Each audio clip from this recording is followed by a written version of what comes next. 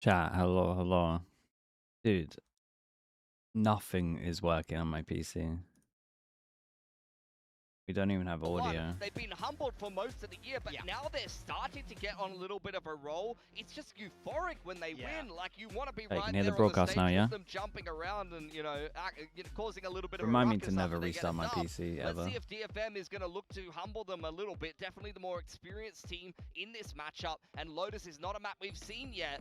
For VARREL, we are seeing only single duelists. This is going to be a bit of a slower comp for them, leaning into the strengths of LP, who often plays Senti, playing that Vice, and Foxy9 will be playing that double controller. Cinder is in for this one, guys, so they're opting to keep him in for the majority of the maps right now. I like how this comp fits the roles and the players on VARREL, though, so I can see how it works. For DFM, it's an old-school double duelist. Jet Raze May on that Jet where he's been so good. Yatsuka is the one flexing onto that Raze, so it's fast-paced power and aggression versus control and smart macro from VARREL. That's what we're expecting.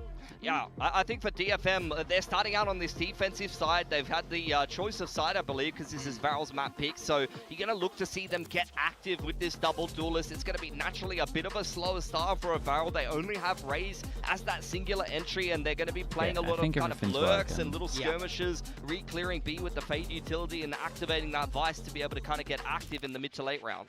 Well, from Pilsky, I'm not gonna be lying. They just, I thought I heard him take off the headset. Yeah, he just gave up. He just fully dogged you. Oh my god. He just fully dogged you. Anyway, big day today, especially for Japanese Valorant. I think that's something that we have to look forward to.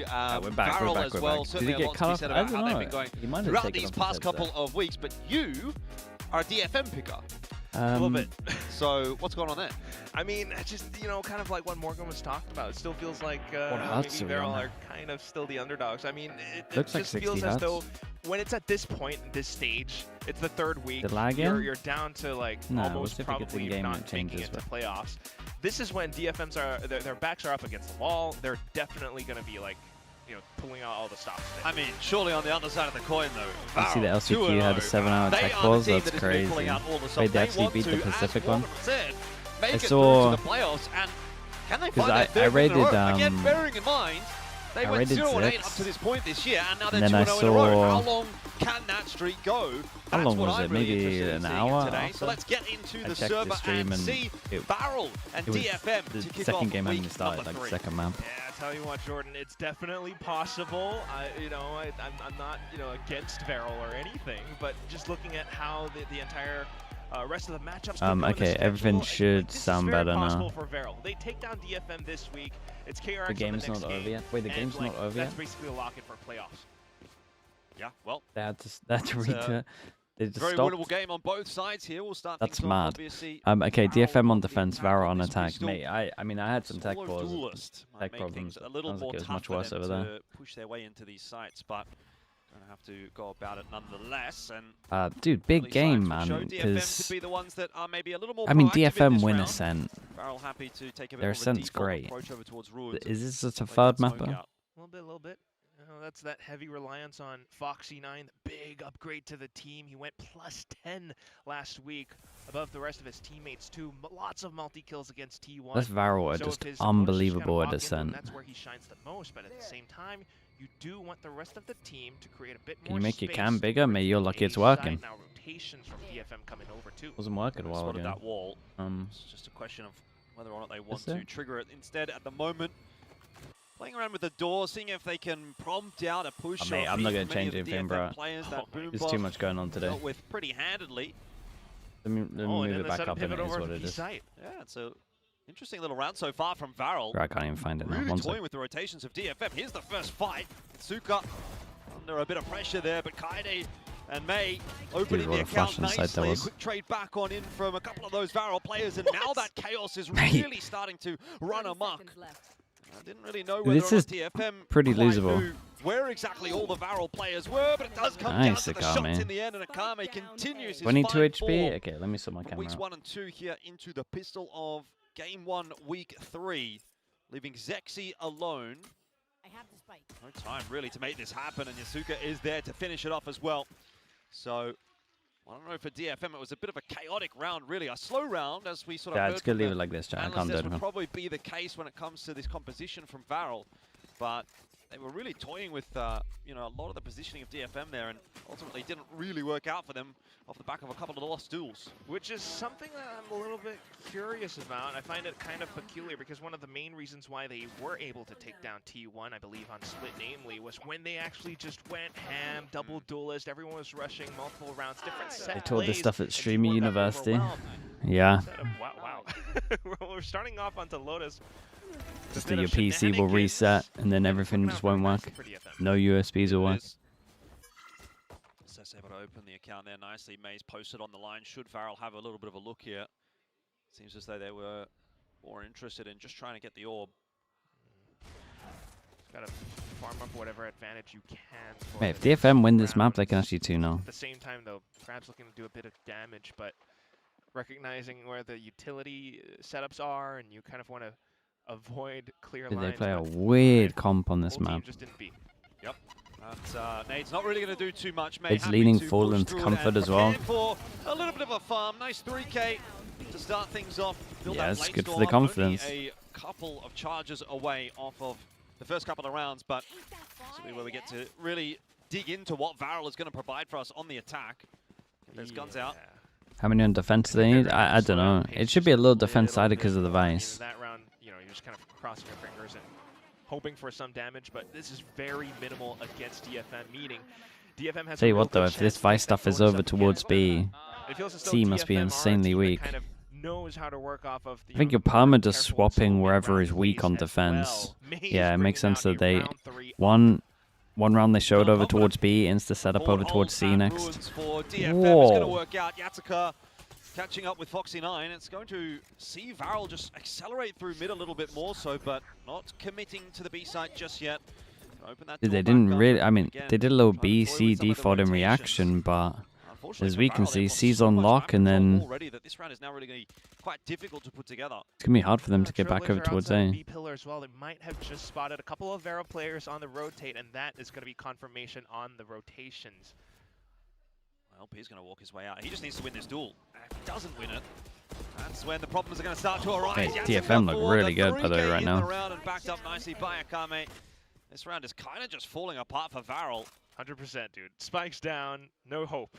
Cinder just has to, I don't know, try to survive or find a bit of extra damage if, and that's a really big if, possible. Well, they know where he is now because he's triggered that wall, so you can see Kaide's just come back across to Jiggle Peak towards spawn. Just in case, huh? Yeah, Cinder's just going to wait. But the other thing is, because he's tripped that wall, May's now been alerted to his potential positioning, which means he had actually a slight chance where he could have stabbed May in the back, but that's gone now. I think you got to save his gun. Yeah, Cinder really just wants to survive here, but they're aware of his position, and that'll be the 1-for-1. So happy days. Is VARREL a 2-game wonder? Do you reckon they're pulling a crew on us? VARREL will be on an eco here. That's right. Not exactly the start to week 3 that we would have hoped to have seen from them. Really just can't allow for the momentum to be swung away like this. Does VFL continue into week 4? Yeah, you don't want to have any EMEA players. Looking at their composition, like, you are pinning quite a bit of responsibility onto Foxy9, maybe even LP as the lurkers on the separate portions of the map. And that means 1v1s, maybe 1v2s. You low buy, still away from ults. Otherwise, your attack is going to be really rough. Right now, though, DFM initially making some contact. Let's have a listen in to DFM.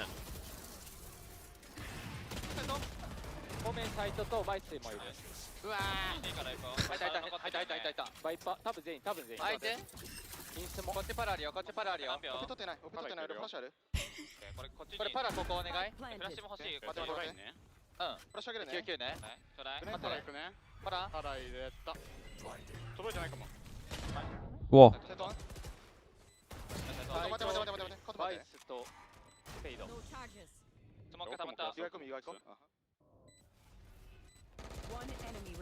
Two on one here in the post plan. Akame needs to step up again for DFM and can't do it this time around. Yeah, that's big.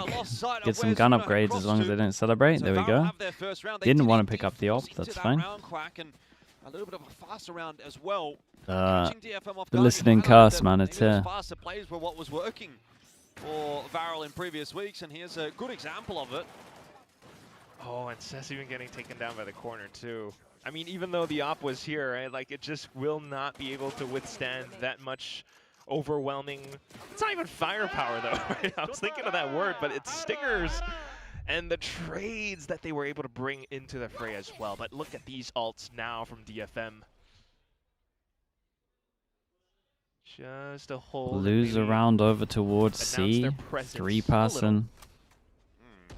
Defensive smoke and then an attacker gonna ult for it. Both teams looking to gonna raise up through this, right? area of the map over the top with that Bladestorm. No success. Showstopper though has been charged up, and Yasuka I mean, at least they got the one. Dude, the updraft to the top and then spam through smoke from the radars, kind of nuts. A little bit of a faster progress from VARREL over in the direction of A after all the noise made over. Nice tank. What the hell, mate? This team looks slowed down. Foxy9 is pretty low. The rotation has team looks really on it so today. This is going to be a tough ask for VARREL. Slowed down even further by some defensive util, but now Zuna going to try to push his way in, take a bit of space. LP on the other side of this as well. All the duels are lost. Every single one. Mate, that's a DFM. I mean, they're not looking too bad. That's a convincing round. Dude, this kill over towards C is actually crazy though. In a shambles. Yeah, that was... Gets in the smoke.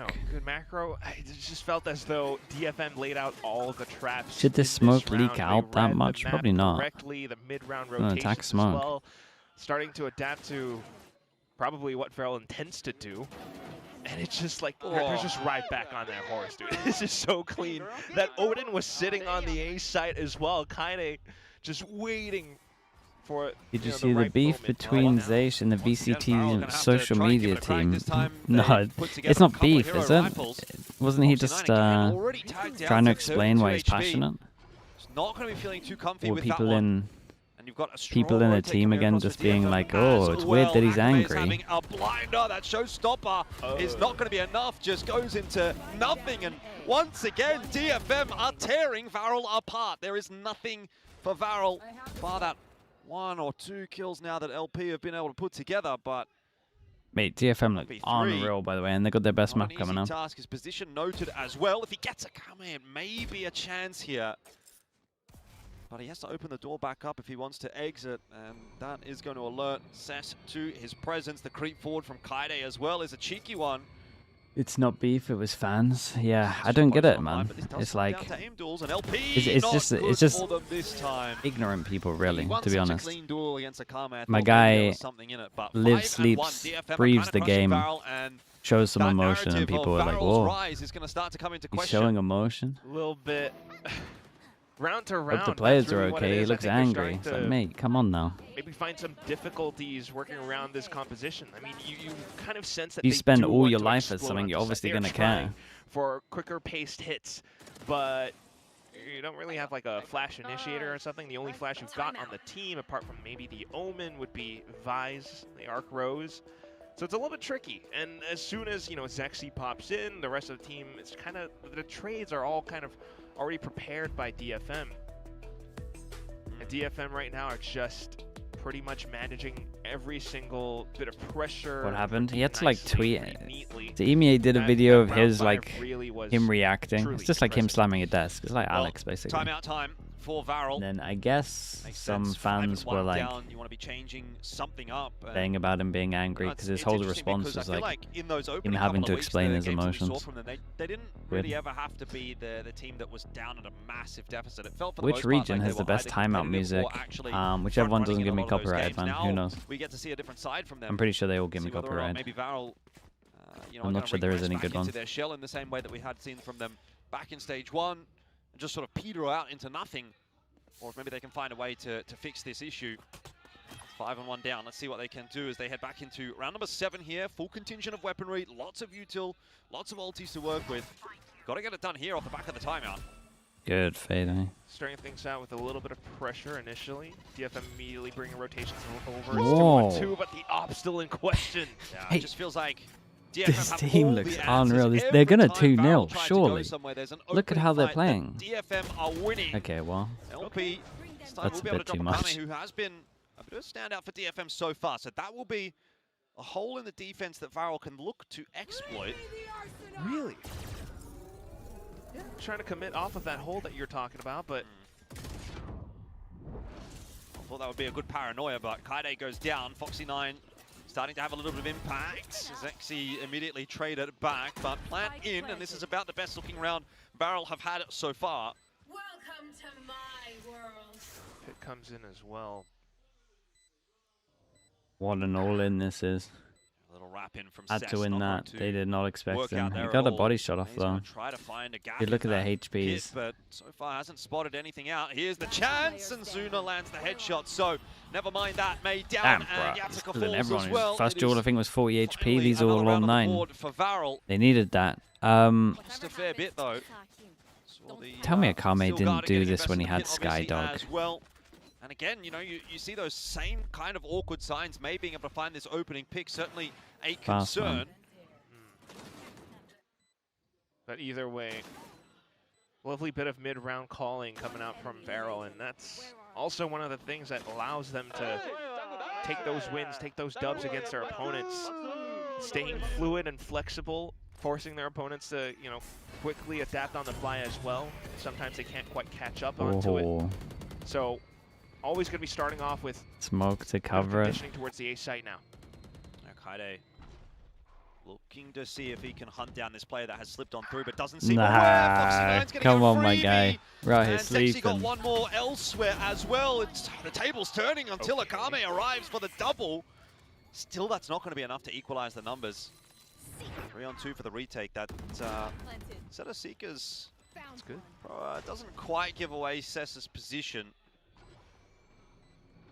Post plan here for VARREL, not looking to be too bad of a job. You'd say that it's really going to have to be Sess that has to find this retake. Doesn't really have much to work off of, though. Just a bit of height. Akame again! Jesus, mate, it's done, it's done, it's done. Seems to be aware of where LP was.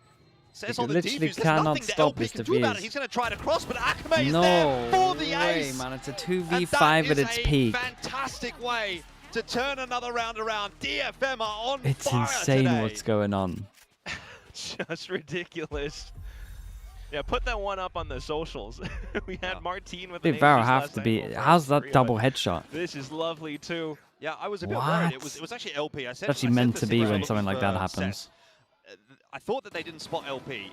It did, yeah. In the end, I think Akame had a bit of an idea roughly where he was in the end. So that's really been what's, I think, paid dividends long term there. Dude, he's 14 to 4. How he took that 1v2 down by Tree. A 2v3 one out in full. This is incredible. And it's just going to keep going.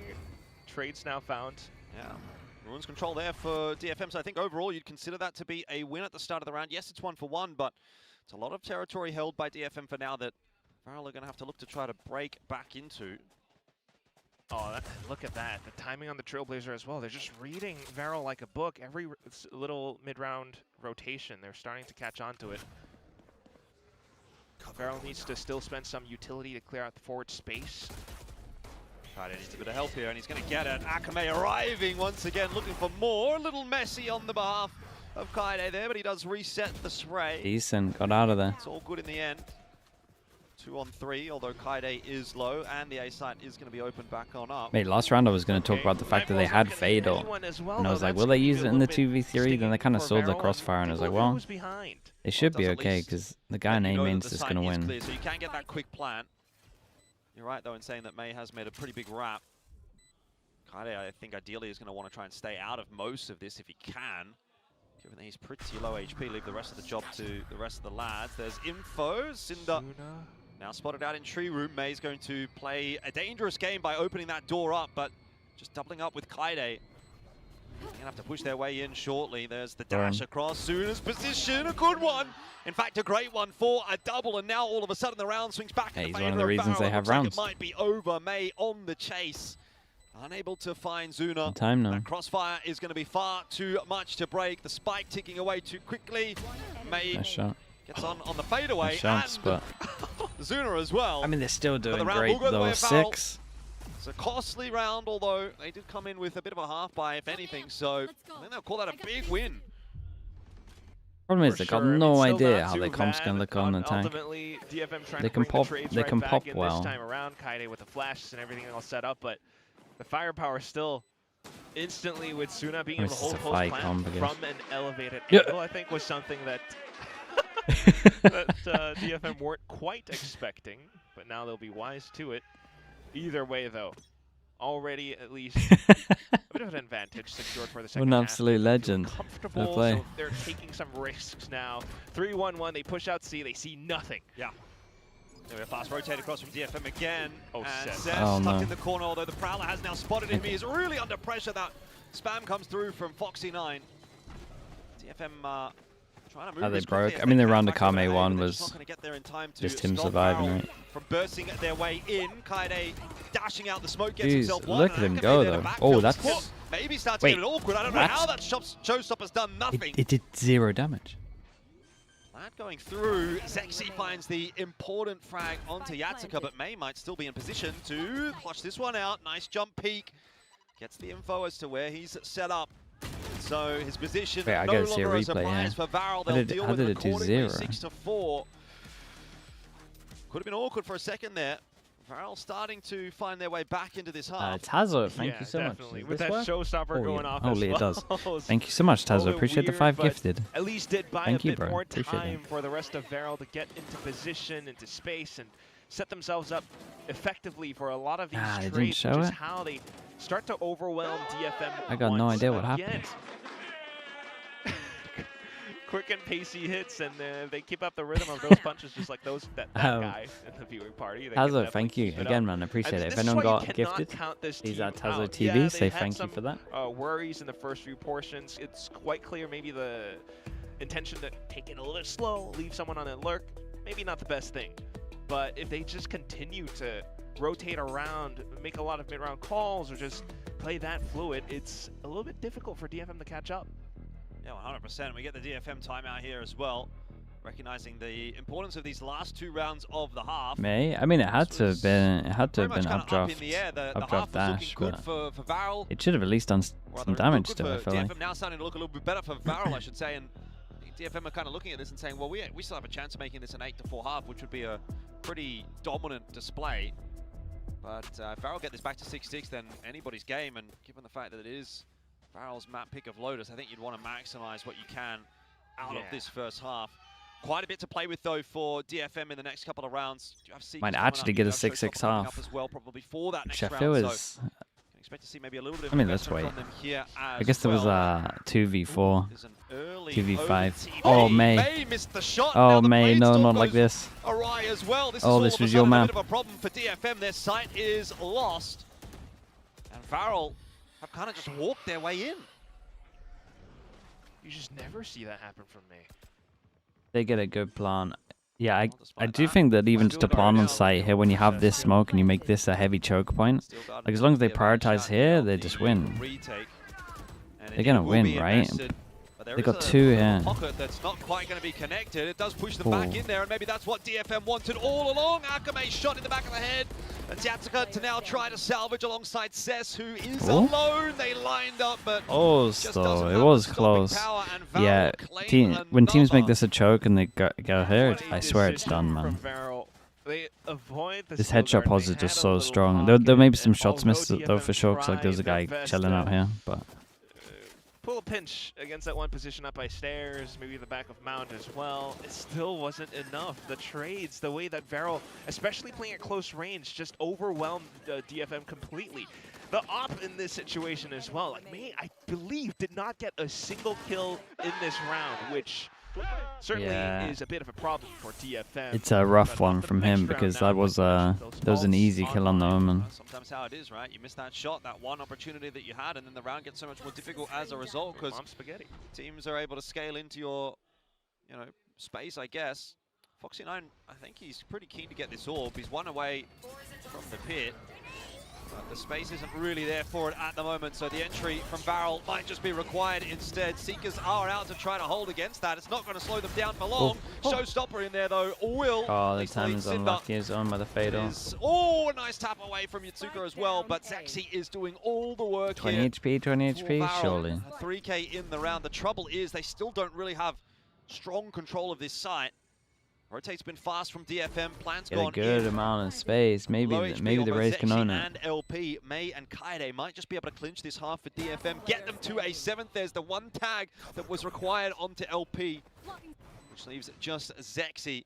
Strong position to play from, but has to isolate these duels well. And there's the first on for the ace. Surely not. Almost. Kaide He went for a wide on that. gets it done for DFM. Dude, 7 is nice though, nice time for to sure. pull out an ace I got there no for idea how VARREL, the comp but works, 7-5 really. will indeed be the scoreline, so DFM do hold on to something at the end of the half. They're just Yeah, Sky kind of double reflective of the duelist. tail between Ice the two only. teams. I feel like Which they're is just gonna the pop fact B that every round, it's but kind of even right now. I mean, with the way that they have been meeting each other at a lot of some of these rotations, even in the hits, they're thriving in the chaos of it all. It's pretty impressive that DFM have managed to walk away with a very minimal lead at the end of this first half. Just being able to crack open the site. It's not hey, Brex play this comp, yeah, but you can't copy them. DFM play, but because they have this double duelist, because they had that showstopper, they just let it rip. And VARREL need to be aware of some of these potential plays, even though it's not always typical of DFM. Like if I was in a team and someone said, "Can't we just use this Paper X comp?" I think I would just be like, "Mate, it's just impossible to replicate them." Sometimes you just gotta accept it. You're just not gonna do the plays that they do.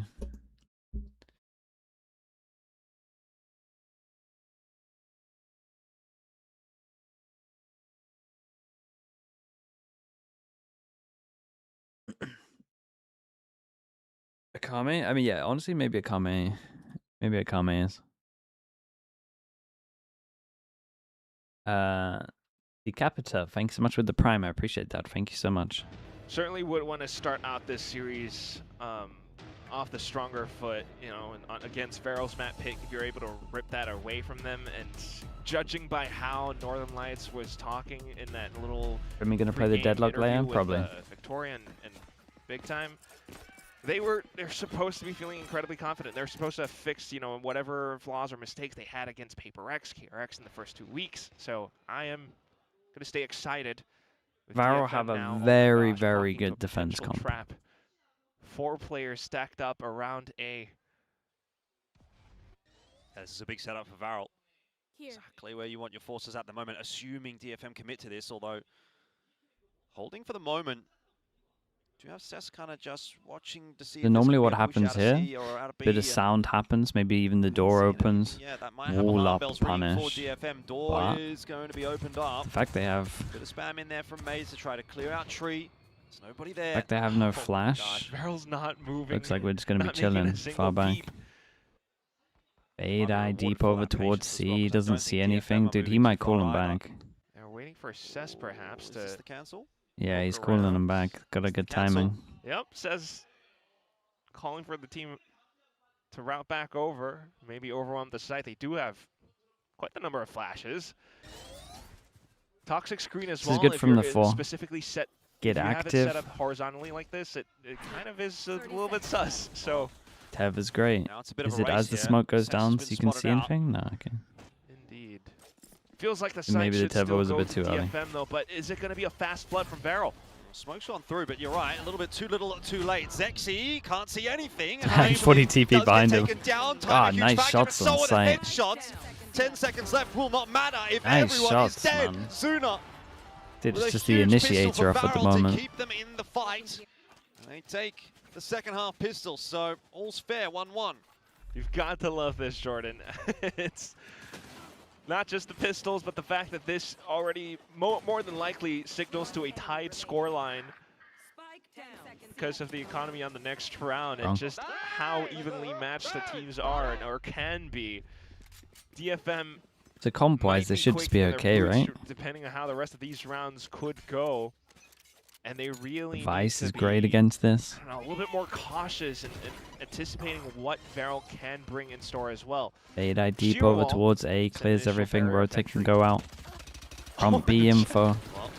Kills through smoke. Easy come, easy go. Look at that And damage through Sunda smoke. Also to grab one. Oops. Suna will fall. It's not too big of a concern really for VARREL if they lose just a single gun here. Spike's been lost, so any semblance of commitment in this round for DFM is going to have to go in the direction of C now. Suppose they'll just have a little bit of a look and see if they can maybe find a pick here or there. Zexy will not allow them back out into spawn. Take your pick. Damned if you do, damned if you don't. Making a bit of noise as well, and they're going to be smoked off too to make matters worse. Going to try to go through that, but there is no way you're really getting anything done there. So VARREL to equalize, like you said, 7-7.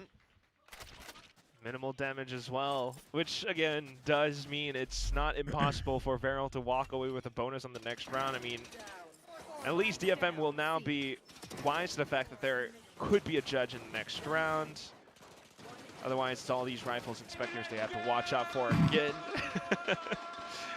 Japanese or Korean players, but Korean players who don't play like a Korean team, you would think. Just always just a slight head scratcher, but incredibly entertaining to watch as well. DFM trying to pick up the pace. Hey, mate, don't flash. Just TP out. You don't have time to flash. Why are we flashing if we're going to TP out anyway? DFM have the opener that they've been looking for in this bonus.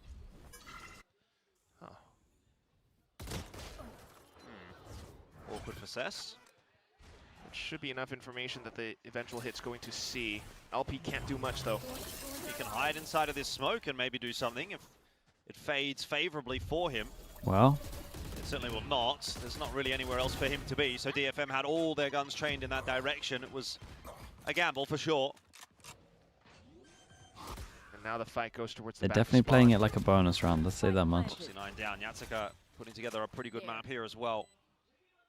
Zexy and Azuna thinking about what they want to be doing. Satchel forward is not really going to get much done, and Kaede steals the ace, but DFM are happy anyway. It's another round, and they maintain their lead for now. Yeah, I mean, they should be super happy. They got 4 people alive, and this the money gets good. More lovely stuff for the full Japanese squad.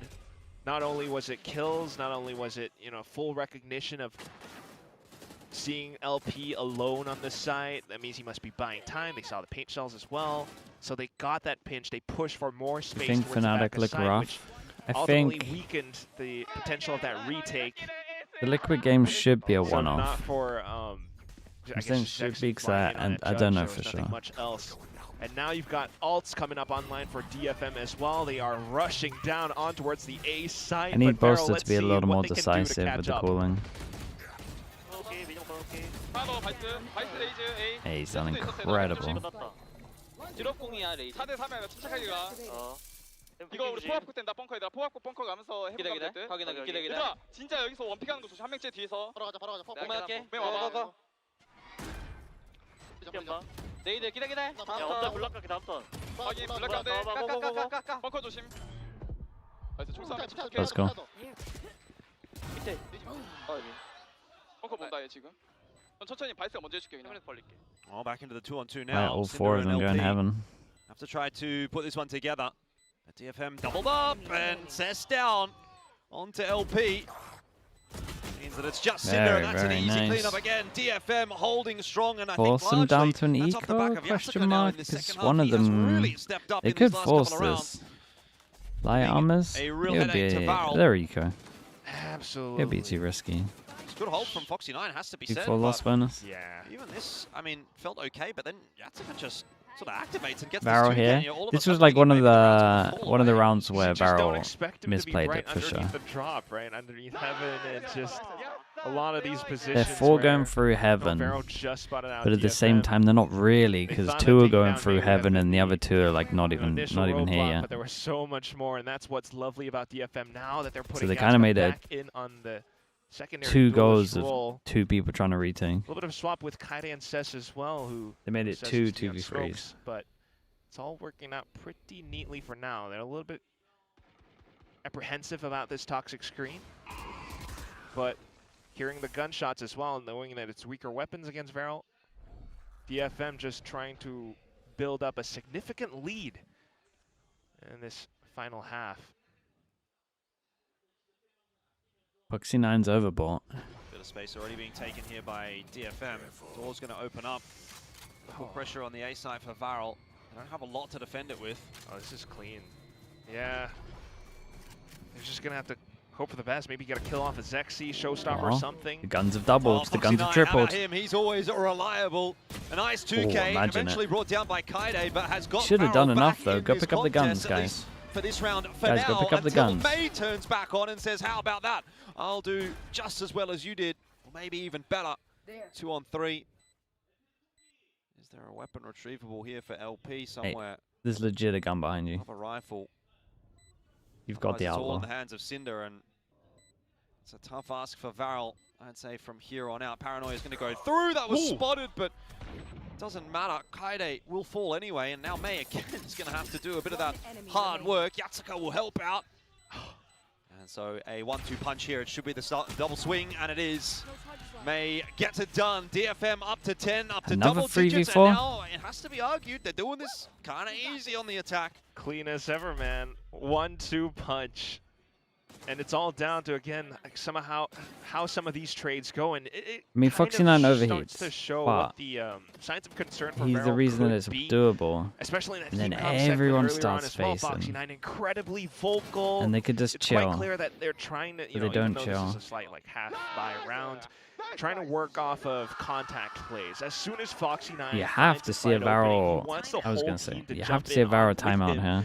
But they are not that's playing where they numbers kinda get a little together. bit lost in the sauce as well. When DFM are this switched on, Yatsuka is able to find trades. May is in position as well, and the whole team is just set up and prepared for it.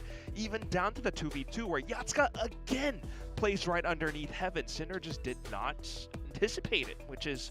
As a whole student at the a little bit too moment, late to he's say good. He's now out on the because field you're just looking eating at a loads. potential, He's on his beyond vacation. double-digit scoreline for DFM, but we'll see what this timeout can do for VARREL.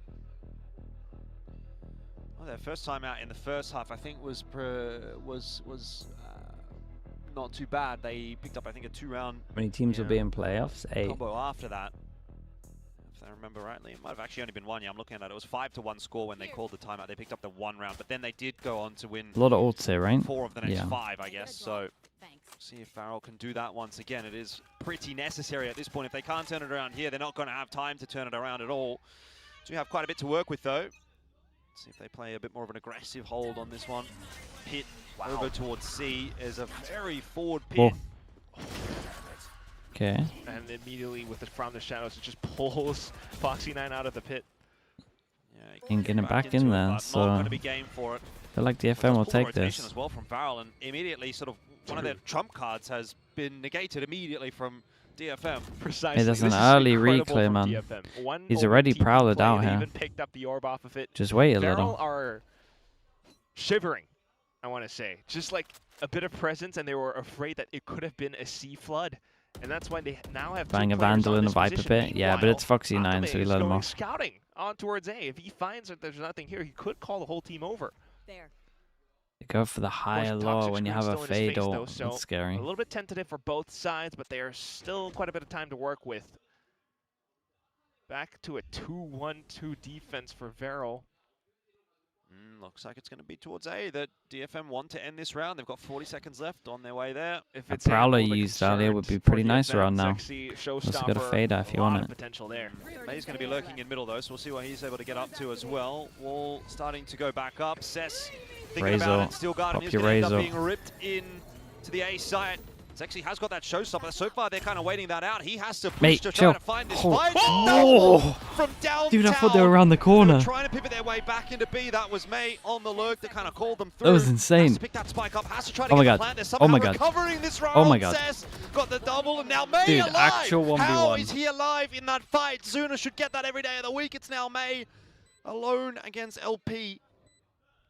He's got no idea where LP's coming from, and LP very clearly has an idea of where May's gone, so you think maybe LP gets this one done, but this could be a crushing blow for VARREL if they end up losing it. The swing is in, but LP gets it half tap it. VARREL survived by the skin of what their a teeth. Crazy round this was, man. That Razor popped them. Sure. I thought they go around the corner. They're pretty much level with it. Down to the 1v1. Incredible showstopper. It was It's all down to it's all actually getting anyone, anything. But maybe a little glimpse, and that was enough. Oh, it's so close. Perfect as they try It's so to close pick to up the actually pace of doing the no side, feeling damage. The pressure of time, but May, and it's just so close as well. Either way, though, this kind of lets you know what the mentality of both teams are. DFM, incredibly confident, pacey hits, even mid-round rotations as well off of Akame, but VARREL are just as quick, still confident, looking for some of these fights. Now they start off Prowler outside of B, a lot of footsteps in C. Oh, he blocked it, body block. I don't know how much impact's going to have. Sess and Yasuka gone Body down blocked early. the dash. Okay, Kaede gets a bit more room than he ought to have. Cinder falling. Zuna spotted as well. It's the two-player setup waiting for him. Was it alive? Oh, man. Missing Pretty everything, good, though. but I know there's one over towards it's all site. good. Have the site now. They do indeed. LP, though, maybe Steel Garden retake.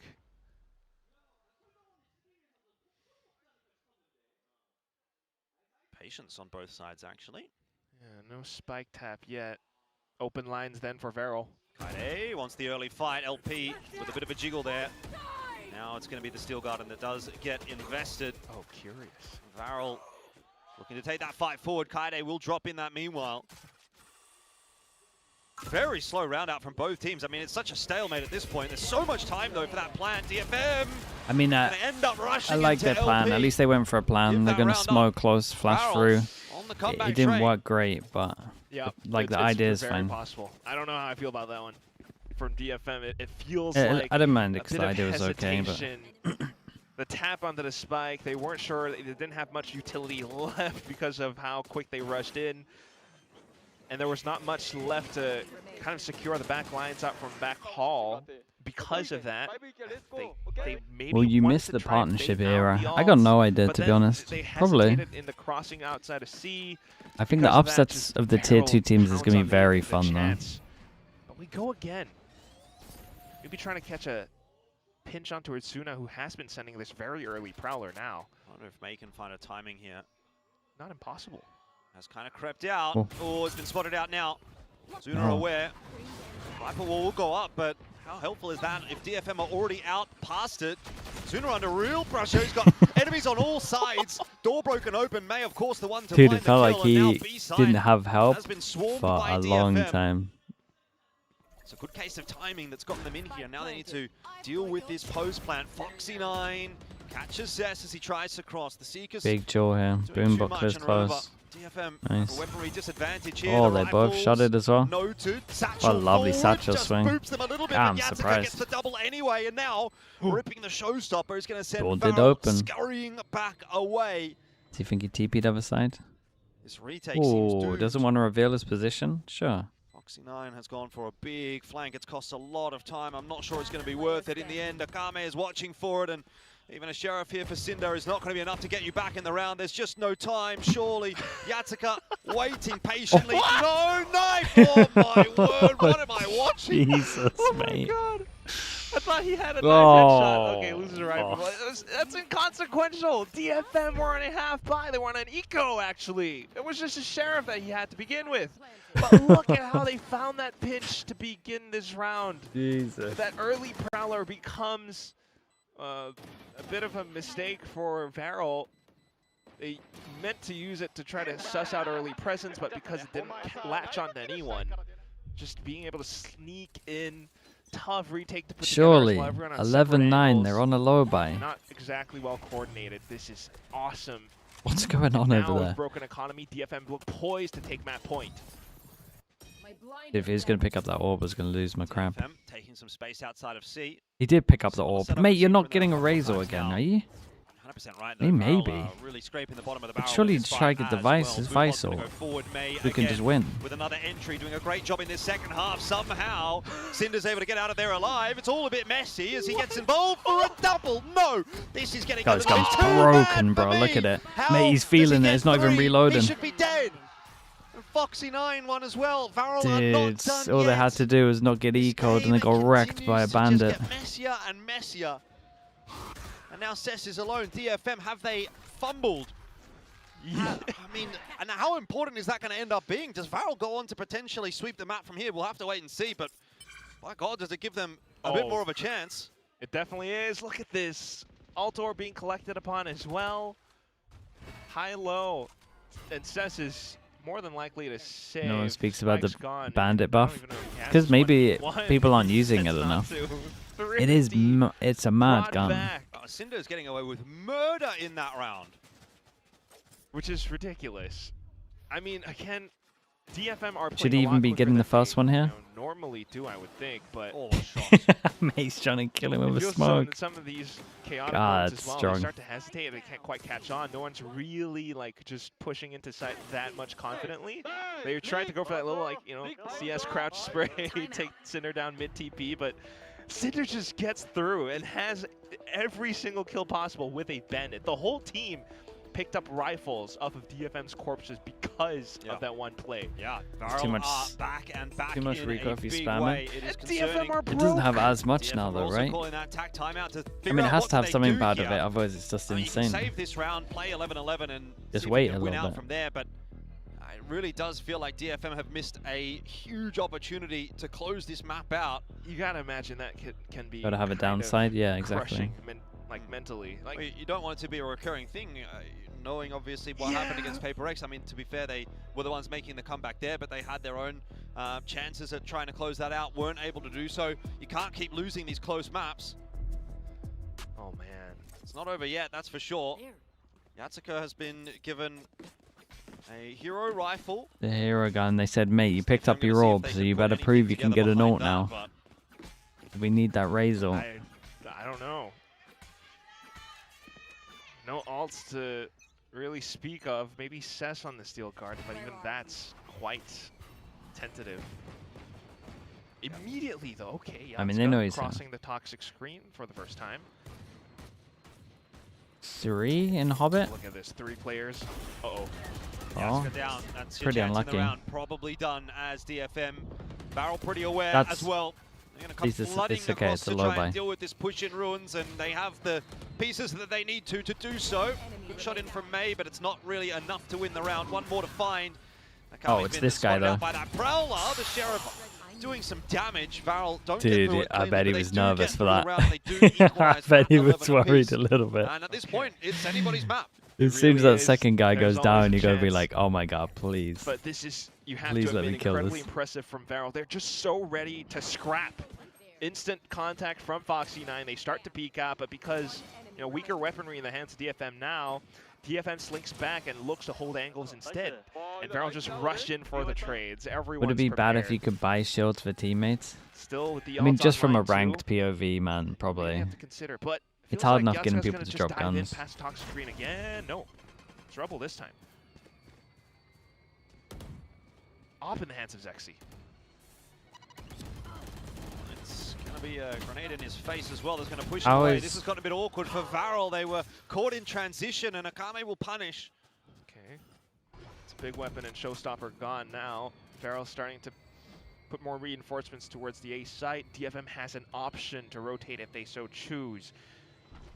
Varrel are in fact playing quite far front as well, mate, though, the 3-site maps in this game are so good. Economy's still decent, but with that Nightfall in hand, Next map has to be a 3-site map.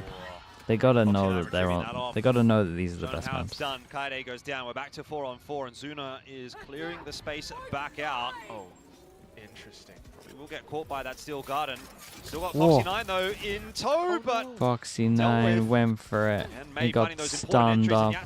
Mate, chill. Oh my god, he's gone all in. What a 2v3 this is now. Got Akame and Cess at about half HP or less. This is still doable for Varrel. Seekers giving away Zuna's position. May survives. That might be a chance gone begging as far as Varrel are concerned. 1v1. LP knows where Akame is, but doesn't find him.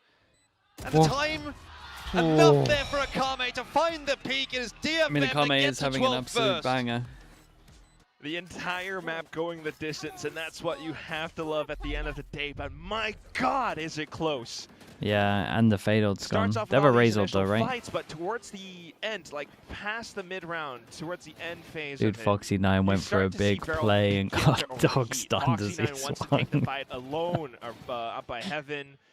Someone else gets caught out as well. There's no eventual trade. And even though that Nightfall does get sent in and it does connect, there's no one close enough to capitalize off of it. Still having ults though, and there's still a chance for this to go into overtime. Yep. Another pit rip there by Varrel, by the way, over towards C. This time DFM won't the get it one done. person send over towards B. May on the entry. And And that pit is providing so much presence that surely you can start to rotate off of C at this point. He's going to be reinforced. Actually, just send May in. Paranoia, although room control still goes the way of DFM. 4v5 to try to close this round out, close this map out. Damn, I mean, Feb doesn't quite manage to land with the showstopper. I thought he had him. Look at the HPs. We're back to a 4-on-4, which is now feeling. He popped it so early, DFM, bro. particularly if there's a pivot into B on offer here. Ping's going down in that direction. Why are you typing my name in caps? That's all on him, bro. I can't stop him doing that. Imagining that the rotations probably are already. I think they're thinking about going B. That's right. Dog's gone in to try to scout it out. Akame sees nobody. Port in straight away. DFM, they're going to get a fast plant here. VARREL are going to be caught in transition. They still have to make a rotate across time. Look at this. Against them. Just in position. Oh, here's the door. Does not stand up to the task. Cinder has an ult if he wants to clear this. A little for VARREL, and DFM don't look too comfortable in this post plant. You've got multiple angles to watch and maybe not enough players to do it with. Foxy9 falling. Akame again looking to be the hero. Yatsuka up behind the smoke. We'll get it done. Dude, they could 2-0 this. They got a good ascent. They could definitely 2-0 this. Did look like they were What a bring position it back, to be in. Maybe today is the day that VARREL's streak ends. DFM are certainly hoping so. They get a win on VARREL's map. It might have been an historic It was a little bit of a messy game, but not today. They're normally fun. DFM, like I mentioned, backs against the wall, and they come in with this whole new form. They're starting to rush into sites. Everyone's confident going for trades. It's a little messy. You still see some moments of hesitation, but good callie. Yatsuka and Akame definitely stepped up. Yeah, most definitely. I mean, I think across the board, DFM looked like they were just a step ahead in a lot of cases there against VARREL. VARREL maybe a little bit disappointed by that. We obviously had the question about Lotus, but they gotta clean up their rounds though, man. Haven't actually seen it so those far. the 4v3s potentially on the desk, but where they had the 4s. Have a lot of thinking to do after that one. I don't know, 2v3, man. I mean, they use their it was always going to be one of those kinds of matches that felt a little 50-50. They're never really fighting together. Not sure that VARREL will be feeling too pleased of losing their own map pick. I think that's where things really do start to take a little bit of a nosedive, because now you've got a real uphill battle to come back into this series and maintain this. Yeah, what's VARREL's ascent like? Because all I remember is DFM's ascent being really good. To be watching them play, but if they drop to DFM, then it's sort of like going back to square one. Yeah, you hope that's not going to happen. They definitely do need to take this little break between the maps to cool off, though. Okay. Definitely getting overheated in some of these positions as well, but either way, it's been pretty impressive from both sides. Cinder getting his own little I haven't played it, but my guy said it's good enough, so I believe him. Whatever it is, though, onto Ascent on the next one, and you really do have to scratch your heads a bit. We're going to toss it back over onto the lovely desk. I lied for no reason. I respect it. We are lovely, but not as lovely as the Lotus from these two Japanese teams. That was close. DFM, though, we can see why they were so confident going into today's match against VARREL. 100%, but what is more iconic than VARREL losing 11-13 in all 24 rounds? This is like their specialty. As you would say, Morgan, this is their Super Bowl. Exactly. That's how I would describe it. This does feel a little bit classic VARREL, where they just can't get it done in the final moments. But this game was neck and neck the whole way through. You see 12 first kills apiece, so VARREL really have nothing to blame but themselves for not getting this game done. We saw, as the rounds break down, we saw 1v1s, we saw all sorts of different rounds that could have gone their way. So I do think they'll be feeling like this might be the VARREL of old. I think they could be kicking themselves in that back room, knowing that they had everything they needed to get their own map pick, but it does go the way here of DFM. Definitely. And Yatsuka, we were talking about him before this match started, with him expanding his roles into the duelist role, and that really paid off. Oh, 100%. I think I've been enjoying watching DFM be flexible with their roles, and it's something we talked about early on with these new roster changes for DFM at the time, with Fours coming in and the ex-Riddle Order boys. The thing that used to really impress me about that roster is players like Kaide and Yatsuka being flexible across roles, and I think finally you're seeing that transition to a tier 1 level where you're seeing these individual players have pretty stable performances, even though they're transitioning role to role across different maps, and I think that that's a big strength to these players playing in Tier 2 previously. There was a little bit of a grading kind of period as they went into Tier 1 to be able to have that consistent level of performance, but I really start to think that now they're actually making that work at a higher level. Yeah, definitely. And what's really interesting, of course, is in Pacific, we see people, you know, winning their ecos. But the formula, well, oh, first of all, we got to talk about this. At the beginning of today, these watch parties looked very different. It was empty, it was quiet. But then, I love this guy. Oh my god. We got Elephant Man. A new challenger VARREL. has emerged.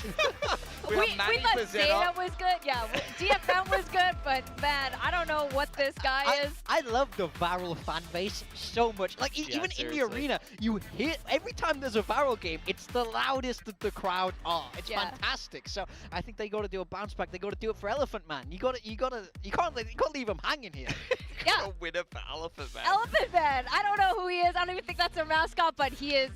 I think today might be the mark of the first day. Love their creativity, and speaking of creativity, you saw a little bit of that coming through today, especially during this bonus round. Yeah, we talked about this being the first Lotus that's been played so far this stage. Love this bonus round for DFM. Double satchel on Infiatica with the Paranoia push Foxy back. Gives them that opening pick on a round where they don't have the best weaponry to work with. And then the dog through the middle of the map into the A stack works out perfectly there to win DFM that bonus round. Against Viper as well, it's so good when you're able to be aggro, but we do see the Viper going to play here. This is round 4, the round after. So VARREL, you see they're not content with going down without a fight here. This is a low buy round, but they forced up Stingers. That Viper wall cutting across C, they held onto it so that they could use it for this set piece. This is really nice. We almost always see the same walls towards A, but they came in, mixed it up for this, and managed to steal this round away here. Yeah, it helps you disrupt that retake, and a lot of the time you're bringing in some closer range weaponry. So if you're going to cut the site in half with the Viper wall, you can play up close with a Stinger or something like that. It helps you be able to overcome a weapon disadvantage up against a DFM that's just won that bonus round. It's crazy how many times we see the half buy in round 4 actually win. You know what else is crazy? What is crazy, Victoria? Please tell me. I'm begging you. Morgan being Crazy right about Akame today. I feel like that was sarcastic. That was very sarcastic. That was so sarcastic. Personally, I wouldn't take that, but I do feel like Akame is a guy we have to keep talking about. I mean, I feel like in this initiator role, he's shining right now. I mean, every single game, I'm impressed by him. He's looking better and better, and if he's able to continue these performances for DFM, they have to get some wins on the field. You're just such a smug bastard, you know that? Like, honestly, I know you put him in your team. You put him in your build diff team, but you don't have to keep gloating about how good he is. He's great. Look at this. He has to put in the highlights just so he can self-pat his own back. I just think he deserves a little bit more credit, and we also see this from C's. This was his first game on Vice here, so a real role swap for him, Pilsky. Yeah, I think this is the first time you've seen him actually play a hard Sentinel. The only other Sentinels he's played in his career in officials are Chamber and Sage, that I don't think are necessarily role for role, something like a Killjoy or a Cypher or a Vice. So it's interesting to see him. You know, he doesn't put any crazy numbers up on something like a Vice, but this is what I keep saying about DFM. Even if he's going to take that hard Sentinel role to open up someone like Kaide, who actually had a pretty good game on the Omen, some of the other players to play a little bit more flexible, that is the ultimate question for DFM. They've got a lot of talent on this roster, a lot of players that can flex across different roles, and honestly, Cess being one of the weaker fraggers on the team, although he's actually been pretty solid this stage, I have to say, compared to some of his earlier seasons in Pacific, makes a lot of sense to me. You know, if he's going to make room for other people to be more confident or for other people to be more comfortable in flexing in their roles, and they're actually able to frag, and DFM looks like a very solid unit fragging-wise across the board, then I don't mind that, even if his numbers look like that. They're getting the dubs. Yeah, absolutely. And I think now we have to be really confident about DFM because they've went into that overtime on Ascent against Paper Rex just last week. They looked really good once they started picking up that steam there. Yeah, I mean, they really mounted that comeback, but it wasn't close enough. But it's easy to see why they would go back to this map. Easy to see why they could pick it. For VARREL, we've not seen it from them yet, so their composition will be a pretty big question mark. I do wonder which way stylistically they will begin to lean, but I do think you kind of have to be favoring DFM on this. To play Paper Rex close on this map is no small feat, so I think really the onus is on VARREL to step up. They can't be losing these close maps like we saw from them in the past. This is a new VARREL. This is a VARREL that can win games, but if you suddenly start to lose again, does that mentality fall away? Yeah, I think they're going to be disappointed that they let their kind of map pip slip through their fingers there, but we haven't seen what VARREL's going to offer us here on Ascent. There's a fair bit of tape on DFM, and VARREL do get that comfy side of starting out there on defense. What's going on here, by the way? You've are these your kids? Or? Yes, they're both mine, my twins. I've named them Mitchell and Morgan. Crazy. Crazy. But we're really excited to go into Ascent. And Mitchell and Morgan's also very excited to watch us because DFM looked really good on this, but VARREL, you know, with Foxy9, I remember his performances in the past. Oh, we've also got a swap happening here. But Foxy9 on Ascent in the passive it's probably really strong, so I think she got something maps, planned right? here. Yeah, I want to see what VARREL is playing, but just so you guys know, Klaus is in for 5 out of 7 of the maps. Cinder plays, I believe, at the moment, Split and Lotus, although that will change going forward, potentially. 5 out of Klaus 7. Back in here, substituted in for Ascent, and it's the classic double Sentinel. Cypher Deadlock coming out for VARREL, starting out on the defensive side, looking to give DFM some problems with that double duel. We've seen some talk before about how Deadlock can be a great answer to the Neon. They should struggle a little. I don't know, we'll see. This is what they played last time. They'll be feeling like this double Sentinel should be good against the double duelist. Ready for that win. And of course, we have casters today, and Pilsky, you kind of, that was not a great talk. Wait, first time they have to go up against a Cypher Deadlock and they don't have a demo on it? That's unlucky. Our favorite father and son duo, Elfish and Quack. That was a little bit more like it. We like that one, Pilsy. Thank you very much. But the real question is, who's the father and who's the son? You'll have to answer that for us next time around. That said, there might not be a next time around for VARREL if they don't get through this map. We have to jump on into Ascent and see if DFM can close things out 2-0 and make those people in the viewing party very, very happy. Quack, I know they're clapping along too, respect. But I'm actually kind of feeling pretty confident that DFM can get this done here. Why did they sub him in? I mean, by the sounds of it, they kind of sub Cinder in because if Cinder only plays 2 out of 7. 5 OTs, something like that. So, what are the chances? What do you reckon? You must be feeling pretty confident right now. Yeah, especially, you know, because I'm speaking to my adopted father here. There we go. But, I mean, it's the main thing that VARREL hasn't played Ascent all year round. I mean, they haven't played Ascent, but with this team, the fact that you have this, dude, no demo on this, it should win first time if you got good theory, but DFM looked really good on Ascent. They definitely should have beaten PaperX on Ascent. We feel like it's not Sorry, DFM. Did I just call him DRX? Oh, little pixel angles, and it's quick trades as well. Yeah, good swing back in there from Yatsuka, so get that 4-on-4 Walk over towards short, wall behind, and heavy rotate out. Info trip towards middle. Sheriff picked up too, so stronghold on it. For DFM, claim some space, get some upgrades to cost a little bit of HP for the Prince as well with the tier 1. Thank you. Whole year. Not too bad. Look at A short though. I mean, thank you so much, dude. Appreciate it. Deadlock wall's already propped up as well, so VARREL's gonna be kind of locked out of this position for recon over towards B's. Pretty good timing here. Yep. Clears everything. Rotate goes in. LP ready to defend. Push and be on top of this as well. It'll be maybe a 2-2 split here for DFM, which I think is no one like on site to capitalize off of these though. Okay. To not quite have the success on the entry, and then all of a sudden you're kind of looking at. Wait, not even considering short? Guys, you got to consider short. Guys? Friday though, getting the entry onto Klaus, and that's exactly what you want. LP tapping away, starting to run out of bullets, and a big swing in from Yatsuka with that Sheriff. It's all Foxy9 he's though, back, bro. As VARREL will claim the first pistol of the map. And of course it's Foxy9. Of course. The stats just continue to build up.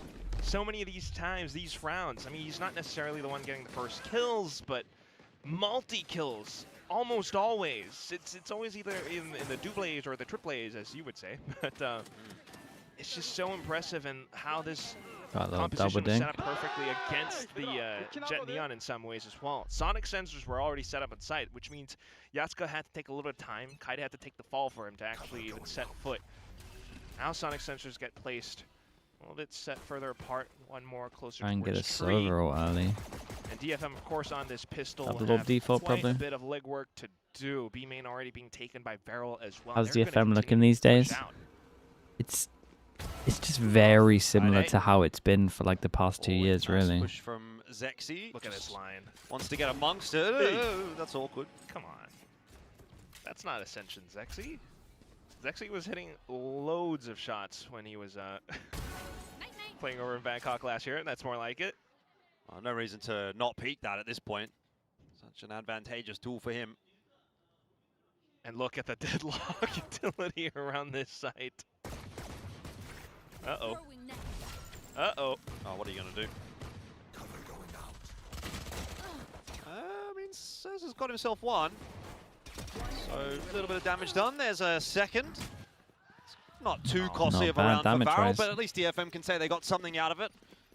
The real fun begins now, though, as we head into round number 3, and we'll see how VARREL do negotiate their bonus. Have to reinvest a couple of weapons. Indubitably. But it really makes you start to think about how DFM might want to adapt or rotate around this. I mean, they're already witnessing so many potential deadlock trips and traps. The early barrier That's a beating full sense. Man, that would...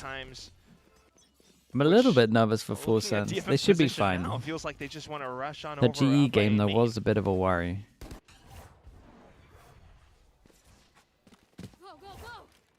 But I think they'll be okay. It should just be a strong bounce back. Slow creep towards A for the moment. Round 3 off for Zexy. Oh, Kaide. Got to ban that summit. They've got to either ban that summit or they've at least got to practice that summit. Not a favorable duel to be taking with a because I rifle. refuse to believe they practice. Starting to come in the direction of the A site. Kaide for one, Cess for the other. So I was wrong about the favorable. This is going to be a lockdown, though. Look at that damage done. Deal with that accordingly. It's so hard to go up against a double 70 comp with no demo. You have no idea what's going on. This is going to be good, though, for DFM. They're going to explore over towards middle. They're going to find the trip. Dude, okay, this might be very good. Once again, getting involved. It's not only finding the trip, it's getting an empty site now, just winning the round. They got the info of why the sites are so stacked and they're losing over towards here. They've had a trip over towards middle. And then hopefully if that's relayed for next round as well, they can start shock darting it. They'll have a much better time. You've got the Cypher util as well, so it sort of feels like every corner you go around, there's something that you have to get rid of. Maybe not the case. Foxy9 though is now built up that neural theft, and he says, I'll take that, thank you very much. Info given. Akame at the back of sight here in the bone shed. Dealt with Foxy9 on for the ace. He knows where Yatsuka's coming from. He's a sliver of HP, and he won't get it. Unbelievable. Wait. How's he got past that? Oh my god. How is Yatsuka? Oh my god. There's no way. There's no way, man. How's he won that round? He's going crazy. Bro was on 10 HP the whole time. How did he sneak in? He snuck over towards the site and killed the defuse. Again. You thought that Foxy9 was him. I thought, like, it looked like it. I mean, he put this entire round on his back, picked up the 4K immediately with the early rotations, but can't deliver the ace, and that's enough for Yatsuka to come in like this. Immediately sprints over, gets the kill on the insta slide out is cool, though. Gets back around, takes down Klaus. The insta slide out is cool. I'm speechless. Anyway, what a way to pick up the first round. Yeah, I mean, this is a big round, though. They'll be feeling, I'm sure, pretty good. Let's hear from them. 最後 B がいいなこれ。最後 B ね。一回センサー吐かそう。ダメージいくね。触れるよ。おお。センサー見るセンサー見る。A メイン O 面からちょっとの。あ、疲れた。おお。B がサイバーソーブ。A マコモク。あいつセンサーない。センサーゼロ。A マンで使ってる。はい、オッケー。ショートセンサーどこら辺？どうしようかな。センサー後置きで後置き。Yeah, the early contact faults are just a little bit too much to bear now, and unless they can find opening picks closer out towards B site, which is where they're positioned right now, it's. Why do VARREL use 5? I don't know, man. I don't know why people use 6-person rosters. Someone asked about it in the interview, and I was like, that's a great question, but the answer was awful. The answer was just that Klaus likes to make plays. Especially now that they've been smoked off that trip in mid. What does that mean? Stop Cess from pushing his way up in middle. Just kind of hoping for a mistake out from VARREL here. 20 seconds on the clock, though. They're not going to be moving anywhere, and it might just end up being the save for DFM so they can have a crack in the next round.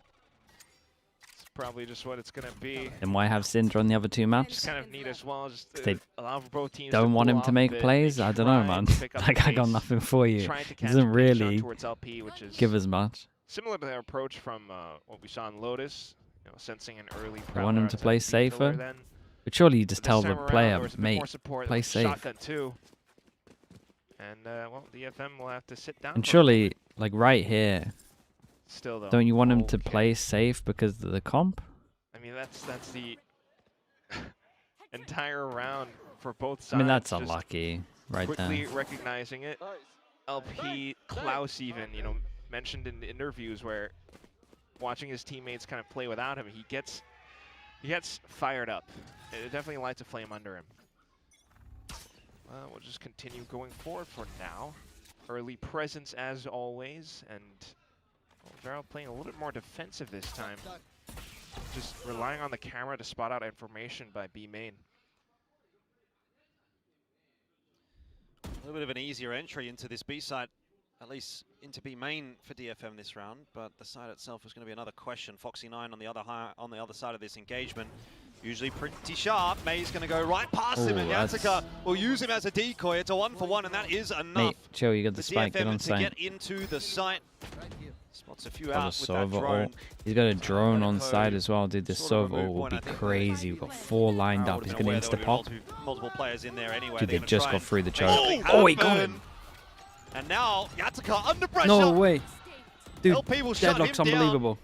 Starting to get a bit messy here for DFM. Still kind of waiting for Cess to choose his timing, and Maze picked up a crucial double. That creep coming on through. Cess needs to hurry up and help him out. He does. It's 1v1 now.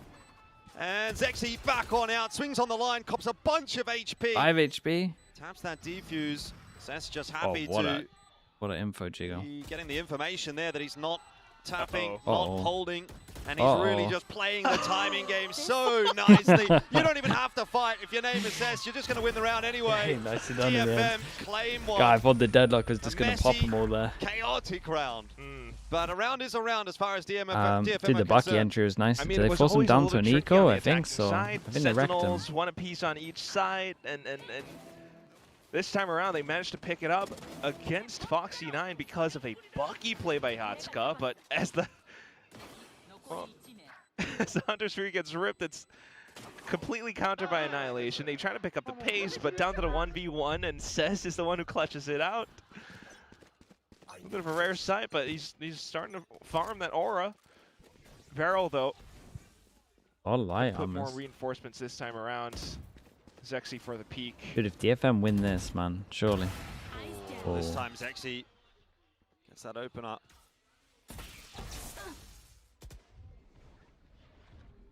Wow. And that's a big line to take and hold as well. They're shocking the data DFM, middle. Not too many options. They're all stuck in isolated positions too. I kind of just want to see them go down bottom mid instead, but it's also not a bad shot to apply a bit more pressure onto A. Atsuka with a bit of a jiggle there into tree room, but not spotting too much out. Smoke down. Oh, they're main. thinking Zexy might push out into tiles. He will be pushing his way out and not landing the shot.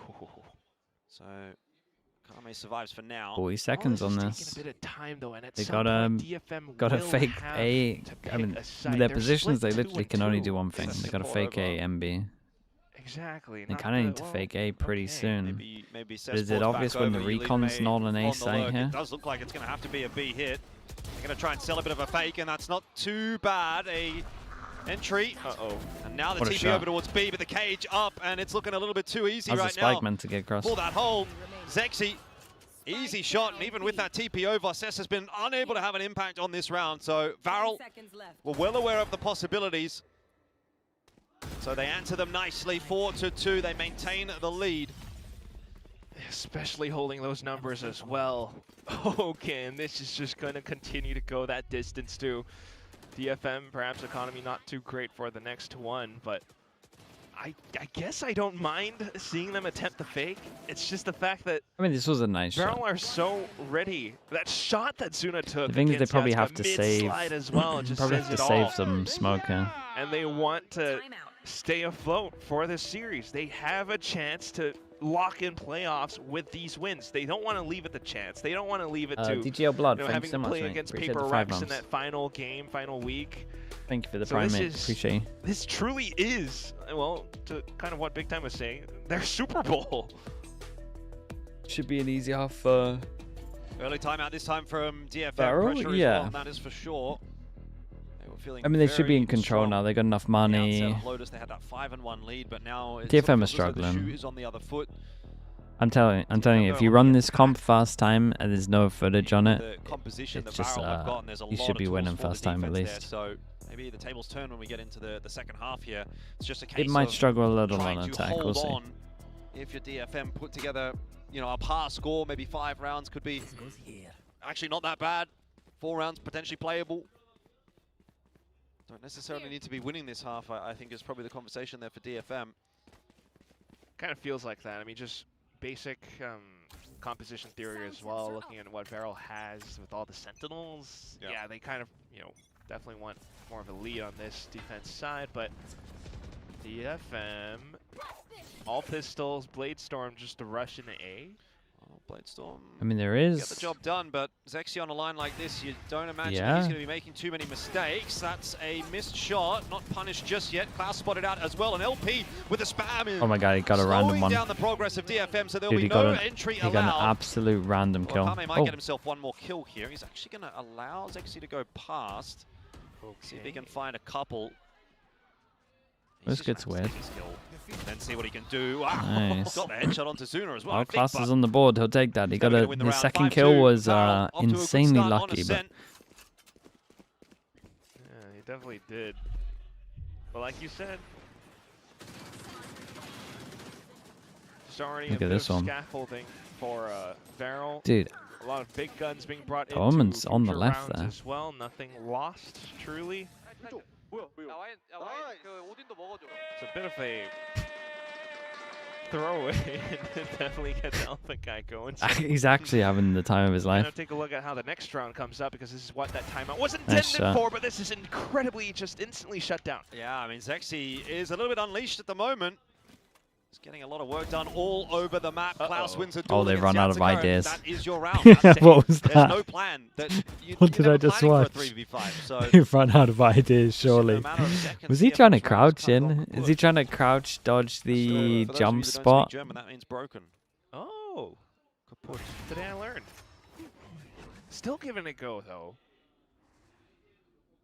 Maybe get that op away from Zexy. I mean, the team's always going to be around him, but find the trip. But if he's trying to find the trip, you don't do it like that. I think he's trying to time the jump spot back of sight. And losing the rifles, like the one under, the one that he's actually just using now. Great either. So just pigeonholing up inside of B main, holding off angles, and trying to hold on to their rifles for like a full 50 seconds, a full minute. Not the easiest of tasks, but also kind of necessary now. Okay, what are we doing?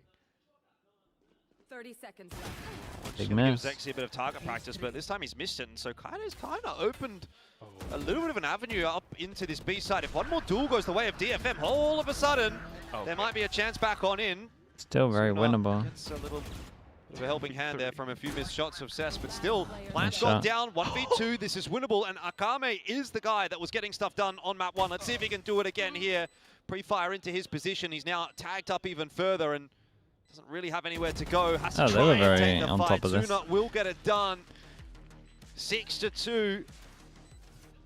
DFM are really, they've already called a timeout, right? Because I kind of feel like they need another. When I see this stuff here, salute that though. I mean, like I just think they're in trouble. The money situation sucks. Let's be honest. They're almost there. Like they're doing a lot of mids. They're so scared of short after that round that happened, which I can understand. Just down to that little 1v2. Not impossible for Akame, but because he had low HP, was God, that didn't look good. Back into a position by lane, just gave Suna an opportunity to reposition into an angle it didn't expect. Either way, though, impressive from Kaide to be able to pick up 3 on his own. Let's see more of that, right? Because that's what their composition is intended for as well. If he's going to be lurking outside of B main, he needs to create some or feign some presence in his positioning. But what is this now? Mid to B. Now up and over the top. Cess, once again, Zexy is the very nice player to provide the opener for VARREL. Good recon. Still some work being done though. Kaide's been pretty decent on these entries, but Zuna and LP holding strong on B. Teams are getting so good when they're getting B split recon on this wall. You have to be through B main to break it. You have to be past this line to shoot it. Not just past the choke, like past this line. Honed in on his position as well. Oh my The God. track start, yeah. No, he can't get away. But a little Just looks darts like it's on absolute lockdown. Well. I mean, they And need that's a another lead timeout. secured They gotta already help for them. VARREL. Yep. They're getting owned the middle though It's as all well. these Like big they have to weapons starting actually become go a middle. little It's bit just too the op is wrecking them. Lovely attempt at trying to bypass some of the lines. Maybe it's a set play that they've practiced in scrims, but VARREL are just prepared for it. Who's the team in EMEA that played this comp but don't get the op out? Positioning around. This time around, we PCIFIC, had LP right? with his deadlock utility as well over on the B site. I do just want to point out that it was the defensive half that BBL. DFM came back on this The map. BBL against get the op Apex out. on. They got a 8-4 first half, so I think that would probably be the score that I'd be looking for here for DFM. If they can get to 4, I think they can still sort of see if they can salvage something out of this. But yeah, they do need to get in, and they do need to get some rounds pretty damn quick. Hey. Foxy9 may as well have denied them another. They are just getting blasted at the moment on the attack. Fully run out of any kind of idea. 2 more rounds basically in the half after this one. Essentially going to have to go to DFM, otherwise I think we're going to be starting the curtain call for Ascent. Feels like it. We'll see how the last couple of rounds can bring this one as a save, so kind of write that one off, but the scoreline, again, 5 rounds in a row. VARREL are starting to reinforce a lot of different positions, but this one, Well, you said DFM looked good at this map. I mean, they did look good at this map. They played Paper X and they should have won. They're just up against a double Senti comp first time they spot, like first time they've ever played it. No demos, just gonna win. They need to layer more utility. They had to come up with a game plan in like what we're seeing is the just, 2 minutes just of loading Yatsuka screen. just kind of taking dry contact, maybe relying on the slide a little bit too much, but And even then, it's like they don't know where all of this is. Holds. They managed to evade Zexy for now, and then the options open up. It's not even the Cypher and the Deadlock util at the moment that's owning them. It's kind of this. Well, a little bit of a change up Because here they for want to DFM. go They've here, been but trying every to time they batter go down the here, they floor on B a lose few one. times, and it hasn't been too successful. So Okay. gonna try something a little bit slower here. Take some space outside A main. A little bit more like it too. Kaide This isn't a new working comp. It against doesn't the matter. It's not a drone, new comp. It's but just look at how do they play Zexy's it. repositioned straight into the corner. It's a bit of an off angle. You can always. It's we not can't. common It's already enough that dashed everyone's going to away. insta know how to play against Kaide it. is maintaining relative distance. Meanwhile, his entire team, DFM, just trying to set up, waiting for that deadlock wall to go down before they eventually rush into A. Also, teams normally play it a little more aggro than VARREL are playing it, which I think is wrong.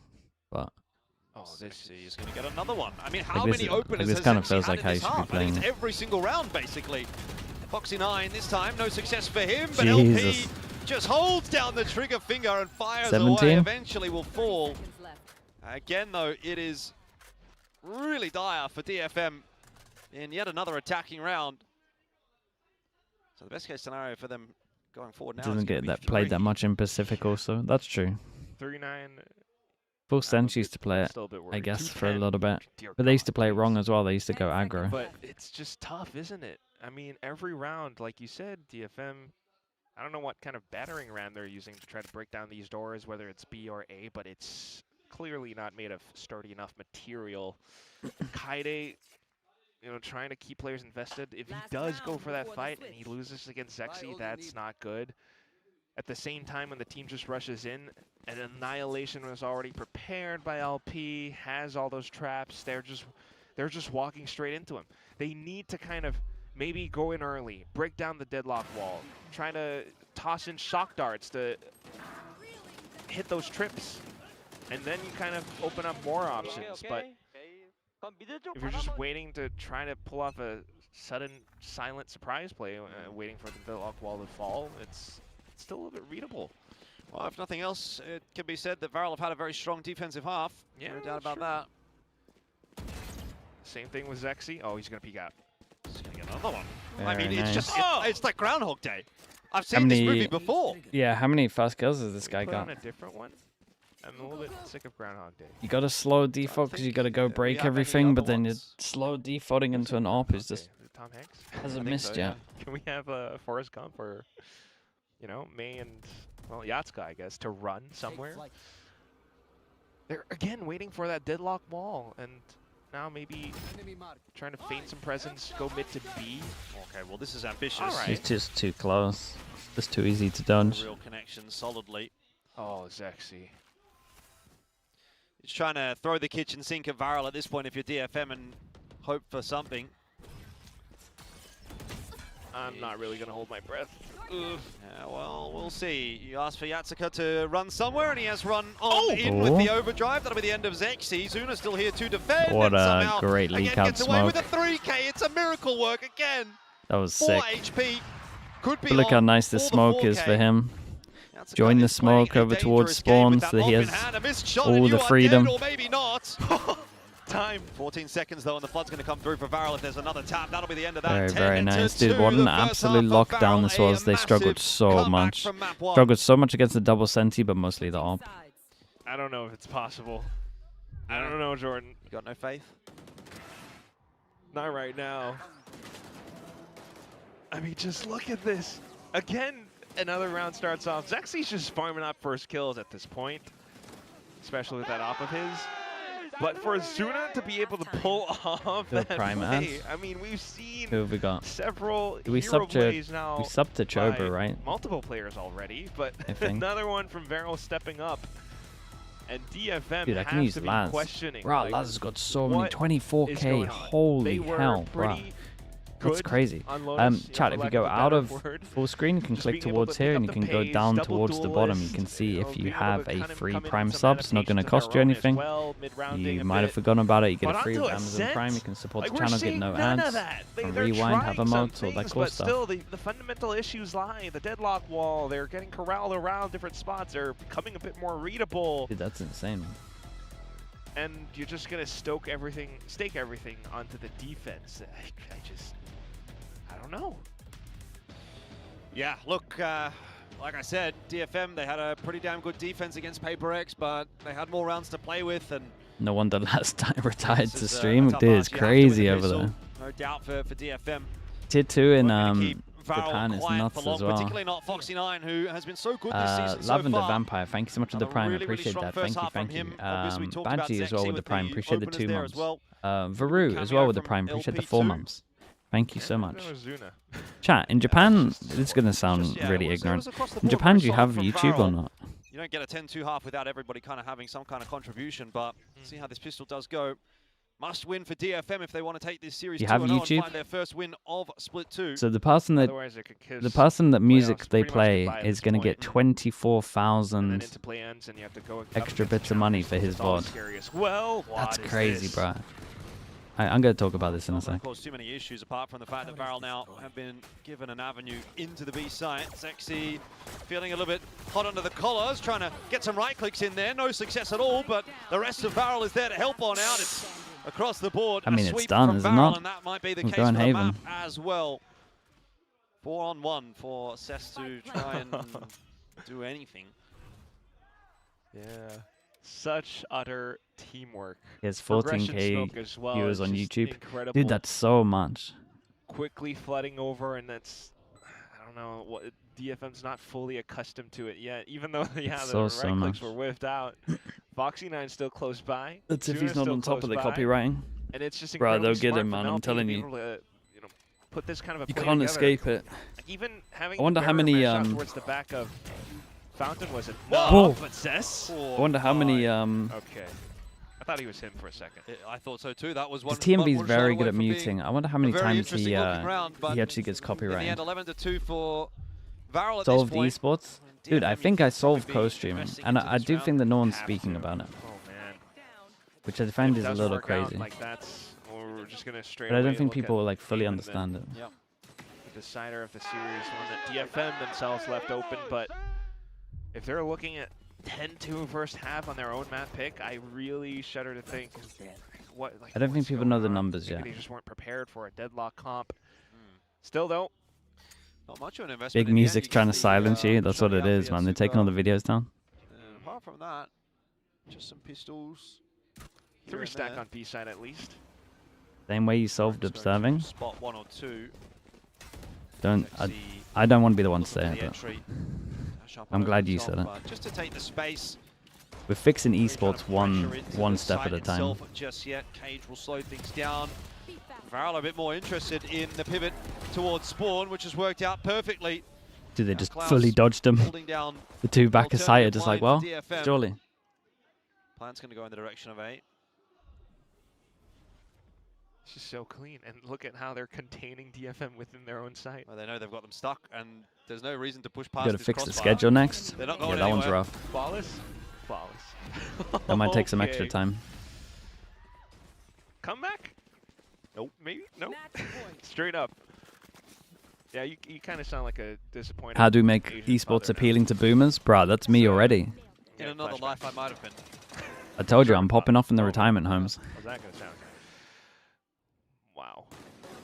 What a decision to, like you said, like pivot all the way towards the back of spawn as well. It's just not that common, and DFM don't expect it. But then again, they weren't exactly equipped for anything. And here we go. We'll see what they can pull out at the... Four of an outlaw. Dude, they got so owned by this comp. LP just trying to play with Yatsuka here. You do have that investment through for DFM. You said DFM had a good ascent. Bro, they do have a good ascent. They just got owned by double senti. If you had listened to the beginning of the game, I said they're going to struggle against the double senti. You chose to pick the thing that, well, to be fair, I would have done that, to be fair. That's kind of what I'm doing as well, actually. But they hadn't played their comp yet. You need some context, is what I'm trying to say. Akame hits the head first. See after the next. Apparently so. Sexy falling. DFM looking to try to come back into their own. Nitpicking, yeah, exactly. Success for VARREL, but it's not going to be maybe quite I am enough to get too. them back into this round. Akame's putting on a clinic. Zuna's position noted as well. Kaide will claim the final kill for DFM. Okay, small countdown. They at least get themselves one here in the second half. Thanks to Akame, yes. Gonna need so much more of that. If only you could have solved coaching too. Holy. Look at the mini map as well towards the end of it. I mean, it didn't eventuate much else, but Jesus, very, I didn't want to cry today, but here we are. Intriguing. Jesus. Dirty little barrier mesh all the way towards the back of spawn, and because of the little patches and everything, you know, several patches back actually, the deadlock wall just spreads out entirely in defender What's this spawn, one? and unfortunately, why is my jet here? Took a little bit more time to cross. Either way, though, it's now VARREL pushing out. Let's take a quick listen in. Right. They just grabbed him. They were so ready for this.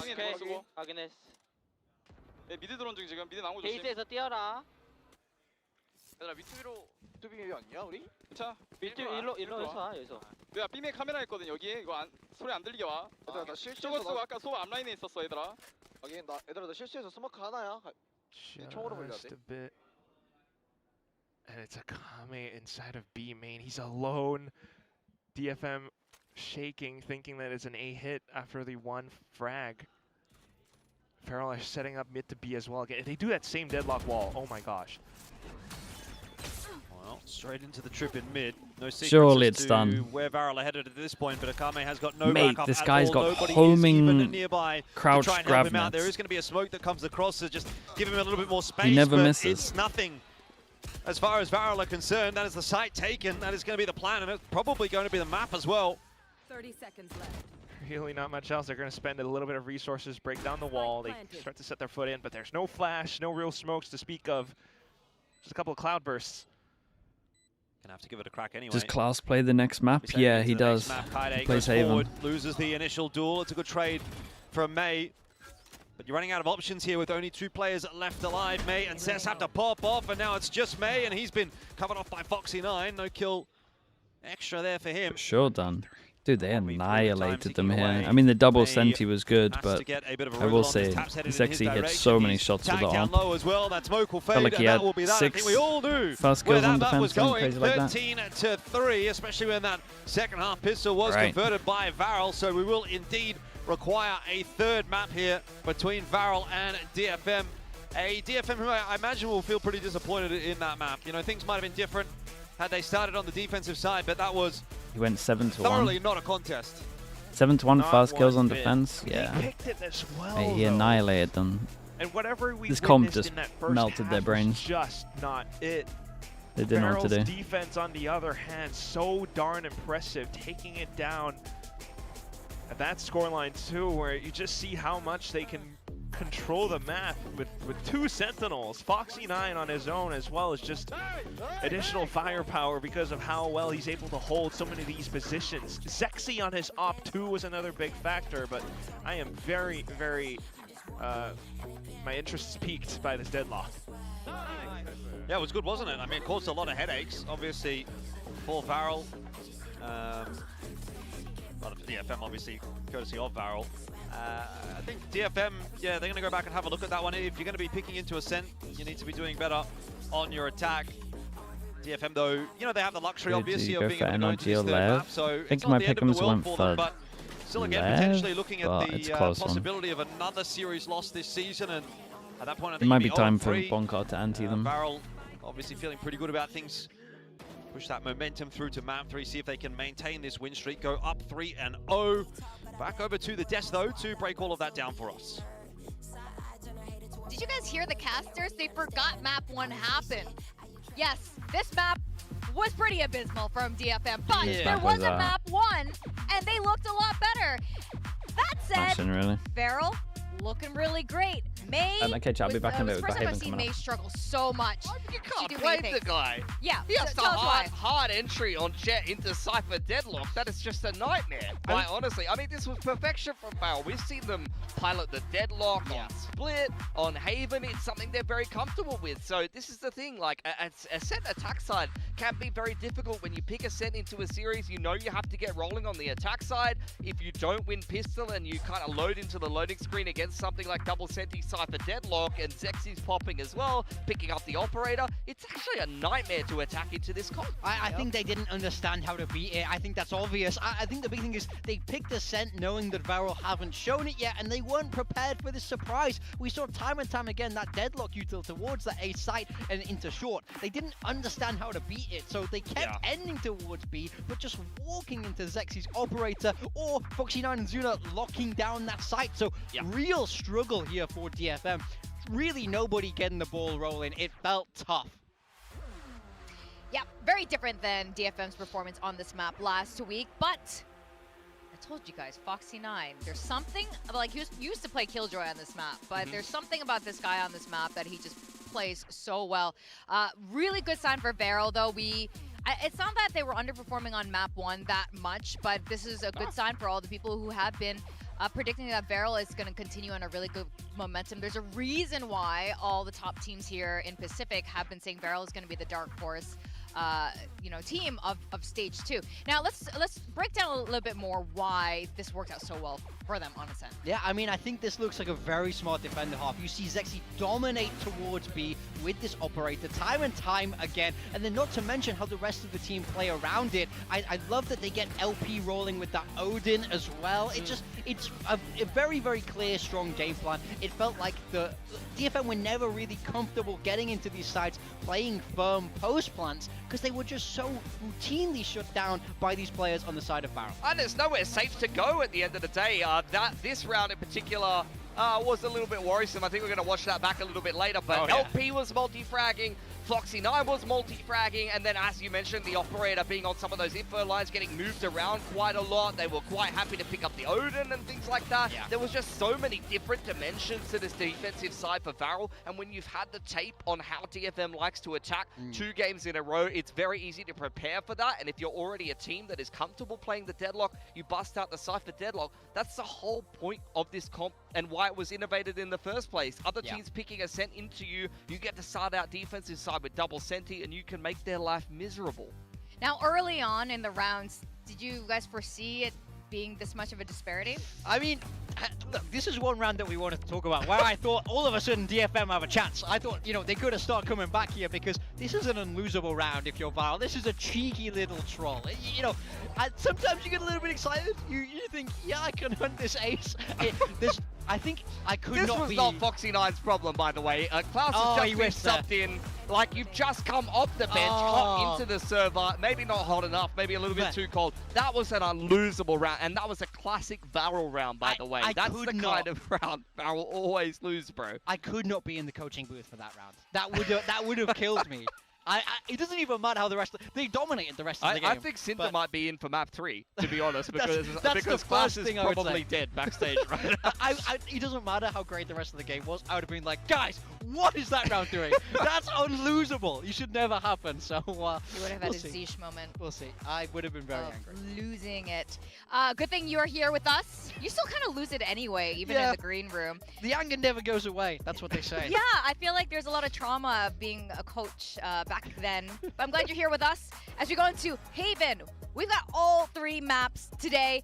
When we first started today, I thought, especially at the end of Lotus, I thought DFM was, probably going to 2-0 this. But things are very different now. As we go into Haven, how are you guys feeling about this? How are you feeling about your predictions? I think it's a good middle ground map. I could see it going either way. Actually, the last time these 2 teams played, this was VARREL's pick, and they also played a deadlock comp into DFM. But as we know, many Japanese teams quite comfortable playing Haven, so I think it's going to be a very, very fair 3rd map decider, and I could see either one of these teams picking it up. I mean, I was impressed from VARREL when we saw it last time around against T1, so I'm feeling pretty good for them. For DFM, when we saw them play last, it was Jet with the neon there, a slightly different flavor of this double duelist. So for me, I think the onus is on DFM to bounce back after that map loss. It's very tough on your own map pick. You get absolutely manhandled. You have to be able to recover and bring your best game in this map 3 because they never got the ball rolling. May was shut down so consistently. So if they're going to get this win, I want to see him step up individually like we know he can.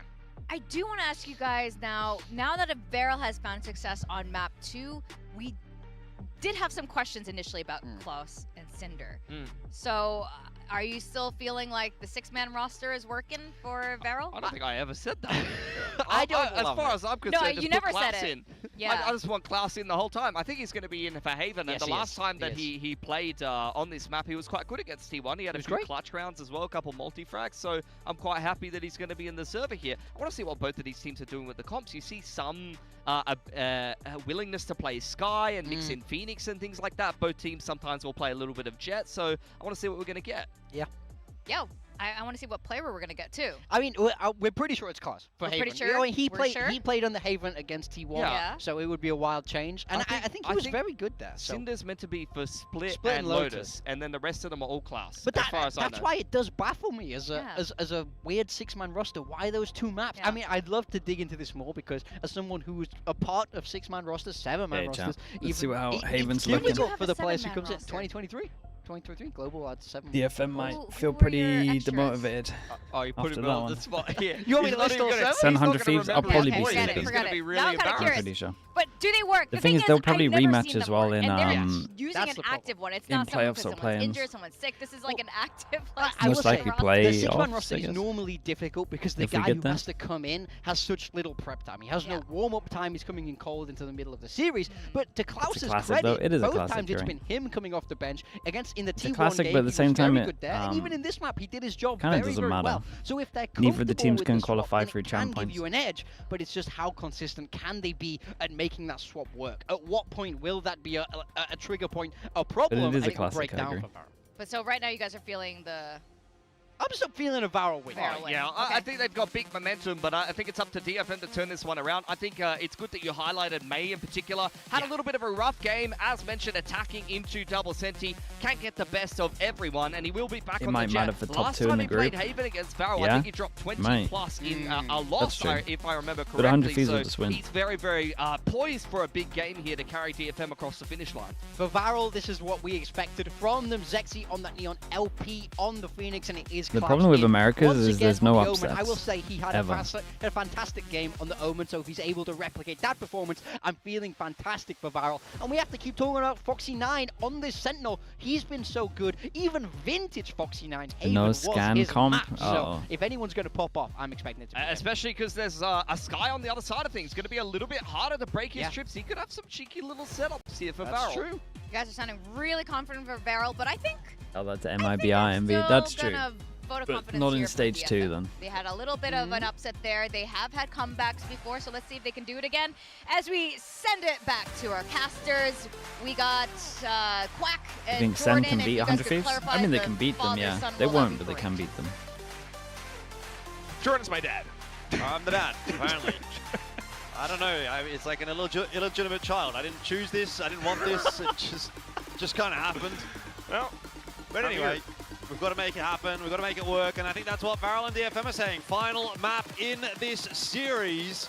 And it's all on the line. VARREL could be up 3-0 after so this. DFM still the ZETA comp. For DFM, they could potentially also and ZETA had some cool stuff. Although those numbers could flip back around a little bit as well. DFM looking to find their first win of stage 2. Exactly as Pilsky said as well. I mean, the onus is on DFM if they want to walk away with this in a 1-2 overall in the group stage. They need this win, ZETA but had a like Yoru. he also said, Yeah, which honestly might have been a lot better than this. Concerned how they're going At least on defense, we'll see. On attack, this might be better. DFM on defense, VARREL on attack.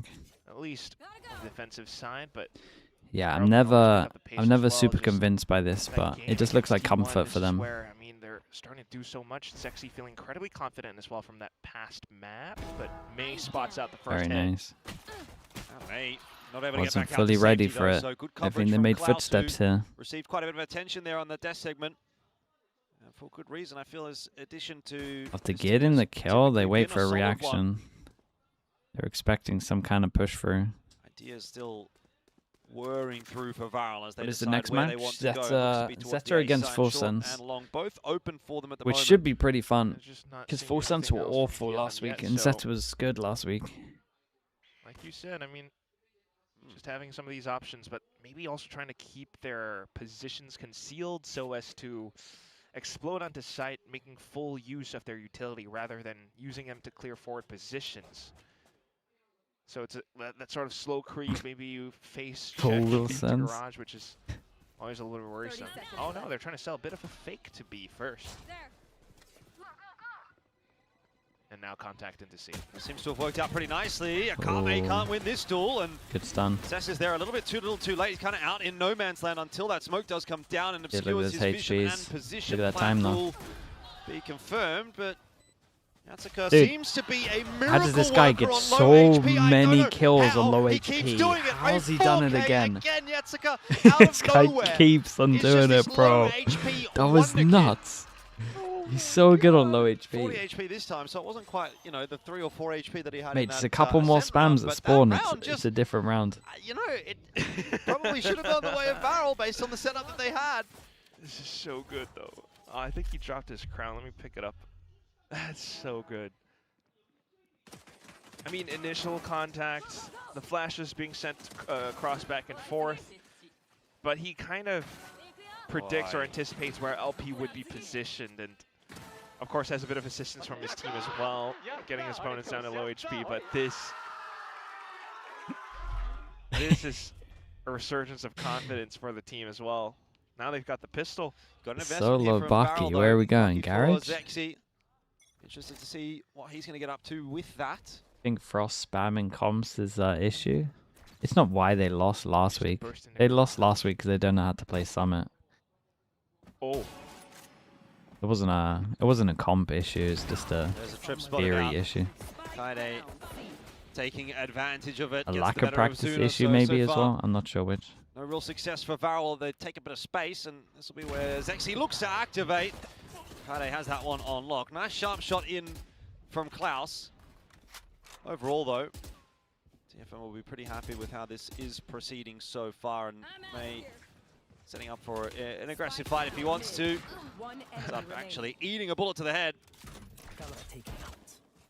Much of a muchness. Foxy9, see if he can get a little bit more damage out here. Has an upgrade now. Headshot would be nice. There it is. Oh no. Mate, chill. You can win. You can win. Oh my god. Ah, bruh. Akame says no. 2-0. DFM do convert, but it is a pretty costly conversion. Yeah. At like, what, 40 seconds? At least they'll be able to pick the rifles back up, but maybe a little bit more tentative on the bonus. Well, May could buy up, maybe Kaide as well. However, either way, I kind of like what I'm seeing from DFM. On their defense, they get a bit more proactive, especially on a map Be like happy with the damage. I mean, look at that. It's not great. Information. May saves enough for an op. They can hold around the smokes off of that, but Yeah, like what we witnessed, it's going to be working out the back foot on this round, but yeah, it's... Whoa. Ooh. They're next to each other. Hold on a minute. Zexi's already crept past. Wait, he did check, right? Yeah. Did he 180 it? But like it went so fast, but the minimap got it. And then he was like, wait. Fight down the bottom of C-Long as well, going to go the way of VARREL, and this round kind of just falling apart a little bit for DFM. You can get the sense as to why they're playing this way. They don't have the weaponry. They want to try to force the issue a little bit, cause a little bit of chaos. But VARREL are too good to fall into that trap. So they take the C side. The Phoenix plant, got the Phoenix off the next big buy round. In map 3. I mean, next round is just massive. Oh yeah. The VARREL thrive in these situations too. If they know you're going to be peeking out somewhere, they can go Red for the fight. Jack, Calamity. Dude, 37 months. Appreciate the tier 1, man. It's a long time, bro. Thank you for that. Everything's gone the way of VARREL in this round. Mad, mate. Thank you. Sometimes that's just how it is. And they can work off of this too. I mean, LP run it back for the next round. I know there are going to be some nerfs coming in pretty soon for the Phoenix ult, but right now, still pretty clean. And at the same time, I mean, it's just something that DFM is going to have to consider as well. They have to watch out for, because they do want to get proactive. They can't do it too carelessly. And at the same time, I just kind of need to point out, as much as I what are the Phoenix nerfs? Just 7 on the ult. Kaide has Nothing not crazy. been able to get the better of his nothing crazy, but it helps. 1v1 opponents in some of these duels. I mean, for this one, yeah. But Ascent was one of those too, where he would constantly fall to Zexy. And if you're playing against Foxy9 now, that's maybe, some might say, an even bigger hurdle. So, Oli Spaghetti, we're just going to keep going. Op brought out by May. See if we can channel a little bit of what Zexy was doing in that last They map. should know this op's out, though. Gonna see VARREL headed in the direction of A, but we'll see how May goes as we listen walking into that. DFM. Lucky.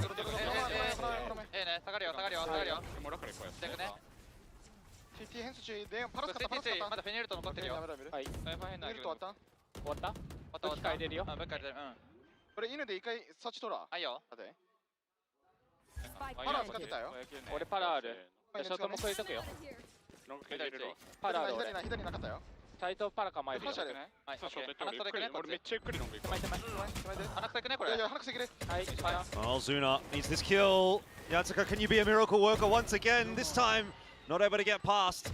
Zuna for the double, in fact, and VARREL are starting to take control of this round. DFM down to just Cess, who... It's a shame, man. DFM played it pretty well. Trying to save that operator. VARREL starting to work their way into the map. Really decisively too. I mean, might as well, right? I just didn't think he's gonna swing him. Sight, but then having the sensibility to still mark the flank, especially because that trip was broken. But I'm scratching my head. Like, the position seemed okay. Sure, with the op loss, the stun and everything, but where is the follow-up? Yeah, Why I mean, was where that far off away? Once they clear over towards long and no one's facing, he's just got to go help his teammate. A singular opponent instead. So 1v1's not there for DFM. Working out incredibly well for VARREL too, even though Foxy9 did kind of lose his head, peeking over in towards defender spawn. 2-2, and they keep going. DFM onto the half buy. See how much value exactly this op's going to bring. Foxy9 getting a little bit of info there. A nice and easy kill onto Yatsuka. He's going to pop the neural theft here as well to inform the attack here from VARREL. They see there's nobody on the C site, and so they just go waltzing all the way up long. Take the site nice and easy. And that plan is going to be given. Nice from Foxy9. No overextend. Didn't want to go into garage. Take some kind of 1v1 and give him a gun. It's a good setup here for VARREL.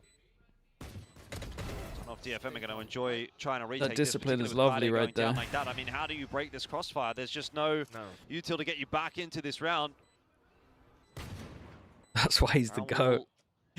It is nice, man. I like when I see that. They have to die though. I mean, at least a like that's a guy who wants to win right there. So hoping for some exits, if not to die to the spike. but you can also kind of already tell what VARREL's post-plant protocols would be. And it makes you then question, you know, how DFM might take a crack at that puzzle. Do you need perhaps a player to go all the way towards the back of C-Long instead of setting up more presence around Garage? Akame at least does. 2 away from Phoenix. There, but man, must be so fun to play Phoenix, bro. And these teams, the amount of times you just get to hunt, and you're like, it's okay if you die is so good. Especially when they have to spike down on C. Off angle towards the back of Plat, you have the Phoenix ready for a flash in case of contact or fast floods out from spawn. Other players in other positions as well, maybe one towards the back of C-Long too, and that's just like multiple layers working Ask Francis about Phoenix, bro. I would love to ask Francis about Phoenix, at the same time, then, to be honest with you. DFM are still holding on to this op, and it's just I have a lot not of questions. too much value yet. Now VARREL are picking up pace over onto A site. It's notoriously difficult to retake here. How do you feel about Jet on Haven? Well, it's not actually going to be the site take from VARREL. You gotta to set Klaus up forward on short. I mean, I think with certain individuals, it's fine. If I have May on my team, I get it. Put a bit of work in on B. Smoke on the left side. I wouldn't want to. And LP just kind of goes waltzing into his death. Yatsika, another one as well. This round is I wonder in the ante if DFM had never played anyone in front of B. Read, I would guess. Because they had some kind of read that there was nothing here. Turns out there was quite a lot here. Kaide's awaiting for him. So yeah, bit of a strange round for VARREL. Why? I mean, they must have had a hard read, and then DFM changed it up. Oh my god. One wall's not enough to set foot into B site. LP, come on. Well, it's a free one for DFM either way, and Foxy9's still gonna give it a go. Wait, it's pretty winnable. Hunter's free post plant. Yeah, I mean, not impossible, but you're gonna need Foxy9 to Foxy9, step up, and he doesn't chill. do it this time. If he would have found a couple of kills there, maybe I thought Zuna could get it done, but here, this is a bit of a task and walks right into the op of May. So, as we expected, that will be a third. And he didn't even DFM. like properly bait the Cypher, but. VARREL might have some explaining to do, but they do have money to buy back in. So they can brush that off and say, well, it was a bit of a mishap, but we'll just run it back and see how things go. Like, it's not even too much in terms of conditioning, but either way, whatever. At least now, perhaps DFM is going to have to try out different positions. Yeah, that's a bad read, man. Still going to be able to lock off so many positions. Whoa. But in the round, at least you can tell Nice shot. No real Cypher presence over on towards B site initially. And perhaps VARREL can use that to kind of formulate something for the next round. A complete head scratcher. But either way now, DFM very aggressively taking space down C. Immediately locks off a line. Kaide has honestly been bullied several times in this spot now, so he's playing incredibly safe. Meanwhile, the rest of the team everyone's money's really good. Dipping their toes over onto A. May's there, though. Ball up halfway down long to just try and get a little bit more space. All up. Dude, they're pretty on top of the op being here. Isn't really there, though, for VARREL. Happy with just the space that they've got. Meanwhile, by the way, Foxy9 into Garage has taken... Yeah, they definitely have reads. And I like the fact that whatever read they had last round, the fact that it was all 4, I like that they're still going with some of their reads. Team to overwhelm Yatsika. Yatsika surely can't he get did away good with to much get this one. time. He does actually do He a did so lot much of damage, yeah. But Foxy9 should have that rotation on lock. Got a trip for spawn, got a cage for spawn. Successful in this round so far. Seekers will be dealt with. Plant will go down. The Phoenix all with the plant. Break the trip, but this is not looking fun for DFM once again. Flash around the corner for Hey, LP. what a good jump, Lands man. perfectly. It was a wayward spray, but Kame could see absolutely nothing, and so run it back does get one. And Kaide decides to save. Instantly, just needing Very to hold on nice. to this op still for dear life, but fantastic round put together by VARREL. As soon as they heard they got good reads. Well, Well, fired off last round was not a good read. They have reads, let's just say that. And then Foxy9 just took so much space here. Sure, it backfired the round before, but this one, he got so much space. VARREL have indeed identified it. Suna. They're unaware about the gaps. Seen him. No. Must be a lot of gaps, though. Gives up the one tap. Guy's giving it. is happy with it. I suppose you would be. 4-3 though.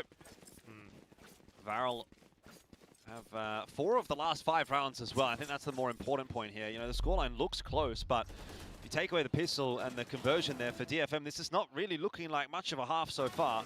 Need to be seeing some gun rounds come out pretty soon. Otherwise, VARREL are going to start to spring out ahead. Yes, they always do have that option. All right, there we go. Now you see the trips set up over on towards garage. That was the gap. May holding up by Sewer A short instead. Doesn't see anything though. So as DFM, you would think your opponent's probably a little bit closer out towards the C portion of the map. Want to get tagged? It's a server. Over by lobby as well, and they have to be ready. Zexy not having a fun time trying to work into the C side. There's a lot of util to get past in the end. Why do you not servo if we're sending this way, doing a drone from the beginning? DFM will hold strong. Oh, look at FOCUSME. Oh, hasn't split the gap this time, although does a lot of damage to Akame. So maybe still some kind of advantage gained off of that lurk. And we'll get him as well, waiting so patiently. So back onto the 4-on-4, Kaide's position. Locked in on by Klaus, and once again the C side is under pressure. Cess will get a smoke down. Back in that site though, has to give away his position with that shot. That is. And there oh is my god, everyone's just impossible to hit. They are just bullying this C site time and time again. Yo, C site, give me your lunch money. We'll shove you into a locker. No, I'm watching way too many movies. I liked it. But that is crazy. Look how LP actually clears the angle too. He jumps and airstrafes a little bit. And the whole team's there for the trade, and that's exactly how VARREL I mean, they're just dodging him though, right? Barreling into multiple sites all across this map. Foxy9's just so quick to put himself into pivot positions where he can cut opponents off by the rotate too, and it just continues to just buy DFM's attention away from the actual hit that's unfolding onto C. Even as Kaide tries to peek back out, he cannot do much. He can't even find a singular frag. And it's another round where we see May off to a save. I kind of almost want to see May get mobile again on a yeah, he's got a... But this is the issue. Because it's getting frustrating that he's having to just retake all the time with an op, which just isn't really a thing. They're just dodging him. He's going to end up just doing something dumb to try get the next round never really comes, and it feels as though the deeper we go into this map, the more comfortable, the more clean this is looking for VARREL. Like you would imagine here he's either walking down middle or he's going aggro short. They need a hero. Yeah, they need May maybe with that opt to get aggressive early on in these rounds, but he just can't. There's a molly at his feet, there's a dart there now as he can go for it if he wants. Allowed to progress and fight on the line that he wanted. So scared. He's still going to keep this position because he thinks they might be aggressing back in, but it is at least some forward space that's getting you some early information. Look at BNC. Kaido goes out so he can take the angle. Once again though, the pressure is over towards C. May missing the shot, it just goes from bad to worse. You've held that up, you've saved that up for 3 rounds in a row, and that's the result. And because May's down now, they know the A side is weaker. VARREL are looking to pounce. Kame needs to be the difference maker and is sharp as ever. So that does send a bit of a mental note to VARREL that maybe the A side isn't going to be quite so easy to overwhelm. Oh, Yatsuka, okay. Sending his own lurk. He's behind Foxy9. No. Traded worst case scenario. Doesn't even get Foxy9, so Yatsuka unlucky. Smoke's gone down in garage. Kaide and Cess, they just try to make a risky play through it, and it kind of works 1 for 1. It's really not what they needed, but they at least have some space paranoia there to try and slow the plant down, but Akame spotted out by LP. And Cess again. Saving again every single round, man. Akame walked through the smoke dry, though. I mean, you're out of options at this point for DFM. Wrong attack side of map. It's an attack side of map. At the same time, DFM, VARREL seem to be can't really see spam unless they've stolen some of ZETA stuff. It's diminishing returns. So the comp's like a little limited. It's not as strong on attack. Like I think like when you can't see pop with a comp, you lose so much. It's been pretty rough going for DFM. Some people just perma sees. And that is also assuming it ends up getting saved. This shot will connect, so all right, looks good. Just to try to hold on to it, but otherwise, VARREL again just masterfully picking apart this map. Big spam. They've had so many options to try and feign bits of presence over by A lobby. Op gets saved, thankfully. But this time also leaving players on certain lurk positions. Yatsuka tries to be the hero, gets shut down.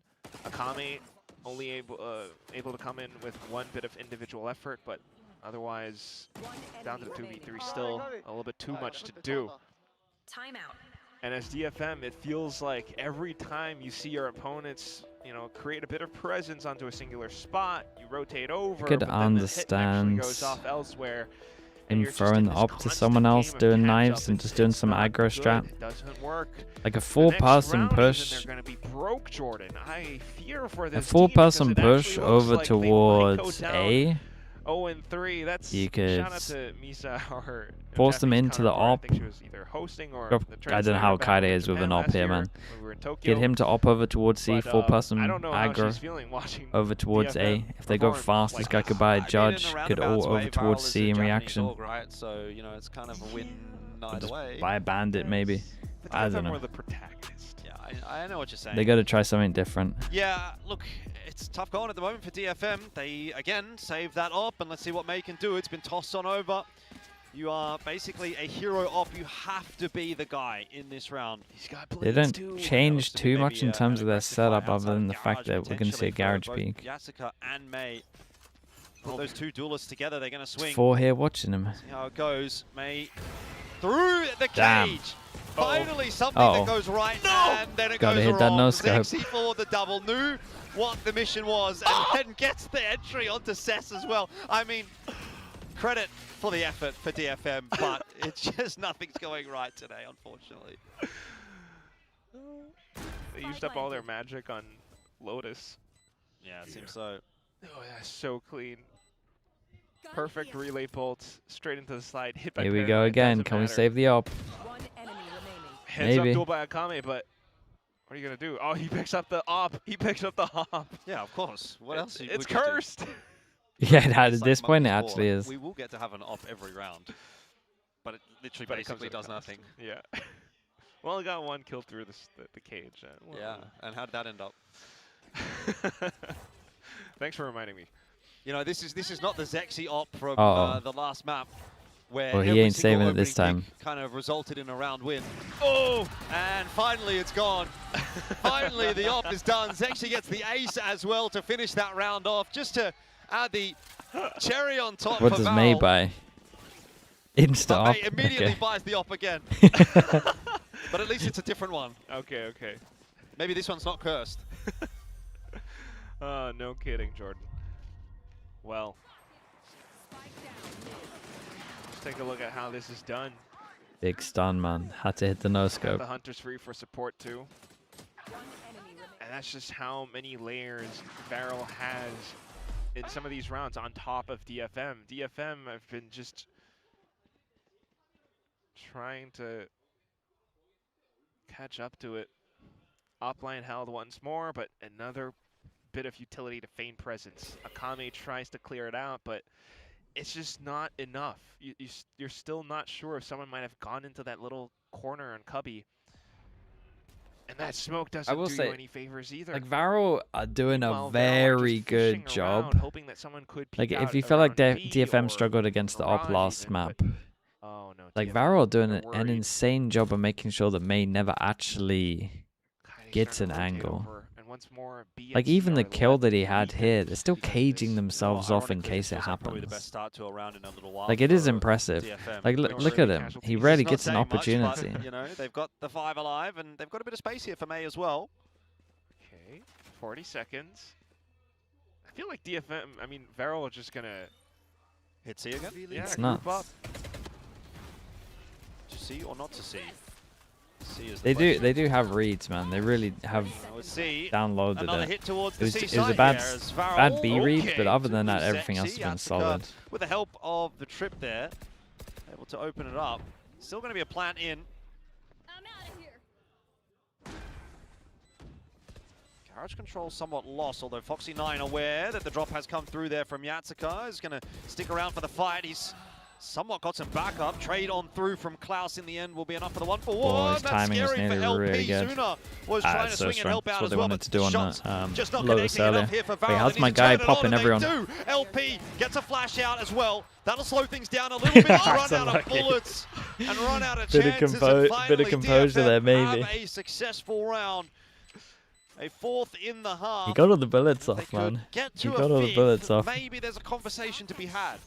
You know what? The off got the last kill in the round too. Bang. Okay. So on. Really close effort by LP. Incredible. But this time Kill around, trips. Kill trips are back. Setups actually worked out in favor for DFM. Maybe they never died.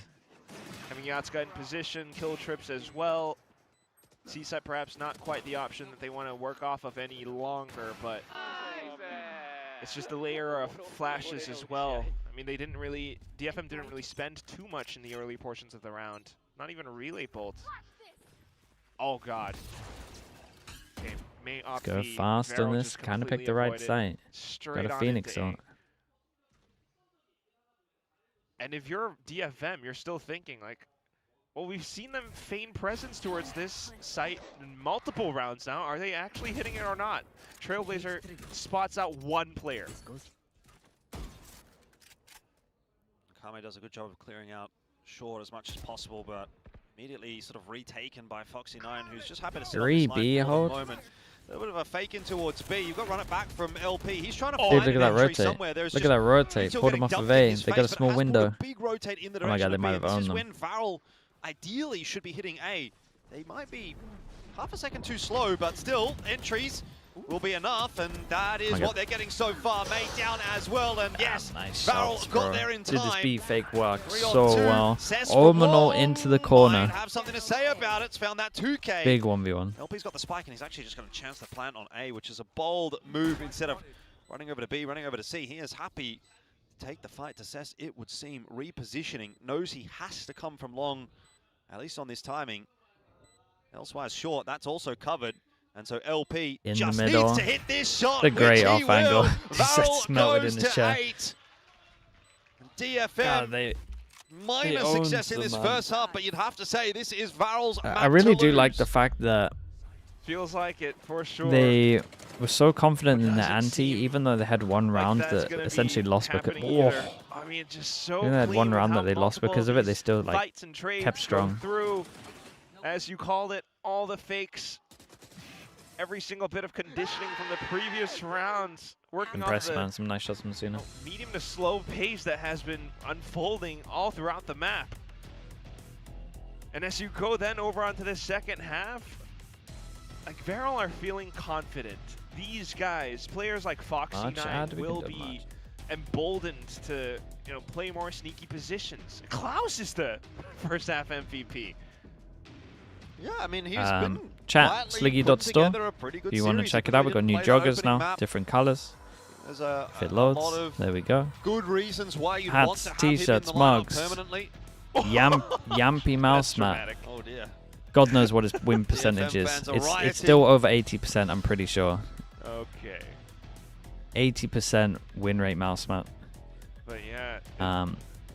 Oh, I need to speak How to else Yampy would you actually. feel? We'll They see get a store what if you the wanna check it out. attacking side works out for the team, but otherwise, all Just eyes saying on VARREL things. still. It's above 80%. I lowballed it. as It they might be ride 9. This wave, ride this momentum, possibly over into a 3-0 result. But I at don't the think end it of is. groups from I think it this is match. 80.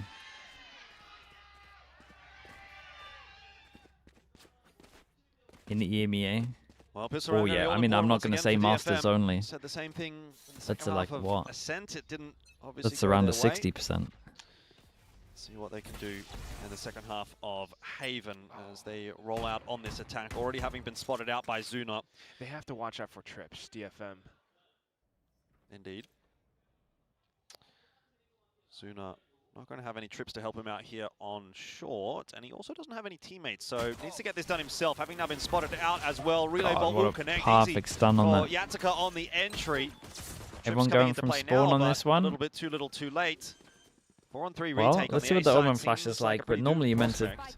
Omen Flash recon. To capitalize off of it, unfortunately. Still, at least there are The only way it flashes kind of works available is for if Varrel to gain some the space. Neon sends it with 4-5, a I should Sheriff say, and a of course, slide. DFM have yet to lose a player. Smoke's going to go down, perfectly timed. Oh, And there's the Sheriff Sexy and the goes sliding slide. straight into the crosshair of May. The refrags are not there. Akame with 3K once Very again. nice on this. DFM, keep it interesting. That's pretty neat. Interesting smoke from them. Progression This is the smoke, attack smoke. and DFM set up their own Normally smokes. like They a play leak out inside of smoke, it, but so they get that in it completely because they don't want them nullifies to. whatever flash you might try to send They don't want through, to do the flash, even maybe. as Zexy tries to create a bit They of can space flash as and well. slide.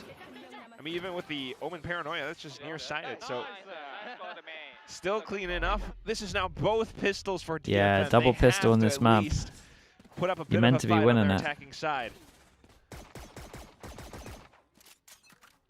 Sexy once again going to invest a little bit. Okay. Orb's going to be collected by LP as well. Jump so it's the nice last if shot. VARREL are getting nothing out of this round, and a cheeky setup again on short. We've seen that kind of setup work before. If DFM were to make the wrong choice to go in that direction. Foxy9 Bandit in garage. Might be hearing a few steps there. I must wait a moment. DFM playing safe as well, though, so He gets over could to just- site. Oh, Skydog surely. Oh, it's all on the shoulders Skydog of Foxy9 surely. here, and that is Sky's use a not a Skydog. favourable duel to be taking. the Swung hell? by multiple. DFM It's so risky. to see will get themselves a nice easy plant, and more than likely a nice easy round here as well. yeah, that's okay. Business as usual in the second half. It was really risky. Not seeing too much in terms of retakes from VARREL just yet. Cover going out. And again, they are working off of double duelists, so still a little bit painful for now as they get held off around the choke point again. Some inconsequential kills. We'll see if Zunar or Klaus can fish up a bit more and get more points towards their ultimates, which could be neat, but none for Zuna. And Klaus eventually pull around by Garage. Not the cleanest thing Oh, they ever, wanted the but knife. so good. Not going to get it this time, but does get the 6th round there for DFM, which is big news because this game is a bit of a contest once again. Could have been blown out to something like a 10-4. We'd be saying, well, this is pretty over. But leaning a little bit more in the direction of what we saw on map 1. DFM can get it together on this defense, then it's still going to be a winnable series for them.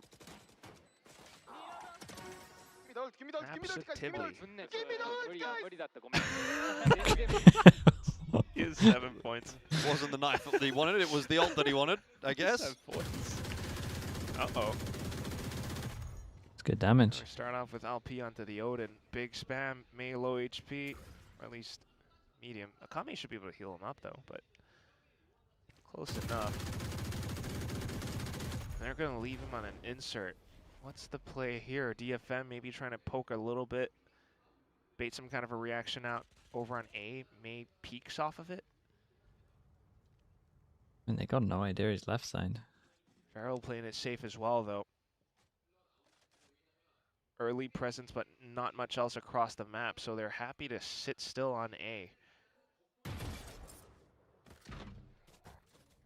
Patience is a virtue. Break the cam. Dog goes over towards garage. Nothing broke the trip though, so. Klaus was spotted out there by Oh my Dog. god. The invincible trip. I mean, yeah, they could just actually group back up and take a gamble against Klaus. But This is a nice call for DFM. This is gonna I start wonder to how become much a of this is a bit of an Kame going. awkwardly timed round Guys, if things this is don't the go most well obvious here. fake C hit I think I've ever seen. Okay. They have an open I C dogged side. all of Klaus this, happened to play and for the then no retake. one followed up and broke the trip. Let's go back. Yeah, look at how healthy all the VARREL players are. As I want to opposed say this is a Kame. DFM, who are Surely. spending bits of It's a good utility call. just to It's a break really into good site call. too.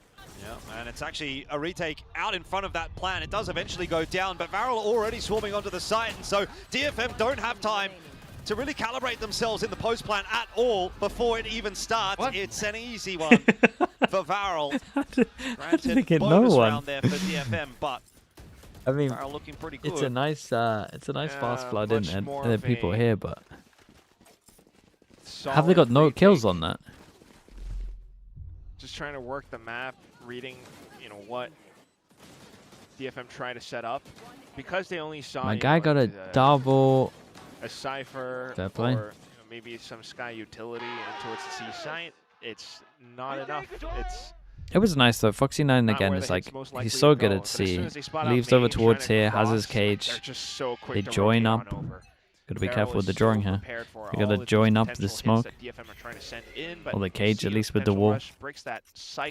Everyone's here. Have a listen in onto VARREL and see what they can put together.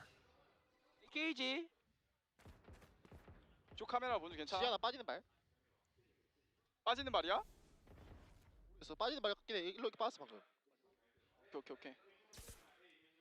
반드. 걔 빠진다. 네온도? 네온 믿음가 저거? No, just 이제 not 스모크 하나 really 쳐줄게. seeing 나 이런 거 anything. 이제 스모크 안 돼. 쇼캠 점. Very careful approach from Camera. DFM and Camera over towards A, but they saw the Cypher here. He saves his trip. They go break the trip. He saves his trip. He puts the trip down and they leave fully. Now he's going to go help A.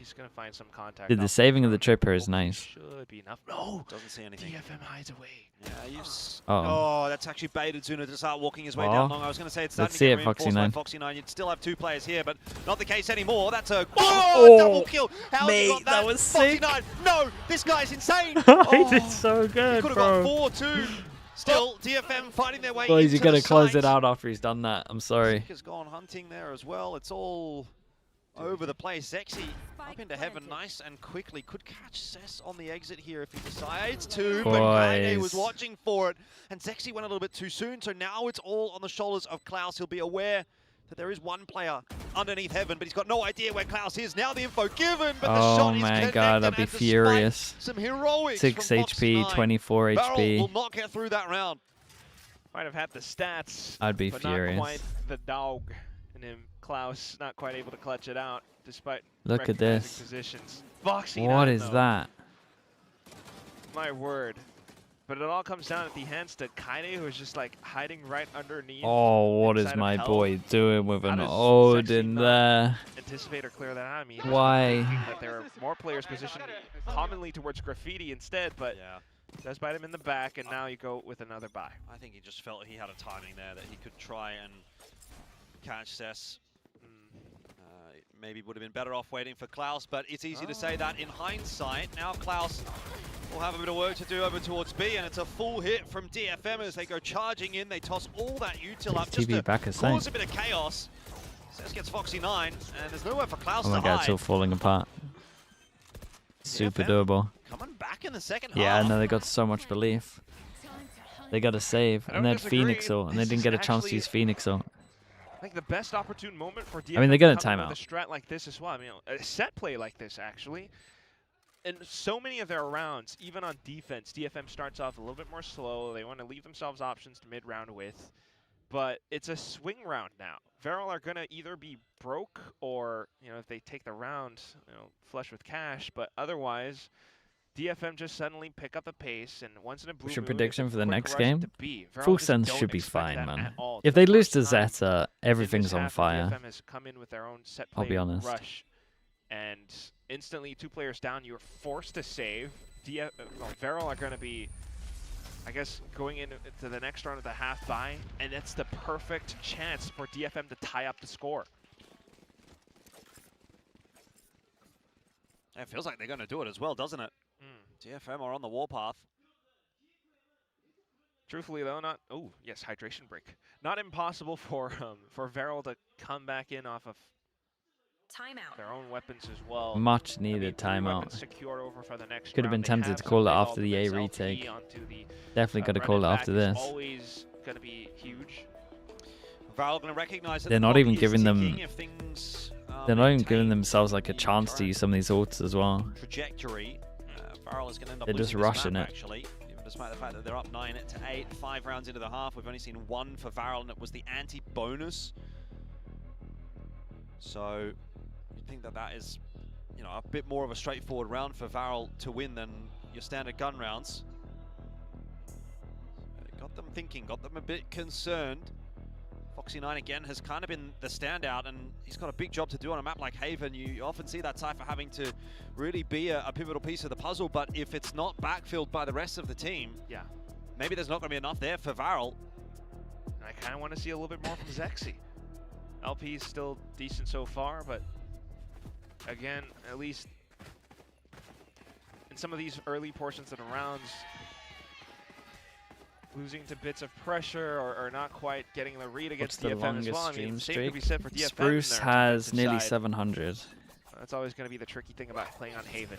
Oh, DFM off of the timeout. They're rushing into C. Yeah, Foxy9 can't see anything. That flash did connect, so has to pop the cage and back it up. Zexy's there as well. Like you say, there's numbers here for VARREL, but they're not winning the fights. May with 2 off the Bladestorm. 3-person hold got not. He's popped the Phoenix. But in the end, LP only able to get 1 with that run it back. And after a timeout, what are we speaking about in the timeout? DFM beating VARREL with pace. And they are going to go to 9. There is no doubt in my mind. Yeah. Not going to lie, they kind of beat VARREL at their own game. Okay, Suna's going to stay safe enough. But, I mean, we all saw that. He had the stun, was in position with the judge, Zexy. There was even a flash coming out from Klaus, but why did he all? I've got no idea. Because DFM pulls off, you know. I got nothing for you. Well, most surprising of rushes, I suppose. Earlier on it was B. This time it was C. I mean, the C hold should be getting a little more. Blinded. They were still they played very bad positions. I think they got caught off by the tempo for sure. Around the sites. Being able to I got nothing for this Phoenix shots, ult. Get some hits against VARREL. And they withstand that onslaught. And then they go again, where now, almost for sure, VARREL are kind of broke. And the lead feels as though it has swung over onto the other side. Yeah, I mean, if not the lead, there's certainly the momentum, that is for sure. DFM playing freely on the attack, confidently. Force them down to a bucky. DFM, man. They had such a rough defense. May can get anything for his op. VARREL did some cool stuff. And then now we're here, double pistol. And they're, I mean, they're fully in control. Really only got a sheriff. Foxy9 over towards C. With a bucky. But they've got to make something happen with this push. LP has very progressed over on A main. A long, I should say. Eventually he's going to run into a trip, and I think he's going to have to go soon because this C side is going to be overwhelmed. And best case scenario for Foxy9 here is maybe he can get himself 1. Oh! But you're never really going to get more than that. Zexy trying to come across as well. Now the hat dropped, and you'll be well aware of the positions of VARREL. That lurk coming through from LP a little bit too late to have any kind of impact. Yeah, like you said. Suna's just hoping for a bit of luck with this tap through Feels the like box. he knows he's there. 24 bullets though. Not connecting. Oh, the smoke comes on perfect time too. Yeah. This surely is not recoverable for VARREL. They're going to try and give it a crack behind that blaze wall. Zuna and LP do win themselves a duel on the way in. Does bring it back down to a 1v2. This is so winnable. He needs the headshot though. He's got no idea where Cess is. Checking behind. No matter what, against the low buy, it's good damage. 10. Silver's close. They have the advantage, and Can't believe they actually managed to win some of those duels there. Here in stage 2. 3 rounds away from it, and it certainly would allow them to heave a huge sigh of relief. They've gone up against. Where's he looking? He thought he went garage to wrap. Titans already inside of Pacific. Their next opponent's T1, but at least to maybe even just put up some numbers inside of this group stage would make them feel a little bit better going into possibly play-ins or not. But wow, timeout again, TK9. 2 timeouts in about as many rounds for VARREL. Not a great sign. Really feeling the pressure. You're just not getting any semblance of map control, it feels like, for them right now. I mean, this C site has been so exploitable. Maybe you need to start adding a second player over there, but even then we saw sort of Foxy and Zexy over on that side. That last round, they weren't able to hold it. Granted, the weaponry, you know, wasn't all that, but this is looking very dire indeed. For sure. Especially considering all the work they've already just put in over on Ascent this first half. They have the players to make it work, certainly, but on the map, on the macro front of things, just DFM taking similar approaches, taking a page out of VARREL's book. We'll see what this timeout does, though, because there is a big investment into this round. And we have seen them starting to place players. Dude, B's a little weak right now, and it kind of looks like they want to pop B. I'm feeling like DFM are coming out on top after these timeouts. Smoke set up, starting to try and push out. Every single time they just run something fast. Had a lot of success with these. I mean, it's nice. They got a plant early, nothing to stop the plant. Do have the Hunter's Fury, they do have the neural. And they want to take space. Be useful tools depending on the circumstances. Foxy9 might get a chance with the hat, or he might not, as he's immediately taken down by May. Now Hunter's Fury is going to get dumped through, and Zuna does have success. That was nuts. It's even a tag onto Kaide as well. No vision block though, right? No blaze wall.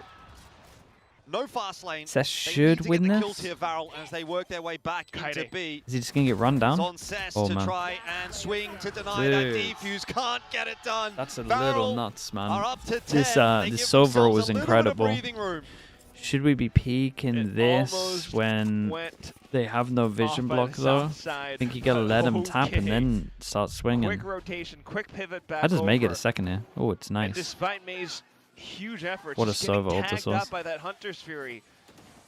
Fantastic work by Suna, but it's a shame. It's like a little bit of an overpeak from May considering it. I don't know if anyone spoke about the fact that anticipate someone on the flank as well, not seeing anything else out towards grass. They spoke about the fact that I was very worried about that. They didn't have vision block. This was nice from VARREL, right? I swear they were 7 out of 8 to get the Sova, so they had to go in to get the orb. Once they went fast over towards B, they got the orb, and that was like the big difference maker. Suddenly feeling pressure against A. Bit of a sack on short. 2 players there, and one is enough, apparently, as LP gets both Kaide and May, and just at the 11th hour, it might well be VARREL that once again pull ahead. It's been all the way of DFM up to this point in the second half.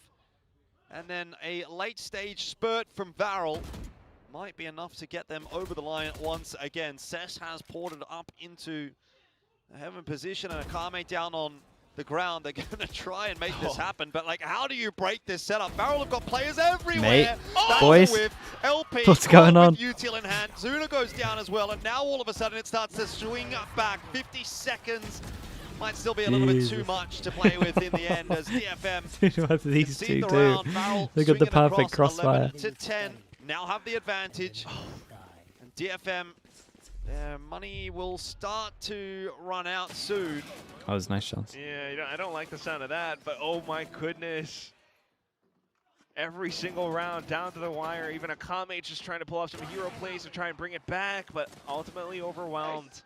I almost feel like you need to see, maybe they got for a potential buy round. Redemption Phoenix out here. Lights to call in a timeout, keep things competitive for DFM, but I'm looking at that money. This is the best go at it for DFM.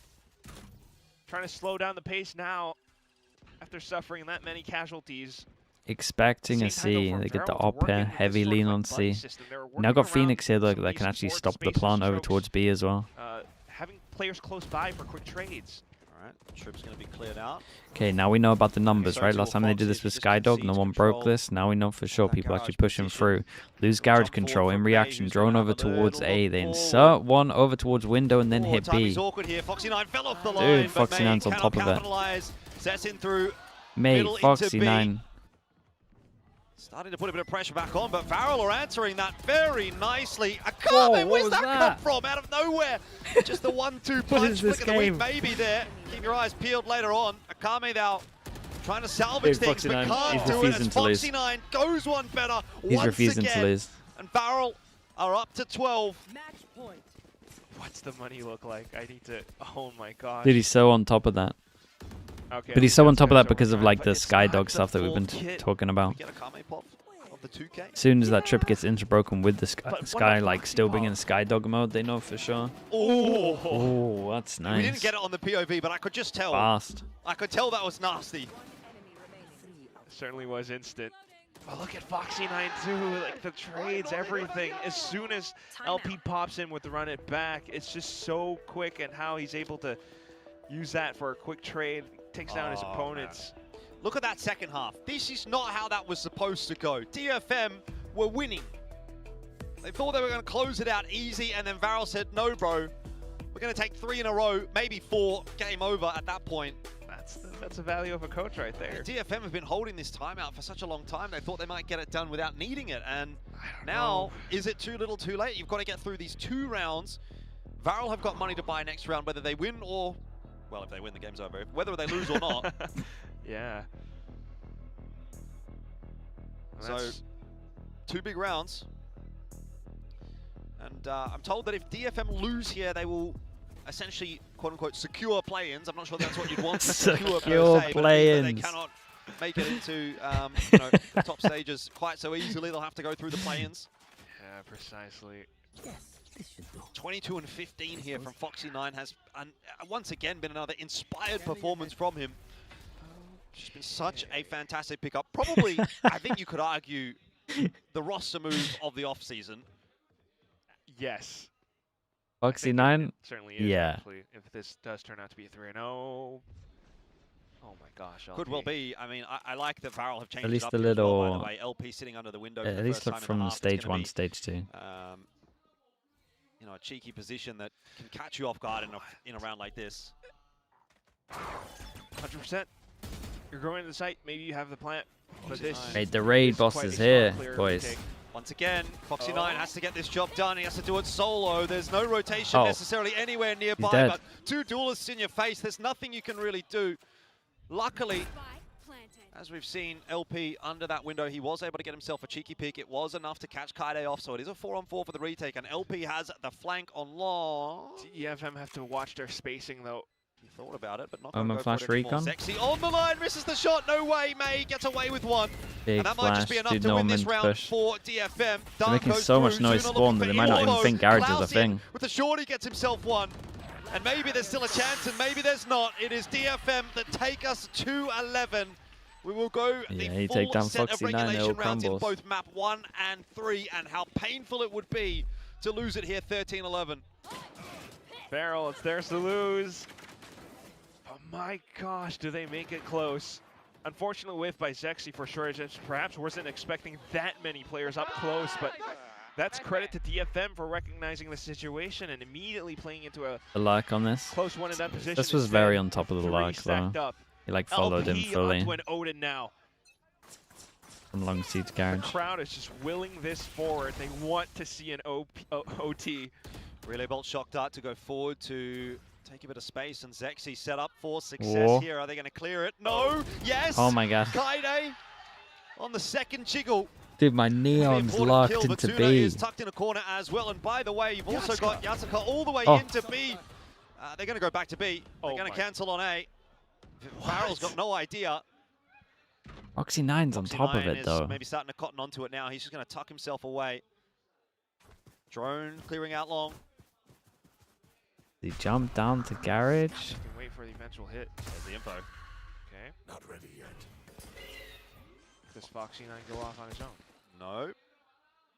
Has to be very clinical with his shots here. If he goes around this corner and dies, that is the two-pronged approach for VARREL done, though. You've got the wrap coming in from LP. I like his timing. VARREL spotted. Maybe he needs to have a look in the other direction. Oh, he went so early. I'm a big Foxy9 fan, but he went very early. And give away Zuna and Klaus's position. This is surely DFM pushing it into OT. Another week where they look to try to get it done in OT, unless Klaus could pull off a miracle round. He's getting some kills, he's getting some space, what was that movement? But there's too much to do, and DFM secure it Actually, again. crouching bullets, one-tapping Reminiscent people. of that Paper X game, we go to another OT. Dude, bit of a banger haven here. Refusing to bow out in these final rounds, but it's just so impressive too. Although they were met with a bit of resistance as gun they for a gun barrel. Dude, great second shot. Cancel over onto B side works out a treat. Even with Foxy9's positioning. Just a little bit space too far out away from LP. And the whole team just able to capitalize onto these crucial little moments. Overtime though, and this is where the gloves are off. Well, it's a good way to start the week, isn't it? First game of week number 3 goes the way of overtime. DFM, VARREL could still go either way.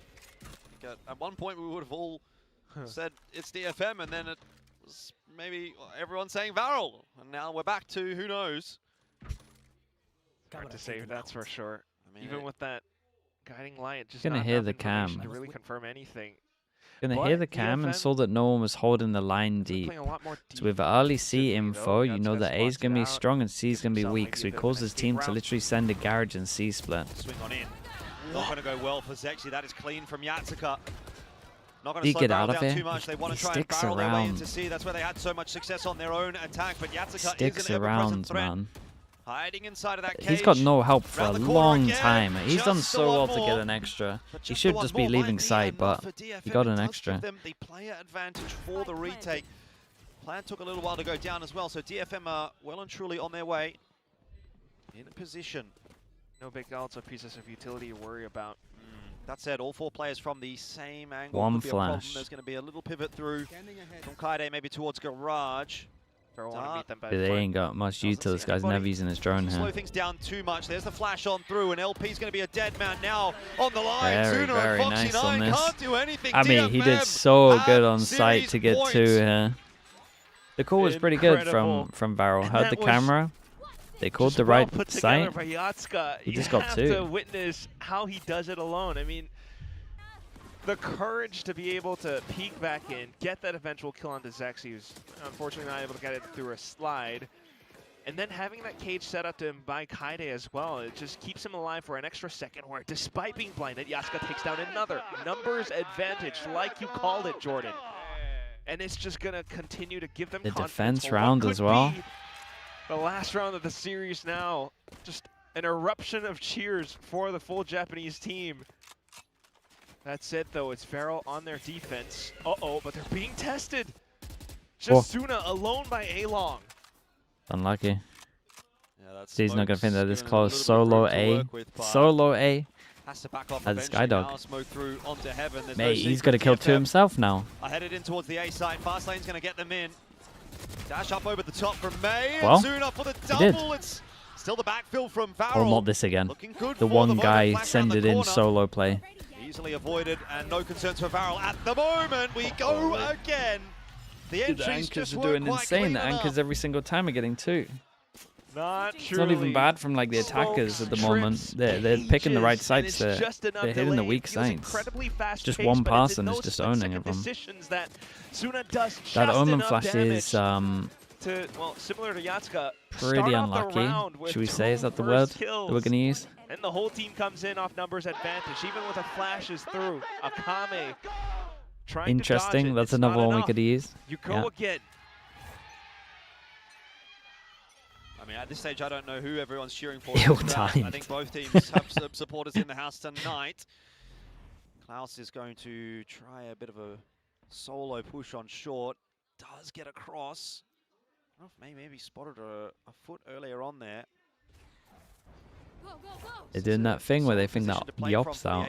Particularly if Dog doesn't spot much, Mate. although Zexy's now been seen. It's all so much. Goes through. Got 2 players on short, 3 on long. VARREL going to try their hand at an A hit similar to DFM last round. May has it all on lock, and Akame He's there aiming right to now back though. him up Akame's as well. looking A lovely side with is the aim. closed. He's insta-snap into the second every single time. It's a lockdown. No entry permitted. They tried initial scouting work done by Klaus. Maybe trying to feign some fake presence as well, but as they eventually push through, Hey, the one everyone thing they struggled neglect, on and it's defense, and now they're all overtime. You cut popping some off on corners where you defense. start to forget some things, but it's May up on elevation. Just a couple of pivotal kills. Akame as well. Timeout now called. VARREL does not want to let up, but can they afford it? Well, 3 defensive rounds in a row. VARREL The moving on timeout to to the win defense a here match. as well. Prayers from the fans. I mean, you have to admit, like, This doesn't have to be a banger. No, this was a banger. It's been a good map, man. More secure. They have a lot of these tricky positions that they're playing on the defense. Maybe not so clear on the hits, but that one where VARREL won in round 26 just comes down to Suna being able to put that together. Had it not been for him being able to secure 2 kills, that could have been a very different story, and it makes you wonder what their defensive setup is going to be this time around. If they play it passive, even if they try to push out, it's going to be risky either way. I I don't know. At this point, again, cool was get the attack hop out. Once you get to this point in the OT, I think you can throw anything out the window. Any precognition, any strategies. It just comes down to the moment. Whether you can hit your shot, whether you can step up. Guess so. But whether the util connects, this and that. DFM slowing things down. If May gets an opening pick, this could be a very different story. So VARREL actually making the right call to play it safe instead. It is an interesting call, isn't it? The glass cannon op, like you say. It's a risk. I mean, it might work out okay. We'll see. There's not really a pick to be had on A long at the moment, though. Because he's gonna see the cam. Well, which is kind of why it's neat that VARREL are playing that far back. Foxy9 probably up over by Heaven, working around kill trips, but spotted out by May as well. You see that camera and you kind of know site's not clean. DFM might 50 seconds. They could start making a call here. Else instead. They've only seen a cam on A, but they also have like full info, so they know for sure they create a good amount of pressure, so they might think that this is more stacked than it actually is. Like there's a Cypher here, so you might think two. You'd feel like this at the moment. If the hit happens on B. The rotate is out from Foxy9. Never mind. Kaide's gone too soon. He was rotate. 20 seconds on this one. They're just going to hit over towards B. What a recon that is. Smoke goes in front, and the recon got a scan off, so they know no one's in front here. 15-second pivot. My guy, you got an Omen flash. You win the round if you throw that. Oh, it's very late, but it's okay. 10 seconds less now. And it's all on Klaus, just at the back of oh my Jesus, he's tunnel vision for it. Dude, why did he hold on to the Omen flash for so long? Just get him as they're going out of garage. And now it is all on Foxy9, the superstar here for DFM. Holy shit, what's going on? Everyone's not good with util. Damn, bro, they won. They 2-1'd them. God, what a stacked last round. The Japanese protagonists. VARREL here panicking on site. I can't believe he didn't Omen flash early. It's criminal though. Foxy9, superstar. He pulls out the camera in that 1v2. Big from DFM. Dude, Akame had a really good game, man. Just goes to show how tricky they can be in some of these rounds. Down to such a desperate plant attempt, Akame actually sticks it all the way through. Cess provides just enough coverage. It's Japan Day. Watch out for ZETA. Dude, I'd be down for it. OT cycle, but VARREL handed their first defeat of the season. What does that mean for this team? We know that they went on a pretty big loss streak at the start of the year, so maybe that is going to sort of rear its ugly head once again. We'll have to see when they do come back for their next game, but on a brighter side. Oh, the bad thing about this is TMV predicted DFM, didn't he? He's going to be bragging again. We're very pleased. They've been supporting them for the last couple of weeks through the losses, and now they have themselves a win. And I think based on what I've read, that doesn't technically mean that they're now locked in for play-ins. So they might still have a chance in this season to kind of cause a bit more of a ruckus. They've gonna brag. Oh, dude. Is he on PCF for PCIFIC? Look, chances are they probably might still are there with a 1 and 2 record, but technically speaking, mathematically speaking, you know, if you can keep yourself in the game and you can keep that momentum and that motivation going, I think that's hasn't been decided yet. Oh, he's probably on. So for DFM, nice to grab themselves a win today and show that they can still get those wins on the board. And you know, that really throws this group once again into a bit of a ruckus because, you know, VARREL have lost a game, Paper X have lost a game, everyone's losing games. But I tell you what, we'll go down Team View is right again. Dude, he's good at the Pacific upsets, man. He's got it down. This one was more impressive than the GE one, though. I'll say that much. Because the GE full sense was like 50-50, really. This one's impressive.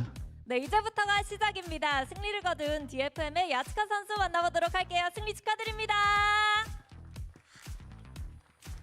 가장 먼저 마지막 순간에 스파이크가 설치되면서 이렇게 스테이지 2 첫 승을 가져가게 됐습니다. 경기 끝나자마자 야츠카 선수 눈물이 고여있는 모습이었거든요. 소감부터 들어보고 싶네요. Massive congrats, Yatsuka. You were in tears, right? As soon as the game was over, you know, the spike was miraculously planted. You got that first win of stage 2. What was today like for you, and what got you in tears? 今若干涙ぐんでる様子も見られると思うんですけど、まずはそのステージ2初勝利おめでとうございますといったところで、今日の勝利の感想を教えてください。本当にそうですね。たった1勝なんですけど、本当に負け続きでちょっと自分は勝ち方忘れちゃったのかな、ちょっと不安だったんで、この1勝本当にその勝ち方っていうのを思い出したかのように感じて本当に嬉しいです。Dude, calm me, It's bro. just one win, but we were losing, and actually I was like forgetting how to win. But this winning just remind me how to win the game. 그 1승이기는 하지만 그래도 뭔가 계속해서 지고 있었던 연패 상황이었기 때문에 이렇게 승리를 할 수 있다는 게 너무 기쁘고, 사실 좀 이기는 법을 잊은 듯 했는데 the first goes a little one-sided because that stomp of second map. 기억이 나는 그런 좋은 승리였다고 하는데요. 그럼 한마디로 승리한 기분이 어떤지도 들어보고 싶네요. So in one word, what does victory feel like? 一言で本日の勝利は安川選手にとってどんな意味を持ちますか？希望かなと思います。Hope. Hope? 오, 희망이라고 얘기를 합니다. 맞습니다. That's a good answer. 정말 희망적인 결과를 가져간 DFM인데요. 사실 그동안 조합도 여러 가지 준비해왔고 경기 내용도 나쁘지는 않았는데 첫 승까지 기다림의 시간이 있었던 것 같아요. 직전 KRX 그리고 페이퍼렉스의 경기를 보면서 좀 어떤 부분을 Because most players there are saying going for like a great or something or good. Yeah, I mean, you guys came up with, It took like a couple of seconds. came in prepared. And he went with hope. That was sick. On different agents as well. We saw Sesu on Vice today as well. But then you guys kind of had to wait for this win. Why do you think that was? What were you able to kind of fix when you look back on your Paper X and KRX series?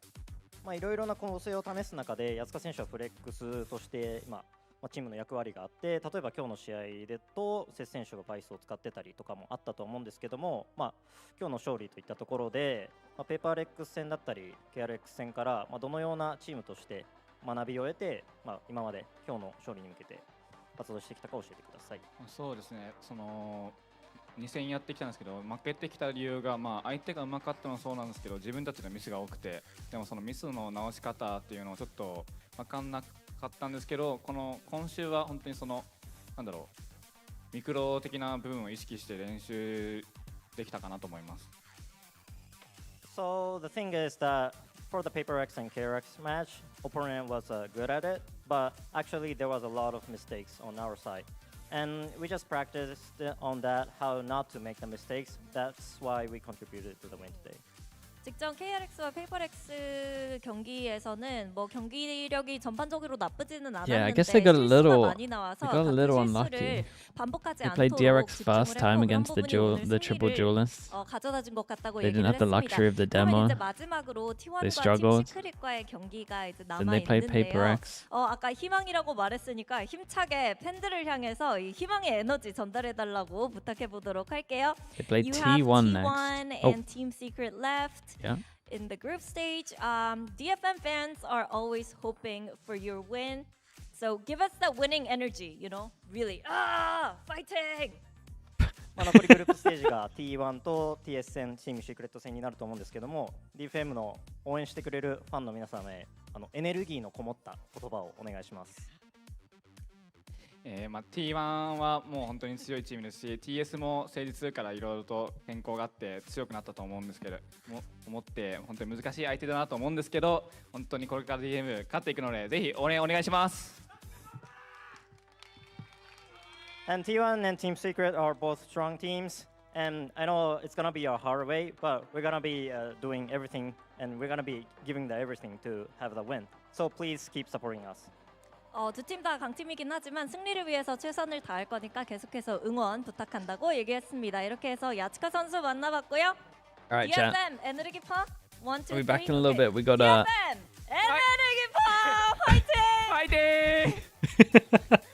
We got ZETA against Full Sense coming up. It could be a banger, but we'll wait until we see how it starts. DFM, a much-needed win for this Japanese team who have been fighting so hard over the years, not just this year, Put him but back on the for deadlock. years. We've Brimmy seen could them go make crazy. progress, and we've seen them really we'll close. see. But today, Dude, I'm telling you, if they play like last week, ZETA win. But like, I just don't what's think happening in this interview Full with Sense Steam can as play well, like then that twice. looks very promising for the rest of stage 2, Pelsky. Yeah, for sure. I mean, VARREL definitely We'll gave see. them a run for their Okay, money go today, back. but at the end of the day, we kind of set up the stakes when we started off the day today. They got caught off guard a little bit by KRX. No shame in losing to PaperX, but to show the tenacity to be able to win this game in overtime when VARREL really put them up on the ropes there is very nice, and I think it, as kind of mentioned at the end of the cast, it gives them a chance to maybe make it into playoffs, but, you know, unless certain things go their way and they win every game from here on out, it's not going to be easy. Yeah, it is definitely not going to be easy with T1 and Secret around the corner for this team.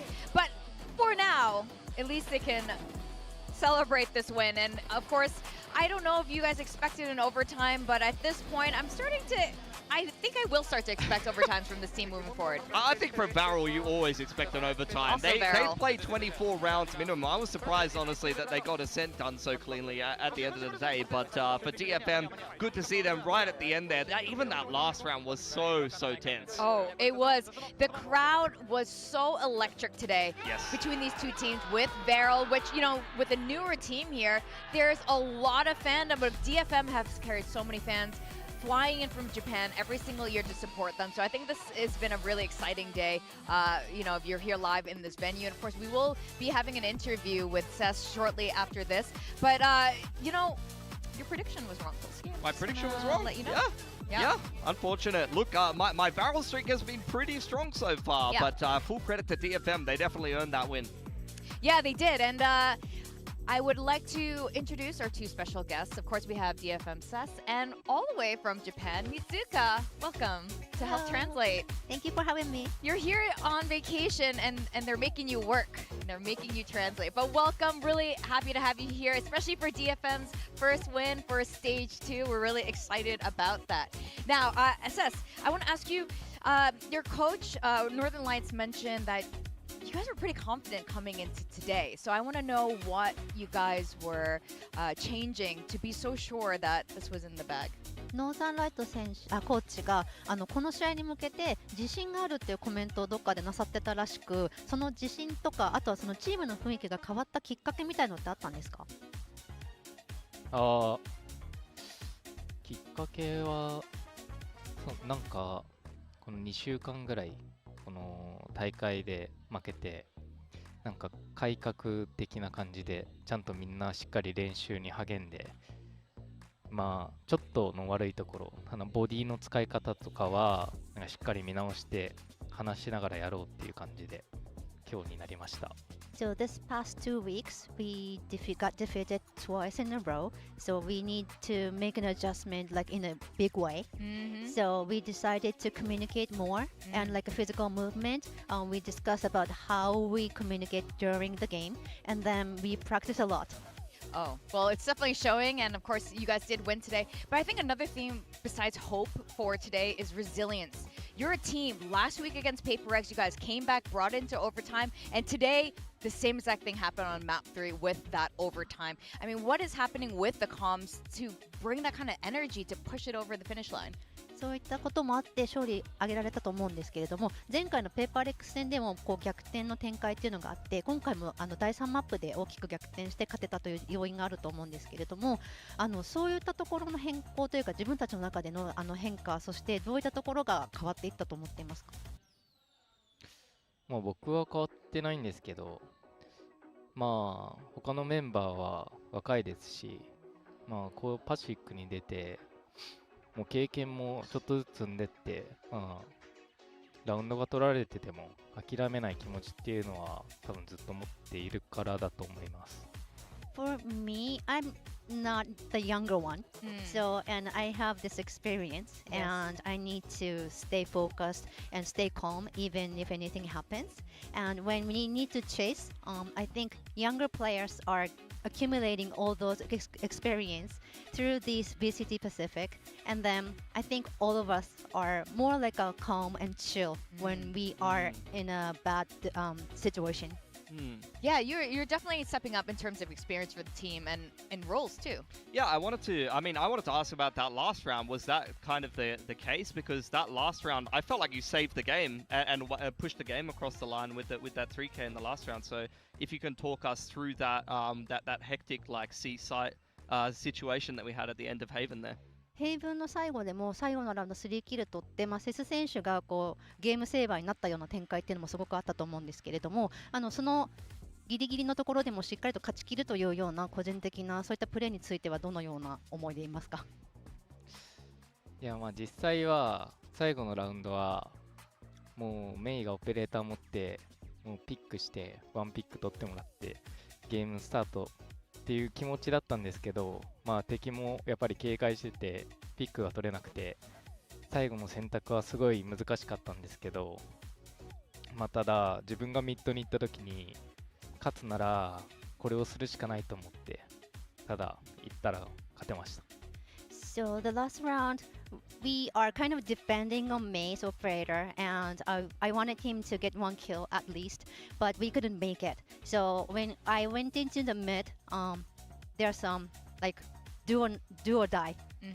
So there's nothing I can do, but I did it and it was kind of successful. Yeah, you did do it. And as Vic kind of touched on, we've seen almost everyone on DFM but May maybe be flexible with their role. And today Cess actually played Sentinel as opposed to just playing Omen. So is that something that we're expecting more of? And how's that all going? エージェントロールに関してはメイ選手とかもフレックスみたいに、そして今日セス選手もロールオーメンとかっていうところも使ってちょっとみんながフレックスっぽくエージェントピックっていうのをしていくのかなと思ったりして見てるんですけれども、今後の選手の皆さんのそういったロール変更とかっていうところに関してはどんなように考えていますか？いや僕は分かんないんですけど、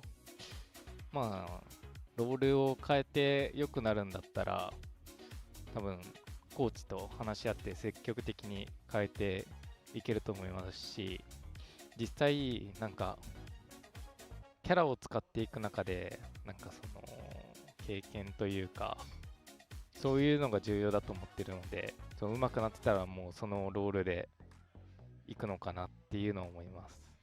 Me personally, I'm not thinking too much about agent roles of each players, including myself.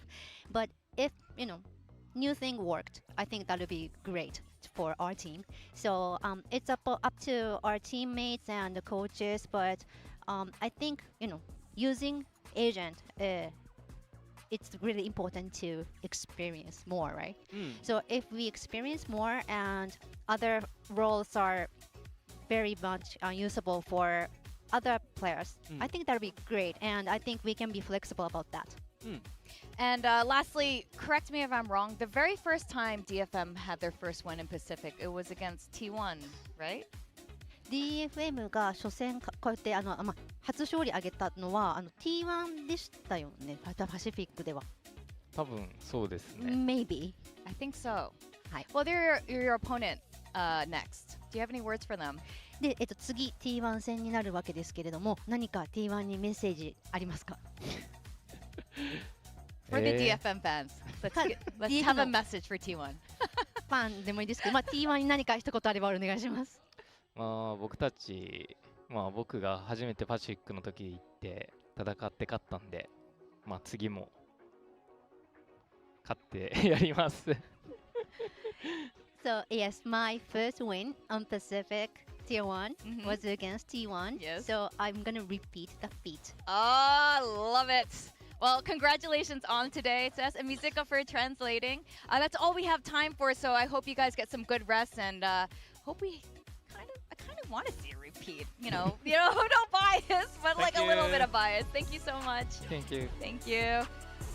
Now, Akame, this guy does more than just dance. You know what? There are a lot of players who can dance. Not a lot. There are a few players who can dance, but not all of them can frag the way he did today, especially as their initiator. Yeah, well, he's been fantastic on the Enid. He had so many crazy multi-frags, particularly on that last map of Haven. Like the amount of individual rounds that this man was saving, just kind of being in the middle of the pack. He'd throw his utility, throw his guiding light or a dog in, and then he's kind of in the middle of the play when May's making the entries happen or Yatsuka's making the entries happen. He's just been phenomenal in kind of the mid to late round situations, so it's great to see him. He's on your build diff roster as well. Yeah, I mean, I feel like every single game he's been the guy, so a very well-deserved match MVP for Akame. And I'm kind of curious who our match MVP for the next match is going to be, because we got Full Sense against ZETA. Yeah. Now, ZETA's been on a really good run, but Full Sense, on the other hand, we had really high expectations for this squad coming in, especially with the coach,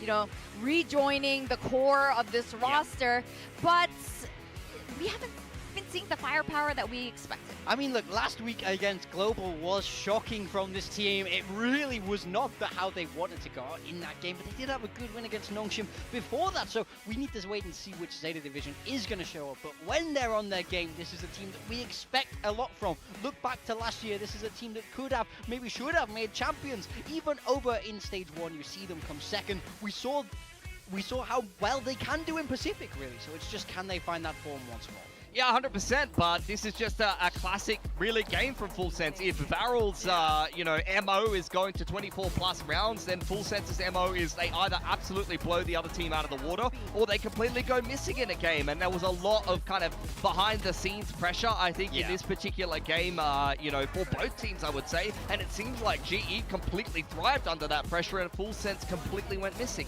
Yeah, look, we heard from Frosto. He said, you know, it felt like they had a game plan, but they just weren't able to follow it. They weren't able to execute it. But truly, this is not what we expect from this roster, because they just have this tendency to disappear. This is over in London, that game against Foot, where a lot of people held this team in high regard, said they could do real damage over in London, but they couldn't make it happen. So the big question we have today for Full Sense is which Full Sense appears.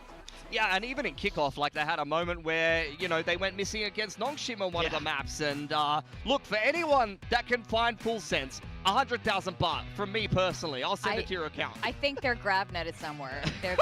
They're like stuck somewhere, but surely cooldown is like, you know, they figured it out, and we'll see something a little bit better. This is exactly it. They go missing in games like this, so they have to really fix that problem if they want to do damage, if they want to get back to these internationals, and then if they want to have a good chance to lift those trophies. But they have to get there first. We take a look at the champs points here. They're sat there down in 4th, where paper Rex doesn't really matter. Champs points is still very much on the cards for this team. That could have been 9-7 for Full Sense over GE. You know, we talk about that 2-point swing. This is exactly what we mean. GE, having won that game in the group stage over Full Sense, have equalized the champs points, and it's going to be a very tight race right at the end of the year. Oh, definitely. I mean, you need those champs points, and they were in a bit more of a lead earlier on, but things have changed. Now, ZETA, on the other hand, unlike Full Sense last week, had a great game. Yeah, that win against RRQ is so massive for them. I mean, that's what we were kind of hoping to see if they were able to pull that out, and they did a fantastic job there. These two teams kind of the inverse, where ZETA will be feeling pretty confident going into this after finding a run of good form, but it's can they replicate that against another big opponent? Yeah, I feel like they've got a pretty decent rhythm going at the moment. Some of the individual players are in some good form. They had an OT against Genji, who seemed like they're in very good form at the moment, so I don't think there's any shame in necessarily losing that opening series. But Eco has been phenomenal. He's still playing a little bit of Enid here and there. He's putting up well above average numbers, and he's been one of the better Yorus so far in Pacific. Yeah. I mean, the change on this guy from stage 1 to stage 2 has been crazy. I really think when we talk about who has been the most improved player throughout the year, his name is in that hat, no doubt. So if he's able to keep consistent with these performances, it starts to look more likely that they can flip this around. Now, of course, in the head-to-head between Full Sense and ZETA, Full Sense is in the lead. I do want to ask you guys later too, though, but if we talk about the core of Full Sense when they're Talon, that head-to-head is a little bit different. But let's look at the present. Yeah, I think for this year, this has been a very cut and dry matchup. ZETA will be feeling a little bit sheepish going into this game. Both kickoff and stage 1 was an absolute obliteration of ZETA division, so they want to change that narrative today. Well, they have Coach Mini, who is like never wearing the ZETA jersey. Like, he's helping them out, apparently. He put that breach in. He has not answered the question yet. We love Breach on a set. I heard he's a big Breach guy. He is. One thing I know about Mini Breach guy. Yeah, clearly, and since he put it in, they started winning. So let's see if they'll do it again. Here is the map, Vito, Split, Sunset, and we're going to end on Haven again, like you guys said earlier. Japanese teams do like that Haven. Well, we just saw in both of the matchups that they've played this year, Split was in both of them. Full Sense won, obviously, handedly, but that is ZETA Division's pick. Full Sense picking Sunset, not something we've seen from them yet, but the other thing I want to point out is that outside of Sunset, in the 2 maps that we've seen, both of these maps were deadlock Primi maps, but that was against Nongshim. So now we get to see if that's truly a counter to Nongshim, or if that's a style they want to lean into even more. Yeah, I think it's a fair question to ask, because there's a little bit of question marks around the double Senti, and whether, again, as you mentioned, it was a counter to Nongshim specifically, but we have seen many different iterations of Frost lineups, whether it's GE or Full Sense, love playing that double Senti. It's something Cruz is very comfortable Take it, Full Sense, so I want to see if they stick to it, or they're going I need to look at them. Oh. My fault? I feel like it's my fault. Why is play it? something that's more comfortable for them that we saw before Frost came back into the lineup, which was just a classic double duelist burst. Mate. I mean, I am a little bit curious how this is going to be panning out. We'll be talking about predictions a little bit more later on, but for me, I have a little bit more confidence in ZETA right now. I think Full Sense might be having an adjustment period with Frost coming back in. Yes, you know him really well and he knows them, but there is still an adjustment because they kind of started finding their own identity throughout this year. So to do this in the middle of stage 2, I think it's going to be a little bit tough. Do you think I'm crazy? No, I think that's right. I think you have to find a balance between what you believe the meta is, or anti-meta in Frost's case, and what's going to work right for the players. They're still back and forth between that, so let's see if they can make it mesh today. Yeah, definitely. Well, I'm excited. According to 3-0, you were a fraud in 2021. Wait, what is this? Teams are in. We've got Full Sense facing ZETA Division.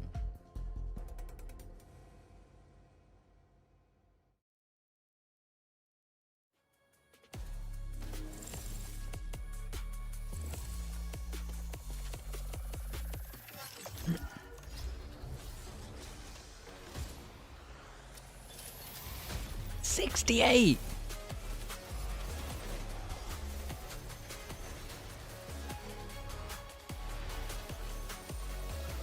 Dude, Cupid as an assistant coach got 65. That's crazy. 68. What's mini then? He has to be lower than 68. It's purely done to head. What are they including me in to get as low as 68? He's a 91. Something's messed up there. That database needs a look in. That's all I'm saying. EMEA's above you. EMEA's 71. What? I have like a 75% win rate. Maybe low 80s. Today's matchup.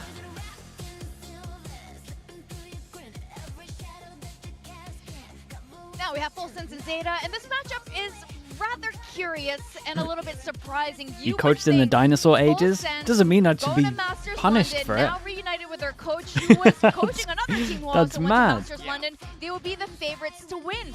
But I have to say, after we saw ZETA in stage 1 finding their form despite no changes on their roster, I think this match might be a little bit more evenly split than we expected. I mean, I think that's very true with Full Sense. When they're playing their best, I truly feel like this is a team that can beat anyone in the world. But when they're at their worst, it feels like they can't get a win. So we need to see what their form is like today. I think they are still in an adjustment period. I think it will take a little bit of time for it to click. But can they find their stride here against ZETA Division, who are feeling great after a win against RRQ? Yeah, I think ZETA, I mean, this has been a rough matchup for them this year in particular, but they've been on a little bit of an upswing in form, so I think that they're going to take a lot of solace in the fact that maybe Full Sense are a little bit down on their luck at the moment. Haven, I don't see Full Sense necessarily reacting like that, though. I wouldn't be surprised if they really bounce back after a bit of a disappointing loss against GE and take their frustrations out on a team that they always absolutely smash. Yeah, I think that's very true. I think there was a lot of pressure as well for Full Sense to perform. I mean, look, like we had to address Frost and, you know, the things that happen sometimes with him and other teams. There's a pressure that you can't really help sometimes. So hopefully all of that is done and over with. It's been a whole week. These are good deadlock maps. And here are our predictions. Surely not. We know Paper Thin is a big ZETA fan. I'm a fan of both teams. I normally go for Full Sense, and I think, you know, in on top form for both of these teams. I think I might pick Full Sense because they just have a firepower you can't really deny, but I am not convinced they are, you know, back in full form. I find it crazy that you guys are like painting this as like a close matchup. Are we not looking at the same scorelines that we've seen all year? It's a very close matchup if you look at last week, for sure. ZETA division has not got Full Sense won't be this year, guys. Are we crazy? Full Sense won't be changes in the Full Sense camp, bad. right? You see, they come in, they're trying to play a different There's no style way. than they were in both of those games. I think the aggression works very, very well against. That was the first one. Ended up being a banger, man. Third map was really good. Bring out this deadlock, and then if it's something ZETA are going to feel more comfortable with. So I don't know. I don't think it is as cut and dry as that in my mind. Yes, Full Sense, I think in full form are definitely the favorites, but they just had a tough loss. ZETA Division just had a resounding win. I think the intangibles could definitely help ZETA out today. Well, production just reminded us that last stage, Paperthin and I both picked Full Sense, and they won. But now we're both picking ZETA, and, you know, we just know things. Okay. As the elders of Pacific. Oh, he's actually on the deadlock. This agent select is actually super interesting. So Full Sense have not swapped off. We've I've got him as my ITO, and he's on deadlock. Or their general style. I guess it's their general style. Hopefully Primi doesn't grab net himself this time. For ZETA, it almost looks like they were expecting the double duelist out of Full Sense. They're playing a very slow comp here. Absol is the solo entry, and they're playing a Sage. Yeah, I do worry how Full Sense will play into this, to be honest, because I think this double Sentinel Deadlock Cypher is great for stopping like a Neon Phoenix comp, but against something that's slower, that can bait out that util a little bit more, and is so strong in the post plan, will you struggle? But how are they going to break any of the util? They've got nothing to break trips. I mean, that is true. That is true. They're just going to double pump. They're going to have to lurk a lot here, Morgan. Yeah, the Cypher should have owned them. But I think the question is, can Primi have a better performance on that deadlock? We know he can be great on it. Let's see if he finds his footing here in this game. Would you guys have Cruz as well? Yeah, I got Cruz. I got Cruz and Primi. Competence, Victoria. There we go, yes. Okay. Yeah, well... Mini could ruin everything for me right here. You can't do it. Well, that wasn't the version I heard last time. To use a very different word. Primi back on the deadlock. I was to send it back to our casters for split.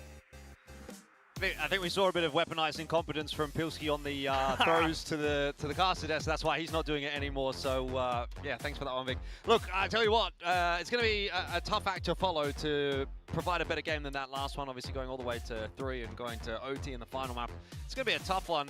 But Full Sense, putting Primi on deadlock. I mean, let's see how it looks. For them this week. I think let's see how it looks. Give them a chance. Why on the desk, let's see if we can work out the plan. I mean, they've got nothing to break the Cypher stuff, so it should be pretty good in terms of the Cypher stuff. I feel like on paper this one should be Full Sense every day of the week, no? Yeah, on paper. Right. That's the main thing. It should be. Who knows how they were going to treat that loss from last week, but that's why this is all so crucial for both sides. It's going to be super weak for Full Sense as well. Championship points on the line. ZETA, are they going to ride that wave? Guess we'll find out as we head into second game of week number 2. It is Full Sense. What a time to be on cam.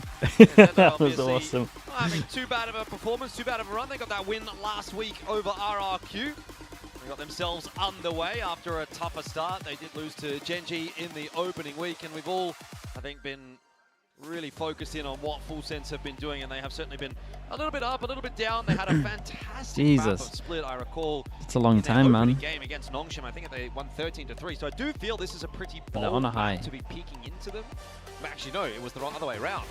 It was Nongshim that had the 13-3 against Full Sense, so that makes a lot of sense actually from ZETA picking it into Full Sense. Full Sense on defense, ZETA on attack. Primi, he's on deadlock, but he's in the right position right here. Just thinking ZETA should struggle against the Cypher. The intangibles going into it, but also what happens on the solo Neon does struggle against the Cypher. They know they're up against the Sky, they all hide from the Sky, flash, then they can try to take a timing. Defense here, so we'll get opportunity to have a look well, at that. they gave up, the Sky Flash hit him, now the 3-person stay strong. No real utility for now though, just Primi checking, GravNet, and the nades in. Luckily doesn't GravNet himself, which is a good start. Kalua gets the opener on to Absol. Smoke's going to go down here from ZETA, who look to maybe use it to take a little bit of space, but I think the jig is kind of up. Full Sense seems to be pretty aware of where ZETA are at the moment. Now I'm going to start to rotate off of B. My. Just clear as day. As long as they don't lose anyone off towards the crossing. ZETA could still make that transition over to B. Looks like they want to fight their way into the back halls. Oh my gosh, no.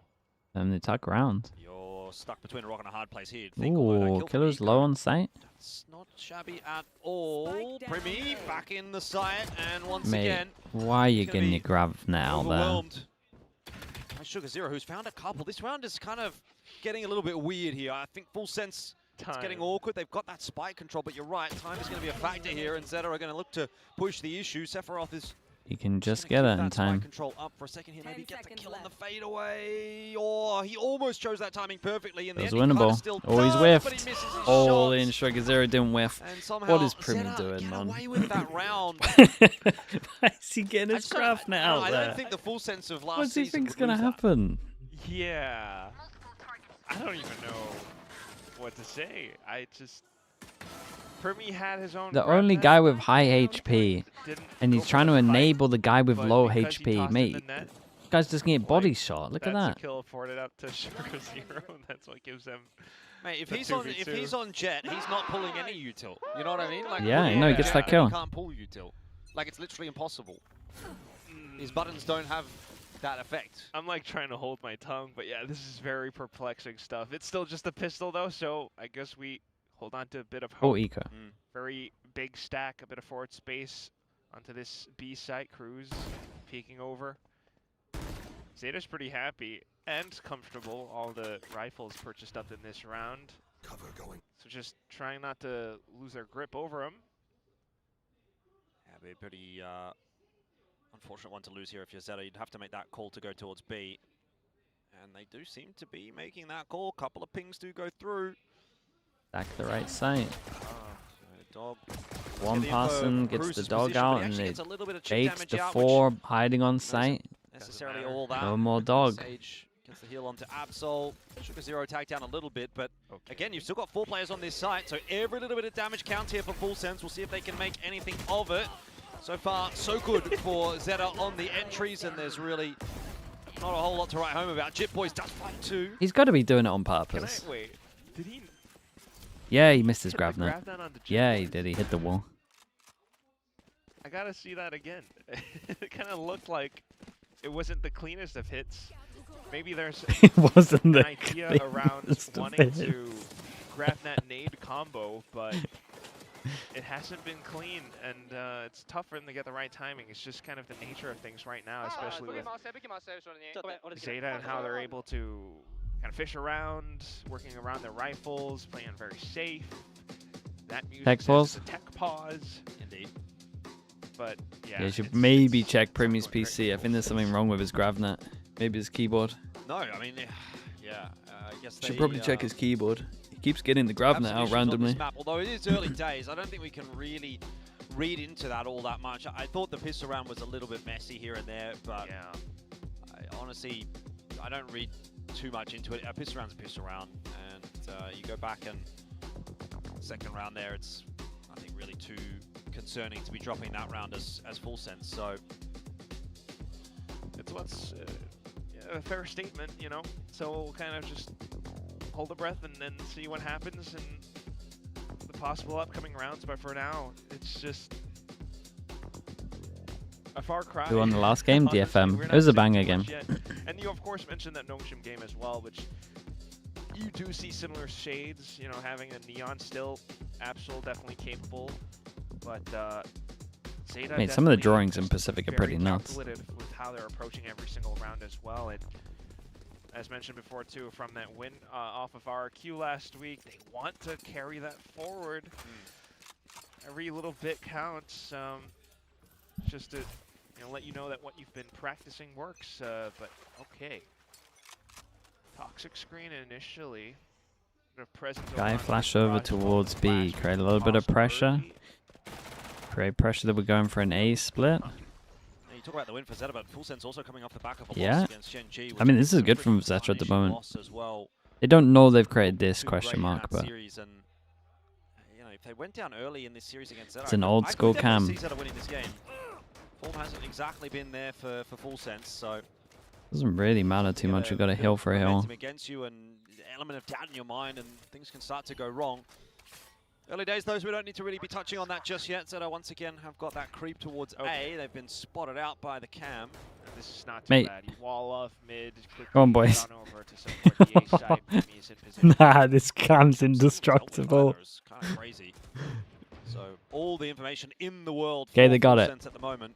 They got it. Setting out their own Still flags to a full 5v5 unless Keep an eye on somebody decides to Jip pivot boys over here. onto B, which should not be happening. Straight up push down middle. They took quite long on this one. And when a cam sees 4 legs, This is where Primi tends to do his best work, when he's just got the gun in hand and all he has to do is shoot. Easiest 3K of his life. That felt yeah, that was an easy one. too easy, in fact, for him. The whole round's pretty much done. No bonus anymore for ZETA, despite Hey, they take it. minimal losses in the previous round. He's on the board. It's one way to get your first round on the board. Yeah, just don't pull out any It's not really util. working out too well. Does give I will Full say Sense a lot though, of his space. actual wall was pretty good, Cleared right? He had a out wall B over main towards garage, middle, of course, the blocked over deadlock towards experiment male, was so they just realized that they could rotate heavy, further especially when the reinforced Cypher saw everyone. potentially sites if there was anyone It was good. lurking on towards middle, which was not the case either. ZETA kind of one-dimensional right now, and that's Primi. That's your boy. Oh, Damn. okay. Today's actually cast. Oh, another gear issue. So last one got fixed pretty quickly. See if maybe this one gets fixed pretty quickly as well. Shouldn't be too much of an issue, but it's a little bit annoying though for the teams. Sort of breaks up the momentum a bit. Full Sense just get their first round on the board. Primi's hit some nice shots. They're feeling good. Oh, it looks like an audio thing onto Max still with the prime, I think with the 3 months. But either way, yeah. Just got the word that this side, this one's from Full Sense. The last issue was on the side of ZETA, so maybe something a little bit different. But we'll get work through ASAP. But yeah, I think if you're Full Sense, Is it a madness to not put Primi on his strongest agent, seeing as he's the best in the world? You're expected to kind of pick that one up if you're investing the guns, and this next round will be the some people would agree with you. Reinvesting themselves. Because that's the curious thing about ZETA. Like, we've seen DFM with some of their own upgrades. Do you like watching Sunset? The map's good. Series just played. DFM going a little bit quicker and faster with some of the hits. A lot more confident and aggressive as well. ZETA have started this one off incredibly careful, like.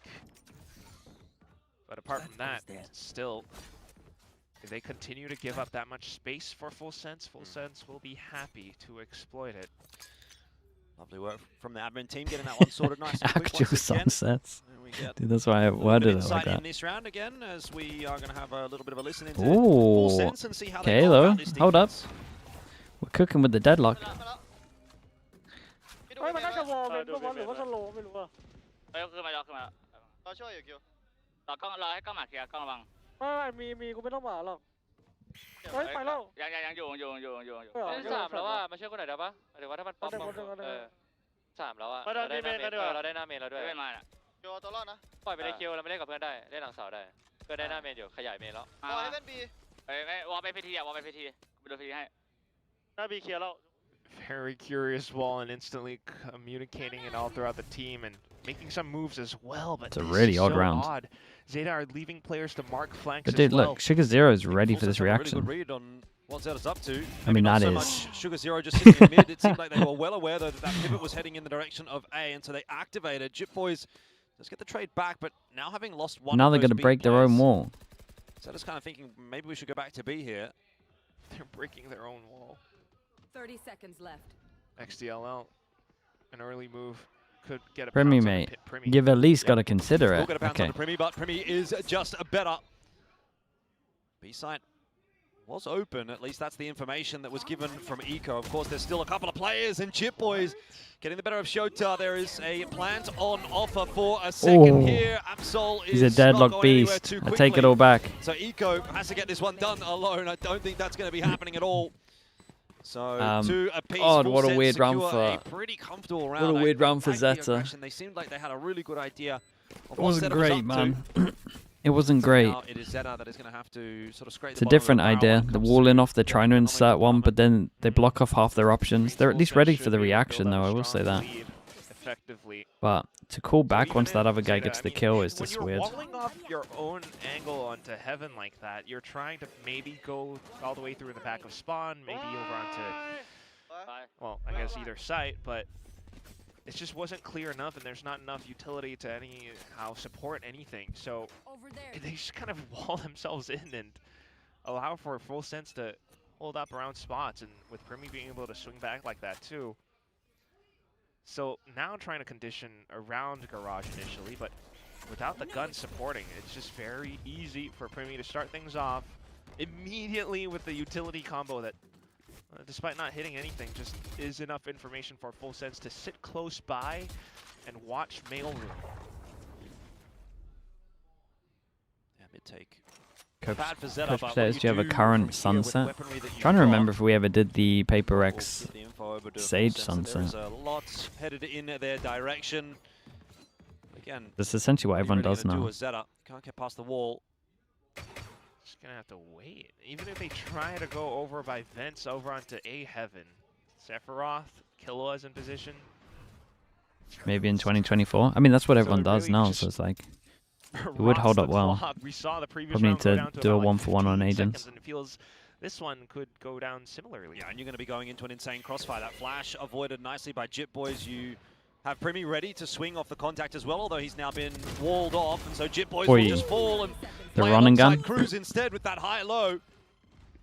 Easy stuff for Full Sense. ZETA not posing too much resistance in this round. Just Eco.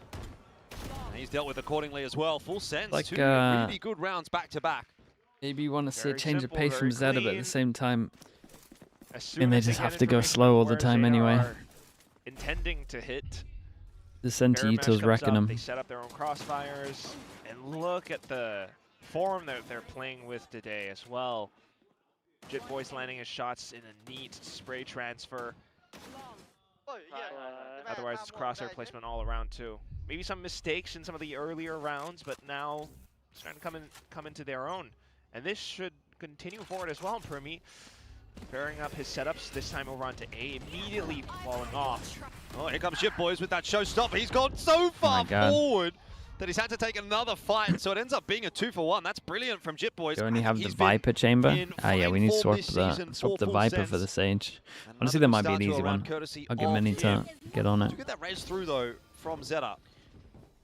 So we're back to a 4-on-4. By no means a sure thing for Full Sense, and it is going to kind of send Cruz scurrying back and forth. He's not sure whether he should start heading back to B. It's A-okay though. Trips setting set up again. Oh, it's another wall. What? Nice tap into the back of the head of Shota. That wall is not really doing ZETA any favors. Killua now for the triple. This is awful. And so Full Sense are looking well and truly on top in this matchup now. Surely Mini's 91 or whatever it is in 3-0.gg needs to go lower, man. Look what this team's doing sometimes. Steps, it might have been a hard fall. Like this has to at least drop him to like an 80 something. Confidence again, and it's kind of lovely to see it. Although it's also a little bit confusing to watch ZETA put up these walls as well. I mean, you're trying to block off rotations, but if your initial assault is already delayed by that much, you have to assume your opponents would have rotated somewhat already. And even then, like, there are players in position up by screens just to watch. If not, then you had Killua setting up his own flank by pushing all the way up a ramp, and it's just a very slow and methodical push that affords Full Sense, again, that much space, that much initiative to do what they want. If you're going to play it slow against Full Sense, who have a double sentinel, Primi's watching for angles, you're just not going to be ready. You're just not going to find those ZETA's map pick? Yeah. I mean, they're definitely getting owned by, as much we're kind of memeing on the Primi deadlock, they're definitely getting wrecked by the double Senti. They're also just playing a little weird. With the overdrive, you know, maybe like they're trying to be the smartest team in the world. I'm not sure that's going to work. But it seems to be pretty wishful thinking at the moment, I would say. The way that Full Sense are playing these defensive rounds, they're looking really comfortable. Could change it from full sense on this one. Look at their feeling like it's going to be a B pop. We actually have a trip over towards middle now to give us info. Absol does go in ham with the overdrive. At the same time, you've got more just to watch for gaps on the other side of the map. In this case, would be would be mid. We've got a couple players on the A side as well. It's a bit of presence. Premi's just doing his best, trying to anchor. But no big commitment either way from ZETA. It's just too risky for them to really push up front. They don't have. They didn't fully go over towards middle, didn't clear the trip. So they got a wall here as well on top of the trip. What the hell? Eventual rolling death ball where. I mean, it takes time. When to get the grav net, you might actually get all of them here. Rounds are starting to become very formulaic, aren't they? 18 seconds ago. ZETA's going to have to make their push. Wall goes up. Sensor destroyed. Like, okay, I guess you have a slight high-low, but then what? Well, Trip's going to cause a problem. And spam on in from Cruz. Sephiroth as well there. It is a 1-for-1. Primi did go down up towards middle, but not a concern right now as there's just no way of getting this plan. Although, having now lost Kahlua as well is going to put added pressure on these side players, and Cruz does not care about your pressure. That spike, 10 seconds left, and Eco's not getting anywhere too quickly, so that'll be another round for Full Sense. It's a costly round, but at the end of the day, it's so wrecked. The only good news for ZETA in this one is they went over towards middle and saw the trip, so you would imagine they just mid-default early. You just know where the hits come in. Even if you get tossed in with bits of utility, flashes, sure, seekers, whatever. They're just also prepared to look at how Cruz deals with it.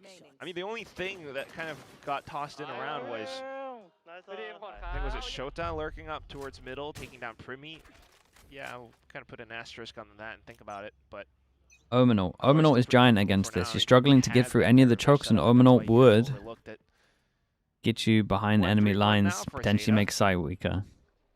Surely you would have a set strat with an Ominal, right? Yeah, Primi is pretty happy to take those kinds of fights, even if he's on the deadlock, and might have to wait until next round. Make matters worse. Absol 2 and 9. This has to kind of be the driving force behind your firepower for ZETA, but it's just not happening at the moment. He's like chained, like leashed up. He's not able to go off and do what he wants. ZETA is really working through the paces right now, and look at the game sense as well. Killa anticipating it. Jit Boys to support.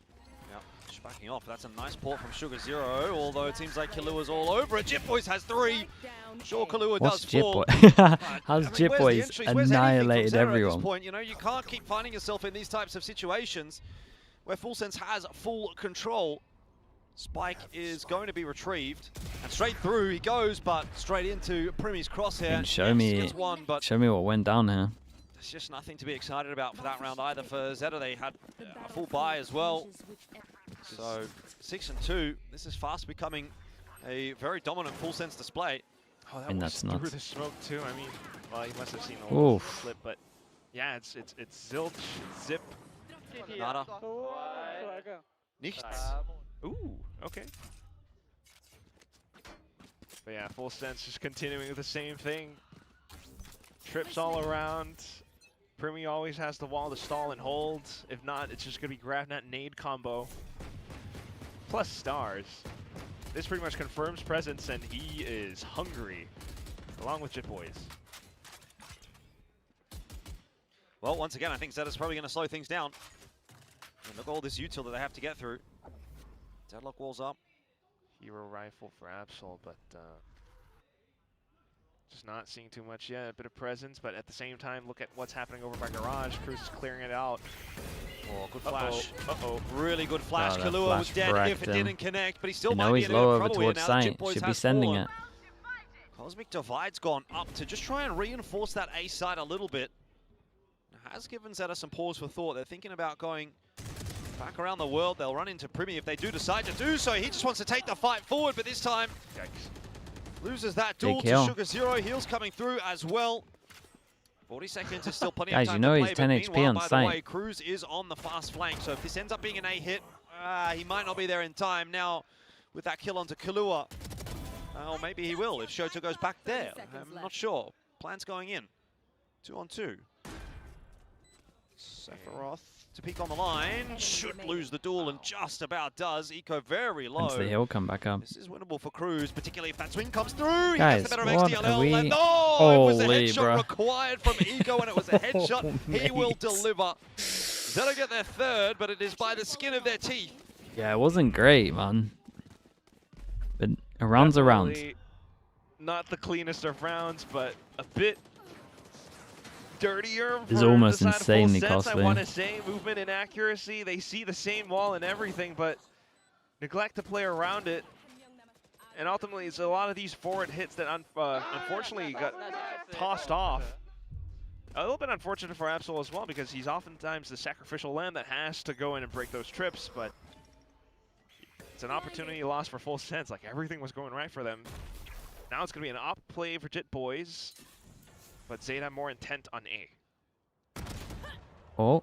Well, Kahlua out of the picture early on in the piece, so I don't imagine this A site's going to be holding on for Dude, very long. Forward actually be decent. Primy's coming across. There was some delaying util, but really not enough. Wall up. It's going to cut off Primy's rotate, although... Oh. You might be able to see over the top of it. Yeah, a bit of a dink. Rare headshot angle in Valorant. Shot, meanwhile, full sense just setting up. Still a 4 and 5 at the end of the day, and we'll see if Sephiroth can get over to the flank in time. Well, if Jit Boys can maybe find himself a kill, get the showstopper out, you could see this one potentially being doable. It's going to have to happen pretty soon, though, because time's ticking away. There's one for Cruz. Smoked off, walled off, too. So it's a little bit tough for Jit Boys to get in line. Yeah, it's a bit rough that the Viper Orb is playing like this far off sight. Dude, is time not really low here? Dropped. Full sense needs to get a wriggle on now. Flash through from Eco. Sets himself up for a little bit of success. Maybe not enough. It's kind of falling apart, but time is a real factor, and I don't think Full Sense are getting there in time. Defuse missing, and so too Jit Boy's life as he will go down to the spike. It was a decent retake attempt, but time gets the better of them here. And ZETA go up to 4. He's keeping it half honest for the moment. Yeah, it's pretty... It's not the best. Perplexing to watch as well. I can't imagine. You look bored? Bro, it's just very low level right now. I mean, ZETA just take their time with things. This Getting me excited for playing to watch the tier 2 teams, that's for sure. Because this is pretty rough right now. Really makes things difficult for Jit Boys, but we'll have to see what the last 2 runs look like now that he's still onto the op, showstopper in play. That guy had my drink, yeah, dude, looks so nice, right? Towards Garage this time around, and you know it's good because he ordered it again. Passive or defensive in their own hold. Unsure as to what could be on the other side of the toxic screen on a site, as well as Garage.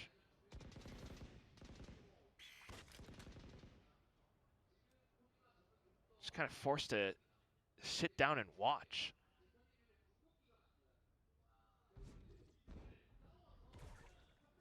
Once again, ZETA slowing things down. This is very slow. Okay, barrier mesh outside of Garage, just to reinforce mid a bit more. Maybe they start to go fishing with that boom bot. I don't know how much fishing Full Sense really want to do, though. I mean, you haven't seen them with too many aggressive moves on this defense so far. 40 seconds. Sky Flash just cleared over towards A. Rotate might go in. They might get 4. Dude, especially with a camera over towards Heaven. Been a much more reserved style. Might be 4 here for the hit. Razor. Jit Boy's a little committed. The op in hand, and those Seekers are headed in his direction. Paranoia through will be an issue, but Cruz has that on lock. Sugar Zero does go down. Showstopper is going to be ripped by Jit Boys to try and buy some time. There's 18 seconds. Where is ZETA going? When is ZETA going? Are they even going is the question. They're going to try and jump their way in. There's 10 seconds left, guys. Jesus. How are they possibly going to hope to get a plan here? They have to get perfect entries, and that's just impossible at this point. That is a real mess from ZETA. What is Full this, sense, man? Delayed, and then they won the round. Do something. This is one of those melons. It's just so odd to watch this happening. They try to set up for it. Yeah, there's so much freaking delay for the side of Full Sense. It's melons. It's back-to-back melons. It's non-stop. And not only that, it's just ZETA. Like, what is the game plan supposed to be? Just terrified of that showstopper, I think, was really the issue there. Yeah. Looking for the 5th at the end of this half setup. Might go a little quicker towards the A site. Got that wall up to provide some space for the cross. Jip Boy's missing Good one, miss. bouncing back out with his own satchel. The Kalua's in there. Good, Still good holding after onto you the on that side, though. waited for that push to come through. And so it's Sugar Zero out of the picture. And by the way, the buy is not great for ZETA. So even now in this round, can't be expecting too much out of them. Should be an 8th for full send. Very clean. Might be wall up for now though, but Can't really get to the res. Or they could just fully bait it. Otherwise, it is down to But Sephiroth and double Kill. angle, it's getting killed from spawn at least. And ZETA once again continue to slow things down there. You will not kill Okay, while my they get the ally. res. It's a start. Well, it's not much of a start though. Sephiroth dealing with that. Okay, they got a trade on it. They know the guy's back over towards site. Oh, big flash, mate. Flash is gonna be a great Very one. nice. Oh, actually pretty sick from Primi. Himself the kill onto That was Primi. cool. Jip Boy Dude, now has a real the job to do. 7-5 is like really good, man. Considering the rounds that went down and what we saw, like I'm impressed they got 5. Divide here to play with for Cruz. Last round of the half, you might as well rip it if you want to. But that pit is a huge cause for concern. Somehow ZETA have, sort of swindled their way into this round. Cruz will drop. Oh, Jip Boys tries to go as well, but Shota gets the better of him. And it would seem that really the But they slow won a pace has pistol. worked out Mate, for did you ZETA see the again rounds they were in this doing? instance. Cruz gets himself one, but I mean time's ticking away. Like 3 buy rounds But with there's how no they were chance for playing is Pikachu, kind of so ZETA insane. get up to 5. Very strange round, very strange kind of half. But now ZETA moving on to the defense, so I wonder if that's going to change the pace up at all. I kind of hope it does, but who knows? Double Sentinel on attack. You just kind of hope they actually get onto site and set up with all the utility that they would have then. But otherwise, yeah, you're still seeing, Primi trying to unfortunately work off of the utility and the positions that he's forced to play. Halftime. Meanwhile, ZETA just drag map full pick. sense through the mud. I mean, It's the a lot of these double incredibly slow plays, the double senti's not that bad on attack. If they get over towards the side, they're winning. Their decisions or otherwise get into some awkward position. So that's what you have when you've got this like double. They just got to be able to get in the versus- sights. Well, it's not really double sentinel on the other side, but the controllers really slow things down too. This one, I mean, it was just slow, man. It was like watching an EMEA game for sure. And like a 2025 EMEA game where it was like really slow. I think DFM tried to make this play. It's a snake bite. We had slow side hits. Lineup that goes over We on got the top slow of Raptors, retakes. And then Sugar Zero is meant to use that to clear out the smoke and Like then everyone's TP running out of time around now. it so that he can find a separate angle onto the top of a heaven. Unfortunately, what happens though is he TPs out into the open of Raptors and Mini's ultimately not gets in. blown up, but even Mini's with not the actually res part of the coming org. He's in, doing the like, same thing he did with the ZETA Paper just X used that as Toronto. bait to That's the thing that drop Mini off, doesn't think. Because locate the if Mini positions wants that to are on the include, site, he's basically doing then what he trade did it for out from Paper that X. point forward. Like, So if you that's how they include swindled off that round. his Like, win what is for going Paper on X as part between of these two teams? his like You just hope that Full Sense on accomplishments, the attack then you have to include all of does this. things a bit more It's a decisively, 1-for-1. but at the same time, Like he went and took the Absol wants bag, to do a but it bit came more at a work. cost. He hasn't had. That's all I'm saying. He hasn't been having the It's a greatest 1-for-1. You can't pick No, it's been one pretty tough. or the other. You either General ignore for both, setup, but, they still got 5, so something to play with. or They've gone for a bit of a you have to heftier blame stack Mini for a over lot of towards that this, B side. if not all of this. Just leaving Eco here to try and slow things down with a flash, which, as expected, probably doesn't really slow much down for Full Sense. Not even enough info either, so he's going to jump spot for it. Now the team should. Okay, the 4 need to react. No, he spotted a couple players out. The That's 4 aren't again, reacting. Probably not going to be dissuaded. Wait, do they have a hard read? Could be a good read from ZETA, Yeah, it though, could be a if Full good Sense read do because the decide 4 are to not moving. pivot back over to B. And they the should be toxic reacting. screen's making them think about it. But the fact they're not Both reacting sides means are they have a kind hard of read. overthinking these rounds. They don't see what we can see, so Oh, mate. it's still a little bit Killer was odd. just team flashed his whole Okay, team. He's now trying to the go mirror side match. to do That's a it. rotation But then the pulled flash has over. gone Full out Sense. and the Oh, they wall's found gone an here, and open now B side. that's They've actually worked. bamboozled them. It's not a hard read. It's just down to one piece of utility. ZETA's got no idea. Okay, Sephiroth. Well, God, that they got might be the annihilated. game given away now that Sephiroth has been spotted out. Plan's going to be going down in a second once the side is clear. So ZETA do get the opportunity to start coming back just a little bit sooner. Good luck on the retake here. An Someone's isolated got to fight send here, by it. the way, for Sephiroth. Oh, it was a good send. Didn't really have much back up until Primi does swing. It was ends a up being decent couple send, of man. The fact they get it to 1v1s, really. 3v3 is pretty good. So you do give up some space there, and ZETA have an avenue The back double into the wrap. site. Not sure that they're going to be expecting this late lurk out from mid, though. I mean, Kahlua and Cruz, sorry, Jitboys and Cruz start to come on in through the top side. Astra side. Oh my god. Wait, is it going to block that? Dude, the wall's so good, bro. The wall's so good. They double wrapped. Oh my god, they stole it. Bro, that's sick. That's sick, the wall, man. Holy. Great enough pressure over towards here. They double wrap heaven and they still got the wall.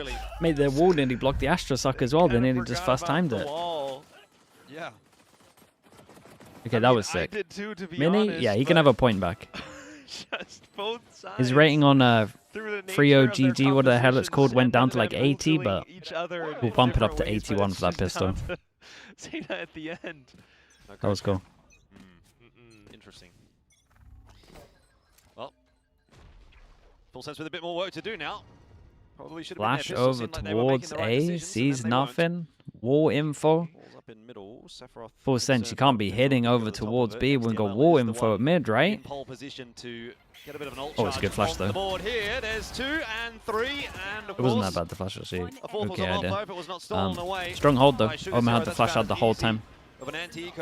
They're probably going to make a little bit of sound middle here, like just knife it a little bit, wait 2 seconds, then pop. That's all you got to admire in that one. XDLL immediately dodging the flash. Lands his mark, doesn't over-aggress or anything. It was a good turn, man. Fast turn. Pretty nifty. But again, otherwise not seeing too much else from Full Sense.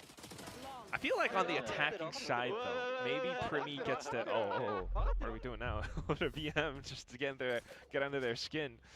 Full Sense, like Primi, maybe just once he's done with all his utility, like he gets to go back on his gun, and then maybe you start to see a bit more proactivity then. But for now, what is got a this? boombot to get over towards B, create pressure. To lurk around A. No big movements from ZETA because they're an incredibly passive team right now. And neither side can really make any headway into any portion of the map. Sky Flash goes over towards A. It didn't hit any, so they're going to keep strong over towards B. They just had a Sky Flash not hit anyone, and they send their duelist in. Damn, that smoke is pretty interesting though. Is he just going to stick around? Can't be allowing that to happen. And he gets away. That's mad that he gets away with this. Wait, he's greedy. Covered off by Cruz. Shipboys is there as well now. Oh my.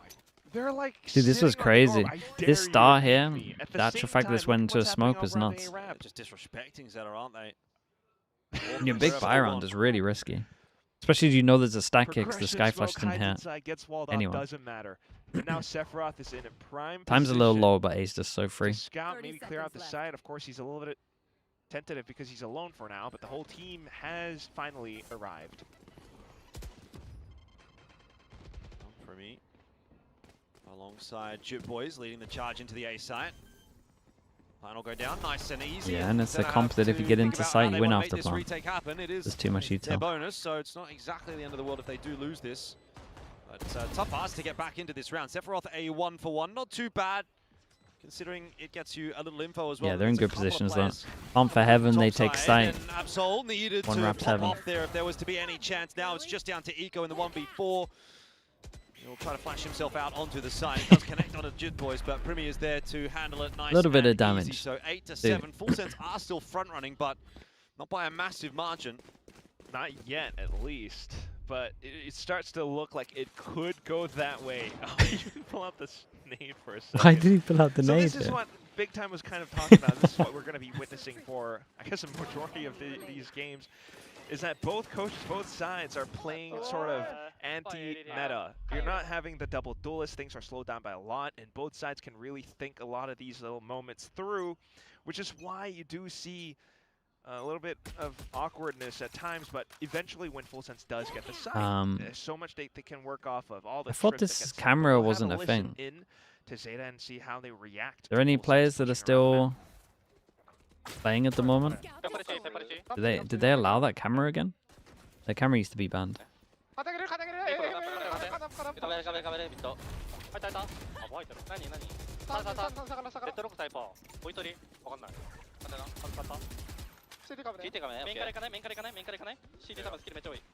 これ CT そう先いけるでしょ壁壊ってない CT いやいや俺やってくレイドル下がったレイドプラントこれ早めにこれせーの肩上げろこれかわせる奥見てる俺奥見てるケツガンね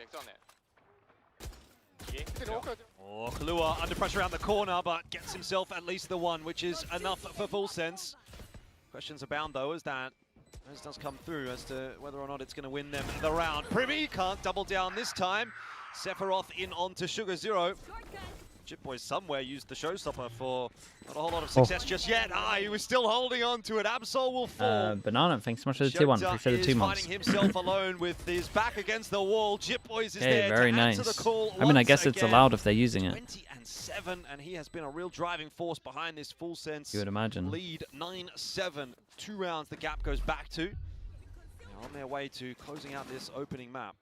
This can continue to build. I mean, showstopper, whatever. You know, like it's big kills. It's a bit of. They got to stop the plant. Yeah, they play A so weak right now against a comp that wins off the plant all the time. Jitboys does somehow go down. Cruz was always going to be an extra layer of defense in that post plant because he was all the way towards the back of sewer, and this is what Full Sense wants to do: slow things down, get some big openings, get into sight. Primi with an incredible shot, and then work around all the multiple layers of post-plant utilities or positions and players. Opening pick, they think it's going to be rotations for ZETA over onto B side, but no, ZETA are sitting around their toxic screen. No sound to be heard either. So it's just Full Sense, the trio. Maybe and they're about to find the wall. XDLL on a site. Hero Theft does confirm. Well, it's another free site. Yeah, nice quick pace change here from Full Sense as soon as they get that information, though. XDLL is still going to be good for one onto Brimmy through that smoke. Dude, Spike Spike was solo heaven here. To slow things down. We're going back to B. Playing Ring Around the Rosie with ZETA at this point. I don't know if they're beating them, though. Uh-oh. I mean, Eco's here. Are they going to be prepared? Oh, yeah, they're going to be on top of Do you this. clear this? There's only 2 players. You can't afford to be losing these guys. Wow. Spike is there. Jitboys clears it nicely in the end, and Shota tries to slide on in there as well, but Full Sense have got it covered. That round was fraught with danger, but they negotiate it reasonably well in the end. Get your 1 HP from the bandit shots. I admire that. Just so Coach Frost handed them like a treasure map to navigate through all the perils of what all the potential traps that ZETA could be hiding in around. And then this happens. A little bit unfortunate for Cruz. Does afford XDLL another point. But either way, the round should belong to Full Sense. He's just trying to bait them out more into the open so that he can continue to farm up points, but... Oh, hold on. Come on. XDLL's making it interesting. You got that late flank coming through from Kalua, but he Kinda is nuts, very man. low. The ace on. I mean, there's no time. There's no time, but man. He's Could it be Insta went over towards the spike there, though? Maybe. No.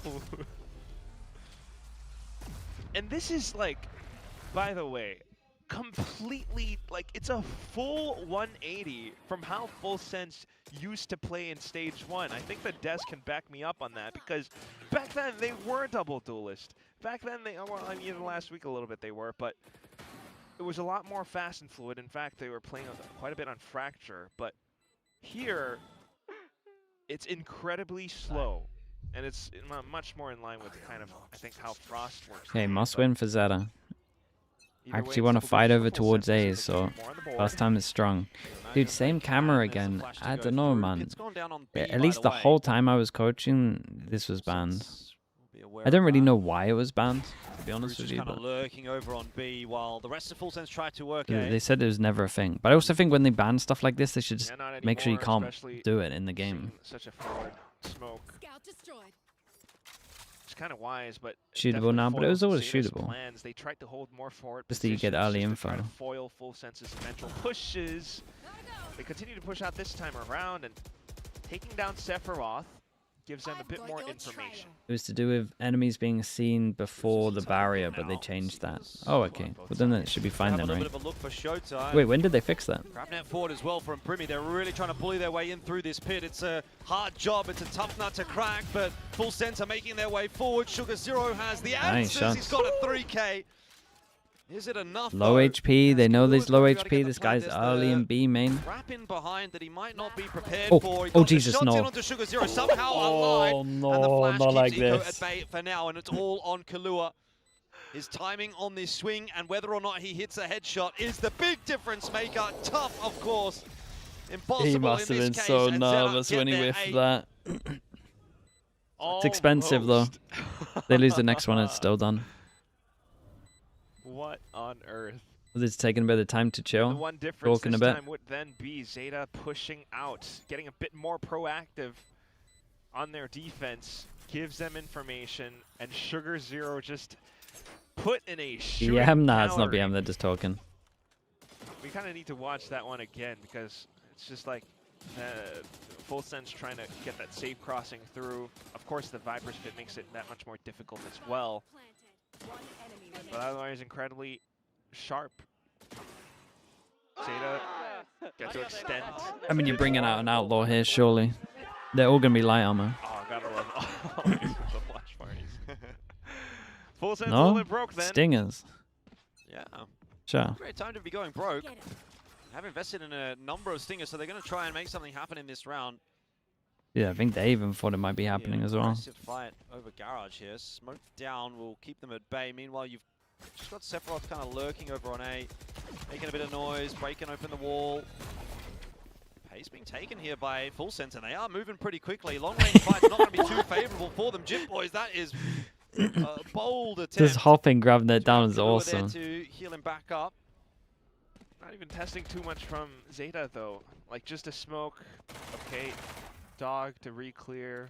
Confirms a bit more presence, but eventually Full Sense should be able to group up and hit somewhere else. I mean, if you've got 4 stingers, they're just trying to find a mistake somewhere. They're trying to find someone that's isolated. Yeah. Go, go, go. Absol wise to those tricks. Eco Wrong tucked pause. in under the drop. This has to be a B here. Three It's gonna here? be a B split, but are they gonna check Oh, Eco? mate. The answer is yes. The Wait, Stingers with a finding two entries, Guardian. 2 for 1. Sugar Zero Dude, being it didn't collapsed even upon it on didn't the even side. click He in my needs head help. that he was playing And it's that not with there a in time to save Guardian. his life. Shota will fall as well. That is not the way that ZETA want to be losing this round, and it might be potentially also the way that they lose this map, because that round should not be going to Full Sense with the buy that they have. Yeah, and catch if that they timing, lose and now this, ZETA in real it's pretty trouble. much done. So he has to 1v3, but he has a res. 1v3 for He's XCLL. just gone past the bodies. XDLL bumped into the wall. as Maybe well. slow before the res, because they're going to swing out. No? see what Okay, Absol no one can do. swings. Well, his opponents are shieldless, so. One away from the overdrive as well. I mean, this could get a little bit saucy if the opener goes the way of Ooh. ZETA. Absol Pressure is rewarding with the XDLL tap. for his troubles, and now it's down to the 1v1 swing has to come through. Sephiroth knows Oh, he's he off got the stuck on the wall. I defuse, can't but believe he won't actually matter. won it. The res was He worth it actually won after it. all. No way. That's What sick. a heroic Dude, their money's round. so low, man. They're just holding on. Absol hasn't had the best of times all map long. Dude, they just but let him put res into a with no plan. situation Where he's finally able to perform, finally able to. Why is my guy let playing there with a loose. Guardian, though? That's And he I'll never just understand that walls one. Up, slides backside, immediately lands the pinpoint shot, and turns back around for a bit more too. He does a great job of isolating the duels. That's what was really important. Yeah. But it's like I imagine Full Sense timeout after that. It was really bad. No? Okay. okay, Full Sense again. I mean, they had CQB over on the B Heaven earlier on. Now it's just a Ooh. trade. Oh, that's awkward. And they know he's over towards Sykes, Get been an using exciting round Util. like that one for ZETA, and then immediately the next round starts like that. Cruz lurking. Uh-oh. Cruz caught as he's popping that Cosmic, and Oh, dude, all what of a sudden happened the to this round's round? fallen apart for Full Sense. What happened to on this earth has round? It's happened there? 4v3. A series of unfortunate events leaves Sephiroth alone. Doesn't know exactly where Eco is. He might walk right into the Weird crosshair. timing. Does actually... Oh, What, gets Raider? spotted. Yes, he yes. did. Thought maybe the gun might have obscured the vision. 50 seconds though. Does he try to? It's just there's so much to clear. What's happening, mate? I got no idea what's happening in this game. Oh, he's going to walk right into Shota. 10-10. ZETA It's all are over the place. fighting hard for this map. How did Full Sense Echo are get running this out of kill money over again. towards A back? Feels like they just might be able to do it. Okay. He had 2 kills here. Initial Great trades, trades. It seemed like a more simplified push, but with Cruz Just swinging out on your own. You know, middle, trying to set up that cosmic divide, unfortunately reveals his location, and at the same time, When you know he's over towards sight because he's used a dog. That player. He's the dog and a sky flash. It's okay, it's entertaining. I wish we could have got the reaction earlier to the Sage Wall round. It's kind of like what we were thinking as well, to be honest. What is going on? 10 out of 10 Frost impression. I want to see like Achilles do one of these days. He'd probably have a better shot at it, to be fair, with the accent. But anyway, 10-10. That is, yeah, again, a bit of a question mark, right? Because this was looking not free per se for Full Sense, but it was definitely looking like it was leaning in the direction of Full Sense. And now all of a sudden, ZETA have kind of come away with a couple of these cheeky rounds. I mean, you got Jip Boys 24-11. You're telling me you're not winning this map? He's popping off. Yeah, Jip Boys is going a little crazy, and has been a fair amount when they do this comp. He does frag heavy when he's on the raise. Like that's how they took down Cruz. That's how definitely, in my opinion, was like the main one at fault for this round, though. But there were 2 others at least that could have made a plan with him. You're never quite sure, but we'll see what the timeout affords for Full Sense. It's another one of these stinger rounds. But no vision block of this line yet, so they haven't actually created any pressure here. I don't know. Feels like it's the team's not built for this yet. Incredibly slow. Slow orb, snake bites already all tossed out. The deeper Viper smoke. But because it's this stinger round, Dude, it's gonna give up with middle? What's going on here? With mid being blocked off, they're just relegated to Dog goes out, no vision block either side. Who knows how that's gonna fare? Dude, what a Full Sense doing, bruh. What is this in middle? What did they try to achieve here? Investment. This time they're going to try their hand at the A side, but it's not looking good at all. ZETA have had a second wind here in the second half. Bots 2, great little jiggle on this one. Leave sight so he can play retake. Lurk over towards B, timing. Very nice on Heaven. Absol. Chill, bro, chill. Okay, shot. Dude. This was mental. After a timeout to do this at middle, that's one of the worst mid takes I've seen for a long time. Nothing made any sense here. Can't believe that just well. They Skydog, they don't vision block, then the star comes down late after the Skydog's been cleared. Then they leave a guy out here, even though they haven't like cleared or created any kind of pressure, so he could get swung from either angle at any point. They could have, lost it. There's no vision block over towards A. So I'm pretty sure he didn't pop off the cage. Catch their opponents off guard, but look at this. They had 3 players out towards mid, setting up some kind of a trap, especially the flash and the peek. They had slows and snake bites to delay as much as possible and eventually cutting off a Full Sense route. It just confirmed where the hit was going to, and Absol was prepared. XDLL was prepared. This guy. Their shots. Everything counts. Dude, they're in a good spot, man. What is this, though? Razor? For Full Sense here, and it's going to be a faster play from ZETA. They've changed it up. Absol for 2, then Jip Boys for 2. Before the Razor hit, and it's a similar situation to what we saw earlier. Seekers goes out, all 3 confirmed. Down all that much. He's popped the Seekers as well. Oh, and they don't commit. The difference maker. They do eventually decide to turn around. Trying to clear out. Timing like on this. 2 players from ZETA filtering back on this line. It's a double for technically a 1v3, I guess, with the trades. Oh my god. He knows he's over towards side. Dude, Eco must have thought, like, I wouldn't blame him for thinking that he's running over towards B right now. I like how patient he's being. Just a little peek, a single bit of noise, and that could be the whole difference. If Primi does get over to that B site, that's going to be best case scenario for him. Damn, he's actually walking down here. He won't see. Is he tucked in? With his little jiggles he's doing, he might see him. And if he does get onto site, like, he might consider Eco could have gone over back onto Heaven or back. Oh, mate, that timing's absolutely mad. We slipped the net. 30 seconds left. Speaking of which, he's got quite a lot of util here, Primi. Yes. That's the one thing he has to work around. So where he sets it up is a whole other story. You can pretty much always 1-for-1 with your ult here, but it's so risky. With how his Util's how his Util's been going, I don't want to see it. How did he even know? Mad. Dude, they win so many 1vx situations. They're clutching all the time. Like that this game. They're actually clutching all the time. ZETA are on their way to a map win. Indeed he has. Map point. Two goes at it. Two goes at it. Mate, Full Sense are in trouble, bro. What is going on with them at the moment? Their Seekers going into vents. They thought their opponents were in there. They turned around. Primi was lucky to bring it back. That's nice, man. Fair play. That second kill is lovely. But even then, that was, oh god. Oh, that's so sharp. Just not enough.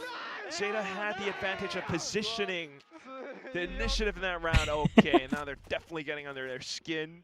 10-12. We'll see if Full Sense is able to bring things to an OT. Would be the second one of today if it happens, but... ZETA changing up their setup once again. The fake deadlock call. Shota over towards A. He did so hit one. Dude, he dinked him, but he's still alive, but they don't have stage anymore. Full Sense in with a chance. Pivot their way back over towards the B side by the looks of things. Dark cover will not slow them all that much. Sugar Zero is going to try to clear out the wall. You would imagine Killua wins this round no matter what. Dude, they just got too much util here. Oh, Eco having a little bit of a look. Must win retake here for ZETA. You don't want to give Full Sense a chance back in at this map. Absol has got overdrive. Should it be required? That's awkward. Can't get even into the site. Cruise with an easy peek. It seems like it's a done deal for Full Sense here. In round number 23, we will again go the distance.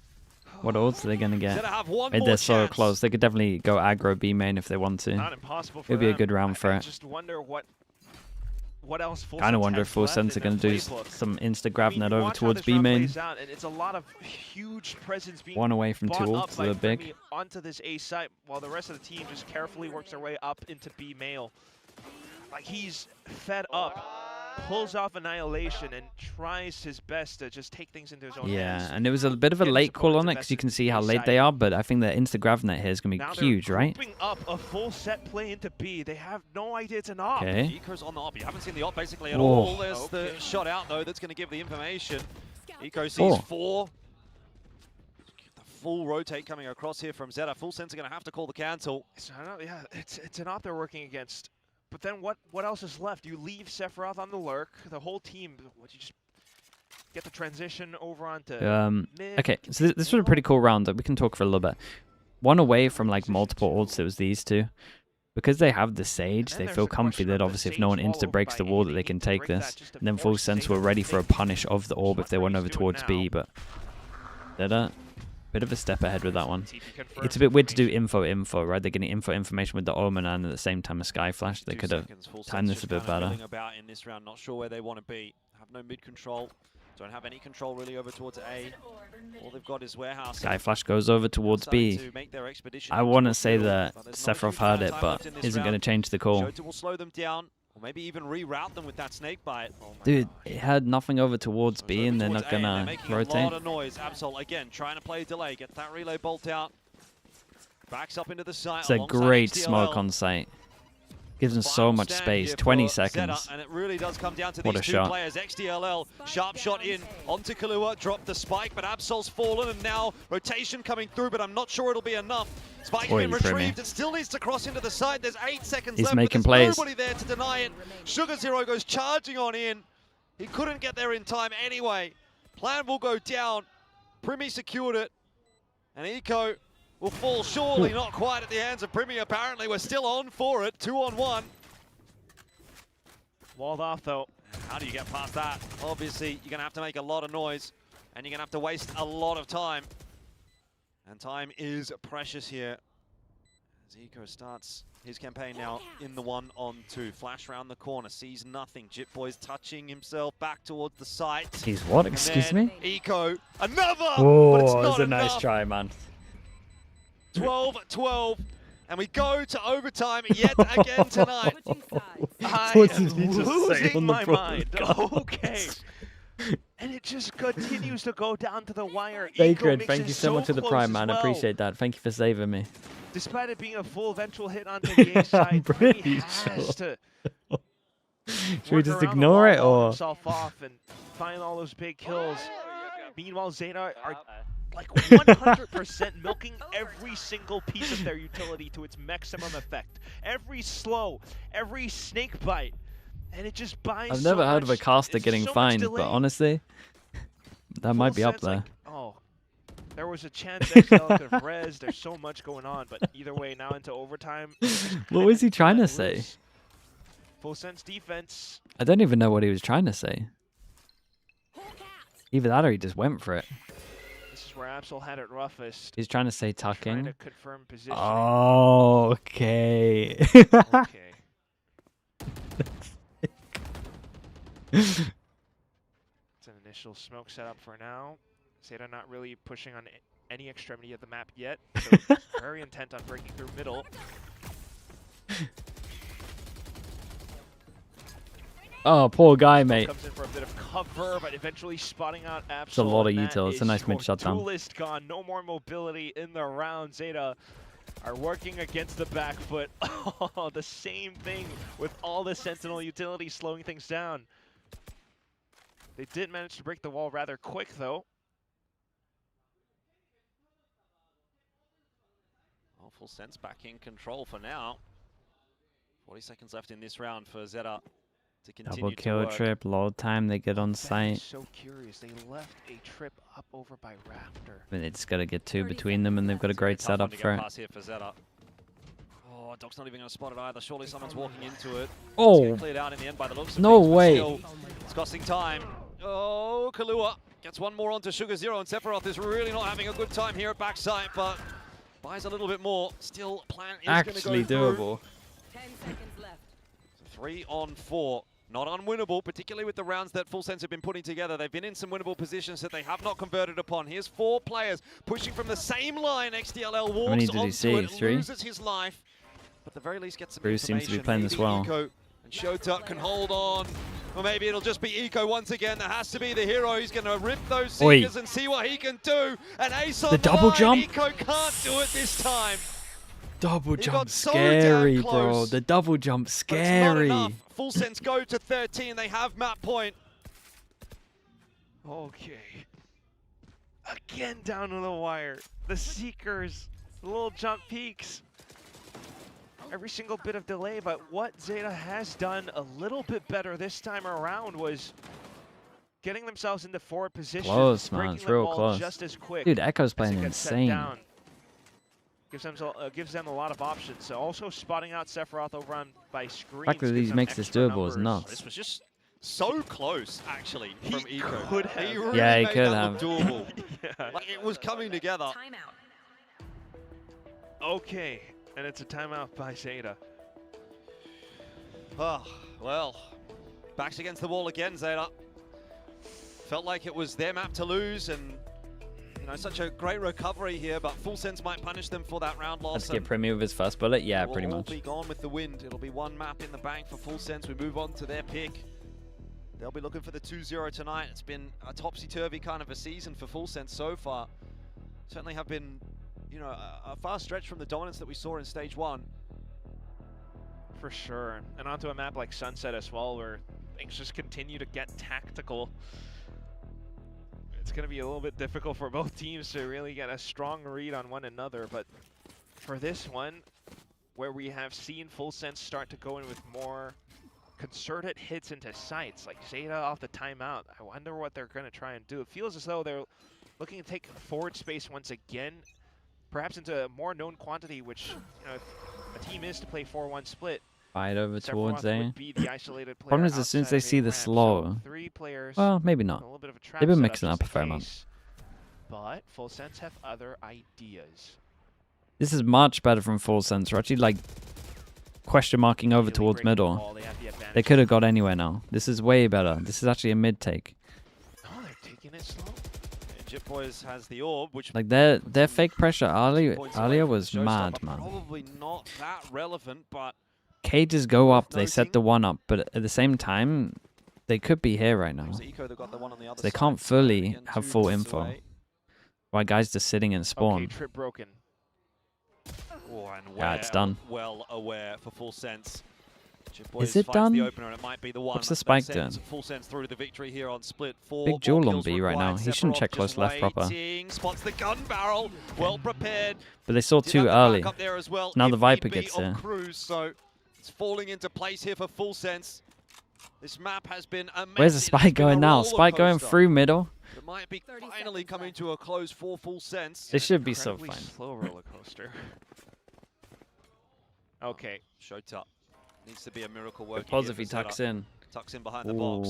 Has maybe one chance at this. Needs clean shots. There's one or two. Oh my god, dude. Still for the team. Shots. How do they keep getting away with all these multi-kills? I don't know. Killua right there. Here's Sugar Zero. And now it's on to Eco again to try and save the day for ZETA. 1v1, this time against Cruz. Flashes out. He doesn't have the Seekers to play with. And Cruz onto the line, gets it over. What a map this was. That was fun. It was so scrappy, so scrappy. Too many clutches, but it was fun. But it is a map in the bank, and it is for Full Sense. And they'll feel comfortable now going into their own pick of Sunset, but that, again, surely had to be too close for comfort. It was close, really close. That was anyone's. Yeah. Okay.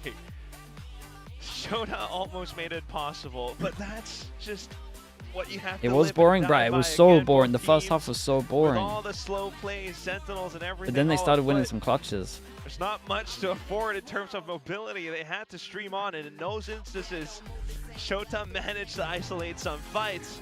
All map long, it has been a bit of a drought for both sides, dragging each other through the mud. A lot of these very long and dragged out rounds where sometimes even spikes couldn't get planted. But either way though, just being able to find that slight advantage, bringing things back to a bit more normalcy, trying to sell in some fakes. Full Sense kind of starts to come out on top. In overtime though, it was close. Players like Shota and Eco who come in with their own heroic moments too. Yeah, time and time again, you know. I will say, when Jitboy's has to do raise duties though, he is like popping. What the Jazz has obviously to say about this, because I think there's a lot of touch points for that one that you could go over. Really felt like at one point Full Sense was well and truly in control, and then ZETA swung it back and looked really good, and probably should have closed that map out. I think both teams can walk away with a lot to look okay, at. chat, we're back in a little bit. That's it from us actually down here for a moment. We'll hand it back up to be careful those words now. Guys, take it away.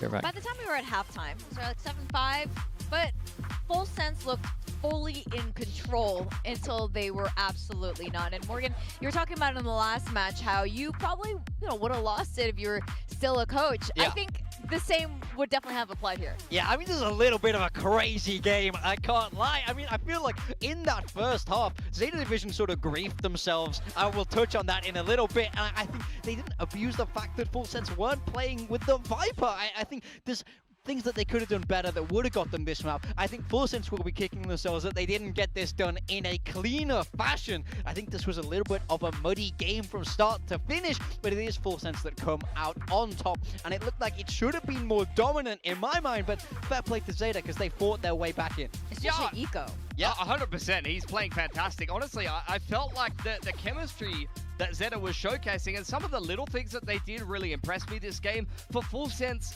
like you look at the scoreline across the board, this should be kind of like a cut and dry game, but there was something not quite clicking for them. It feels like the chemistry between players and the spacing at times is a little bit all over the place, as you can see from Jitboys in particular there, but across the board, it felt like they were having a lot of openings, a lot of first bloods and things like that, plenty of man advantages, but they were really struggling to close out some of the mid to late rounds. It was a little bit laborious, to be honest. It felt like every time they sort of should have won cleanly, there was some heroics from ZETA Division, so I think that's something they really do have to address. If this Full Sense team want to go far, I don't think you could let these games, though, get that close. You know, one thing I always said when we were coaching is it's a real skill to stomp noobs. You have to learn how to beat the people below you, and you have to learn how to beat them comfortably, and they didn't do that in this game, which is worrying given how we've seen these teams shape up against each other the rest of the year, where they have been able to do that comfortably. It's been by far the closest game you've seen between these two teams.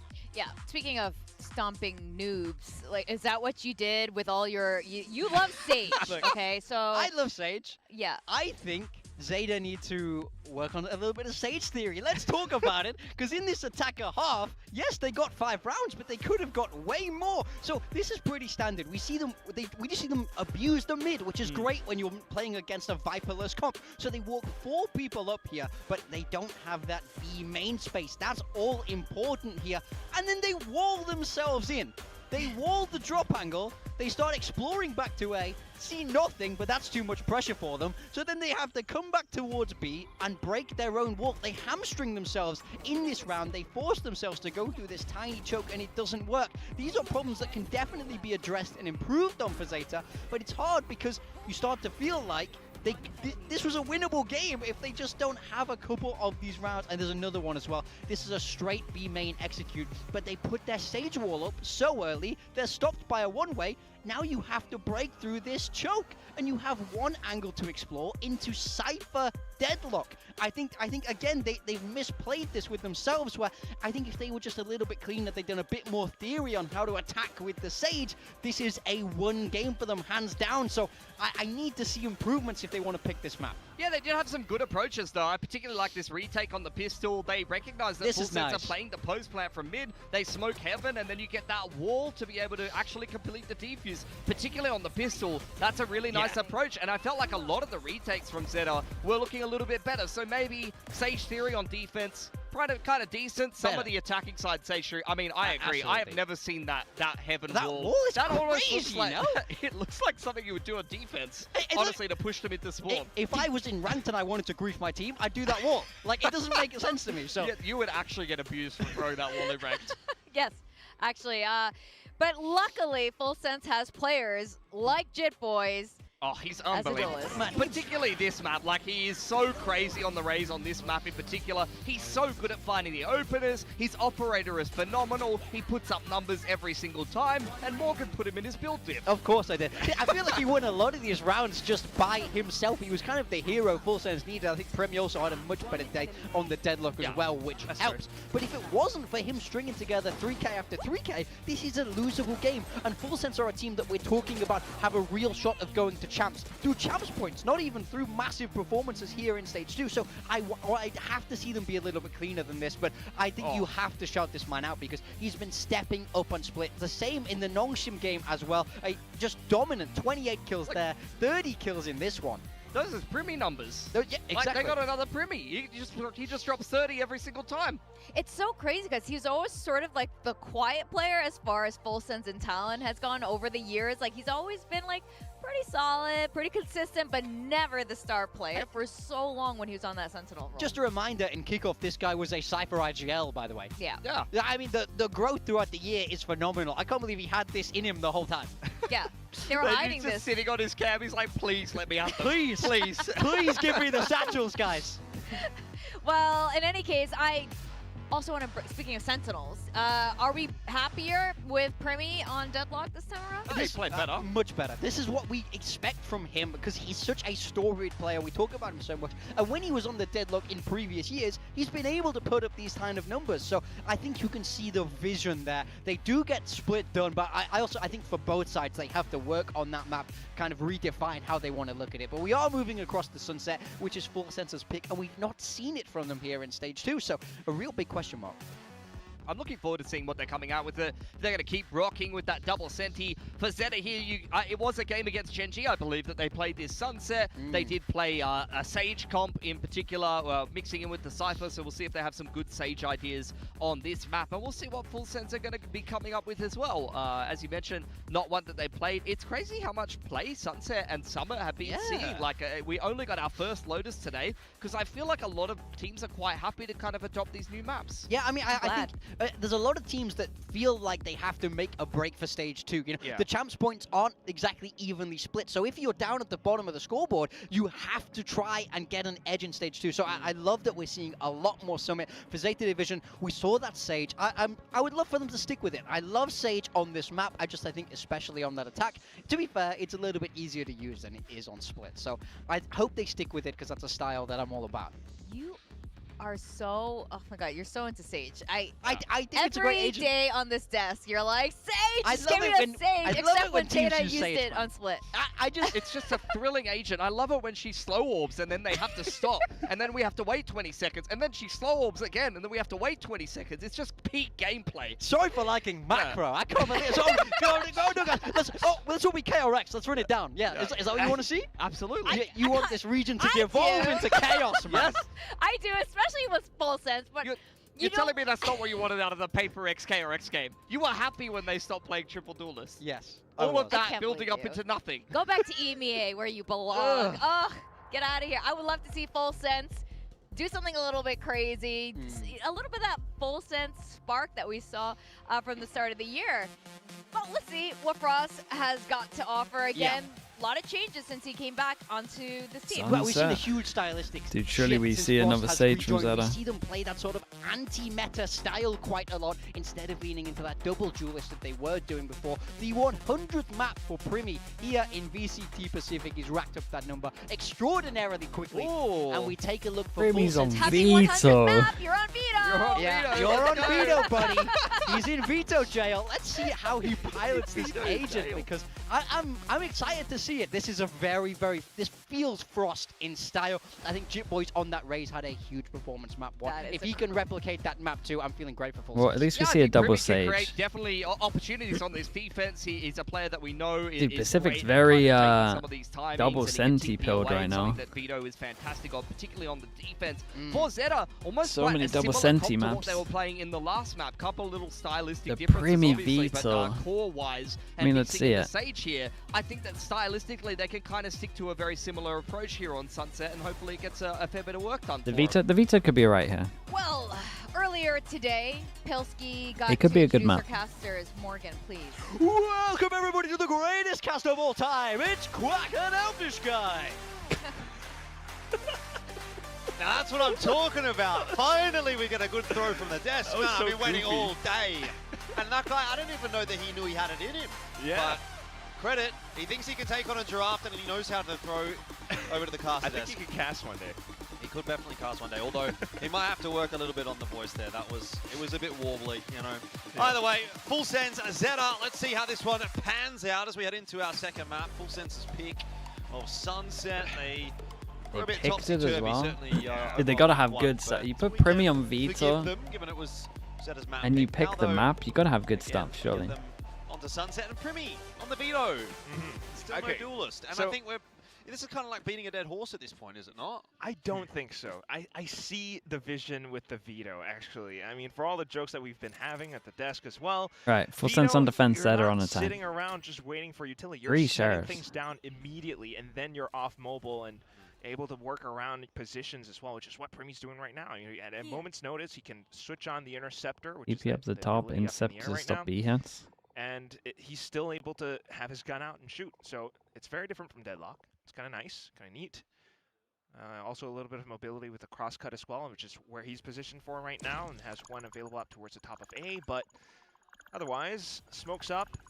ZETA's intentions revealed. Good delay, they stop a lot with that. Full Sense immediately wall up and turtle up a little bit onto the B side as well, which does weaken up A, and that's where ZETA shift their weight to. Yeah, they have a nice cam out. Gotta keep an eye on Cruz for this one. This is good from him. At the 1 minute mark, he puts the wall up, min-maxes everything. This is kind of what you want to do. There was, who's the team I was flaming? With their wall usage, where they were like walling off contact instead of slowing off contact. Like, it should be this stuff.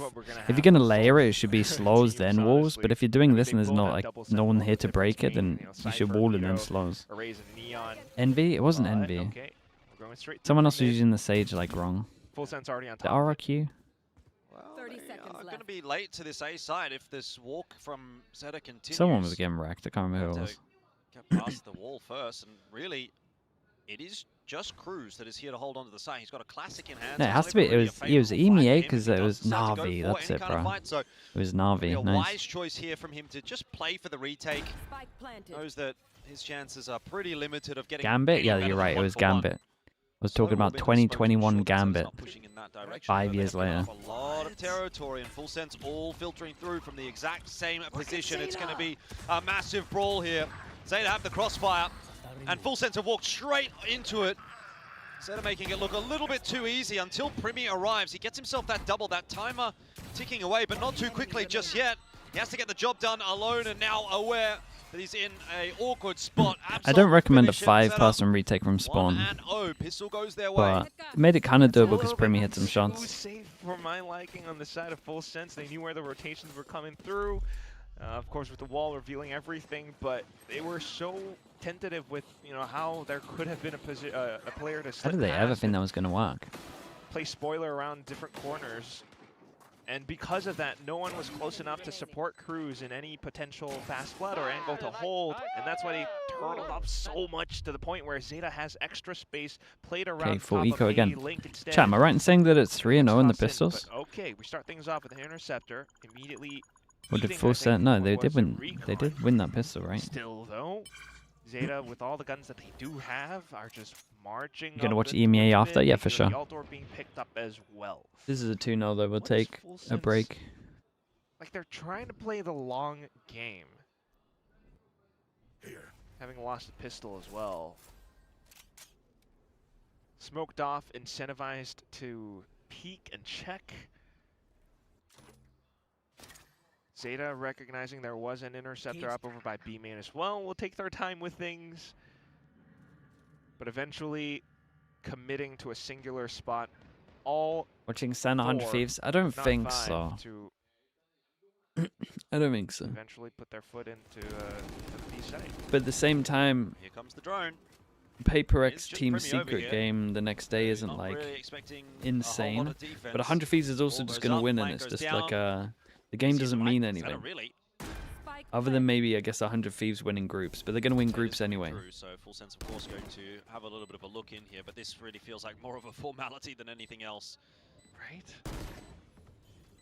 Yeah, I hope eventually you come in with paint shells. But then you could argue back that the Team Secret Paper X game doesn't matter either. No more paint shells. No more paint shells. Which is also true. Not that I think it really would have made much of a difference, frankly. Full Sense are just trying to stall at the back of site here and see what they can do, but reality is this is always going to be around for ZETA, and I think the conversation at this point probably does have to turn to, what is Full Sense going to do in this upcoming round? I'm not even sure. I mean, it's all down to... Oh, the hell was that? Pretty nicely, actually, for okay. Full Sense. Just a bit. But yeah, for the upcoming round, right, it's you want Cruz to be in a position where he can potentially slow down, what the Neon can do against him. Otherwise, it will then be Primi. Get some information. Secret is playing with their coach as well. Otherwise, you that's not use great. The crosscut and get yourself in the positions all across the map. He does have one set up onto the top of mid for now, which is a position where we've seen ZETA exploit before. So a little bit concerned. It's a great fast buy. Or a bonus. Can't really call it a bonus when it looks like this. Haven't flashed a shot down. They didn't get too much from it. It's not deep enough. Absol gets past.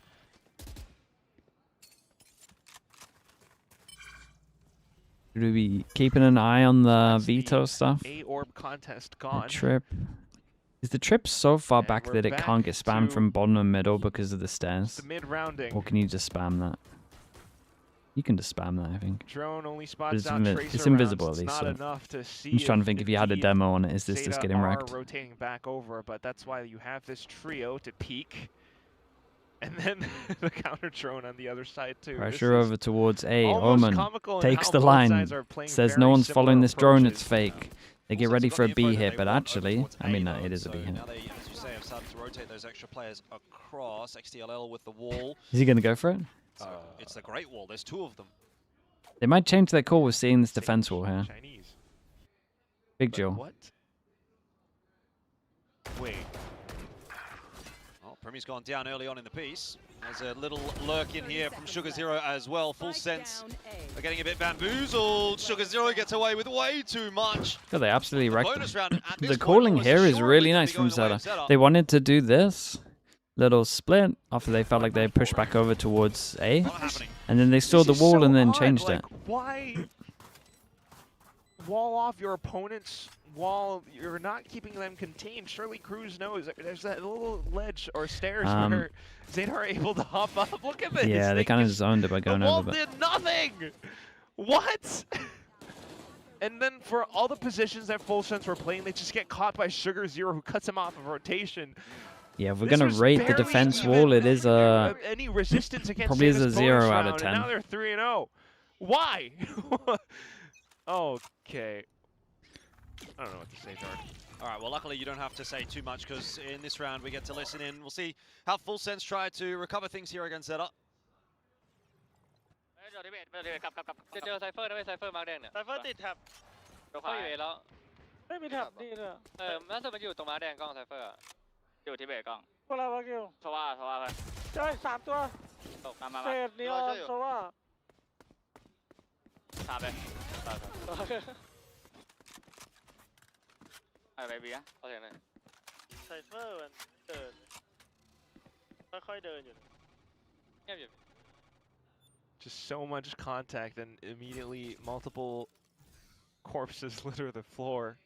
Easy trades. They are confirming presence though, at least. But FULSENSE will not be able to compete much for any of this space. They just don't have the numbers nor the weaponry. They're just kind of rolling over at this point. Frost is like vibrating in his seat, by the way. Things are getting a bit awkward. I mean, that first buy round, that first buy round was absolutely devastating. I can get why he's angry. Pocket, so I guess there's the backup plan of going to Haven if necessary, but you're not peeking into Sunset to go down 0-4. In this one as well, they've hardly done any damage. Okay, at what point do I Their money's incredible. Kind of input into this. I think you would give FULSENSE the next gun round, see if they can put it together there. But if you eventually do go down 5-0, then at that point you're going to need to have to. Very that nice. Timeout. It's not been go away from FULSENSE have wanted to their map pick, that is for sure. It's clean, man. It's clean. They've only really had one gun round, so they prioritized the veto on defense. I can't really picture why. But okay, so here's the thing. Maybe they got I something. don't claim to know everything, right? But what we do know is this. From what we saw in the very first week while FULSENSE played against Nongshim, like this was not Anonymous gifter, thank you so much. Anon, I appreciate the gifted sub. Thank you for that. But right now they're looking a little bit lost on their own map. So I don't want to change it up. They want to go fast on this one. 4-0 is not the way that they would have wanted to start, but at least Ooh, now that the was operator in the hands of Jit Boys. Very out in the open jiggle, man. Be able to slow things down as well with those paint shells, so gets back out to safety. Well, that gives you fast I strat. don't think you can read too much into it just yet. 4-0, sure, not a great start, but give them a couple of gun There's rounds no way they go back get this orb and res. Oh, definitely not. Res for next round. Strike for the one.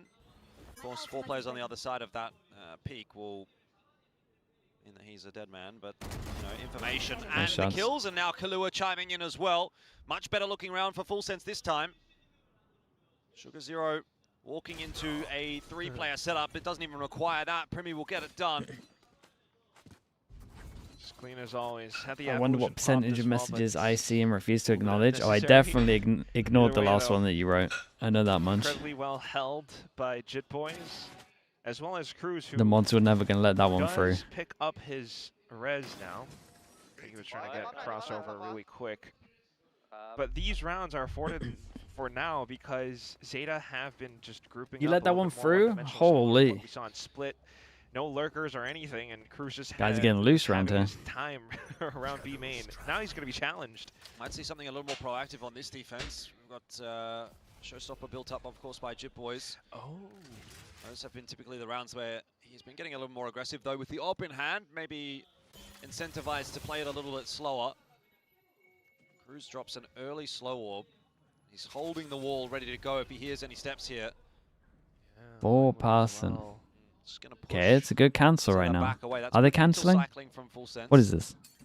Cutting some of that time off the clock from ZETA. A little bit as well. They still got this. Towards tiles, so what? More than likely no one towards A. Now it's just Primi stationed over. You don't need to drone middle against this comp. Confirming now also with the drone that ZETA is indeed trying to rotate across. Lose middle and reaction wall here. Why does this feel like this has another gap in the wall? Does this have another gap here that you can walk out? Bro, these walls are insanely questionable. Can jump over this wall. Pretty sure this one has a gap. It's going to be close, man. Let's see. Okay. I can't imagine this is going to go very well for ZETA. Ah, okay, we're not going to see. Before, and they managed to pull some off. Cruz really nicely timed slow orb. Good delay. ZETA in all sorts of trouble. There's going to be the Hunter's Fury to try and catch Cruz, and it does work out. But still, ZETA needs some more entries than what they've got right now. Absol is in a dangerous place. Oh, the gun barrel. It blocked Kahlua. He couldn't see him, and Kahlua doubles down as a result. Spike did at least get planted. But you'd think for ZETA, this is going to be all she wrote for at least this round, and FULSENSE can start to build their campaign on this defensive side. Retake successful. The gun model wrecked him on this one. The races to just try and hold on to his gun. 2 convincing rounds in a row from FULSENSE. They're back. Roth will be given the defuse. Get that from the shadows sooner rather than later. But very neatly put together. Okay. I mean, that's one of those things. You can rot the clock and really force your opponents to play around your utility a lot.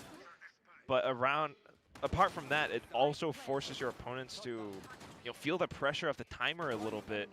And that's some instances where ZETA might start to feel incentivized to cut some corners, rush into a site.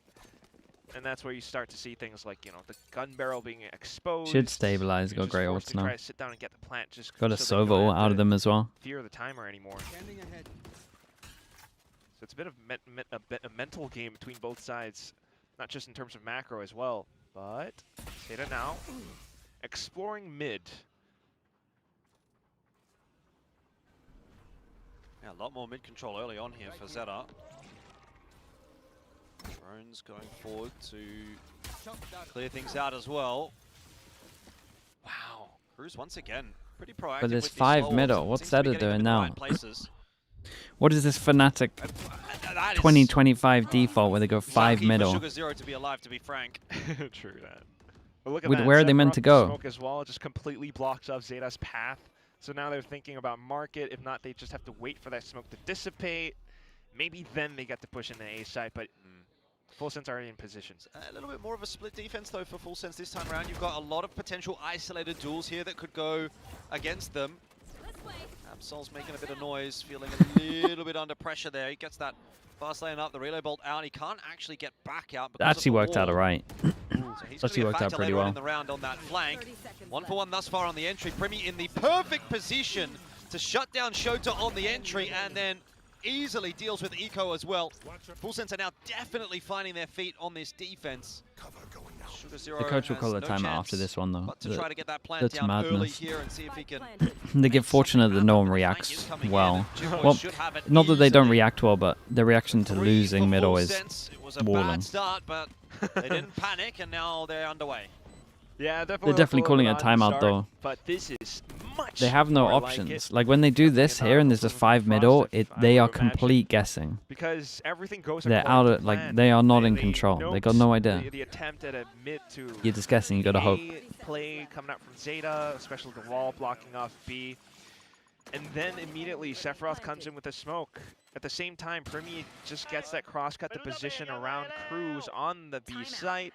And there's just multiple and I don't think we'll be seeing 5 mid anymore. Slows again. So ZETA once more starting to feel that pressure now. Do they? I mean, yeah, like you have to look at what the options are for this team. Like they could start to come in with their own set plays and rush in somewhere with Absol. That all comes down to what the conversation is, with the whole team right here. XQQ and Ryota. It's always been slow for the majority of these rounds for now. Yeah, but the calling here, yeah, it's questionable. ZETA in the first map, they did have questionable. Some nice pace adaptations. There was a couple of rounds where they did actually go quite quickly. They obviously show a lot of that slower pace, and that's kind of what you're expecting as FULSENSE, and then a fast pop comes through and it catches you off guard. So something that is in the wheelhouse for ZETA. Still haven't really seen it on this map yet. But this would be one of those rounds to do it. You would imagine in the timeout they probably spoke a little bit about pushing this line off back as well, because they didn't do any pressure over towards Ace. There could have been one just holding this the whole time. That on top of the fact that we had 5 here. FULSENSE want to go aggro on this one? I like this from them. Attack timeout, they talk about all the things they need to fix, and then we go 3 heavy over towards middle. Primi's just bailed on his teams now. As well as they've gone for a bit more of a proactive defense in middle. Res onto Absol, so it was a 2-4-1. Now ends up being back to a 4-on-4. Mid control somewhat established here for ZETA. It's a bold line for JITBOYS to be playing. Oh, what is that? Kahlua just dead to the spam That's from SugarZero. incredible. He's made no sound. This guy's made no sound. Oh, Anyway, nice shot. and still punishing Showstopper. Oh, what a he brought it TP. out. He got out. Res comes back in. Yeah, but they can take a lot of space while this is going on. Very nice from SugarZero, but you're right. It's still a favorable exchange for full sense. Full zero. SugarZero. Either way, though, ZETA gets to race on over onto the A side, get the spike in. Full sense will take their time to clear out some of these positions a bit. Primi there going to show some presence. This cross is not going to be an easy one for ZETA. They've got lots of angles to check, but Full Sense actually not too keen. These were the kind of rounds Full Sense were losing earlier. And last week. Angle for Absol. He's going to go for a swing with that overdrive. Drone is pushing its way forward as well, but now he's spotted a few out. He'll just wall them off. Full Sense being very tentative about this retake Go at the for the moment. gun so JITBOYS can send it. Whoa, on your head. Oh my god! He finally blocked the slow orb. Yeah, goes bouncing back away. It gives Absol a little bit more room to actually work on this corner, and that could be pretty imperative as he does swing on through, and it seems like they had no idea that that was possible. Absol out of nowhere How's he allowed to do that? Sense. And I don't know if that's maybe them just not recognizing that Impressive, slow orb man. didn't connect where it should have. Yeah, that is legit all down to him just volleying the slow orb, no? Completely negated the possibility that he was going to swing that. I agree. I mean, you look at how it happens. There were a few seconds before they even went for that peak against Absol. And in all that No, time, it's so late. It's after it's gone. Already. And by the time they went onto the peak, like, they just neglected to think that Absol was still in the corner. I mean, they're so bad in Either man way, advantages. Fantastic job by Absol, because this is now a complete 180 from what his score was back over on Split. That's what you need. Oh, that's really nice, though. The 1-2 punch. It's Sephiroth and Cruz that combine for a little bit of tech on the map.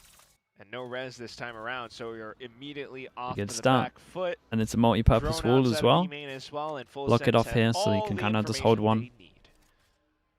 if they want to leave it. Well, ZETA This is nice. There's been a lot of middle as well, so Primi goes to a strong angle. He's up here waiting for this smoke to fade.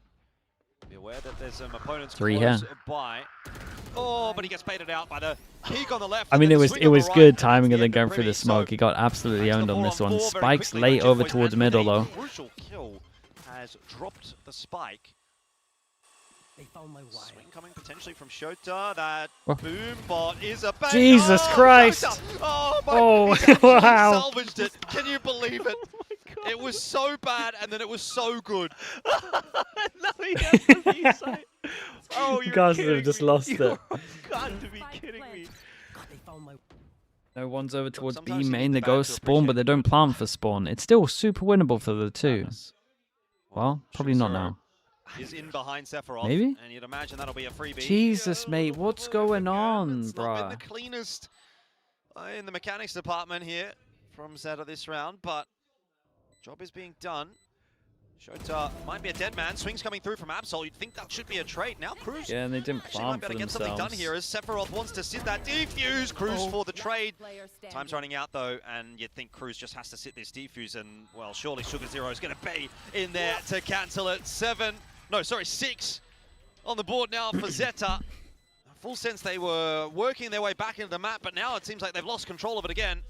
I don't know if my tears are from crying, or I mean from like laughing, or from crying from pain. I just... This... we need a reaction cam. And at the same That's time... insane that he gets both there here. was still a little bit of time, I think. The boombot went onto this guy as well, right? Or did it get hit by someone at top mid, I guess? Oh my god. They're having fun with it, and that's all good. I guess someone at top mid got hit by Yeah, it. they're up to 6, Maybe they so baited it. this continues forward, But I thought it hit him once, and then he ran back and it was fine, but maybe I'm wrong. Because it definitely locked onto someone for a little amount of time, but I guess it was top middle. Cruz gives himself a corner to work around. Fast lane's up. JITBOYS already inside of it, so SugarZero, as he tries to port forward, is an easy kill. A double for JITBOYS. but Not they have again, man. lost that mid part of the map. So a potential pivot back on offer here for ZETA. That's going to put Primi under a bit of pressure over towards A. Shota once again lurking as well. Primi Well, I like the fast push out from Full Sense. They're pretty aware at this point that there's nothing happening B. So good off angle. He's able to get himself forward on and off angle. Doesn't win the duel though. A-side's cracked open. Oh, it's a strong pause. They're all running. And now it's Shota. This time, he will not miss those opening two. Clean as a whistle. He's just getting Puts it into the 1-on-2. back-to-back multi kills. Mate, look at what Absol's doing. He's round. He heard them here. The comms came in, and he's round the world at it. But this might be a little bit of a stretch too far. I mean, look at the post plan. A good How plan. are you going to find these two players? He's here so fast. He's got to tap. He has got to tap now. But he is going to think that maybe they could have timed him, I guess. He needs to find a way to draw out one of these peaks, and you know, obviously he's doing what he can to try to clear the site, but I think he's just timed himself out of the round. ZETA get to 7, and despite a good start to it, another one will fall by the wayside for Full Sense on their map pick. That's the lead. For everything, they started out well. And Primi, who typically would be so good on these angles, whiffs. Shota gets it instead. And what on earth are we watching right now? It's just so weird. But it works out well for ZETA. I just, like, is it pressure? Are they overthinking things? We have no idea what's going on, but it's all up to the teams. ZETA's just having a good time. Yeah, a bit of a head massage there for Cruz. Sitting Both the matches have been so weird. It's you can imagine why this has not gone to plan. What's the nicest way to say this? Perhaps copying a bit of a the tier 2 teams that are watching that have to play play-ins are probably hoping to play either of these teams. Some of these rounds have been that's probably the easiest way to say it. There's been so much crazy stuff going on. Yeah. ZETA are getting away with a lot, it feels. Like if you're one of the tier 2 teams that's qualified, you're like, damn, I really want, like I'm ready now. Yeah. You're only going to get confidence from watching this. Not living up to expectations. It's all over the place. I mean, round 5 was still one of those rounds that worked out. They look very beatable. nicely Yeah, they look Full super Sense's beatable, plan, both of them. All the little setups that they had and all the slows and delays. But more of these rounds now, it's just you're whiffing shots. You're letting your opponents run circles around you, playing in positions which you should kind of be aware of at least. And then down to clutch situations where it's just too much to do at that point. So ZETA feeling less pressure now. They're just able to do what they tend to do. Look at that. Showed a fake step. It's great timing on that. He does cop a shot though. So now it's 5v4. Instant reaction take a lot of space, but they didn't see. I mean, I don't think he saw that much at all. They don't really know. At the halftime break, then, you know, that's still going to be playable. Of course, ZETA are going to filter their way in onto that site. They'll be able to get a fast plant down here. Whoa. Even picking up Cruz with a bit of a wallbang through the box. The grenade goes a little bit more towards default. Not going to be a problem for ZETA in this instance, but Primi perhaps will be. His shot's not quite online. Let's pop the ulti. Man advantage again. Well with the Sheriff, but Full Sense. Full util though. They should be able to time some kind of omen flash of a recon. Oh yeah, crazy. Why guys? You got full util. The hero for that round. Gets a lot done with the Guardian. Well. And Full Sense go to 4. A little bit more of a thrifty round out from them. And now, again, they're back in with a sniff for this half. Still does feel like it comes down to the wire, though, doesn't it? Oh. Wanted to take the timing of the veto. Works out incredibly nicely this I mean, time around. maybe, but they didn't even proper swing together. The smoke comes back up, and being able to block off elbow or Halls just meant that you're forcing Sugar Zero's hand into peeking out into the open. And Killa, thankfully, is able to land these shots where just noting ZETA's positioning. It should be good for 8. They didn't have the best economy. Definitely got to keep an eye on Cruz. If Cruz can get an AWP, or he can get a kill, he gets a res. Primi onto the op, and his evolution was spent as well. Not seeing too much on the map. Hey, they love yet, middle. Though, mostly just middle, which has been quite a bit of a pain point for Full Sense. All goes up. Chip Boys oh, that was here. sick. Almost Wait. On for 2 with that showstopper. Gets the second anyway. How's the Sage even alive there? Job well done on his behalf, as it usually is for Full Sense. Very, very nice. Has caught Dude, they love middle, man. It looks so weird. This was a cool plan, though. For Full Sense, this is a great plan. Bottom mid play over towards, well, top mid, I guess, with the Sage wall. Eco Not having a great time of trying to salvage that spike. Shota eventually does pick it back on up, but Full Sense are aware that both these players are in mid. Primi doesn't want to go down here. Bold peek from him. Maybe not too wise to stick around that long. Shota. Yeah, realizes they have a res. Well, he might be able to deny a res if he pushes in and catches them, but ring around the rosy in the end. Timing here for Shota. Oh, it's a good idea. The issue is the 7 bullets. Well, this could be crazy from Shota. They haven't heard him. They don't know. The barrel. Cruises in then back. Damn, bro. He played it so well. He played it so well. 8-4. Zeta win another. 8. He knew what they were going for. 8 on attack against double Senti. And you are absolutely right, Jordan. He played that so well. Someone commented about the Sage res, and then he's just realizes he has to make a play. He can't run to side, do it. Can't win the 1v3, really. Boys was in position, anticipated the mid play, had the showstopper ripped, but down to this 1v2. And Shona pulls off the unimaginable. Unbelievable. Going crazy out there. All it takes is one pixel on the barrel to be exposed, and he lands every subsequent shot. As Full Sense, you have to be kicking yourself in that one, but you can't dwell on it too much. There's still a whole remaining half to go off of. I'm not really liking Full Sense's chances. They are just giving away too many of these rounds. Look, giving away is probably a stretch. I think you do have to give a lot of credit to ZETA for being able to do what they've done, but it does feel like ZETA is giving themselves the veto. a lot of I mean, the chances. veto didn't do much. Really the trip sometimes over towards mid or side on A gave them a little bit of info, but it didn't give them too much. It feels so weird, does it not? Like, with this, if you had that comp on defense, would you not just be trying to Sage slow, but then you're just doing your trip in the middle over towards A so that you can leave A so you don't have to have one there? Like, why are they not doing anything good with the veto? No one uses the trip. The fact that the trip can like be thrown, man, they could do some stuff. They could do some cool stuff. If they're like throwing it here, you could throw it deep. They just use it like a normal trip. Just play a chamber. Like if you're gonna do this stuff, play a chamber. You can just put it in the corner, either corner, you're fine. Still taking some time maybe to adapt to this new style. That's a possibility, but you don't have that much time. You don't really have that luxury necessarily when, you know, in a couple of weeks' time we're going into play-ins, which is what it kind of looks like. Full Sense great info.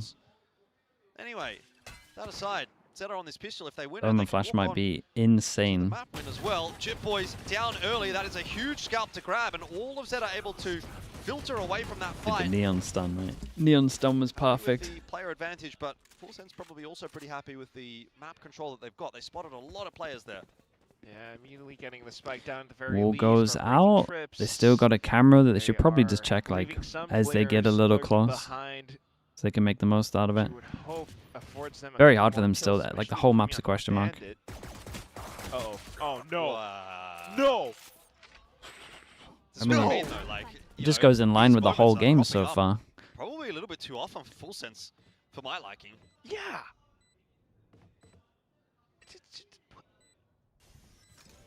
I don't know. Well, it's a great Sage slow though. Got another one. Gonna delay them a lot. Might still be winnable here for a lot. The 3-on-5. Another slow orb goes through.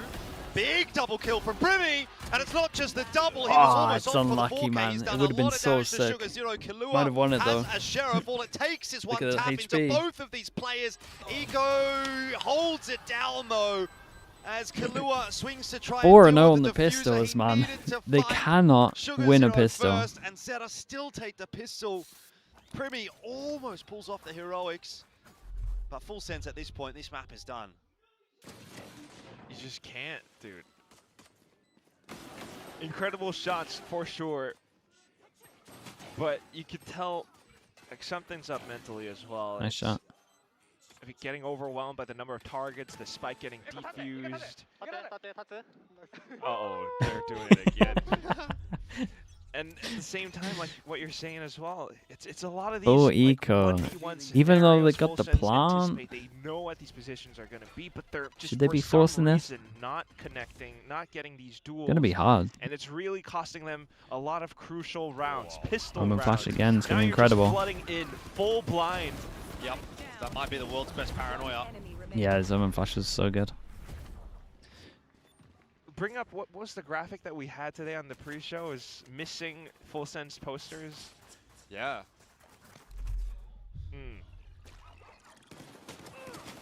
I mean, you'll write this round off. Sure, it's pistol. You do what you can. The next round in question, if they can't find that one, it feels like this map for sure would be done. Primi onto an op. Glass cannon. Okay, big buy rounds. This will be one of their what? It'll be one of their best strats you would imagine. Attack op. Runner-ups, full sense. That's what it said on the graphic. Bruh, just play a chamber. Surely. Form now, but okay. Full squad just scaling ups out of A. Look at Shota, by the way. He's just already clearing out B main. Well, Primi looking to clear out A. Back on the op, which is where he did a lot of his work last stage. Freebie. And that is exactly why he is pixel perfect. Oh, it's a great little play though. That's a cool little trap play, man. Fair play, that's nice. Making the most of the neon as well.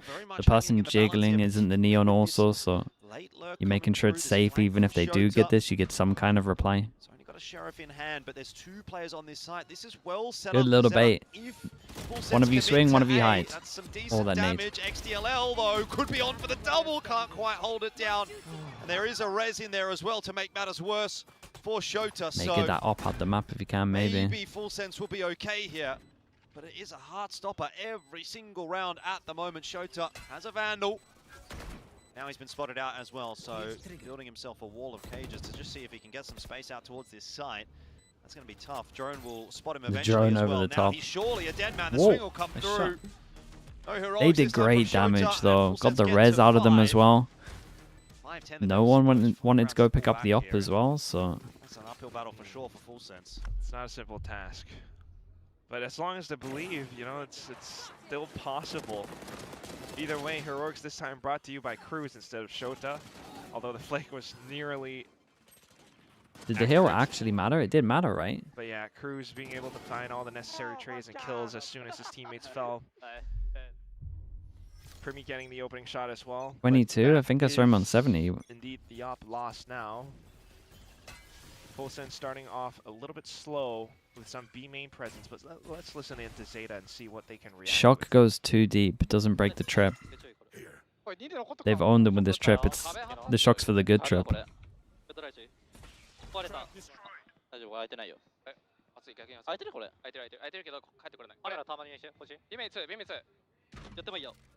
What in the grim wall is this?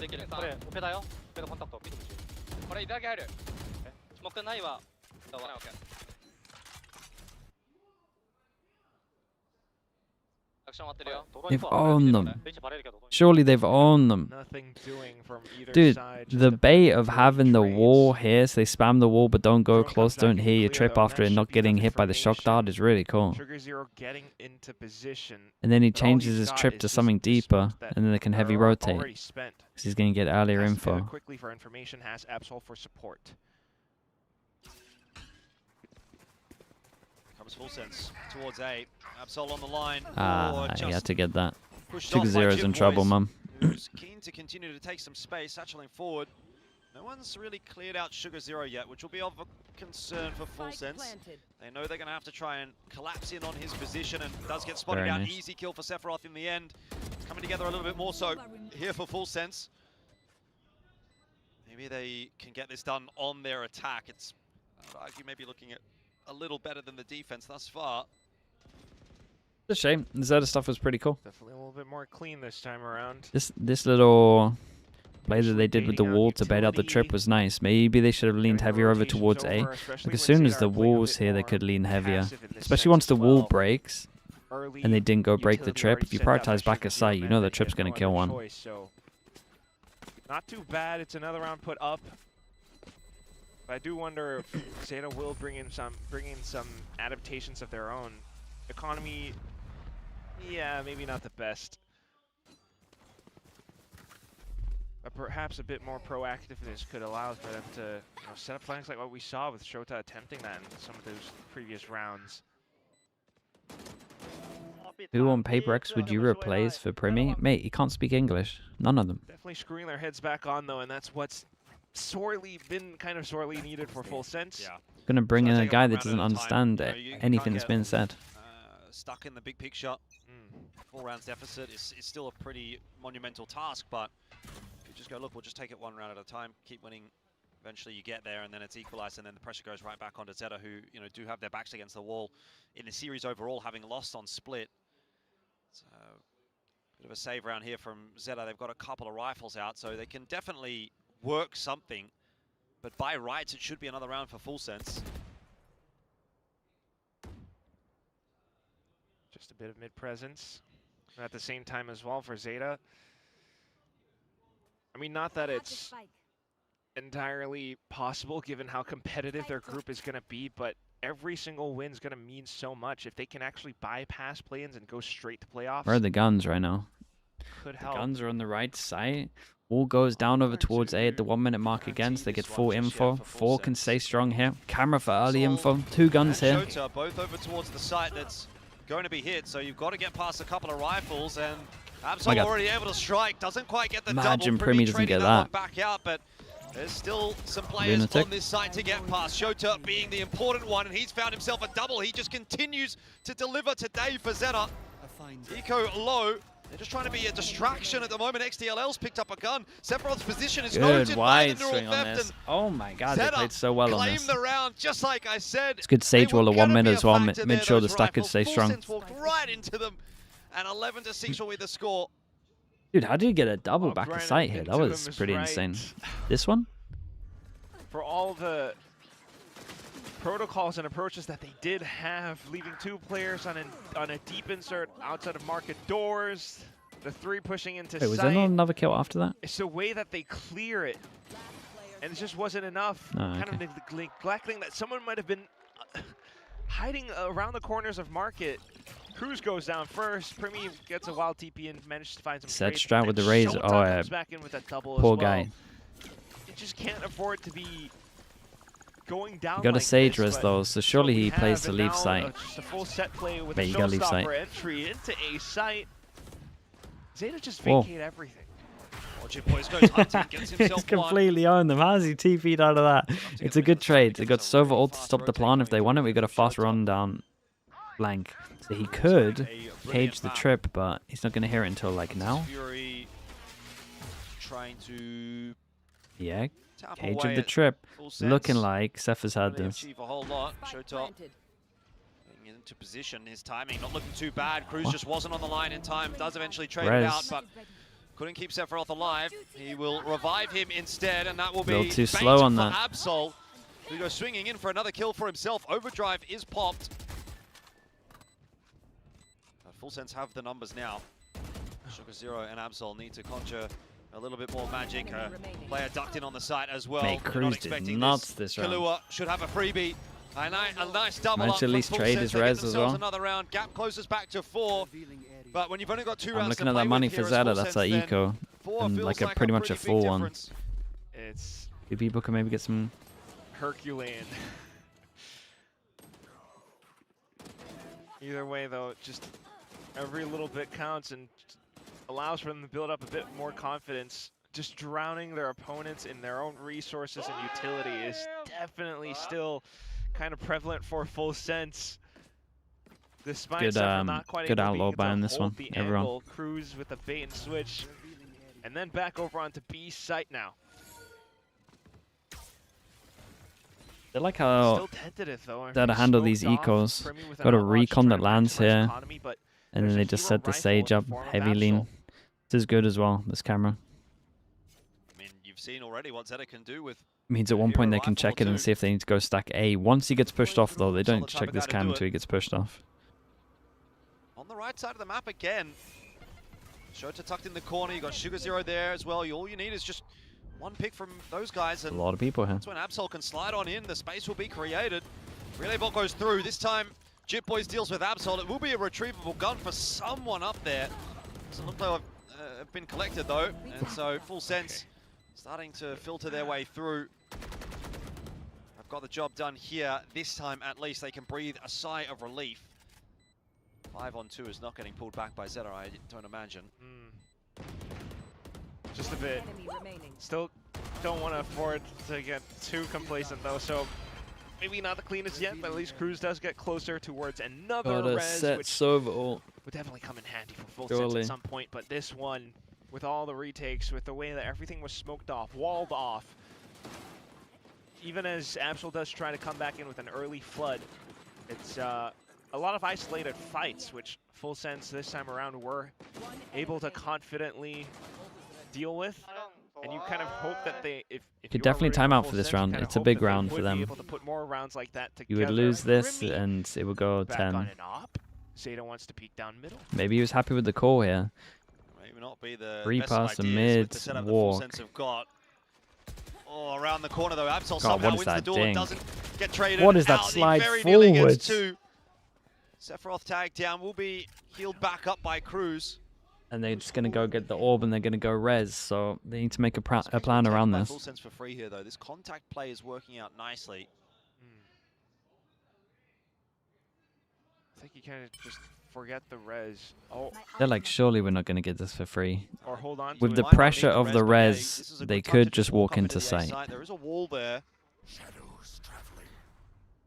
You should imagine there's some kind of plan here. This is a good call from Cruz, man. He's read the situation very well. I like this from Zet. Dude, this is great, man.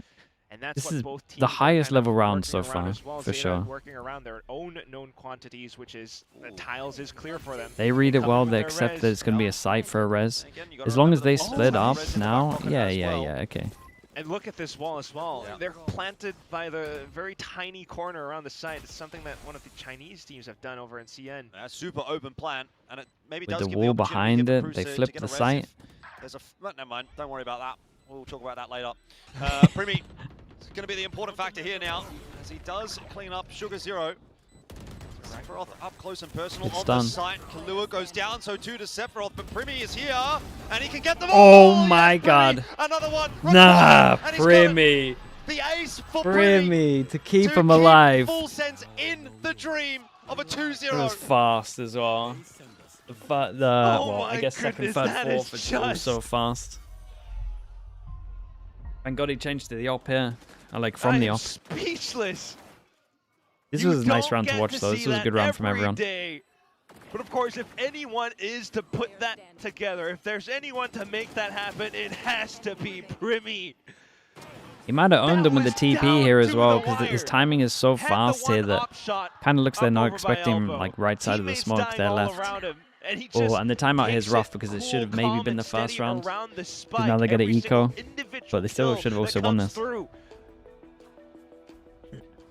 It's enough to force a timeout from ZETA. They're starting to feel a bit bothered, as they should be. This deficit is slowly but surely creeping closer. Feels as though Full Sense are starting to become inevitable, which is probably what I would have said on map 1, and then we went to OT anyway. So I don't think you can really count anything out of being a possibility at the moment, but Full Sense are working hard to find this series victory. Primi fans everywhere. He's got his fans in the crowd, no doubt about that. He's got his fans, I think, all over the world. For sure. And it is 4 rounds like that one. I mean, what if Primi doesn't win that round? This map might be over. So it's by no means a clean thing from Full Sense at the moment, but they are sticking in there. Oh, really? Tech pause here too. And another possible thing to think about is not just into what, the tech pause. you know, the mentality looks like for the ZETA players as well after suffering around like that. I mean, I do remember a lot of 1v5s, scary back over in Ascension, and immediately the whole game kind of gets checking his PC. There's been a couple of times where they tech pause after a timeout, so I wonder if like the coaches' mics are the issue sometimes. This might be the third one today that's been after a timeout. To kind of cool off, reset. Shota definitely feeling it.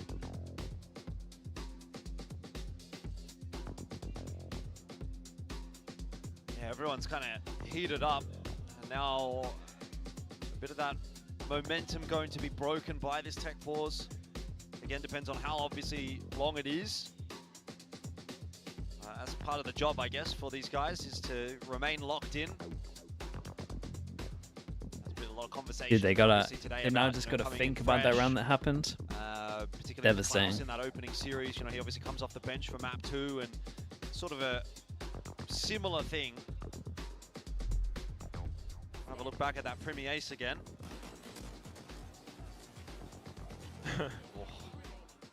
If he even got spammed. Yeah, if there's any more bullets in the spam. Could have been.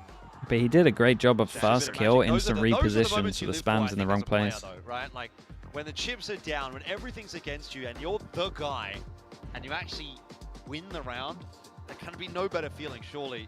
Especially when you're playing on stage, especially when you know this. I was going to say everyone was sitting up here, but my guy's just straight up lounging. Oh, yeah. But, you know, that many people watching as well. Closer than you thought? ZETA could have 2-0'd. ZETA could get that 13th. I don't even know what to expect on Haven at this point.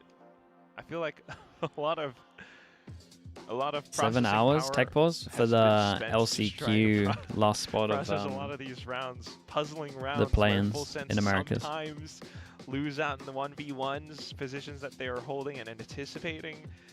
The whole game was just like broken, man. How it even comes to a point where we have a They're just TPing around the map. Or, well, why was it so long? I got no idea. They couldn't find a fix, I guess. 5 kills. We'll give it to him. All right. Oh, we're back? We're getting back underway soon. Nice. Okay, which is good news. But goes back to that relevant topic we were talking about, you know, cooling off, coming in a little bit less warmed up. Now, obviously, everyone's been in the server. Things have been pretty pacey. And then you take, what was that, maybe 3, 4, 5 minutes of break and maybe some devastating round. Force them down to an eco. It's going to get close. They got a lot of ults as well. Like really here, full sense, knowing that it should be a very low buy. They should try and get Jit Boys an ult. So not a lot to work with, but these rounds have gone wrong for Full Sense in the past. We've seen it a couple times. If this goes wrong for Full Sense again, there's just no other way around it. They are. Okay, this isn't too bad. And they try and make it look like they're fighting here it safe and cautious, with the veto util, and then take a lot of space. Down A as well. That'd be the perfect call to just walk your way into B. I mean, ZETA just repeat their pistol, by the way. Honestly, might not be the worst thing to go mid to A as well, actually. If ZETA think that they've cleared out A, they could be on their way back over to B by the time the plant's going down on A. Oh, this is just so odd. There's so many layers. Like an ogre. An onion. Or an onion. Okay, Killua, he's going to be the first point of contact. Okay, well, that's good news, actually, as far as Full Sense are concerned. Dude, they're still walking. Even if Killua doesn't get a kill there, he spots that push, and you could sort of intuit from that this A site is pretty clear. We see the same sort of plant for Full Sense here. Cruz hasn't used the wall, though. See, interesting where he ends up putting that. It's a bit of a shooting gallery there for Killua, but too many targets is sometimes just as bad as not enough. Okay, look at... Okay, Cruz walls off Link instead. Full Sense has to hold around the back of Spawn and not just elbow in the front sides. Okay, I don't know, like... It's a solo swing. Yeah, there might have been a paranoia coming through there from Sephiroth, but now you're playing a 3v5, and it's 2 guns retrieved for Remy, ZETA. you might have to save him again. This could be so doable. The time, of course, ticking away from them. They're going to have to pick that pace up, and luckily, Cruz, Primi, and Sephiroth have it on lock. It's all good. That was scary, though. I think I'm shaking. Yeah, it got doable. Was. Down to a 3v5, 2 rifles afforded to ZETA. Thankfully, the positioning, Cruz, Sephiroth, still having cooler heads, prevailing out at the end. And they also hold on to some of their ultimates as well. So, what is this, like 10-11 now? There's still a chance to bring things back. But for ZETA as well, they are definitely feeling the extent of things. They definitely want way to too many odds. Go to a 3rd map. ZETA probably need to do something like this, because if they sit back, they're going to get wrecked. I like this from Full Sense. They do a Omen ult to create question mark, but they just do it next to them, so they don't know where it is. Paints a bit of a picture, but Will they be able to hold and stall? A lot of delay over towards B. Just in time. No, they bounced off. Well, slow orbs back and forth, actually. So everyone seems to be aware of where their opponent is. Dude, keep an eye on this. Dump a fair bit of util there, though. They drop the wall, they drop a slow. Again, they don't want to sit back and get wrecked over towards site, so doing something like this is strong. It's not a bad initial pump from Full Sense. Primmy's just going to get back out to safety as well. Here comes It's weird for this guy, because now there could be a timing here. Yeah, look at him, he had to look behind. Market aggression. Tag or two. Kahlua actually picks up the kill onto XDLL.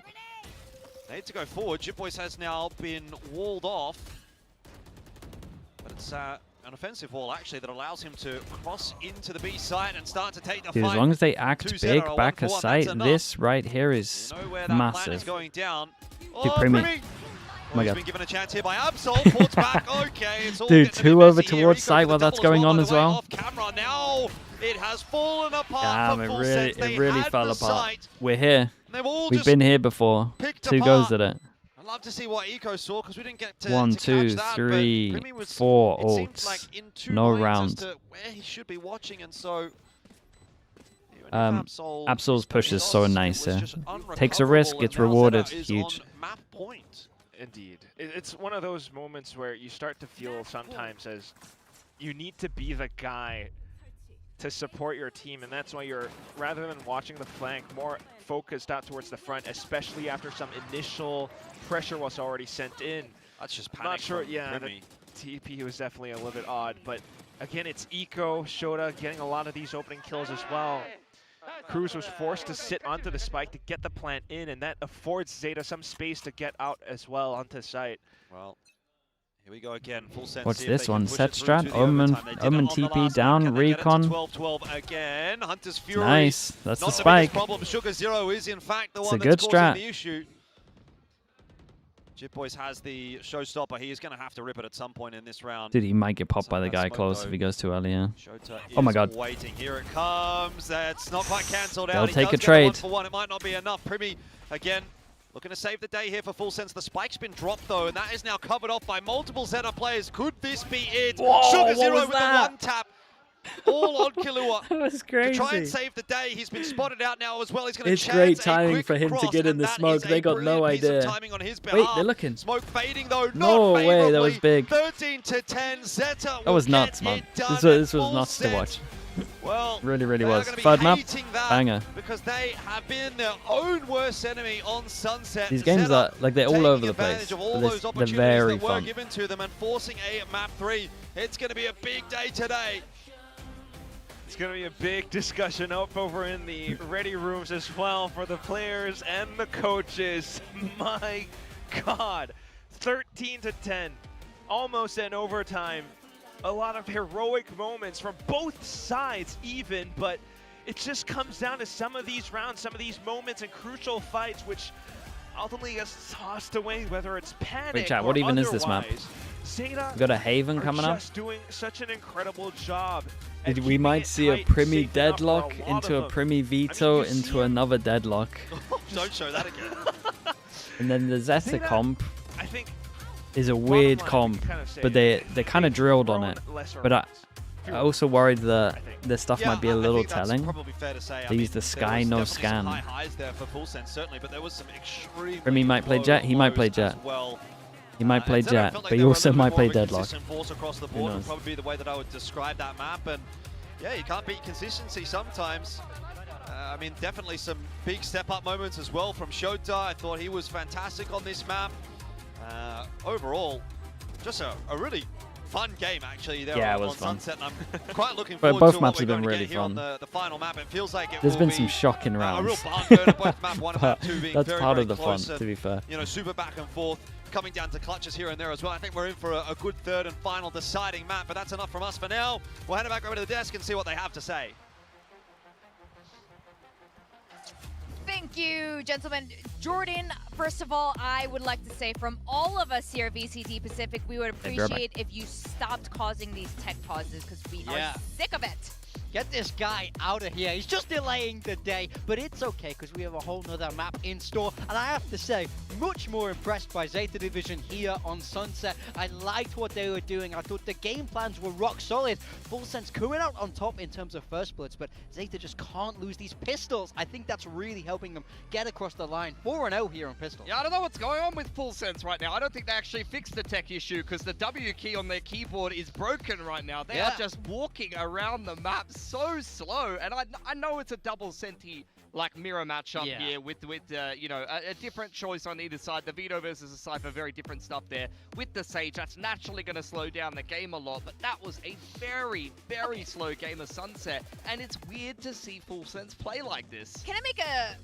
I want to discuss this actually. I know a lot of people are probably thinking this with Frost joining Full Sense, changing things up. They had double duels before, they're super fiery. Now we got double Sentis on 2 maps, they're playing different. Is it just teething issues? Is this going to be something that Full Sense can adapt into and we are going to expect it to eventually start working again like it did earlier, later on in the Talon days? Or do you think this is like an identity we don't really want to see for Full Sense? For me, we know it can work because it was working for them last year when Frost was there. But I think the thing is, they've had time away from him. They got to play this explosive double duelist style, and they're sort of having a lot of fun, and they're playing on intuition a lot of the times. Now Frost has come back in, and it is slowing them back down, and they are having to readjust. I think we know that it can work for this team, but they just need to work through these issues because I think it will feel so different to them in the server than it would have done in Stage 1, and I do feel like they're sort of caught between a rock and a hard place here. Yeah, and I think ZETA, particularly in this series, as we'll see from some of these highlights here, have had actually a pretty good read on how to play against Full Sense so far in this series. We talked about Split earlier on being a map where they played really well around the Viper. In this particular map, they ran down the clock quite a lot, particularly on that attacking side, playing very slow rounds. They were able to feel out where the Sage Wall was and where the Vito was positioned and able to get these active lurks. So Sugar Zero slips the net straight up market. They often pressured top mid in the middle of the map and threw up a Sage Wall and waited for a reaction out of Full Sense. So I really like the way that they approach the attacking side, and I felt like ZETA has had a very good idea of how to kind of tackle this slower paced playstyle for Full Sense, and quite honestly, I'd like to see Full Sense run at them and see if they can handle it, because I feel like ZETA would almost not handle that as well. I agree, and I think this is one thing they did really well, is they would work the middle of the map. They felt like that was a real weakness. They get this wall off to cut off the rotations, and I think it worked for them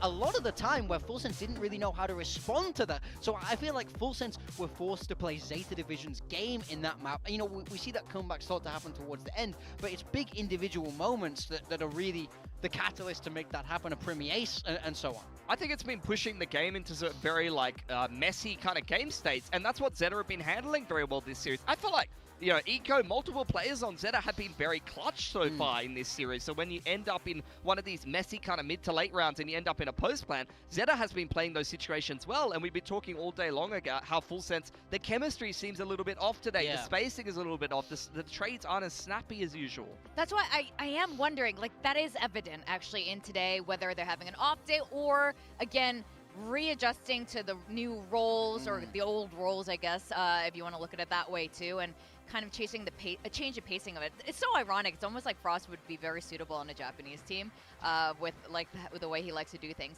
A quick point about the Sage Walls. I would say Paper X is classically one of the best Sage sunsets. They learned it from GE, of course. This is all me. I'm the OG Sage. I've been playing Sage since the day I was born. You guys, Morgan is taking credit for the Sage Walls on It's all on me. Sunset. It's all me. I was doing this before. It was cool. But you know what? That's okay. I'll let these young kids think nice that of they you to got tell Sage. Mini about those Sage Walls so ZETA could use it top mid, You're as we saw in the highlights That's all there me. against Full Sense. Absol. Big change from map 1 to map 2. And Yes. Pilsky, I'm kind of glad you didn't put him on your build diff today because he would have just put you in a roller coaster of emotions. Yeah, look, he went double neg the first map. To be fair, that is kind of rough sometimes if you're running in against Cypher Deadlock. We saw the same thing happen to May earlier. Your duelists can have a little bit of a rough run of things, but he's recovered things quite well in this map. I've liked Absol's gameplay on the Neon in the past, and although he's been up and down in this series, I think him and Suta hand in hand really delivered a lot of impact for ZETA, even when Eco didn't have as big of a game. I feel like, it was kind of prime time for Eco to come back down to earth a little bit more. Particularly his init numbers are a little bit ridiculous, let's be honest. So Absol to have a big game to fill that kind of fragging space is kind of what I was expecting, and it's good to see him back. And I think especially with how they were playing, like with the clock running down so low, finding that first pick, especially if it's towards the end of the round, or finding that entry into the site, is so crucial. He had 24 kills, and a lot of these were real hard impact kills. I was very impressed by him this game. He wasn't the flashiest. You're not going to see insane neon movement out of this guy, but I think he understands the role extremely well, and he executed that on Sunset. Now we have Haven left, and the big question for me is, when we saw Haven against Nongshim for Full Sense, they were running that deadlock as well. We saw them not change their comp on split, so I'm really curious what style Full Sense are bringing into this one. I think we know what's going to happen unless Frost is going to try to big brain it. He does have like a range of comps he needs to kind of redo and like rebuild up, but hopefully he just pulls a fast-paced one out. That's it for me. I feel like if you have an arsenal of comps to work with, I want to see you be able to speed up against this ZETA Division team, because when we saw it from them last, it was Neon and Yoru. Yeah, I actually liked the Yoru Sky comp that they were using. The last time I saw ZETA playing this map, I was pleasantly surprised, so I think that they're going to be quite happy that this is the third map decider between these two teams. I think, quite honestly, this could have been a 2-0 for ZETA at some point today. I think that they played a pretty good series today, and I feel like trying to make my mind off is if ZETA is in the best form they've ever been in, or if Full Sense is playing poorly. I think it's kind of a little bit of a mix of both, to be honest. But ZETA, if they win this in 3, and they play close on all 3 maps, then, you know, you really got to give them a lot of props. I think they're in fine form right now, and I like a lot of the unique approaches that they're utilizing. Yeah, I agree with you guys, especially as we head into map 3, that I think we have a lot more confidence for ZETA Division now. And gotta say, does Clinton and my prediction for ZETA look so crazy now? I think it's time to let the boys off the leash. Let's be honest, it really is. After 2 really slow maps, it's time for double duelist bursts, run it down, unleash the Thai aimers, and just get this one done in 3. Yeah, absolutely. And honestly, if Full Sense ends up going into play-ins, I don't know. Because I kind of think they might go for the double senti. I want to see playing against 555 or some of the other Thai teams. I mean, it's so different to what we see from the Thai teams down in Tier 2, right? Yeah. It's a region built on aimers, so that's why we all love Full Sense. I want to see them go crazy, but we do know that this style can work. So let's see if they bring it out again on Haven, because when we saw it last time, it definitely felt like it was a counter to Nongshim. Yeah. You know, that's kind of what they were pitching it as. So I think we have to wait and see, because I'm not sure how this will look for them if they do decide to run with it one more time. And let's see if, of course, ZETA Division bring out that Yoru. That is the question. I mean, they're going to bring out the Yoru for sure. They're going to play Yoru Sky. Waylay. Okay. Yeah, ZETA's playing exactly they bring out, sure. From them. Eco had a very big game on the Yoru the last time they played this comp, so I think I'm never a fan of the solo Waylay, but playing up against what is going to be yet another side. At least he's on a duelist. Will be playing that primary duelist on the Waylays, so keep an eye on him, kind of feeling things out with the refract and taking his time as he makes his way through the map. He's off of Deadlock G's for one map. And some of the A traps with the Waylay. Yeah, Cypher Deadlock with the Waylay is definitely the difference. And Jitboys, who's been dude, so that comp can't break any Cypher util. So let's see if he can make it's all about the Alright, well, this is going to be a very Yoru clone, I guess. We're very curious which way this is going to go. And Elfish Guy, if you could stop unplugging the players' PCs, we'd appreciate it. Well, unfortunately for you, Vic, I am paid by the hour, so we might be here for a little bit longer. I'm gunning for 20 overtimes to finish off this series. Full Sense ZETA, it could be a giga banger. We'll have to wait and see, but I like what Morgan said. I like that he brought up the Cypher pick there for Jitboys, because for me, that was like a massive question. You know, obviously he's been owning on the Rays. He's been absolutely farming on the Duelist for the last few weeks. Should he be on the Duelist or should he be on this Cypher? What do you think, Quack? I think this is 2025 talent. You got to put him on. You got to put him on a duelist. But I'm also just not sure about Waylay, man. Waylay on this map is you're so limited in terms of safe pathing. This is interesting from ZETA. Go for a 4-1. Last time they had a pretty cool 5. And then TP'd. Okay, they're going to do something similar. They're going to have fast rotate with the Yoru. just brings back so many of those memories. It's very reminiscent of those Your boy's times. gonna see a lot. But of course, now that like what Morgan was talking about as well, now that they've gone through with their own intuition, how does that then look? Mate, Jit Boys, how have you? How's he checking a camera there? I thought the observer switched to someone else, bro. He checked his cam. They're pushing past the spawn. Yeah, they got to try and take that heaven position away from XDLL. Oh, it is just going to be Primi solo working his way up. Does he consider this? Not going to favor him for now. You think XDLL? No way. They think they cleared heaven. Not cleared it. They're going to go all the way around to C. This is an interesting choice to be making. God, what a weird round this one is. XDLL spots nothing. It just takes more time. It's a gigabrain move, actually, for full sense. There's nobody on the site. But there's ZETA back over on B. Oh, contact. Sephiroth. Good duel to win. Primi in there as well. Doubles down. Mate, he nearly got another one behind that. Full sense have the advantage. And they have the plant as well. Timer. They might be on for their first pistol. Eco's got a sheriff. Looking for some headshots here from You wouldn't him send when it for the a smoke, right? Inevitably fade. Just tucked in behind the stairs for now. Smoke fading. There's one. Not quite on for the second. Oh my God. In the corner, stuck in the corner. Might have been a better Cruz has grafted him. Take him down, but XDLL has been given a lot of space out on this side. Flashes himself a little bit. Doesn't worry too much about it. Around the corner though, Cruz gets a lot of damage in.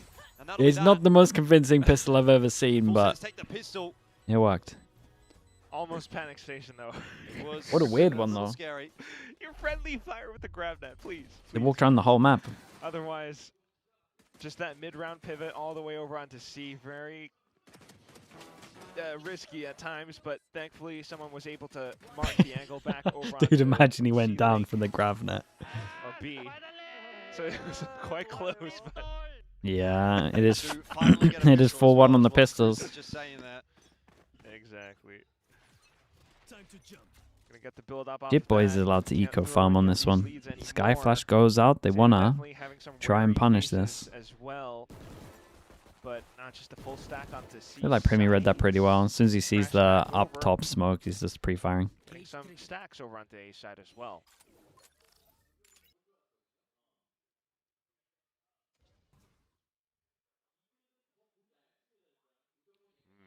Jit Boys on his own. No connection there. Seems very wary about a potential player tucked in the corner here. He's going to clear it. Oh, he's going to try and clear it. Will probably be correct on this. Putting that as he does lose his head. Hasn't had a great start to this Cypher game, but you know, a couple of rounds in, not a big deal necessarily. Spike plant goes down on B. Primi's just allowed to duel here. When the smoke goes, it might be 3 here. Nice shot. Absol susceptible to some headshots as well. Primi is supremely confident back on this duelist. Happy to continue to play that role, take those fights, and it's working out okay on his behalf. Okay. And that's what you want to see as well. It might be a little bit unfortunate for Jit Boys to be back on that role as well, but once Primi's unleashed, there's, I guess, not too much that ZETA can do to stop him, at least in this round. But just still kind of working around the map a lot, taking their time around it. Yeah, retaining a lot of the guns too, so that's going to be a pretty good sign for full sense in the rounds to come. Yeah, not going to take too much away from that though. Getting some ecos. I mean, they're close to a deadlock, close to where they are. I feel like we've been seeing a lot of very successful Yoru play throughout this season so far. Yeah.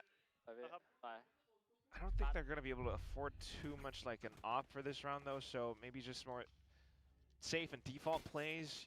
You leave yourself options to rotate across if needed. Oh, he's got a big gate crash over from A to B. Which comp do I like more? Oh boy. Long here early, and then we'll potentially see just TPing back over once that's kind of cleared out. So that's some nice setup for ZETA, but mate, I would never play it. I wouldn't touch any of these comps, I'll be honest with you. Zero's stuck in a pretty poor spot. This is going to be tough to hold on for Eco, and he can't do it alone. Absol is there to filter back on through, but now that barrier mesh is up to slow him down. Cage there too. Ooh, kind of baits Jit Boys into the fight. Jit Boys just if you had to choose, pushing the issue, doesn't he? Yeah, Yeah, he wanted to pick up a rifle so bad. Not on Duelist anymore. Double Sky on this map. Well, if I had to choose, I would go ZETA's comp. Full sense in this round at the very least. An ultimate for Cruz. Primi still alive as well. That's a good net. Cruz might as well almost have this one on lockdown. It's just down to XDLL now. He's going to try and clear out Cruz. Just can't do it. Cannot get the shots past Absol.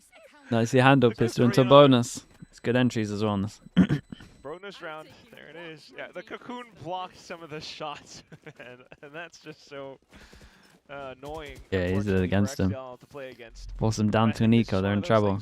Maybe some Primi can probably get his ult on this one as well. VCT Pacific might not be so familiar with, which is that Full Sense, or well, back then Talon, actually were one of the teams that quickly adapted to teams that played Yoru, and this is exactly how you see it. Like, they'll know how to time out the gate crashes. They'll know to anticipate. Worked out pretty well. He wants to make it look like an AD fault, and he got hit by the Sky Flash, so they can insta-send it from B.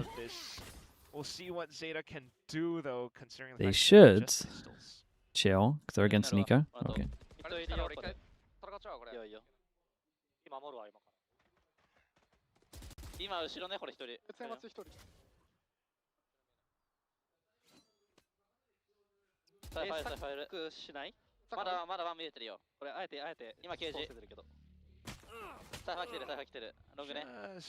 kind of recognizing the cage and noting a lot of positions, but also very early rotations, and that's just enough pressure already. Could be a rifle, though, if they're able to take Jet Boys down, but that is not happening yet. Not yet. Did got a bit of a beating there, though. Oh, and a barrel's been spotted here. Shota, he sees what's happening. Imagine that at this point, ZETA was just kind of hoping that they might get that freebie onto Jit Boys. That'll be a gun that they could potentially take through to the next round. Try and rotate across and see if they can back up Shota here, who's just going to play tucked and cleared him out. He could actually deny the plan. He will deny the plan, in fact. That is a bit of a mishap from Full Sense, but not the end of the world, as Primi immediately trades it. Still, keeping on that time, you guys. We've got to pawn this. It's not impossible for ZETA Where are to we? make something happen. They are kept at bay again by the Deadlock util, though. Deadlock very useful on the attack if you're getting side control, and Absol goes straight into Primi. Damn, he's popping ult here. Feels like it might not have been necessary, but Primi wants to get the job done here, and now it would seem, and it is. Play. So Full Sense, they're not going to hold anything back. 4-0. It's a good lead to find yourself at. Indeed. But yeah, I kind of agree as well. A little bit overkill with the conversion paths, but nonetheless, it does force Eco to sit down in his position. He was the one with the rifle after all, but like you said, as don't want to use the round. I don't mind. Like, the ult's fine. It's so early on. It's a 2v3, which they've been honestly losing quite a lot anyway when they have man advantage. It's very early on in the game, so if you can keep people alive, your money gets good. It's like completely fine. I just didn't expect it. And ZETA are going to have to consider if there are any players, but with Eco over into short, they're just unaware. Absol is prepared for this hit. Yeah, we'll call that a clothesline. Primi just tried to run through the doors and his head got lopped off. Still, space being taken. Cruz wants to have a crack of his own. No success. Yeah, there's some success in at least pushing Absol back away, but not for very long as he creeps back on the line. This is getting a bit more awkward now. Full Sense doesn't know it's an op. Yeah, and Cruz has been dropped off. So he's going to have to take this fight alone. Oh, no bullets on this. They dogged over towards A. They saw the one holding.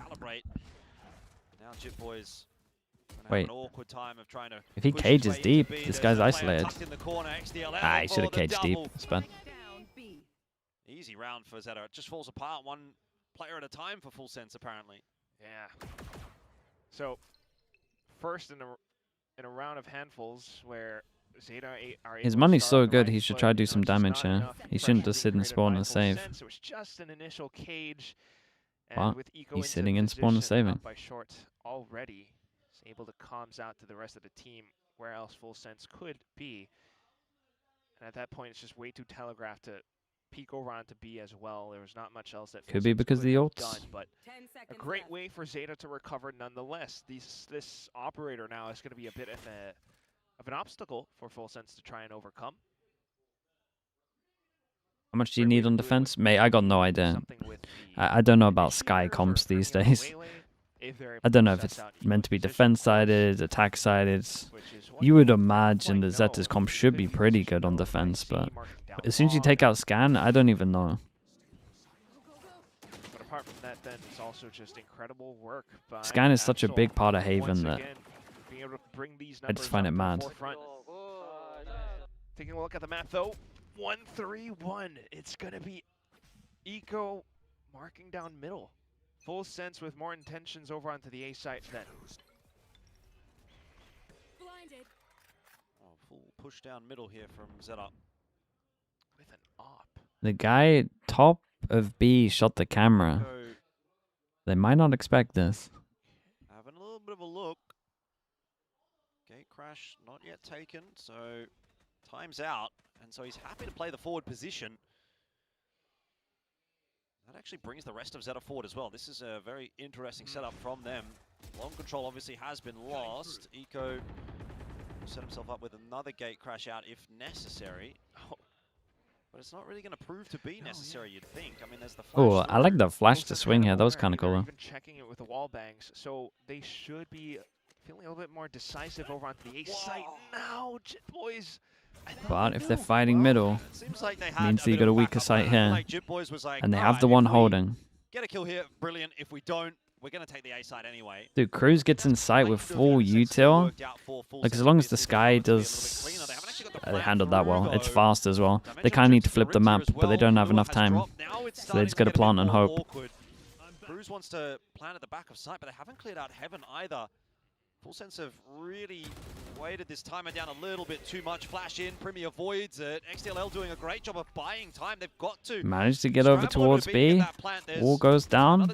Wall up to try yeah, and it's winnable. Trapped in A. This is just madness. FullSense are really trying to toy with the rotations of ZETA. I'm impressed with how chill FullSense were. Maybe ZETA committed too many people to the push behind, but it was also your ult, so I get it. Next kill to go the way of FullSense right here, and it will not. Cruz does drop to Shota, so Primi and Sephiroth have to get it done as a duo. Primi will be flashed away, but still Sephiroth is chiming in, and they are able to post on the line together. Hold on a minute. This could be a 2v4 on offer for FullSense. Shota, the peek comes through from Sephiroth. He's aware of that, but now Primi in with a chance. Oh mate, he didn't commit.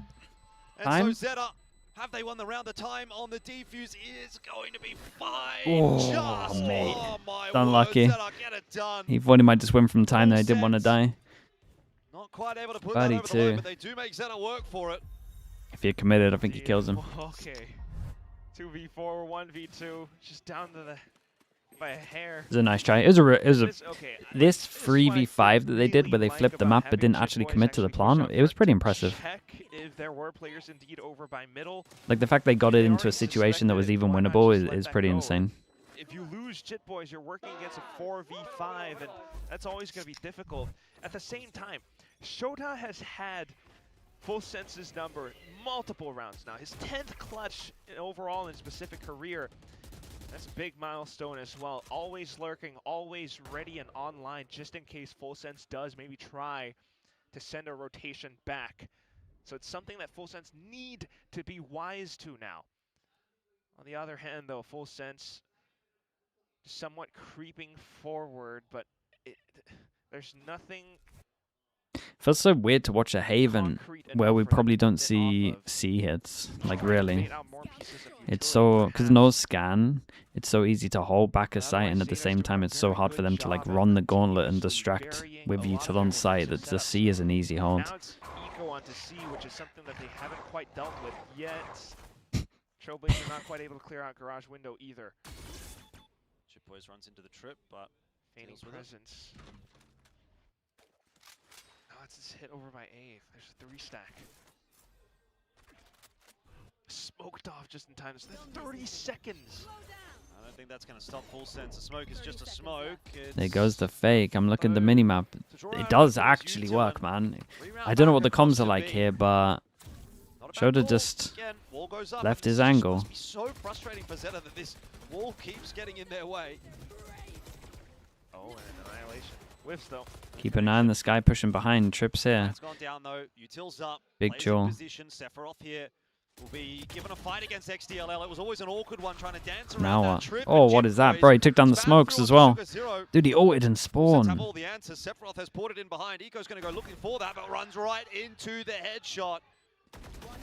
There's nothing in this round at all. Fair play, man. They have had rings run around them by Full Sense yet again. Yeah, might see a timeout here for ZETA Definitely one of those rounds that getting a once little again, wrecked. a bit more I can't believe they rotated and moved off a B there. That fake actually worked, even though they cleared the info instantly. It was like a ranked rotate when no one's coming, so you just go over there anyway. Rotting the clock, just pulling off as much information as possible. I mean, if Primi saw nothing inside of A, that's where they would have gone. This needed to be cleaner comms-wise. I didn't even hear the comms, but I know they're crap there. It's so good, so quick to pivot back over into B site, something they rehearsed. Get that barrier mash shot, block off A-Link. It's so quick, so snappy. There was a very slight chance, though. I mean, if Cruz, his calling's looking really nice on Haven. He's very calm at the moment. To Shota's, lurking position, like that could have been a very different round. The spike plant would have been delayed. So thankfully, things kind of work out just as well. But then the timeout comes in. ZETA, they have been playing, again, a bit more passive in some of these early rounds. Haven't quite had the opportunity yet, but who knows now. Again, you're thinking about players like Eco on this, Yoru, Shota as well. Putting up big numbers, multiple maps already. There can definitely be spoilers against Full Sense's game plans at times. For now, it's a 1-1-3 stack. They lose this, they go down to another Eco. And once again, you've got that sort of forward position from Eco on A long, trying to grab the orb, get crashing back over to the other side of the map. Seems to be a pretty standard setup for him. Not really gonna Does Mini actually do something? Mini was responsible for ZETA's split. He did nothing for Sunset. From Full Sense, there's now a smoke in through that window, a flash as well. It's a bit awkward here for Absols. He turns back into that smoke. He's got the help of Eco. They do hold on to Garage. Full Sense not game really to properly contest that. Not too bad for now, just holding just as safe. He made them play Breach on Ascent. That's actually so true as well. Looks like he might have worked on their Haven too. It's not completely done yet. Before they commit back into a singular hit, camera confirms. Sephiroth wants the to comp get that is kill, but can't so quite odd find it. though. He's gonna be susceptible to a flank. And now Full Sense just It's a good reaction from them. 2 hold and C. This is a comp that can't hit C in theory. Now what? Now literally what? Here, 30 seconds left. ZETA have all rotated across the on the other side. That is too easy for ZETA. What? They needed the entry and they didn't get it. So ZETA get their third. Indeed, like being a bit more, not overthinking their usage of utility a bit more. I think willingness to spend the flash, check the corners, push out if needed. And because of that, they find numbers advantage. They, especially when it comes down to a certain part of the timer, sure. They know that's when Full Sense. I mean, they can't go C because of the comp. And as it eventually ends up on C, like wait, at they're gonna try go C? Well, this should be a good test. Because of the refract, but C failed so bad. Let's do it again. now a more concerted hit, just Full Sense simplifying things into C. Yeah, this time Primi up over the top, better timing, gets an opening pick onto Shota. My god, he only hit one with the Omen Flash. Duck in by that side and be a pest. He doesn't even have to necessarily do anything, but he still gets a second. Eco for the double, keeping the dream alive. What is going on, mate? Like I said, the C hit is really strong, so they can just probably spam that again and again and again and just have success, I reckon. I will say this is a bold call, though. C felt so bad that he thought it was going to be weak that he could hit it again. It actually wasn't weak, and they just win. Still a lot down to Primi. This Omen Flash is good.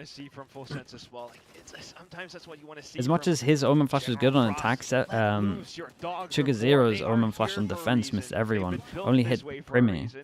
And sometimes, you gotta just go for the chokes there. Especially after multiple rounds. They got out aimed here. Yeah, it happens. ZETA are just struggling to try to keep up. They are Three that can get one shot. Primi, Eco Farmer. A bit of a partial buy. Eco, just a forward scout. Smoke for long. Pops in the Wanted to face just of search C. They might still. I'll just be happy to take the ult orb. Okay. Eco's ported back over onto A as well, but now it's on to Sephiroth and Jit Boys. Well, Cam hasn't spotted Sephiroth just yet. Will now. Camera is destroyed. Ooh, this could be good, actually. That's really good for ZETA. Sephiroth and Jit Boys both kind of getting a little bamboozled there, and now the round gets thrown into a bit of disarray. Back in a flash. Primi is going to have to probably be the one to push the issue here. Certainly speaking now that Kahlua has dropped. No luck at all. Full sense routed in this one. It's just Cruz. Oh, they got absolutely wrecked here. He's getting surrounded too. Sugar Zero out by the back with a stinger. Confirms the kill. Chat, did they think they were eco maybe or something? Basically evaporated. Felt a little weird. It was risky. Maybe they were thinking, especially with the smokes outside of C Long that just popped in their face. Perhaps its rotations pulled across. Maybe overlooking the camera or the potential for a secondary player, Eco, to have been in that position as well. So not the safest of plays from Full Sense. You might have wanted to see, you know, a cage, a camera from Jit Boys just to try to clear out and bait some reactions away from ZETA onto that A side if they were to scout and lurk forward. But since it was lacking, you know, they kind of have to pay the price. Next round up, it's going to be Dimension. Very early. Very early on. Yeah. Very early indeed. Absol Hey, tries to Primi's get the out of screen there. transfer. That was ambitious, but he's done some good damage there in middle. And Eco out of that dimension. This was kind of cool though. As much as I'm worried they're going to overheat and give him some kills, they do an A default. He insta-clears the A default so that mid then know to flash out and swing.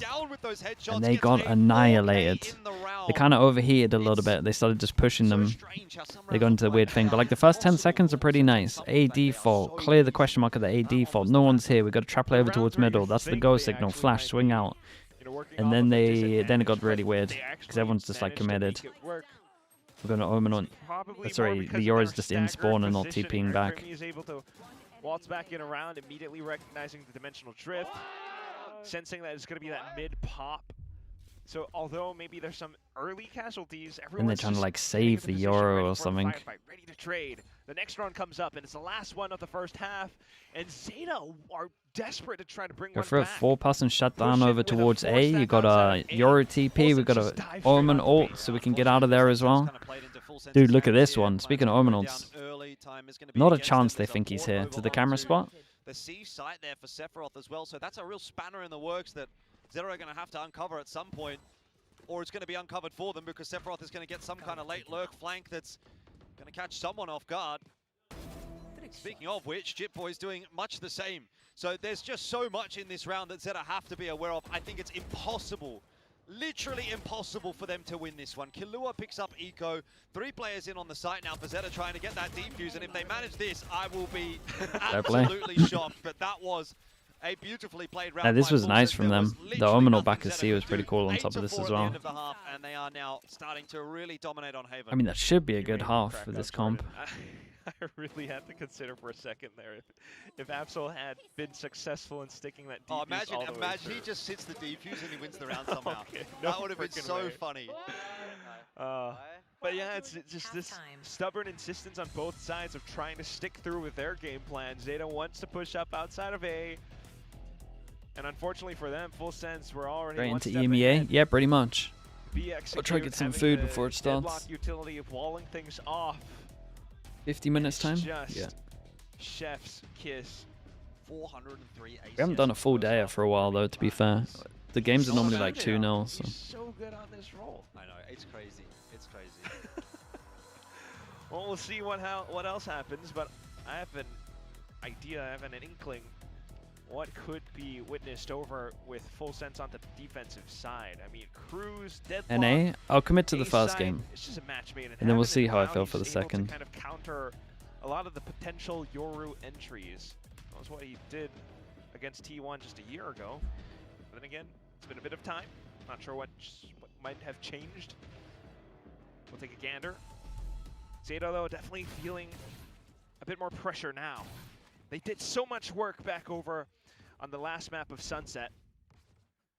Still wanting to will this one forward, but definitely meeting a lot more resistance this time. Pistol round would be great. Yeah, just Jit boys over towards C. And most of ZETA look like they're headed in that direction. Similar kind of approach from ZETA where they're using... Premi guy's doing pretty good on duelist, yeah. Opposite side of the map. He's got his one map. Then it's back to deadlock. Out from Full Sense in response to that early pressure on long. For sure, spams as well, does some decent tags, but immediately topped off. No real trips for this round at the initial beginning. Just trying to get a good sensing for where ZETA wants to go. Oh. Primi's on the hunt for info, and he's on the hunt for some heads as well. Stuck around for an extra shot there to try and get the better of Absol, but eventually does have to refract back to safety. 4 on 5 to start things off. It's a great shot, man. An easy job. Okay, testing a little bit over onto a lobby. Absol onto Lurk. Nothing too much else, though. I mean, this is quite clear for Cruz what the standard operating procedures would be. Immediately walls off, maybe sets up a trip as well. The whole Back to B. Forward into a nice call. up as well. We can see they've owned it. The They've got no idea yet. This is a 5v4. To pivot back over onto B. They are going to get a plan, so it's a nice They want to kill. Absol creeping on the line with the Sheriff in hand. If he can tap away at a head or two, he can swing this round back in the favor of ZETA. Will be setting back up in Garage. Doubled up in Garage as well. That'll be tough for Primi to dig out. But he is waiting very patiently, and that patience is rewarded. Pretty sure the camera saw the Cypher here as well, right? So he knows. Again, take the fight, you know. Primi just so cold, loses his life though. Shota and Sugar Zero looking to make this one interesting. Defuse is on, stuck halfway. Now it's just XDLL, but he could well get this done with some good spamming through that smoke. Denies no way! What is that one? You are kidding me. he legit just killed the diffuser as it was pretty much done. And then he's popped the second guy. Mate, they end on 5-1 pistols, by the way. They're insane in pistol rounds. What a flick. Oh, that was cool. Second shot was nuts. 4v5. But thanks to the smokes, incredibly well placed, players positioned around it, catching Full Sense players as they tried to hop onto the spike. That'll have to be on the flick of the week. Yeah. That was instant. Okay. Eco's just going to have to get back out of there. And Full Sense take all the control on the A side of the map.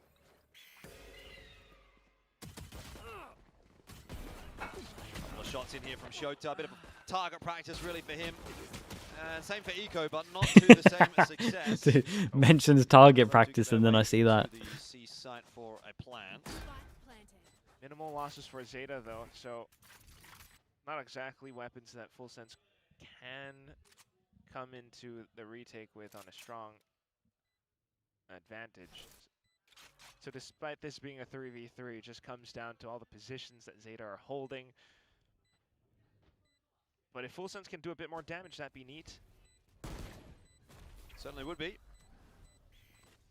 It's a good setup though here for ZETA. It should be pretty much unlosable. Okay. Good coverage in the Good damage. So Would have liked to have hit that Marshall shot as well, take away the armor, but cover things. They've also lost what, like one rifle. Eco gets the buyback up, so maybe not the worst thing in the world. Still a possible bonus for ZETA because they had, you know, 2 players on money man duty.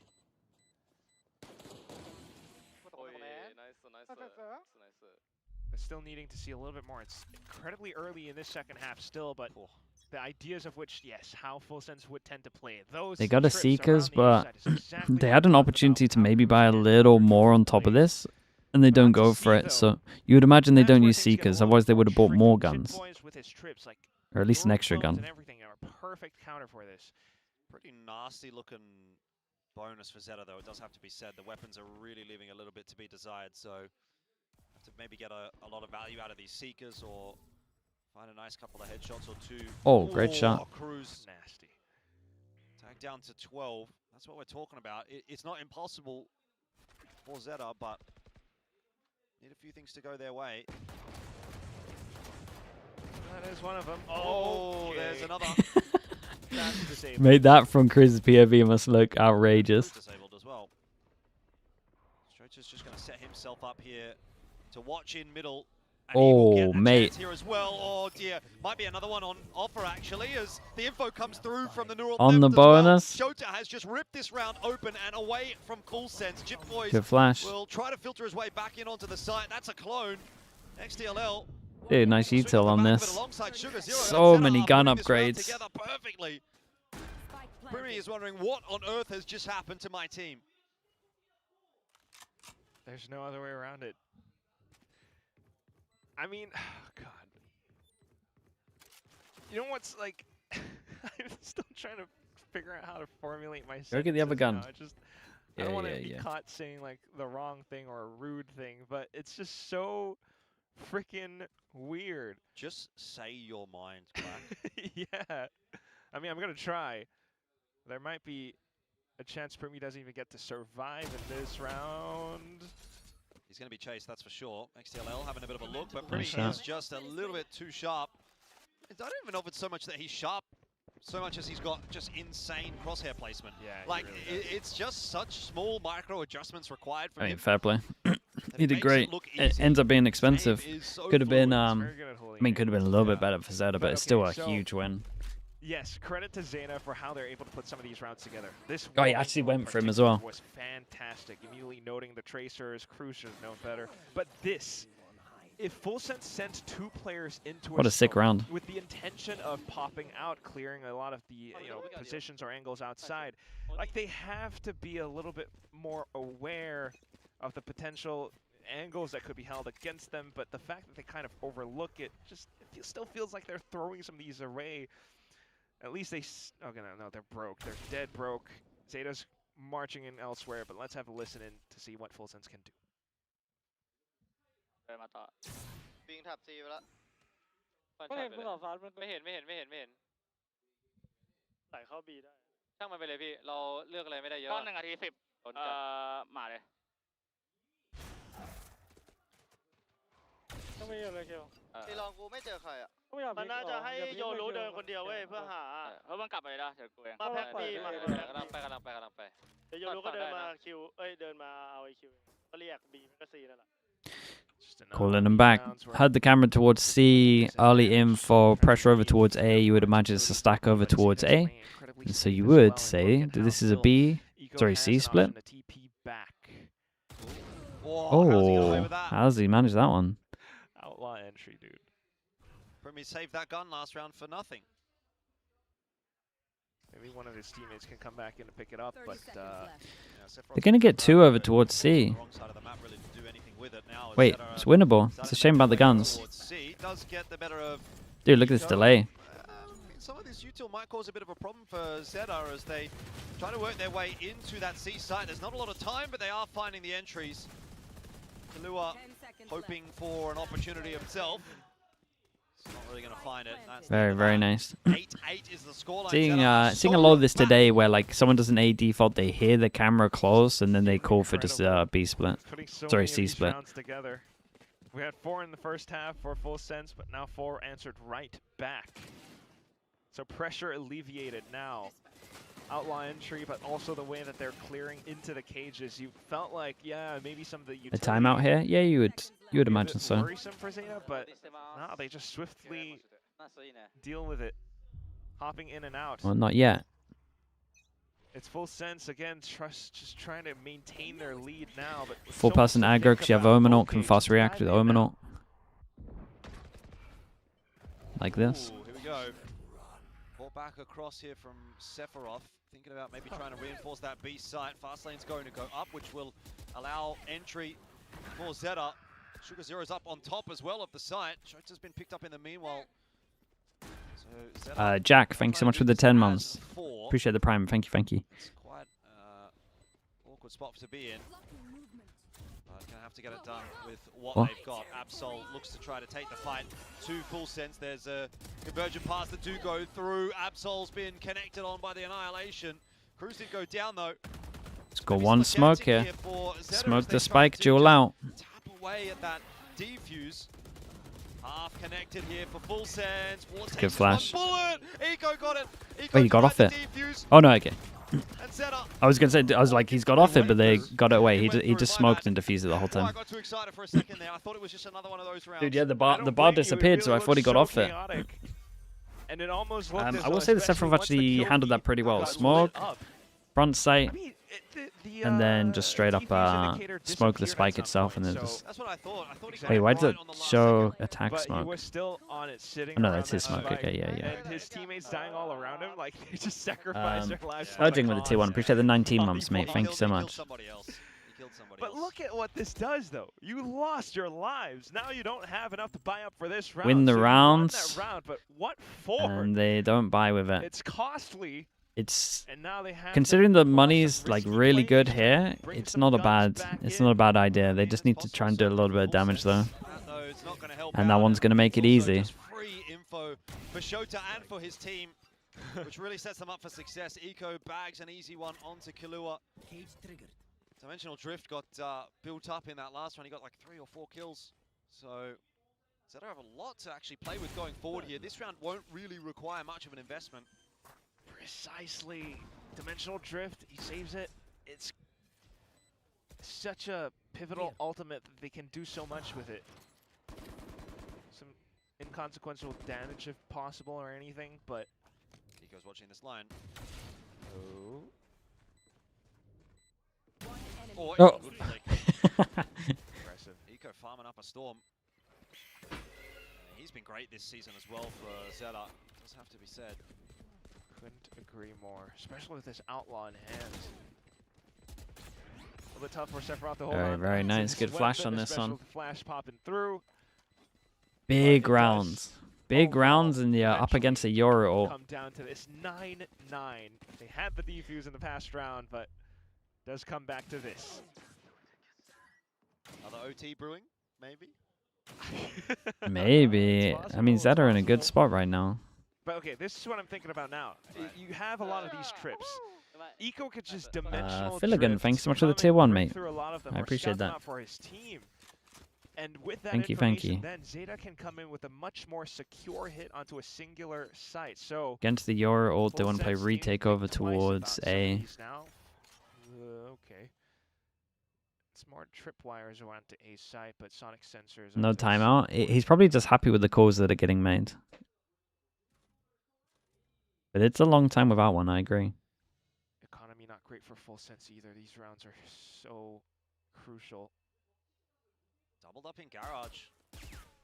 Can he even be happy with the calls that are being made? The calls will be in tie, right? Cruz wants to take the fight forward. Killua, meanwhile, also crunching into middle, gets the better of Shota. With Brimmy.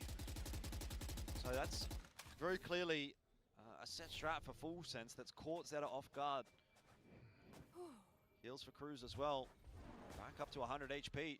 It's as if there was no fight even as far as full sense. Yeah, he might not even understand what the calls are. And with the Seekers coming out as well. So both sides kind of painting a mental picture in their minds.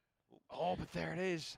Gate crash into dimensional Yeah, but keep an eye on Cruz on this one. He's got away. so much space. And ZETA are trying to end up on the B site. Clone rather is going to go forward here. B site is taken, but Killua's still in the back of the site. That's a sharp raw adjustment onto Sugar Zero. It's a great flash for him. Dude, he gave himself such a good chance to get another kill here. The rest of the team that need to get it done. Whoa. is making for a difficult task for full sense. Seekers do go out as well. Gives away the position of Sephiroth, and ZETA are capitalizing. Right now, Chip Boys alone, trying to make this retake happen. And again, look at the post plan from ZETA. Damn. It's just impossible to win. I mean, fair play. Dude, you got a timeout now, surely. Everything's on fire. I think so. Is it a beautiful sunset, Quack? That's what I have to ask you. Is it one of those nice, you know, over the mountains, Depends on the on beach, your definition. orange, pink skies? It feels a bit more tragic, more, I don't know. I mean, it depends on whose perspective you're looking at it from. Yeah, but logically thinking, you know, the fact that FNC had the lead, all to just lose it in the second half, especially when they had numbers advantage in that fight as well, it's just not great. And now they're broke. It's possible 11-9. Still going to give it a crack. Jit Boys with that Sheriff, no connections, and Cage triggered. hefty stack over toward the C side of the map. C and B being the focus. A is completely open, and that is where ZETA are headed right now, trying to clear out long and short. Remember just a couple rounds ago as well, Eco on this Outlaw. See, that's something more picturesque. He's just waltzing into A site, getting entries, if not just holding post. Gambled wrong on this one. Over onto Heaven, gets the flick. Yep. With the wall bang as well. Like, I mean, for ZETA, it's almost like, what ult should we try get? Thing here. It's a perfect opportunity for it. Omen. Perfect opportunity for ZETA. With Omen Flash gets under Heaven. Right at the 11th hour. XDLL maybe get another set of Seekers out or give Absol a kill through to charge the overdrive. There's one more for XDLL. Eco here on the line too. Shota getting involved as well. This is a little bit too easy for ZETA. Just compounding the issues for FNC going forward. Only Primi left alive now. And obviously he can't do anything about this situation.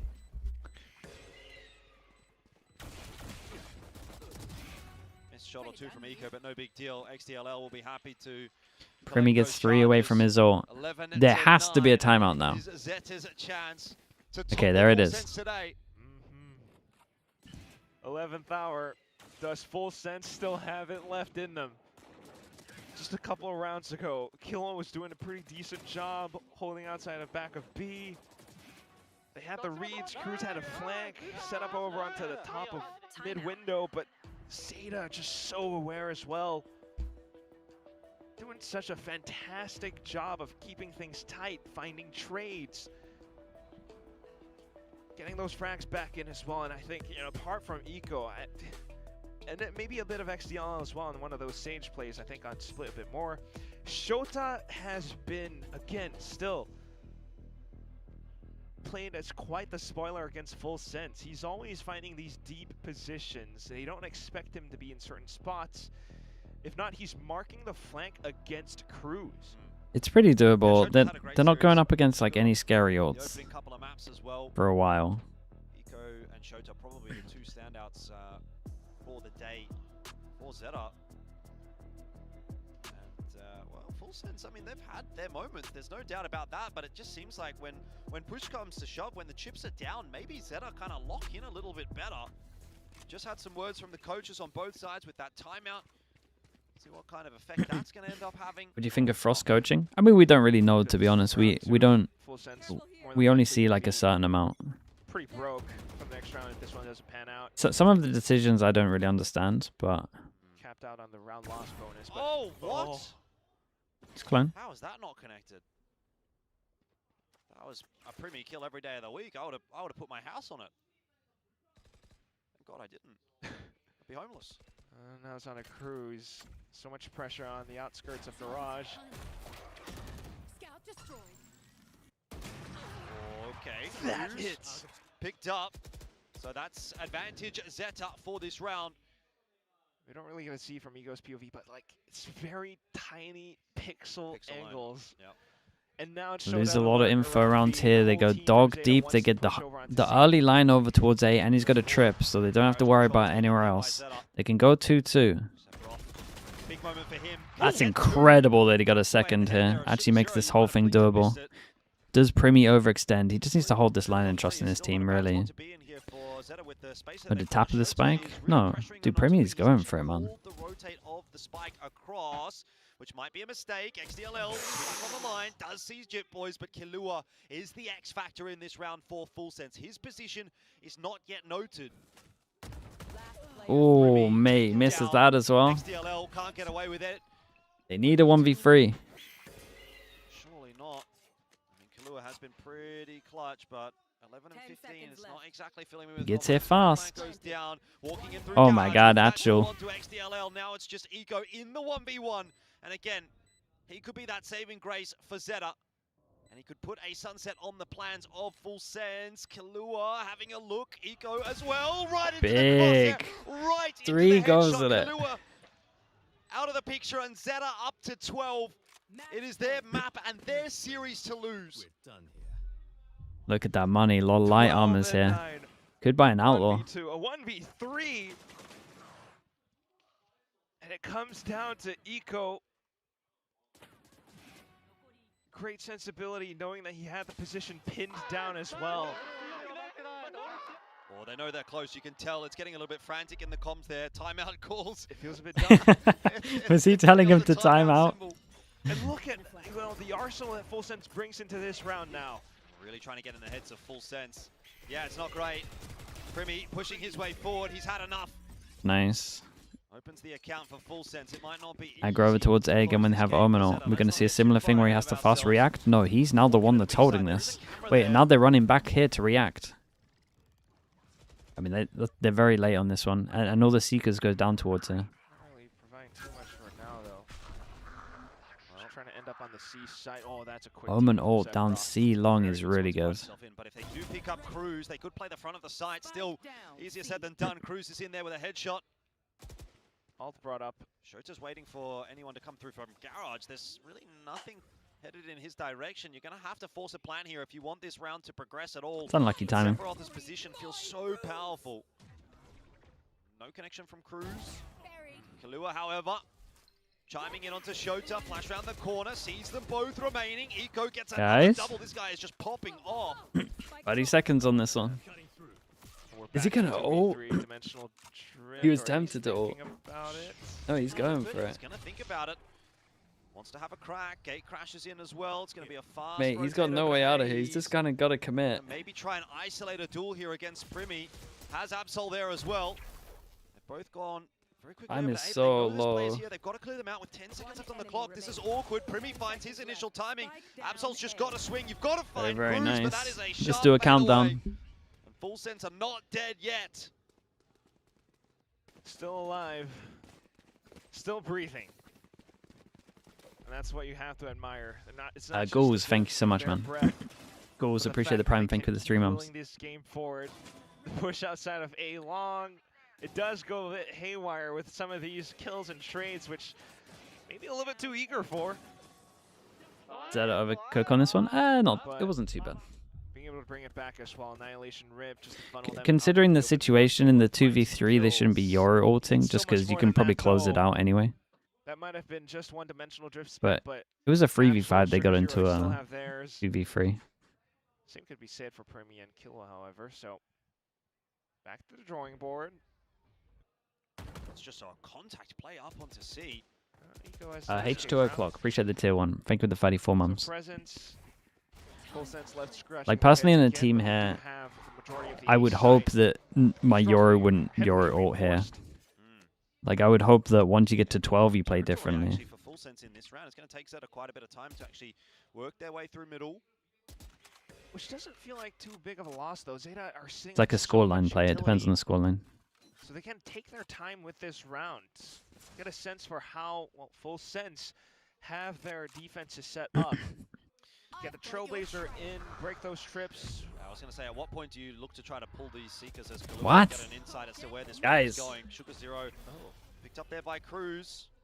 ZETA surely can't be falling over at the final hurdle here. This was supposed to be their map. Now, though, Full Sense coming in and running a bit of a muck, I should say. Dude, Killer, swing that more.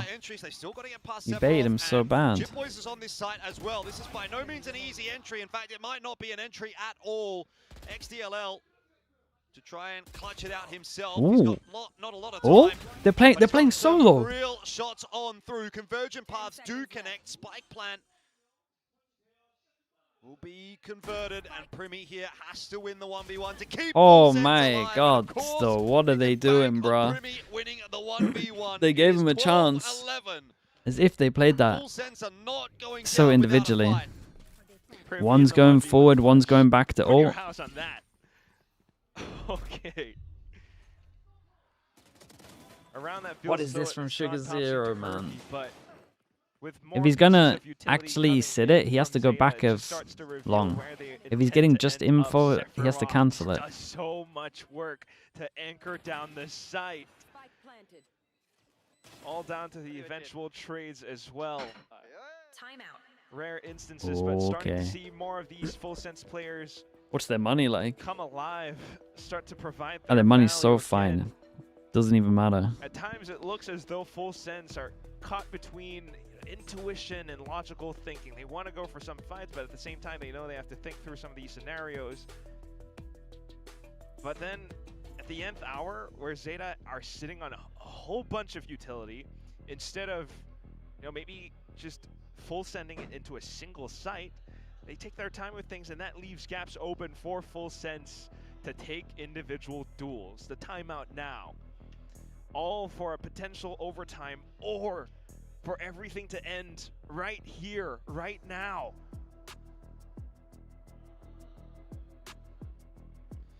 Two rounds in a row, some confidence building rounds certainly for full sense, but you never really know. This last round, you can really see a curveball get thrown in on one side or the other side. It looks like it's going to be a bit of a curveball here. I mean, the Outlaw can one-shot the one, and the one is here. Might actually run into that.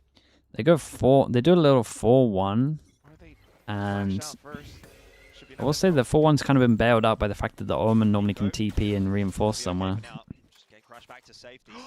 Omen Flash goes out, but no one's close enough to see the Omen here. Otherwise, that would have been a straight-up send. That was a big piece of utility. At least they block off the site, so one less problem. Skydog goes in, TP's here. I mean, maybe they did know. I wonder if they heard it. I thought they didn't, but they did speed up really well. Man, that's a hard retake. And they've walled themselves off over towards A, so they're now got to break their own wall to get here. And then they've got to go through a trip. Spawn side. There's so much space still to cover here for full sense. It might be over right now. There's a lot of time that's going to be taken away from them just by trying to clear the map. They lost so much space. It was a big gamble over towards A. Here's him jump down as well. Clears all of this. No, there's not. Dude, surely not. The 5 from Spawn.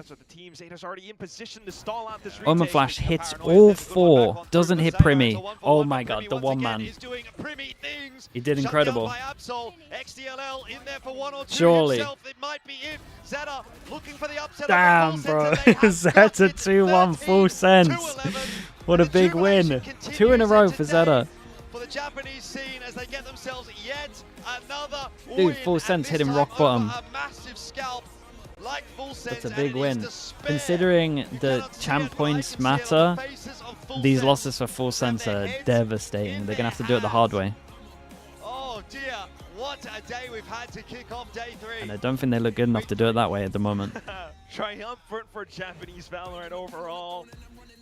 But as full sense, like, how could you not be kicking yourselves? You had the first map. You had the first half.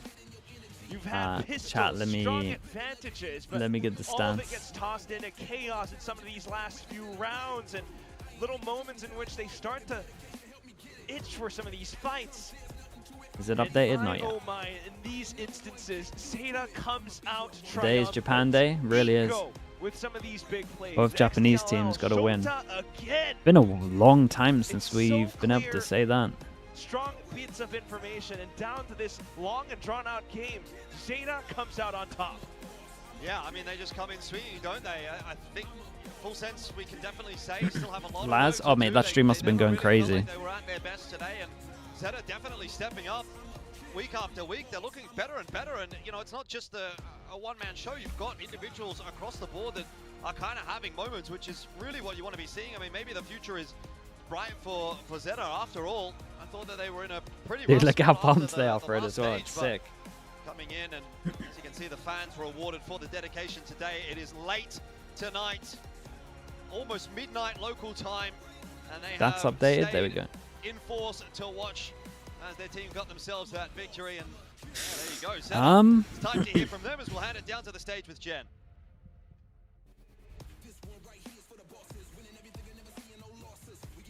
It's a plus 27.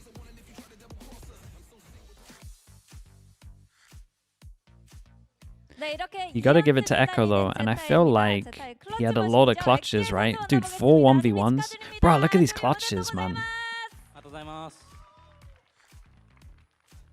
Well, here with ZETA's Clutch Machine XDL. Now, with this win, you guys have a nice They all were clutch win machines. streak going on.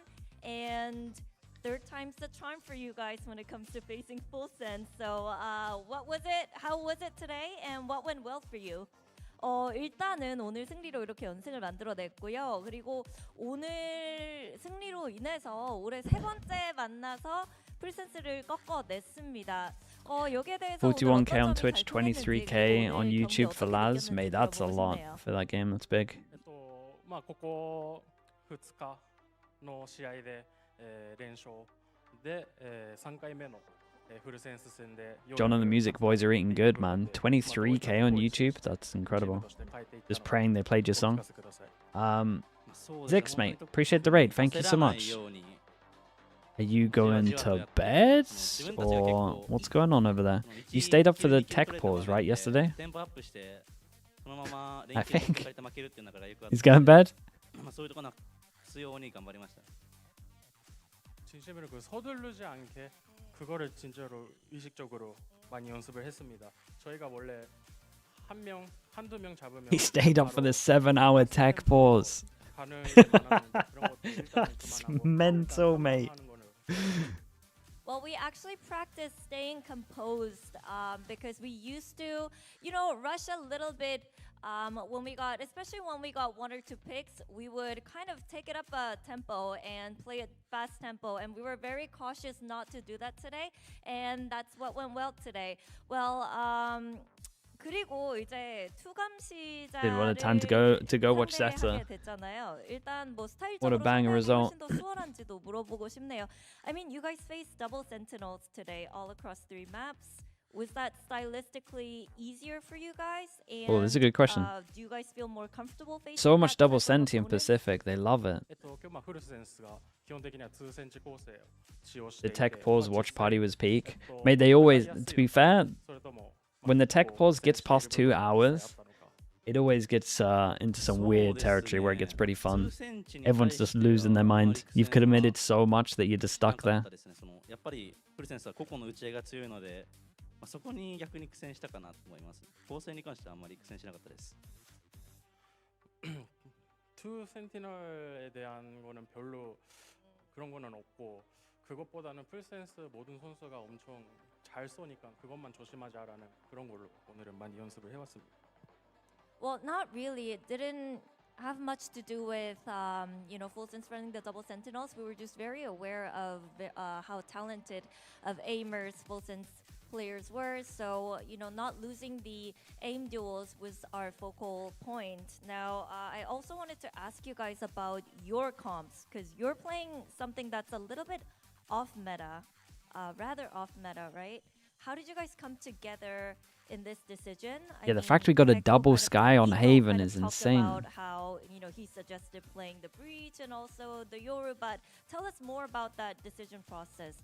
그리고 일단 제타 같은 경우에는 현재 메타에서 좀 벗어난 조합을 많이 기용하는 중인데 어찌됐든 Chat, with this loss, Full Sense can't make it.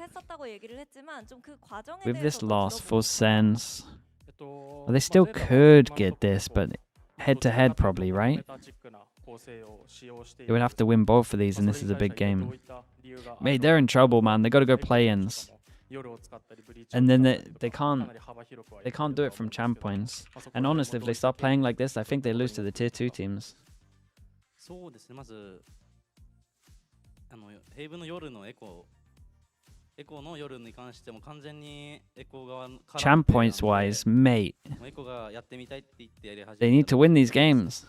他のマップも割と最初は 2D とかメタコースをやってからこっちの方がいいんじゃないみたいな話がステージ1を持ってからいろいろあってからGE might overtake them, yeah. なったって感じですね。그 헤이븐 요르도 솔직히 그 뭐지 에코 선수가 자기가 그냥 이거 하고 싶다라고 Wins and plans? No, get you nothing.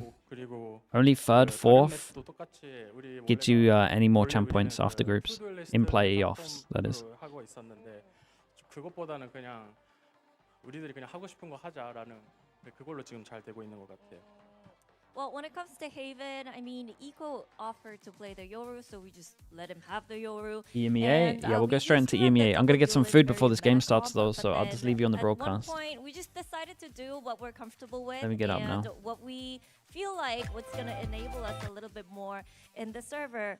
Now, lastly, we see a ton of improvements from you guys, and we talk about the stylistic changes, how you guys have been very creative and more aggressive, but tell us from the player's perspective, what is the biggest improvement that you guys feel when you're in the server yourselves? 그리고 이제 마지막으로 보는 저희도 좀 많은 것들이 변화됐고 또 발전됐다고 느끼는데요. 선수의 입장에서 어떤 부분이 가장 바뀌었다고 체감되는지 들어보고 싶네요. 最後に視聴者の視点としてもゼータの動きやらプレイスタイルがかなり大きく変わっているように見えるんですけども、選手視点はどういったところが変わったのか。そうですね。そのキックオフとか最初レッドブルでフナティックと Gonna watch Americas. At least the first game. G2 に2連勝した時とかは本当にセット重視でもうほぼセットしかしてない 2day リストでセットしかしないチームだったんですけど、今は結構もうセットもあまりやらずに結構ゆっくりゆっくりやって勝てるチームになってきたので僕はいいと思います。The Euro win rate is very high at the moment. Yeah, it is. Very strong at the moment, and people still have the old strats to make it work. Couldn't let that one slip, H-chat. Okay, fair play. I see. I mean, back in Red Bull Homeground, we were kind of doing the rinse and repeat type of a thing. We would do a set play where it comes to A, execute, B, execute. It was very set in stone, but we studied a lot, we watched a lot of VODs, and we talked amongst ourselves, and now we're able to be more fluid, adapt to our opponents, and that's what I would say the biggest improvement ZETA has made in stage 2. Well, that was XDL. Nice. And what are your picks for ZETA Americas? Made the overdog will just win every game. The same thing that happens every single time. What the hell? Okay. Wait. Should I be closing that? There you go.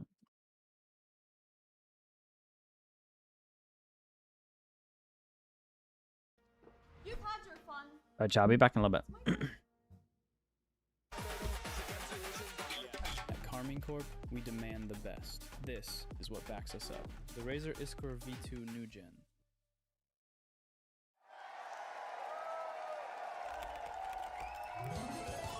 Red Bull gives you wings.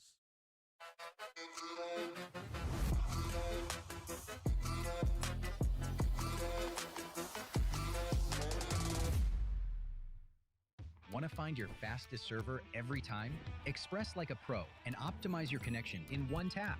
Express and game without ISP throttling. Express and shield yourself from DDoS attacks. Express and choose the VPN trusted by gamers everywhere. Express VPN. Experience gaming the Express way. Fast, stable, competitive. Outplay the world. It's time to Express. Unlock free cosmetics, including Lightning Kicks Buddy and more. Scan to subscribe.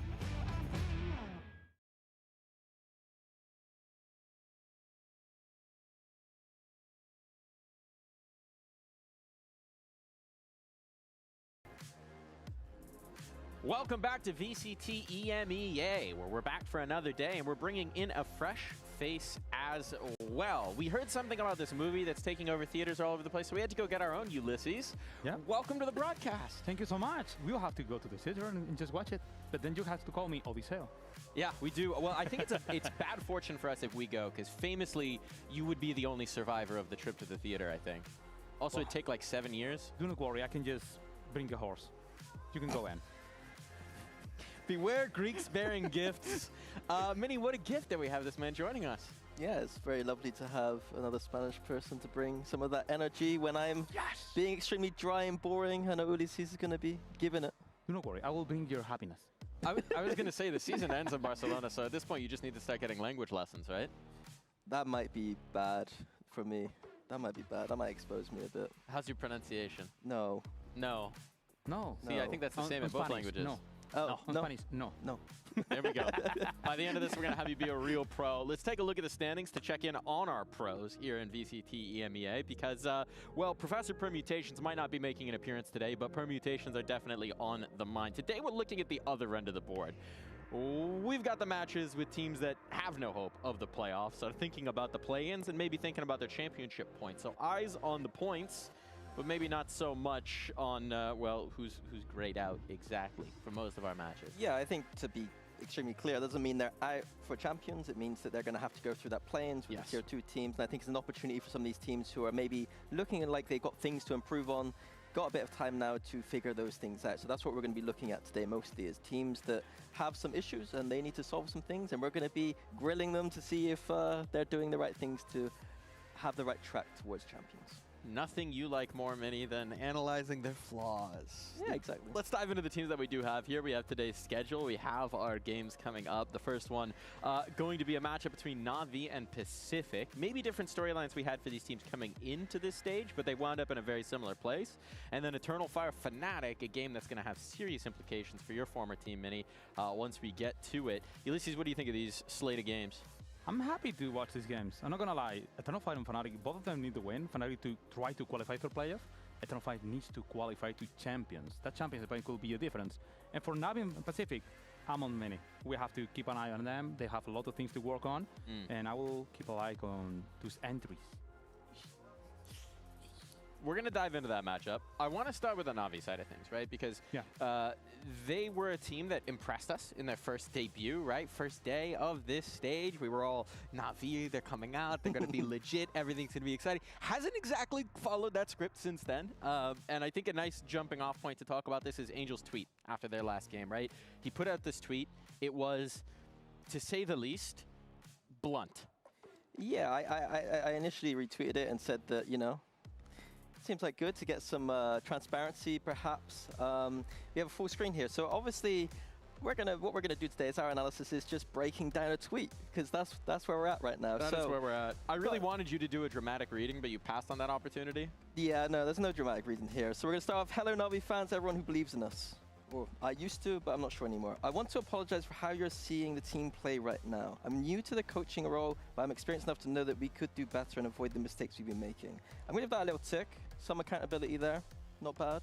I think that's reasonable so far. But here's where maybe some issues here. So my biggest mistake was expecting the team to approach the attacking side the same we do in practice. So I think this is where maybe the start of the discussion happens. Obviously, they're recognizing the attack sides have been a flaw overall, but it feels like maybe Angel maybe could have worded this a little bit better, potentially. We were disagreeing about this in the green room. Ulysses, you feel like this is maybe a little unfair to his team? It's a bit unfair. I mean, I can understand both sides. I know Angel's intention. Angel's intention as a coach is my bad, that I wasn't not able to realize that this is something is happening. It's happening for every single year I've been competing.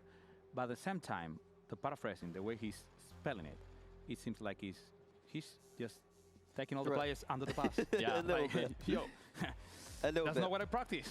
Right under them. I mean, yeah, that is, if I'm his player reading this, I'm going, well, okay, your biggest mistake was that we don't play the way, like, it just doesn't, it's not cuddly-feely, shall we say.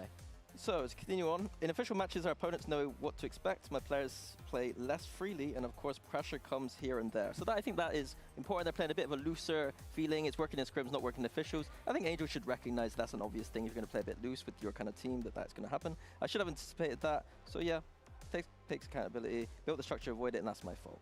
I also want you to know we're not going to sit back and do nothing. We're going to rebuild the way we approach the game. I need to make sure, and here's the next point, make sure Ruxic and Hero, as the most consistent players on the roster, have more impact in the early stage of our attacking rounds. I think that's interesting. I think highlighting Hero and Ruxic there, obviously players that we're talking about all the time. Yep. But this could also be like other players on the team. I don't know how they're going to feel about the fact that this is now a thing that Hero and Ruxic are definitely our best players. What about me, Angel? Maybe something there, I'm not sure. What do you guys feel about that? And the biggest issue is that you have plenty of rookies, new players, competing with you. And you're giving the approval of them, but no one is the rookie. No one, all of the newcomers. And that could be something hard. Okay, we're going to cut short. Overall, I'm going to give this a B+. I liked accountability. I like the fact that we finally got a coach coming out here and telling us what the problems are.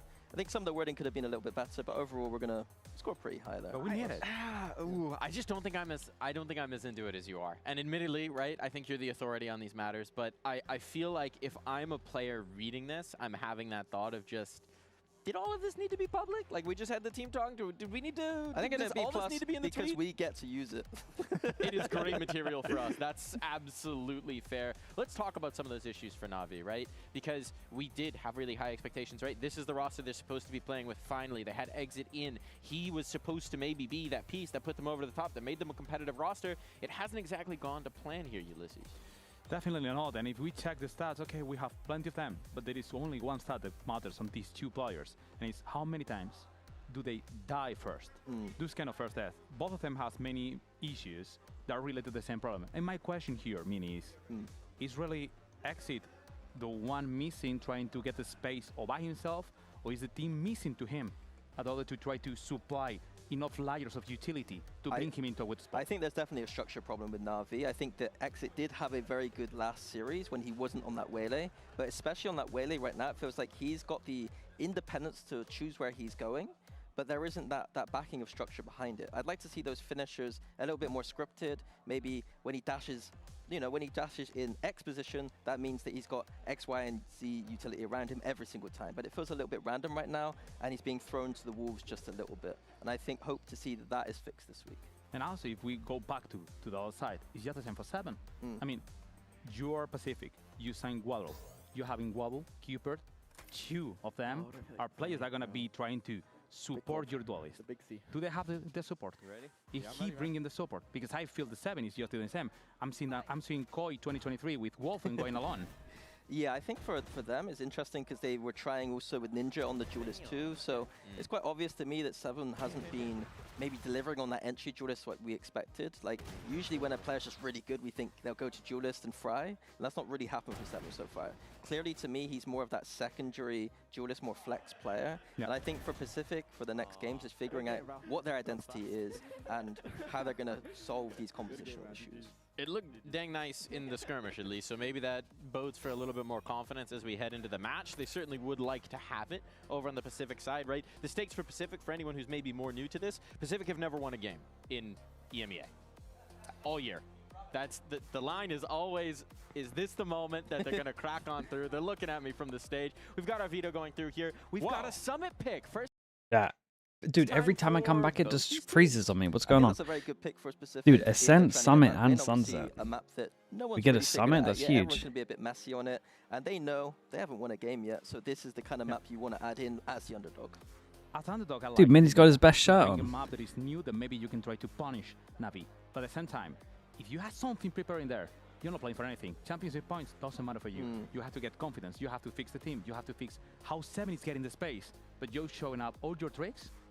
They're one, so he's got his best shirt on. For you, then practice. I think Chobra, thank you for the raid. That's interesting that like maybe some of those issues might not get solved, but reps on Summit's always going to be a good thing in my opinion. Well, it's going to have to be through the play-ins for either of these teams, but what would be the more incredible Cinderella run than a team that hasn't gotten a win to this point? So the question I have for you, gentlemen, is this the day that Pacificarella finally gets their glass slipper?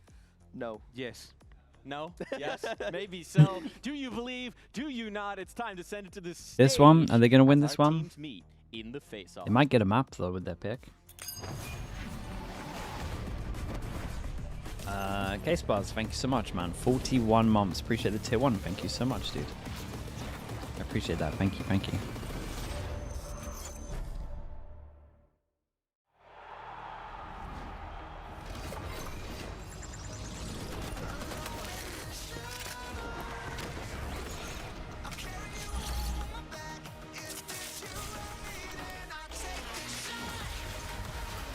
Very, very nice, man. Good maps. We're liking this. Dude, we haven't done a Pacific into EMEA into Americas for a long, long time. Feels like today is the day.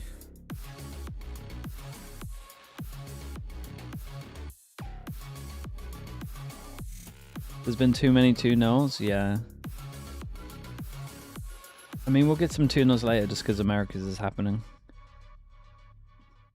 And the overdog always wins in America. It's boring at the moment over there.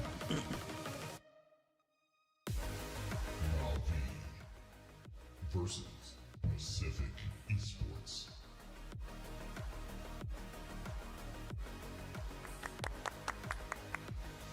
Well, as they meet on stage, they will meet in the server. They meet at the bottom of their groups. And this is basically the match to determine who actually ends last in the group. And so it's a lot of pride on the line for both these teams. This is one way to hype up the game.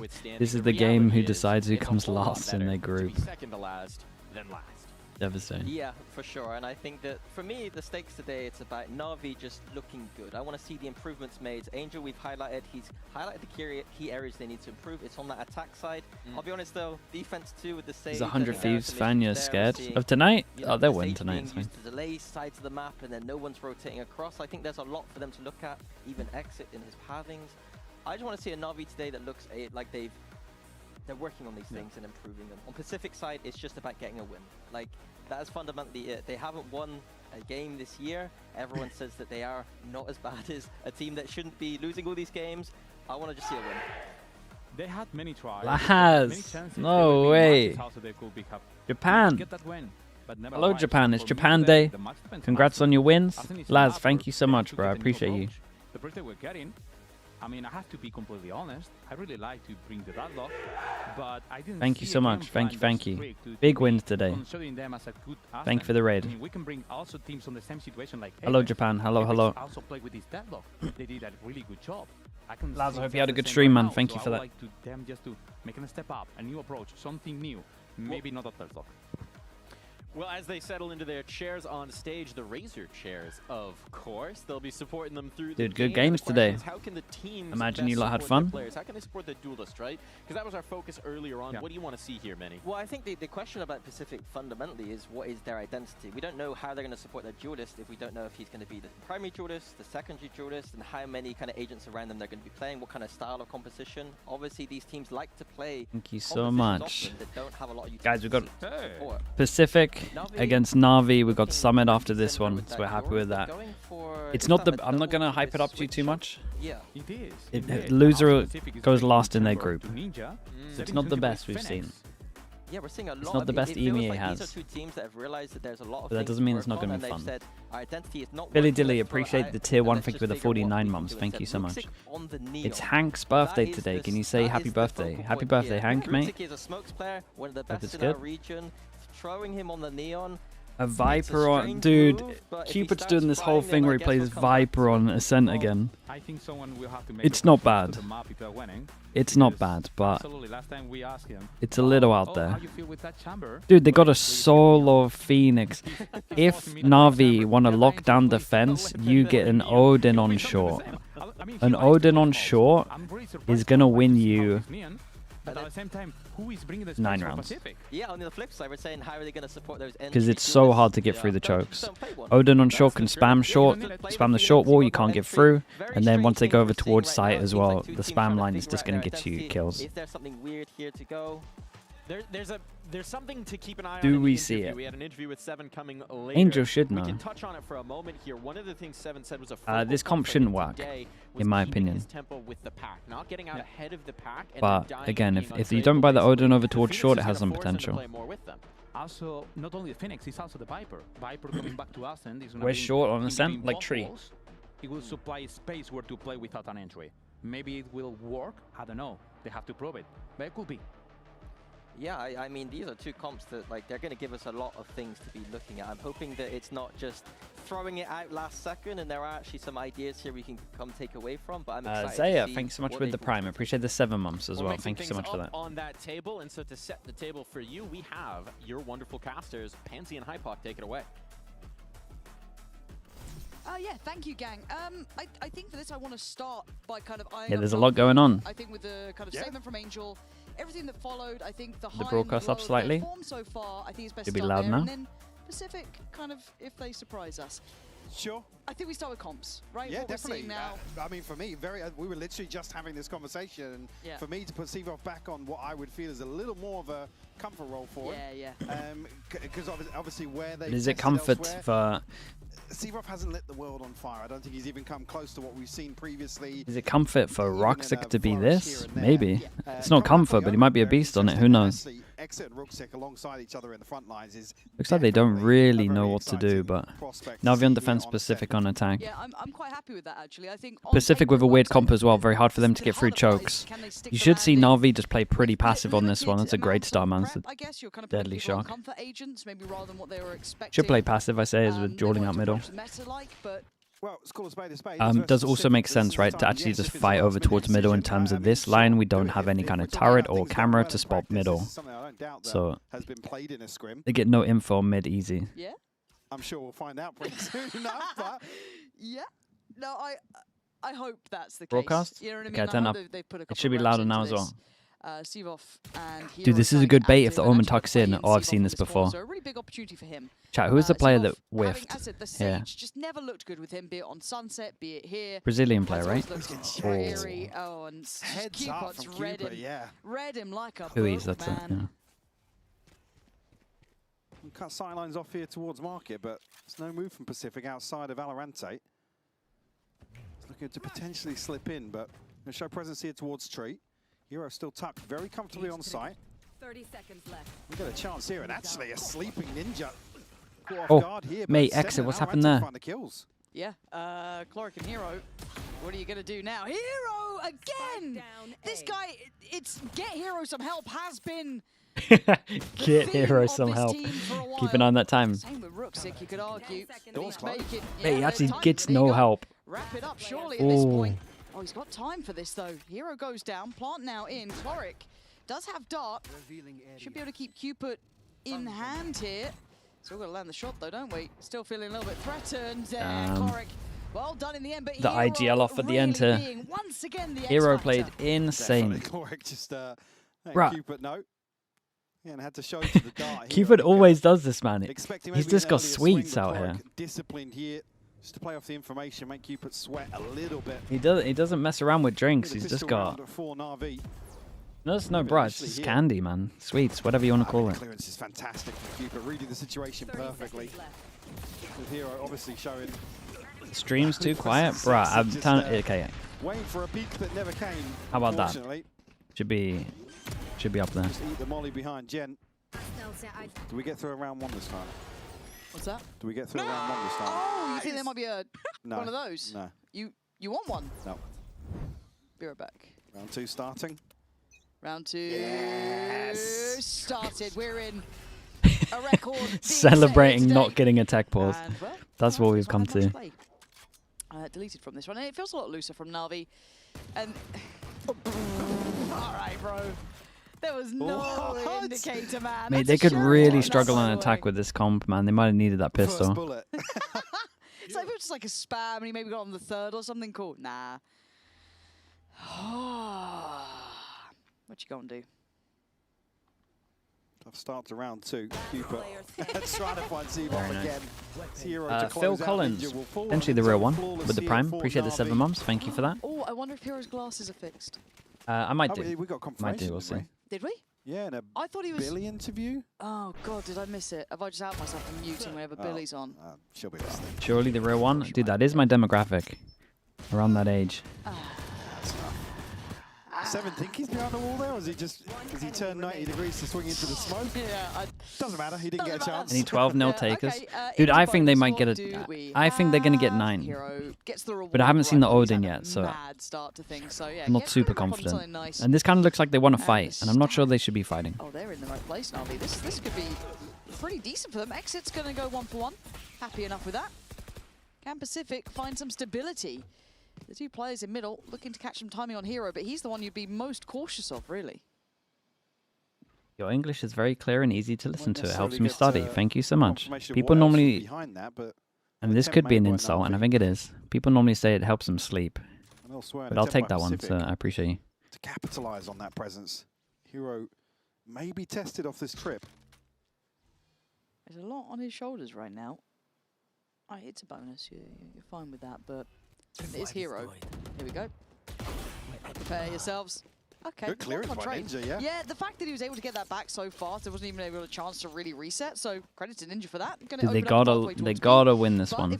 They gotta convert this round. But normal about things, you don't want to see them lose any more for NAVi. This is, excuse me, for Pacific, as this is the bonus round here. Model was going to get cleared, so moving the drone away. He's going to be smoked off though, so NAVi have options towards site. Small window to capitalize off this smoke. You can see as well. Ruxic has made his way the right way. Waddle outside of the smoke. Did Waddle just run Waddle into the recon? For a moment, but Cupid's got Seavoff down. It feels like that fight is being won out by Cupid. Ninja holds on towards Stairs. Now Ruxic in a 1v2. Cupid Very nice. Little higher, lower on that as well. Passes with flying colors. 3 kills for the man. Okay, we're about to see. If they get the Odin out, I've got them down for 9 rounds. If they don't, I think it's going to be a little less. He's just caught so quickly by Ruxic, but Graham Cracker, even. Thank you so much, dude. Appreciate it. Offset that. Oh, gosh, yeah, it's a beautiful shot from Ninja. It's Cupid and Ninja to hold down the fort. Cryptics, mate, you can't type that here. NAVi in check for the time being. With a reset Just because you're a mod doesn't mean you can type that. Neural Theft available for Hero. Flying start for him, 6 and 2, and an operator in hand now for Exit. Exit's such a fascinating player joining us. We've seen the highs of him when he's in that comfort role. We also have seen the lows. Oh, he did actually catch 7 there. Yeah, he did. Okay, I looked at you. No Odin on this one as well. They're gone. Waddle's now deleted, and NAVi Good little fake TP. time to enjoy themselves, it looks like. And yeah, they certainly are with that sort of look of things. Cupid does manage to catch Ruxic, but you look at the numbers game, and you look at the HP on Ninja, as clean as he was in that kill on Hero. We can't even delete it? Yeah, that's what I mean, man. I gave him too much power. Very proactive from NAVi to challenge here. Spike in their control now. Valorant and Ninja. We are not saving for a whole minute, are we? Well. I don't think they've really got a shot. Thanks so much for the primer. I appreciate that as well. Thanks so much for the primer. So a long old wait until round 5 will start. Starting to stack up ultimates though. Anonymous gifter as well. Thank you so much. Crazy gifted name, but thank you so much. Appreciate you, Anon. Do you think this could be... Okay, let me just kind of voice my concerns as we are in a 30-second potential save. Yeah, we're going to be here for a little while. A game where they feel confident. They don't have much to lose anymore in that regard, right? When it comes to the overall... Sliggy.store, check it out. You could be wearing these right now. Your girlfriend said she wants some merch. She messaged me, give me some merch. I'm not even joking. You could wear the trackies as well. I know you like trackies, you never leave the house. In scrims, in practices, but then we get to the officials and Sliggy.store, check it out. for example, fell apart a little bit here. Do you think this could be a misread potentially of... We're going to get our hopes up a little bit, seeing this new formed team, a little bit more, fire to them, a little bit more aggressive, or... Shameless? What else am I meant to do for 30 seconds? I would be happy to see any improvement, right? I think last week, I think you nailed it on the cast, talking about Hero having an off day. That can't mean that the entire You touch grass? I know you touch grass, but I know there's a few people in chat that don't. Me included. Alasuni with the tier 1, appreciate the 47 months. Thank you so much. Thank you. I think here versus Pacific, like I said, I think take it with a pinch of salt, but I don't think that's going to be the knee-jerk reaction off of a good win here today. Don't do anything like that. It's not necessarily the test I would like to see for a new look NAVi. Yeah, fair enough. And I think we might have a listen. Okay, big buy round. What we got on this one? Are we doing the smoke, the double blocks vision here? See how things are going. Is that what this is lined up for? No, it's for top mid. Sure. Then we're going to retake it, maybe. Nice chill. Nice shot. Chicken punch. Waddle facing. I'm holding mid. Yeah, I'm waiting for you guys. I can jump spot this, okay? Yeah, I'm gonna chicken. No, you can just spot? I'm behind you. I'm chicken now. Wait, he has orb, so I kill the orb, kill the orb. Guys, there is orb. I bubble up, boys. Do nothing. I can go tiles and drone. Yeah, could be deep mid, by the way. Keep waiting, boys. Like full. I'm gonna keep the info. Johan, can you aim with me top in, please? A lobby. 1, 2. I'm holding mid, guys. Care tiles. Okay, listen. Can we walk back into A, boys? Leave Chamber on mid, like here. Allo, come T. Mid gap, Allo. Chamber can like play mid with mid 1 smoke. Yeah, but I play very late. Yeah, it's fine. Come to A lobby slowly, boys. I'll mid. Sova mid.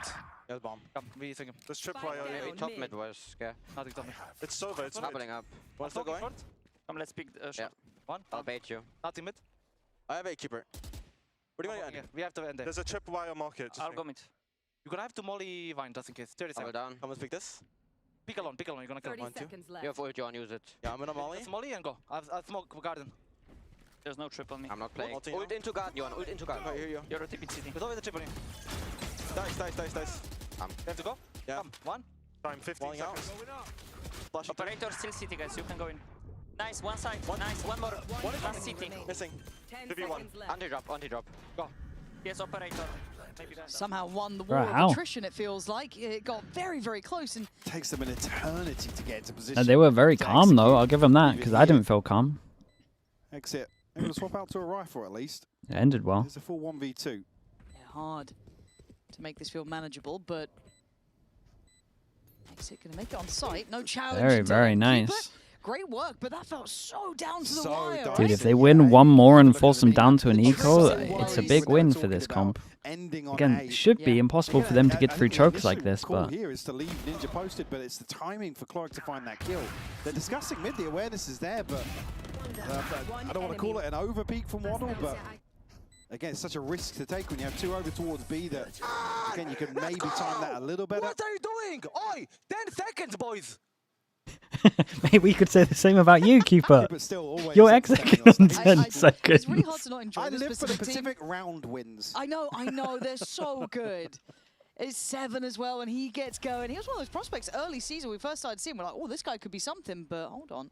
They're going to get active. Drone from far back, you probably won't fit in the Euros here. Pacific are trying to fight for middle. They already have Waddle in place, though.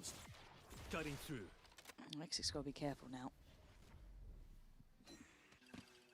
Protected in terms of the info. Will be rewarded again. Mate, take your TP, you're getting greedy. Oh boy, his mates are pushing off a short. Oh, this is gorgeous from NAVi. Way Not better bad, at least they all did it together. Pretty much the whole team. Out a bit.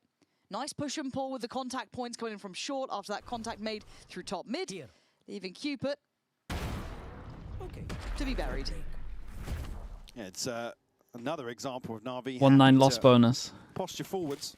And they might force this purely because of the chamber. They're going to time out. They could force this if they really wanted to.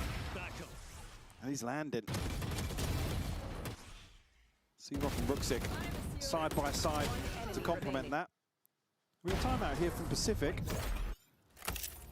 Very early on in the day. Yeah.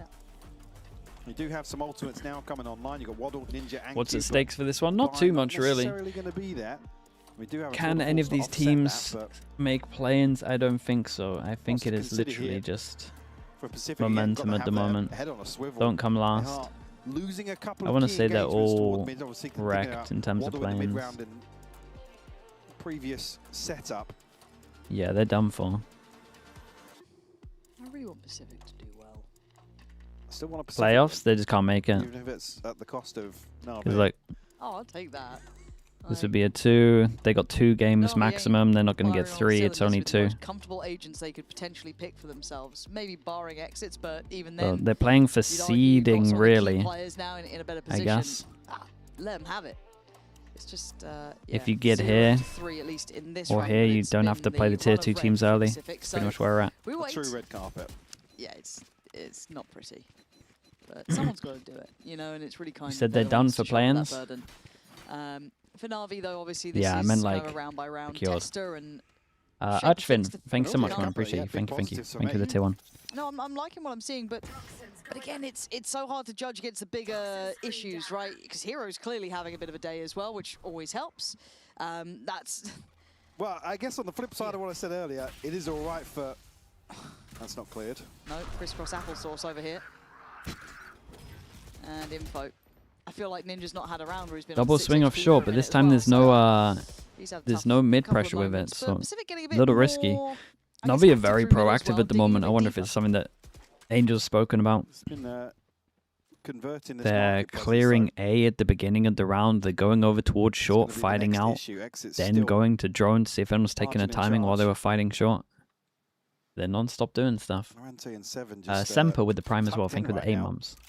You can't try and play a patient game against NAVi. It's NAVi-esque rounds, man. You know, we do it in 15 seconds. He's not in the server, but he's still... What's the process of tier 2 teams being tier 2 teams and not tier 1? It's just if you're in franchise or not. It's pretty much that. The cutoff that we do. So as long as they guess correct, which I just don't know. There's definitely tier 2 teams that are better than some of the tier 1 teams. It's a little weird. time Not by left much, on the though. one that they did get across the line on. Need to get past Exit here. Yeah, brilliant angle from Ning. Just an angle diff. Wait, Exec can again at 20 seconds. Weak side, though. Has an Omen flash. 7 as well. There's still a 4v4. Neural Theft will give across the information, but It's good molly. just can't catch him. Mate, he's got an insta... Dude, someone get on site.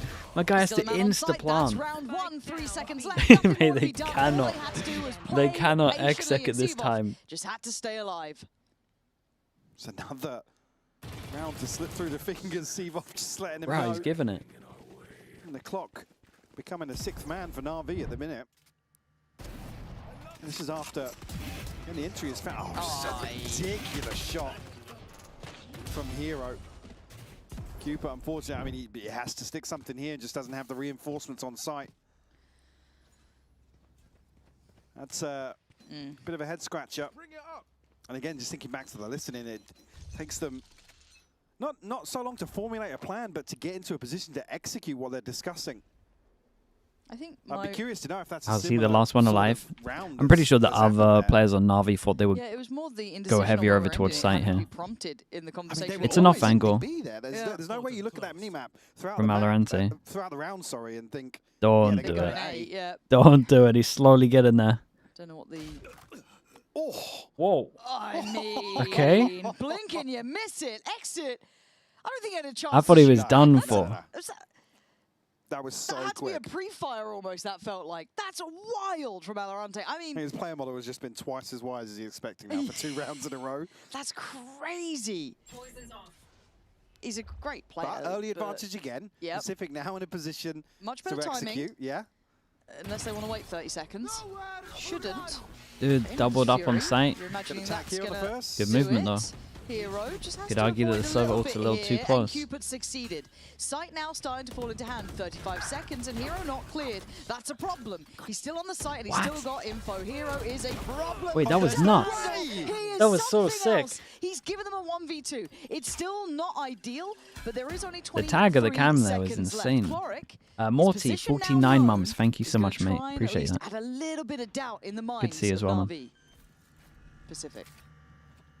Got there in the end. Shockdart not going to land for anything here. Ready ninja on this angle. Maybe to slip away. Way better Yeah. timing. Yeah, way better timing. I mean, I'm concerned even Feel when I saw bad for 50 Hero, seconds on the mate. He's clock there, doing they so get the much drone over there. tag. Hero finds a kill. The worst thing would have been Pacific calling a freeze there. Wait for the smokes to drop, wait for the K's to drop. Alamante's opening is beautiful. Looked so fast on the screen. He saw their, Imagine there's like 10 seconds less. saw here, like his or knee on the even jiggle there. 5 or 6. The damage Hero done could have been enough to potentially Mate, that tag there is change the nuts. outcome of the round. Also, So I'm so just to come glad. back to this, just an outrageous 3K from he's- Hero. He's an absolute beast. The this ping Hero. in hell as well to get the kill. They did it, man. They forced him down to an eco. Unfortunately. I've still seen no Odin over towards short, We man. have Cloric. Like That's I would scope. perma be spamming It's not the here. good kind. Like no joke, my Sova, I would want to play in this square Still the opportunity though. whole game. Sheriffs Maybe and Sova Brooksix ult, you can go ult spawn. to maybe flip this on its head. It's an all-in stack towards 8. Four might be enough. Dude, I think 4 might be enough. Yeah, I agree with that. Pacific to repeat themselves, but The Viper on defense is nice. well, you see the market clearance much earlier on in the round. This little timing change feels really good. If this continues throughout it, I'm really happy. Pick Just the right removes that side as element well. Of doubt. Cupid gonna get himself in towards switch. And yeah, this should be okay. I'm just Might be able being to a bit clear sight here and get cautious the Phoenix to Yeah. plant also. because that does get concerning. He is on an island. He's Why not looking this way. specifically He's would you gonna do the spot it. Odin spam against this? Completely and Because utterly dead. this wall, they can't spam Now it there's an back, upgrade. They and you still can have spam it with heavy advantage yet. pen, It's and there's 30 nothing to seconds. like They've get had you the through side this here. angle fast. Like you will just melt They this every remark single it time. It 30 actually just seconds can't go up short if you just perma spam this. Paranoid that someone's backside potentially, but But now Rook's ult does become Like if you have nothing that helps you get through the does. chokes, Ooh, then you're the just done line for. there for Waddle way better. But Rook's invested. He's got to get going soon enough. 7 tries to get I'm okay with the involved Phoenix the ult, Hellfire. delays them. Seconds here, It's but also here just like 4 might be comes enough, the so you want to retake. secure the round. NAVi starting to build up bit by bit, but I think the odd's gone for Rooksik, and this one now starts to fall a bit flat. I mean, they can just box them in, though. That's true. Valorante's the only one outside of this. Rooksick able to get onto a deep angle. Hero's still finding kills, though. Hero, you need to chill out, man. This is not meant to be a round that you become the man of the moment. Sevov left, 1v3, nice. Not to be done. It's Pacific.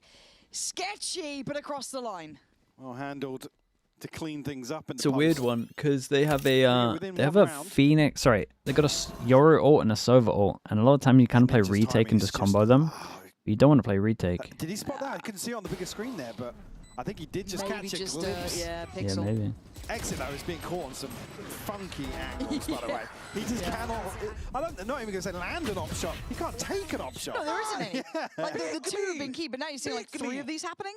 Okay, Pacific keeping this close enough to be competitive, right? If it's forced the timeout.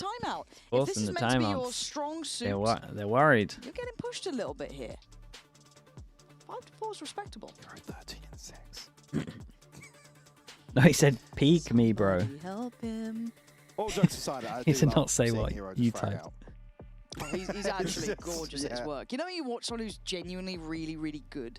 I know that sounds silly, but to be like the exception above the others as well. It's like when you watch Nats kind of, it was like on, where was it? Breeze, I want to say. That cam work around the wall on the site. He was so nicely playing it out, not looking pressured. And Hero's so similar in that sort of situation when he's got his kind of like comfort zone to play in. It is a treat to watch, but I'd like to see a bit more from Rooksick. I'd like to see a bit more from Exit. You got to get these guys kind of on the board. I think fair enough to Exit though, as you said, he's been... The test in terms of how well this is drilled is going onto the attacking side, particularly 100%. Here on NAVi's map pick. It's got to be something they were banking on doing. We've seen a couple of crunches from NAVi that have looked fantastic, but certainly my eyes drawn towards the second half in terms of this composition. In a way, I'm quite pleased we get to see a couple of rounds for Pacific to play with as well. See how well NAVi can do on this as Rooksick gets I feel like Pacific kind of want you to fight like this. Taking a big challenge here and taking a big part of the It's a nice TP from Cupid there, no matter what he gets out of range of the ult. As Rooksick takes over all of that A side. Yeah, Cupid did get tagged there. I'm fairly sure that came from the Hunter's Fury. I think so. So he couldn't actually dig his heels in for the trade there. Sevov does fall.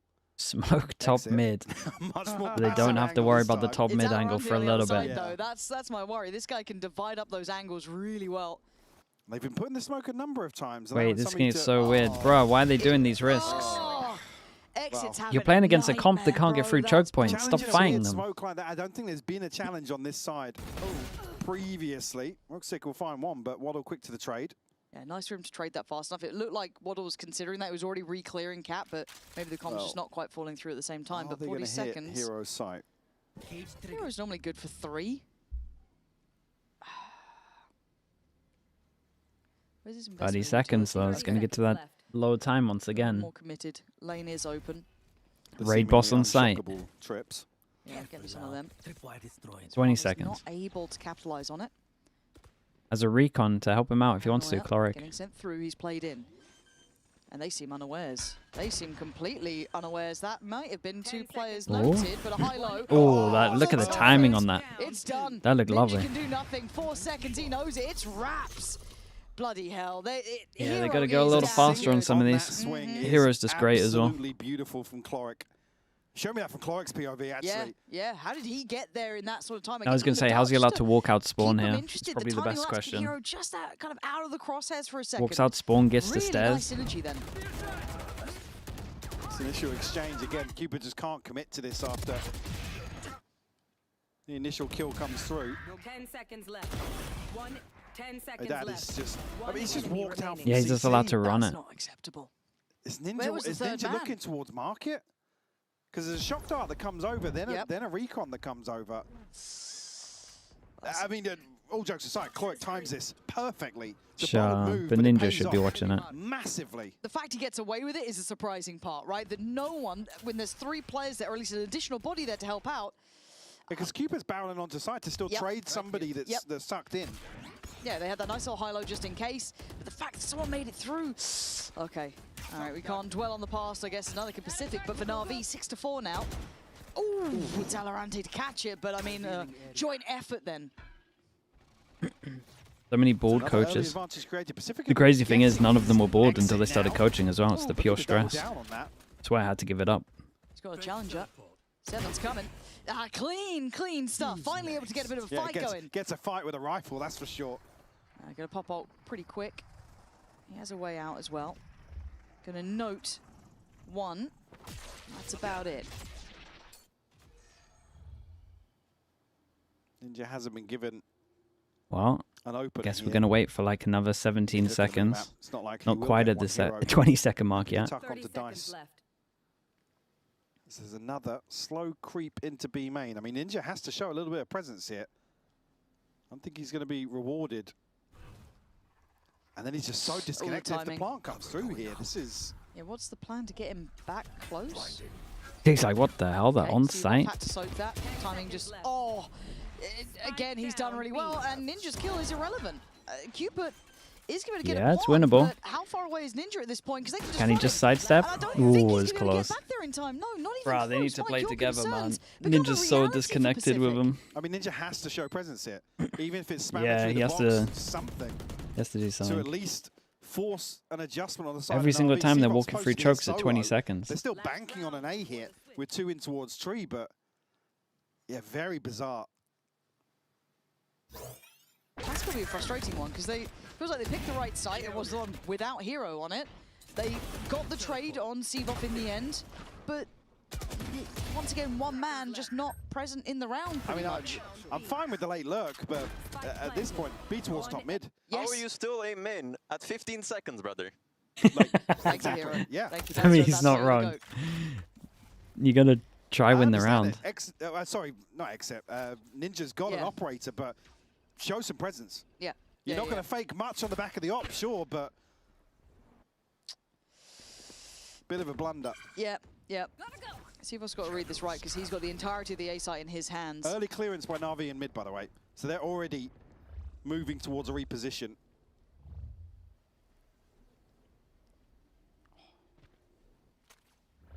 Should be heard though. It's not bad from Pacific though. They set him up. On the A site, but you can just prod site for a little bit. Concept on Seavoff, yeah, This has been looking like their best stuff when they A split. Oh yeah, spotted. Keep your head down now. Omino in the corner. He's the judge. It was a pretty good way of handling it though. NAVi are in the right place, but they're losing out on players. Ninja finally getting played. Valorant should weirdly just ult himself on short. It sounds so dumb. Valorant is low, but he has to do something there. Again, it's Alarante's position here to hold the mid-rotate. It's just isolated by Cloric so easily. Spike going to get punched on the second attempt, but Cupid will fall on the back of it. I know Hero's trying to put in a shift. Got info now from the neural theft. Yeah. Gonna need you guys to be really on the same page here. Ninja trying to be proactive towards door. Oh, nice shot. It is a great Mate. bit of work from him. Okay, like the bait. Just a fake here on Hunter's Fury, but Hero still catches him. Yeah, Hero's having a generational map again. This guy just keeps going, but Ninja this time, right place. Can he be in the right time? A little concerned, how safe can Cloric sit here? Ninja needs to recheck this. The timing! The timing on that was sick. Dude, he hit some lovely shots. Made up for at least one of the other rounds where he messed up. NAVi obviously sat towards the top end with Dude, 7. 5 is good with this comp. So, for a first half, this is still very, very competitive. I've got to say it. There was a couple of key moments that NAVi could have tightened this one up. Get a lot of the time, so that's what we'll just go for right now. He gave away absolutely nothing, right? basically. Neither team can make it into playoffs. Reworded the tweet. On the line for you? What's the stake here against Pacific? I mean, it's the match doesn't really matter technically. It's just an honor match. I guess like just a match to not give them their first win. Gatekeeping Pacific. Good luck in that endeavor. Thank you, thank you. Just don't give them their first win. Don't give them their first win. I'd be a bit worried at 7-5. Well, yeah, I would. I'd be a little concerned. We're going to the half now. Here this is we what go. the tweet was about. Here we go. And actually, it's not going to be Exit that'll be the focus point. It'll be Rooksik.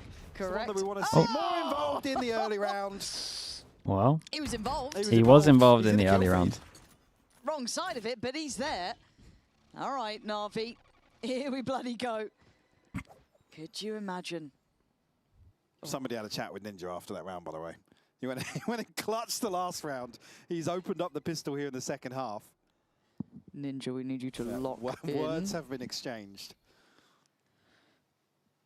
This little recount towards mid's pretty nasty as well. Pacific! Oh, NAVi, you're feeling a little nervous. I mean, he's got armor bottom and mid, or it's Shivov just not enough bullets, probably. Oh, what a molly. Make some distance up here. They know. Last player standing. The calm round. Still. The final boss still alive. The spike's an issue. Not for Hero. That's true. What am I saying? The angles, perhaps? The numbers? Well, what can't he do? All he's got to do is post one bullet between Ninja's legs and it will catch 7. Okay. That's the first to So find. that's where he starts, the nutmeg. Yep. Then the Ninja, nutmeg. Ninja will panic TP away. The nutmeg. Because he's like, it's Hero. Oh, gotta go. Shit, get out. Did you swear? No. Oh my god. Michael! That was a listening. Oh, true. Oh! I got so nervous, man. Fair Okay. play to Ninja, stood his ground. Yeah. Didn't TP away. Big man. Big man. Respect. Yeah, I'm out of there, let's be real. I'm off ski. Okay, so the issue that I'm going to be looking at is Ruxic on Neon, right? And how comfortable he is in that role. How much he's going to sacrifice. It's such to a get weird Seamoff. move for You them. want to look at that? I'm more like Ruxic can keep dying. Mate, he's got the chamber card ready. I'm all right with that. I don't necessarily want to see the numbers from Ruxic, but ticking that other side The of guy the was excited to coin play in terms chamber of today. Neon here, but Bova, thanks so much for the tier 1. Appreciate the this 15 time will months. tell. Ninja's definitely feeling himself now. Big shock. Yeah. Oh, look at that Just wanna damage. sit out another round. Let's see if Pacific overreact to this or just about right. Ninja back for seconds. He's doing well. As you said, it feels like he's had a bit of a talking to. 7 on the other side. Who's been The pretty tempting absent orb right thus there. far, right? The first half, not particularly pretty for him. That's his 3rd kill. Yep, Nice. not particularly pretty for him. You get him where you can, all right? Things will slow down a bit now. And there's only Ruxic's upgrade to play off. Oh, 7, please. I mean, it's drawn a 3rd man towards the side of the map, but But he also has a pretty hard role on attack. this space outside. He's the duelist that is meant to send it with no distance close. I think now. Like he's meant to just send it in through chokes. I've got a treat, Michael. Oh, go on. We've got NAVi. It should be a lot better on defense. Yeah, I know you love Let's it. go. Yeah. In fact, can we get Dude, Pansy's on one today. an exit at like 110, everybody else down to like 90? So basically how NAVi have been playing for the last however long. No comment. Bucky. Well, hopefully something we'll be hearing. Not the best low commented on bite. is NAVi's Should be easier round for idea of NAVi. how to approach this, and we've got a mid-crunch. This could be Pacific won a mid crunch. They do Summit Paper X wall theory. Started where he left They off. wall it up and then drop down, and there's loads of people facing. One more, short. Yeah, bottom, Sova mid. Sova M1. Bingo. Last player standing. Go one more. Sova short and one M1. Oh, bloody bingo. Here we go, Chloric. 1v2, mate. Bloody They are both bingo. facing you. Shock dart still there, and what a line. Oh! He's got it down to the 1v1. Looking like Oh. Ronnie O'Sullivan banking that off the side, but still Cupid. He's got him there. Pacific in the lead. Able to convert here, find number Pistol 8. into a bonus. But NAVi definitely on the back foot now. A bonus conversion will leave them rattled.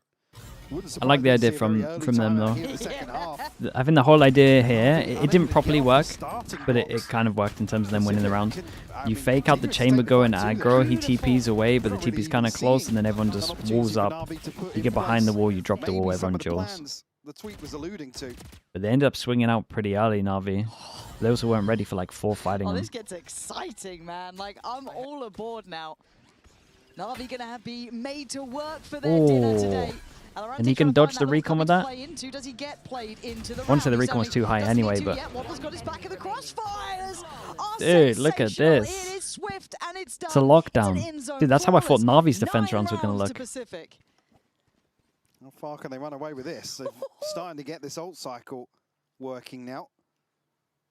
I mean, 7 and Ninja, the 2 that are going to be available here for round 17. The buy will be back for NAVi. Beautiful from Waddle. Pretty good. Ninja as well, still landing shots. Oh my god! Oh my god, you guys are incredible. I was going to say, because he's doing absolutely nothing, so that has to just be you guys are unbelievable. After that start and some of those rounds, but Here we go, though. back into the action. It's Time to shine. pacey from NAVi. Slowed down by Cupid! He's got all three! 7 right there with him! And it's a Dude, this is a big buy round. And he's here. confidence sky high! Bro, they're wrecking him. Double digits acquired here for Pacific, shutting down another buy. Again, just happy to brawl it out. Don't want to give Dude, NAVi into any the time molly to as set well. up. That's getting melted. And it just looks fantastic from Pacific. Absolutely the right recipe. Where's the timeout, NAVi? Yeah, well, you always wanted to see it, but count that with that they're actually. It has to be true at some NAVi, point. I mean, yeah, sure, that's probably well. have the intention to force Doesn't the have to hand be, of but Pacific, they're not even getting. I think they're so good to. that they will get a Pacific win are playing eventually. Yeah. so far forward, so quickly Tree as healer well. with the prime. You can see Appreciate the it 10 here, months. It starts with Rooksik on a jump peek into A main. Tour de force is noted. And Cupid This hasn't gone 3Ks. great. This experiment here, Cupid's about to pass Hero, by the way. not looking great. It's also a weird map to try the neon on for like your first time. Though, and then there's Summit. It's not like even in ranked you're gonna have that much practice of playing this. Do you think NAVi has spent much time prepping for that? Mid now, exit. He's out. With all, I mean, to come back to that, with all the other issues, you've got to argue it's probably quite low on the far list. down the list of priorities for them. Ooh, chance then, actually. So even grand scheme of things, the best of 3. What you? Yeah, well, we might have to play Summit, but we'll win Ascent surely. Yeah. It goes to a 3rd, which is our map, right? Yeah, right. That's a stronghold. Something in the water here. NAVi are out front side, trying to get a bit of work done in middle. Normally you just cut sound and you hold here and you make him feel uneasy. Crunch towards the CT side. Flash again. Mate, this flash is incredible. A little bit laboured on the second, but it's fine. Waddle's got. Yeah, he did enough damage with the missiles shock. coming in from further afield. Seavoff. Yeah, Mike. They're getting picked apart. They are. No, they are getting absolutely annihilated. They should just win this round though. It's server or Yoru or it's the easiest round ever.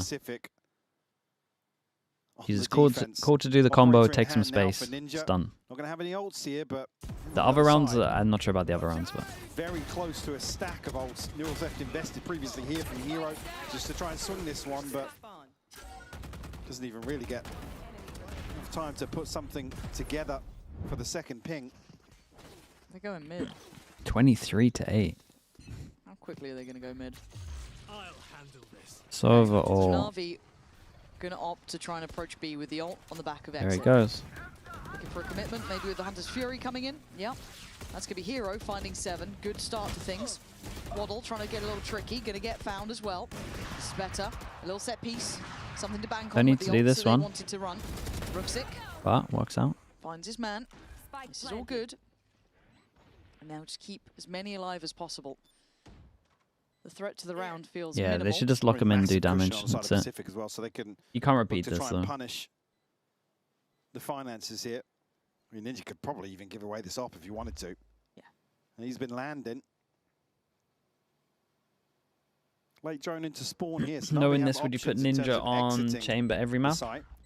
Mate, if Ninja came up to me and said, I want to play chamber, I'd be like, okay. Like, I would consider it. And then as soon as he shows me he's got like the actual chamber card, and I realize how dedicated he is, I'll just put him every map. Tucked in. How many can he If that's how foster? dedicated you are to get the cosplay card for it, It's, you can just have Rooksik it. gone with the trade there, and Ninja going to try and keep that operator, so decides to do this instead. Money's fine, as you said, for Pacific. They've got the cushion there with them. Great take from NAVi, but it's not really one that you can repeat on the back of the ult investment. Exit's burnt up. Clorix, Hunter's Fury invested as well. Think Demon 1 should be put on a chamber? Has he got the chamber card or what? Still have theirs. That's the real question. Actually flipping How things dedicated is he? in terms of the map now. Back to this heavy lean towards A main, which did not pay off for them previously. But Cupid doesn't have the same support there that he had last time. 7 elsewhere on the map. Early smoke in, and then the commitment towards wanting to clear this corner out. So NAVi kind of adapting to what had worked for Pacific. Cupid needs to be careful though. They can be ahead of that smoke. He's playing. What do you even mean by the chamber card? Mate, Chamber has a card. Did he like? I think that's what it. That's when he places this stuff down, like that's a card or something, and he has that card. He got it out to celebrate. He's committed to the bit. He's not really got any reason to back away from this. See the hesitation. It was his credit card. He's not showing off his credit card after he's winning, bro. I'm telling you. You lot are meant to like the lore and stuff. Likelihood of it. Seaworth's still got one smoke and he smoked mid, so there's a chance to smoke this off, but... He's willing to hold at this angle. That was a little brazen from Ninja, but I guess options limited. Rooksik's done very well. Does the best he can, but Waddle's been up for a good fight here. It's traded out by Exit. Hero Okay. controls the rest of the round, and there we go. Money's still outrageous, though. They're fine. After initiate, it looks like a little complacent here. Swing out from top mid, but 2 rounds to their name. Up to 9. Can they whittle away at this lead? A string of rounds, 6 to be Haven't seen these teams on Pacific. Summit yet. Who do you think will win?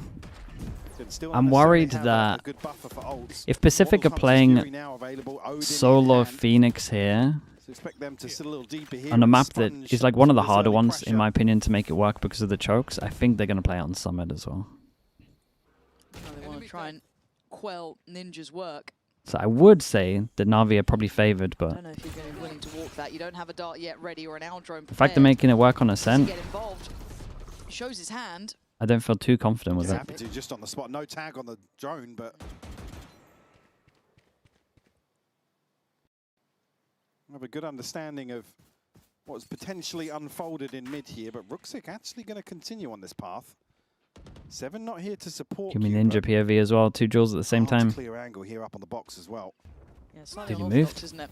The contact comes in on Cat. I guess it's the timing, and it's Cupid to win out. As you said, the angle pretty favorable there.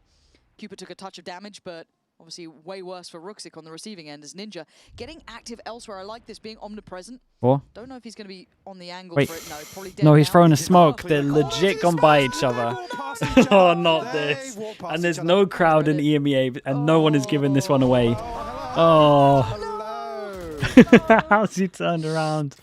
But maybe they win sight, but now you got to look at it at main. This is such an issue. No, you're not. The hero's alive, Michael. Hero's alive. Maybe he'll live up to the name. Exits, trying to help him out. We've got a 2v2. Hunter's Fury going to come in now. And they've slowed down on this plant. They've had to deny it, or at least big jump. Stop it for now. And in the meantime, That was such a nice reposition. Hunt him down, but Exit was quick on the jump. Plant now in a 1v2, and they've got to know that Waddle was further away. Almost full utility belt, though, to play with, and they are double stacked towards her. Very winnable. Waddle's got it all to do here. 2 shock darts and a recon. Doesn't want to give away his position. Probably isn't reading this as a double stack, but might even get the ping here. Both shot. Well, here's 2 sets of shots at least. Ooh. If he didn't commit to the jump down there, the shocks might have done some damage. Show me Seaworth's POV, because I'm not sure. The timing must have been disgusting to get into smokes here and not catch it, because there's no clearance on that box. The fact he even turns around now, keep in mind, there is no audience, and we are not being played out in the arena, so there's not going to be us or a crowd to kind of encourage that turn either. So Ninja just takes a random glance around. Okay. Yeah, this is good. Okay. Okay. What, in your opinion, is the best pipeline to playing at a pro level? 10 to 11 now. Yeah. Grind, ranked, get number 1, and then stream. Done that. Oh, good. I think the harder route is obviously getting 5 and trying to go through Premier. Yeah, close to their last buy. I mean, Ninja's one away from another. Just get rank 1 something to offset twice in a row. But Stream it. Pacific are going to be in a Someone will take a chance on you. To play out these last few, especially if NAVi win this next one.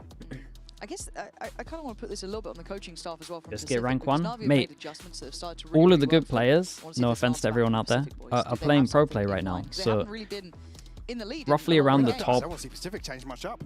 100 players, Right. maybe a bit Still under, haven't. I think aren't Navi playing. have So it's not really rank 1. You're kind of getting like rank 101. Last one they should have won. You should be able to do that.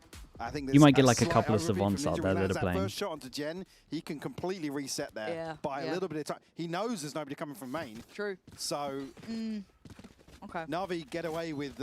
Top is rank 1 I right don't now. say Yeah, miracle, outgrind but him. a round He's they playing should have practice. What are you doing? Yeah. Okay. Well, You guys liked it before. You might You like got it 8 again. extra It's gonna be hours a day NAVi on him. comms coming in this round. Let's see if they've got what it If takes you're good to enough, pull you'll this get up. there. Oh, guys, I'm inserted. You guys already go back mid. Already go Okay, back. okay, casual peek. Already go back mid. I don't see anything, I don't see anything.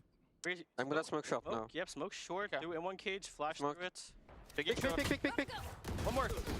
Nice. One more bottom mid, maybe. Bottom mid. I'm caging. Everyone on this. Go, walk. Yeah, we'll go through the cage. Walk on it and we go, guys. I'll start Go joining B. through the cage. I can't break. Oh, wait, more. I'm gonna back myself. I'm taking B. I have B. Kill. No, you TP away. I mark it. Logs on me. I rolled, I'm landing. I'm going, nice. I'll fix it. Okay, take the up. Close the door. Closing door. Can you give me bomb, Clem? I'm planting safe. Hold the smoke with. I'm holding. Hold this with me. I've dart in 1 second. Okay. Yeah, cage after smoke. Yeah, I have a cage after the smoke. We just keep holding. I'm gonna take fake. On top. Nice. Let's go, boys. Come on. Lev A, kid. Lev A. Kid, this is where. Little stressed in the NAVi comms. have done what is necessary. That felt like probably one of the better rounds. Making good decisions here. Yeah, like it was you one of the better here. I'm inserted now. You can readdress mid. So they're ready for this aggression that Pacific have been relying on so heavily. It just looks way more cohesive. Johnny Bravo, Time thanks and much for the swings tier 1. perfect. Appreciate the You can see 17 here, months as well. Thank you so much. Waddle was really awkward because I think Ninja wants to stay and fight. Yeah. He really wants to stay and fight in this situation. Rightfully so. This is 26 it. and 11. Yeah, you got to back yourself. Pacific have hit a wall though, able to get a buy, but it's going to be lacking in some areas. But you noted it before, the tour de force is there for play. The real one, yeah. Him and Phil Collins. Odds coming in. It's going to be pace. Exit's burning Exit, alive mate. here. He is going to send back 7. 6 HP. Ninja. He's in the right place this time. X has got to be so careful. This man's toasted from the start of the round. A lot of pressure over towards Pinch A. on short here. Drone Seaboff goes obviously deep. had to creep up. Does have Valorant and 7 on the other side of this. Hero will show presence here to the trip. We'll remove the door. That's probably going to bait Pacific in on short. Seaboff delivers for the first, expecting the second, but no peek here from Valorant. Snakebite down just to stall out.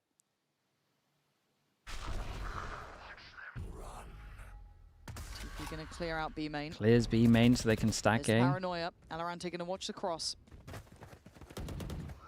Still Ninja gonna gets have his Ninja kill. The slow towards down is heaven. pretty big. Deep on this corner. Whoa, what the hell, bro? That's the biggest something swing I've ever seen, by the way, on 6 HP. Bloody hell, you weren't far from that. No. Bouncing off the walls out here. Position 2. One towards main. Ninja's confidence is certainly not waning yet. Let a shot go. One left to play with. A little ambitious and a little isolated. I mean, that is, I think, the byproduct of feeling it. On another angle here where he's punished Seaboff. Don't get caught in smokes again. Yeah, Waddle just outside the door still. Paranoia posted. Oh. Near sight doesn't suit Seaboff. The hell, where was he Waddle will aiming? Find the kill. Now they're He didn't holding adjust the his smoke. aim. Yeah, but you've got Hero alive, and he gets you these sort of rounds. Cupid down to the 1v1. Damn, mate, Hero is just pushing reliable. NAVi 27 back to into the 15. lead. I mean, somehow, some way, NAVi now on map point. Operator back in hand for Ninja. Mate, show me that. Great work from Seaboff on short here. His swing here is insane, dude. Look at it. That guy's on 6 HP. Alorante, yeah, can't add a single shot onto exit. Just trying to bait for his teammate. No! Cupid's unlucky there in the He clutch. felt that.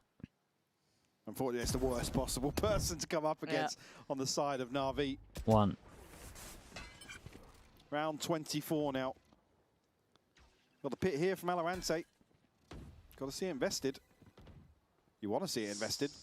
Yeah, it's not been invested. They're looking to come out A main. I don't know why he's not been investing this. And now they're really behind the curve. And They've got 5 here, though. They can fast flood. At some point, the timing there is going to be curious. Have they But got a NAVi are plan on for a site. lineup or something? I don't really For know. the retake? Woman flash, send it. Here we go. Bit confused at this point. 7's already gone in. Okay, a quick beheading towards exit, and now the brawl begins. But still, it's Waddle tipping it across the line. Cloric now noted, and it looks like OT's potential got on the all. cards. Seaboff and Hero. PV4 potential. They can retrieve this spike. What are they going to There's do? nobody moving from Pacific Try just to yet. Now Ninja sit on the spike or just Waddle making moves. take space I mean, early? you want to get the spike earlier than this. I think they're going to beat Ninja to main, who's on 2 HP, by the way. He's got the operator. Bogdan's 2 law. HP on the angle, though. You can catch at least the passive cross angle here. I mean, surely he's good for that. TP for Seaboff, though, going to get him across safely. Oh, it's nice though, TP. So the plant's going to be coming through. Need I say it? This is a 2v4 here for NAVi. To push out Hero! He found both headshots! For God's sake! A gap in the smoke punished! Oh, God! He is a cut above the rest. On for the 30! Oh, mate. He's made it here! And Amarante! Nah, that's nuts. Dude, how did Pacific lose this? It was 6 in a row. And a 13 to 11. They lost 6 in a have to row. be devastated. God, Hero's about insane, that final man. round. I mean, Finishes it's on 30. Wait, finishes on 31, I think. sensational from Hero once more. He's so by good. name and nature to close things out here. Credit to Ninja. Put up a fantastic fight here for the entirety. Boo, wrong of Pacific, again. But it's just not enough. Maybe to get next across week. The line. This is just insanity. Dude, the You double don't see there that is. every day of the week. Something special, that player, and that's why NAVi need to make sure he is happy in that roster. But what the other players mentioned was Ruxic, calm. we're hearing from now. We are indeed Ruxic the Neon. Been a long time since we've seen that. How was it playing Neon? I mean, it's fun, but I didn't perform good, but it's okay, we won. You did win indeed. How'd you pull it out of the fire like that? I mean, it's not important much. Like, I just want to warm up for in my next career. Like, I try my best for team. I try to open space. If I did, it's good. We won. It was a good match, like close match. It was indeed. We'll see more of that on Summit after this. 3, like 3A, 3B, whatever else we call it, heavy or strong. Damn, they muted your ass. I heard his mic pop. Yeah, they actually... Can you hear me? No, they muted you. I can't hear you. No, he can't. They can hear you through me. I can only hear you through solid, brother. Okay, we've got Summit coming up. Let me get this VOD uploaded. Dude, that's a devastating loss for them.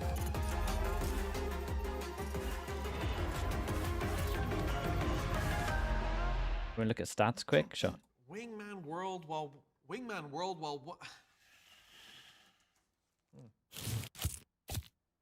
Or was that smoke? He did leak out smoke. I think he was expecting them to smoke spawn. And he wanted to leak out smoke so that they could connect it and then they could go stairs fast and be blocked from main.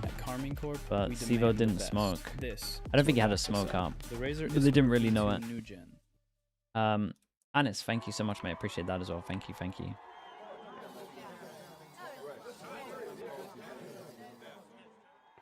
$31. Mate, look at this. Red Bull gives you wings. Look at the fast kill diff, bro. How did they lose this one? The fast kills are crazy. Absolutely crazy.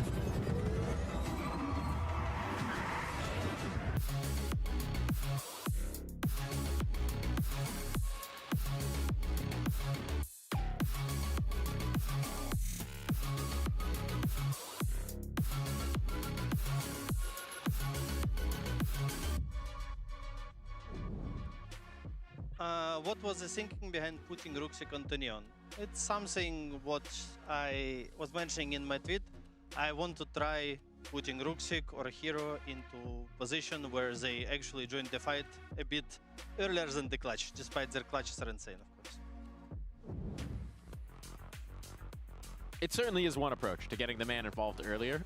Based on that sideline interview, I don't know if it's an approach that Ruxic loves, but, you know, he's willing to do it for the squad. Well, I find it funny because I didn't expect to take that tweet so literally. Yeah. I thought it was more like, you know, the two players who are playing the smokes roles, who are playing the sentinel and the smokes maybe, like being activated more. No, instead we're going to put them on the duelist, which is a very interesting approach. I'll be honest, I wasn't the biggest fan. Obviously, Ruxic didn't look extremely comfortable there.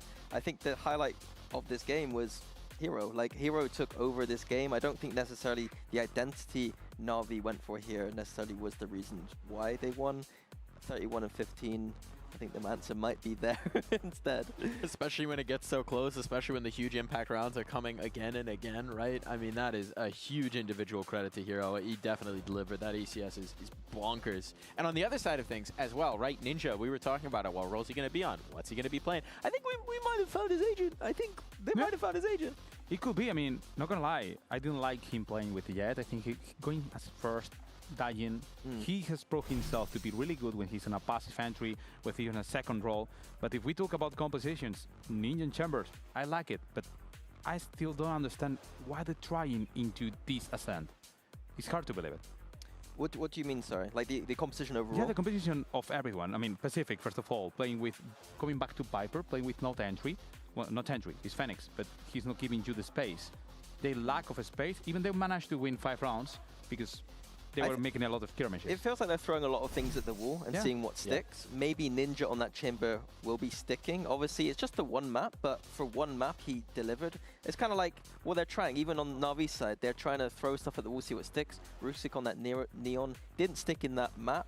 Obviously, we'll have to see on Summit what they come up with, but they're just trying to see, is there any seeds of positivity that they can take into the series going into play-ins, I guess. And the flip side of that swap around in the roles, right, for NAVi is that Sivov is onto the Omen, right? Maybe a little bit more comfortable coming off of the Sage, maybe changing things up there. Is that something you saw as a positive for NAVi?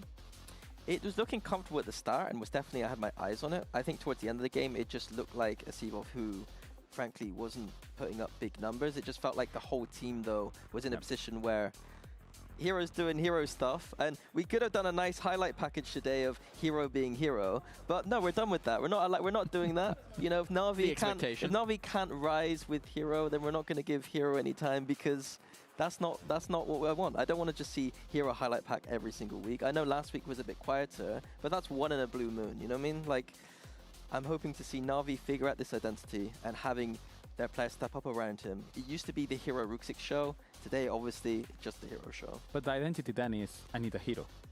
Nothing else. I need a hero, because last week, Hero was not here. He was completely away. He's back. They're winning. Well, they're winning, but 13-11 against Pacific. Yeah, we might be holding out for a Hero, but we're not going to have until the end of the night because there is another map to play. We are going to be moving on the Summit. It's a debut for both of these teams on the Summit, right? And maybe some of the seeds of the comps that we were seeing on the Ascent could come into play. In particular, we're talking about that Chamber. That was a high impact in our first Summit here in EMEA. What are we expecting to see here? I'm hoping to see the Chamber again and to really get some sample size in. Obviously, you play one map and you can look brilliant. If the next map he doesn't look so brilliant, then we start to look at these things, you know? Like, same with Ruxic. If this duelist experiment needs sample size. You can't just have one map and say, oh, this guy's awful. We need to see more of it to see what really... Well, sense lost, yeah. How good are they really? It's a fun game, though. And if we're talking about two teams that maybe don't find his own identity, you're going into a new map, which is going to be your identity, because we've seen plenty of... Summit on this one? Yeah, Summit should be good. With Omen and Viper, with Astra and Tejo, we've seen Chamber. We also seen Beto play, I think it was Full Sense? We can kind of predict what teams are doing here. NAVi, Angel is a big Viper believer, so they'll go double smokes. I think ZETA division once again beating a veto, I think this morning. Pacific are playing solo Phoenix on an Ascent, they probably play solo Phoenix here. Because if you're going to play on Ascent, you're probably going to play on most maps. I would love to. I was complaining in the green room, you know, I did all this They prep, might I learned every agent, might do exact same comp, to be honest. And, you know, I just haven't seen a Brimmy yet this stage. Not one. Thinking about it. The real question is if Ruxic's going to be... I don't think it's very good. Just something about should be on smokes for this, but... Astra's always my favorite. He should be Omen here. The kind of typical Omen, Harbor, kind of Astra kind of stuff, I think is quite good. I think it's going to be... I'm hoping to see more consistency in the wackiness. I'm hoping to see, you know, if the Ruxic duelist experiment. Damn, NAVi, they don't go for a... Very interesting. Like, it seems like they don't go for a Viper. Instead, we have a Viper here. Viper Harbor. Solo Phoenix. If you're having two initiators, Chamber makes a lot of sense. This is going to be interesting. Got to take a lot of mid. This comp can kind of fight mid to an extent with the Chamber. Once again, we see the Ninja on that Chamber. At least the roles make more sense now. Hero on Chambers. Phoenix once again. I'm not sure what it is with 7 this year. Is it about the fact that he isn't comfortable on that duelist as much as the KO we saw last year? Is it the fact that now he's in a composition that he's having to solo entry technically on a non-entry agent? I have some questions about 7. I'm not sure why his form seems to be dipping so far. I had him coming into this year as their best player easily, and the reason why they might win games. What does an in-game director mean? In-game director is just essentially the observer. but I kind of I prefer the name in-game director because I think what Prius does is he's only in charge of 1 to 10. Like he's only in charge of first person. And then someone else does all the overview stuff. When I did observing, I did them both together. I like to call myself the in-game director, and the observer is just like the single thing. But it's basically just a fancy name for it. I was trying to make myself look fancier because I'm doing 2 people's jobs. And it started off to annoy Prius, but then he started liking it. It seems to be quietening down on both the server side and maybe the kind of vocal side.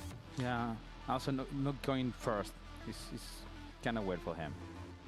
Well, weirdness notwithstanding, we're looking for 7 to get loud, and 2 folks who are The getting assistant loud in-game director, your dude, I ears. should have called him that. Take it away. Which I just wanted to be mean to Mike after the get loud, and we just sat here in silence. Summit. Are you being deadass? Are you throwing shots? No, I'm being deadass. I'm going to be honest, I haven't got high hopes for this map. In general? Yeah. What with do you this mean matchup, just with what NAVi are going through with Pacific, well, to be honest, I probably lean a little more towards Pacific. A chance here to maybe pull out trump cards and just, especially with the way Ascent went, probably should be fun though. I haven't seen a summit for a little bit. With NAVi, again, back towards this composition. For me, Hyper Wall on attack, double block vision, and at the same time walks over towards here. Very similar to what you do on defense though. Test for him here. As being able to drop this. The knife initially. Looking to maybe flash out, but it'll be a solo endeavor. There is a Triddle clearance. Getting involved early, but the contact then made towards Cupid, close towards tiles. That's who made it.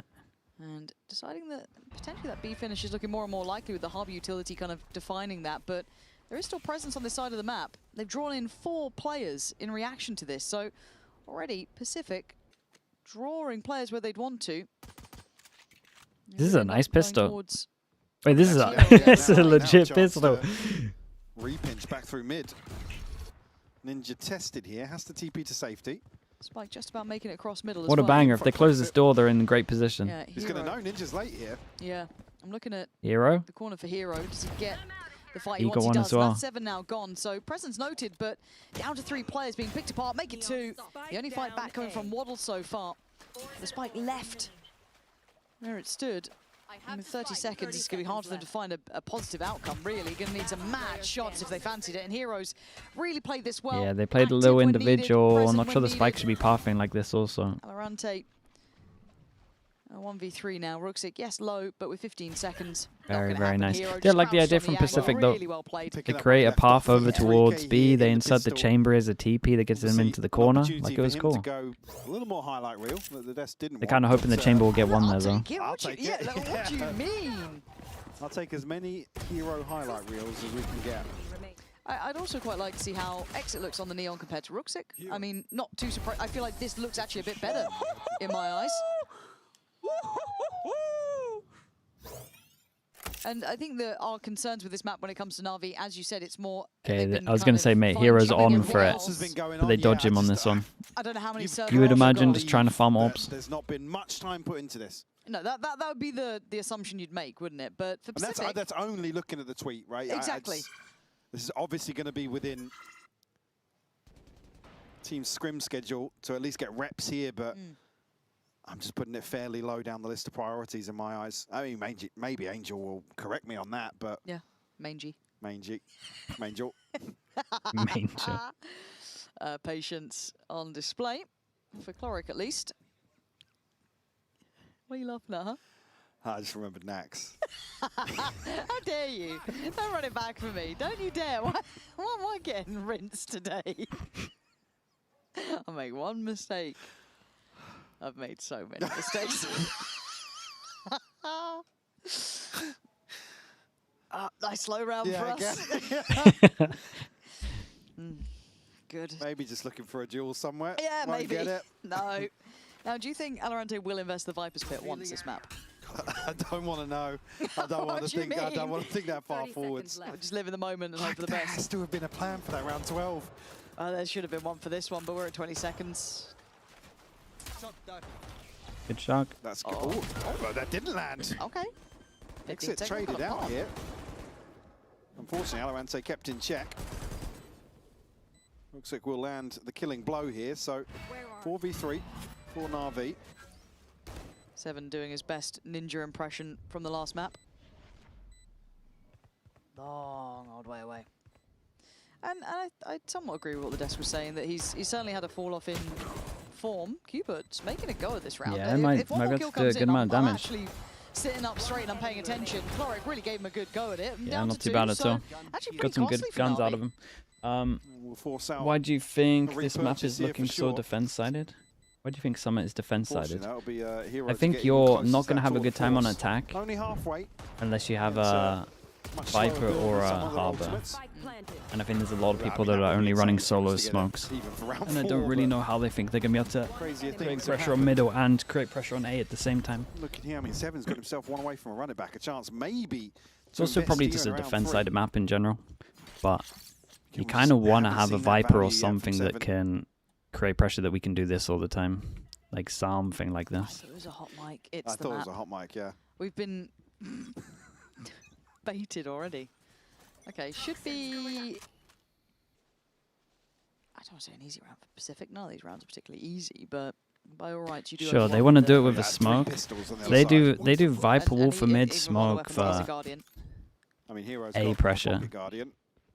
True, I guess.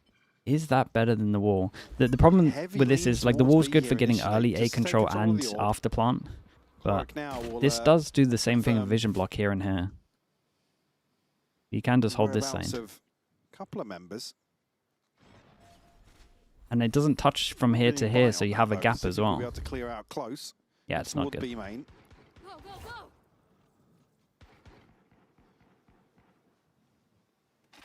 If the boxes on A touch the wall, like you could connect it all, then it would work. A very slow burn from Pacific.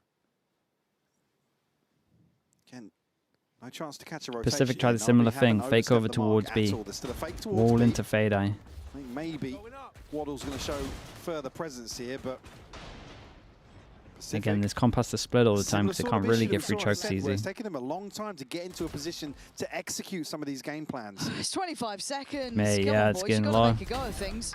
And now what? You're walking in dry without utility on at least one of these extremities towards A.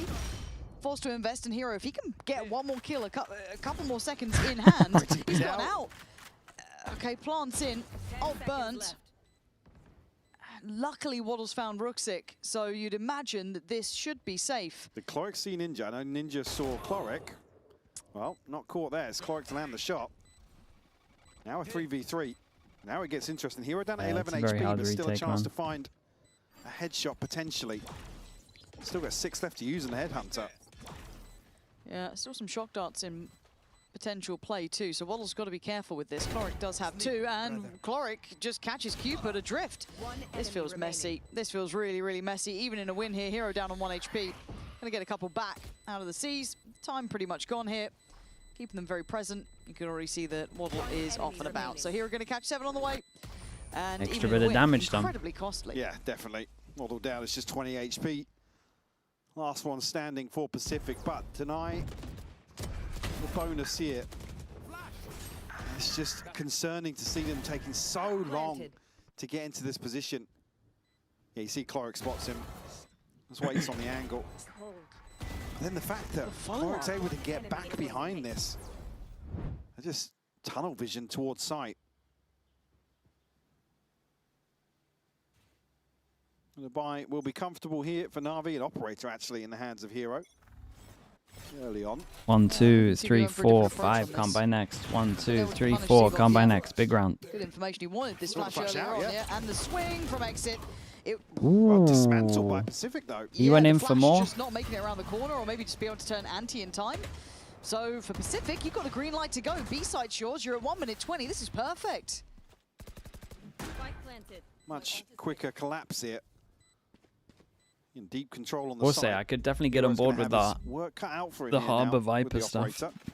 I do think Omen's like decent, especially for attacking, but at the moment I'm not seeing anyone do any of their good TPs. Completely peeled away. Waddle's actually going to invest the ultimate as well. Clear out a ton of space. It won't catch them any info. Angle. Ooh, Cloric.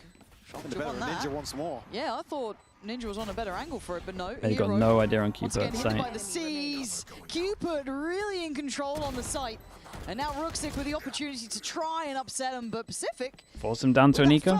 Yeah, stick the landing. Yeah, brilliant. And What's again, on that solo flash Astra? I think it's didn't crap, quite make personally. it through, I don't know how it didn't catch any of them.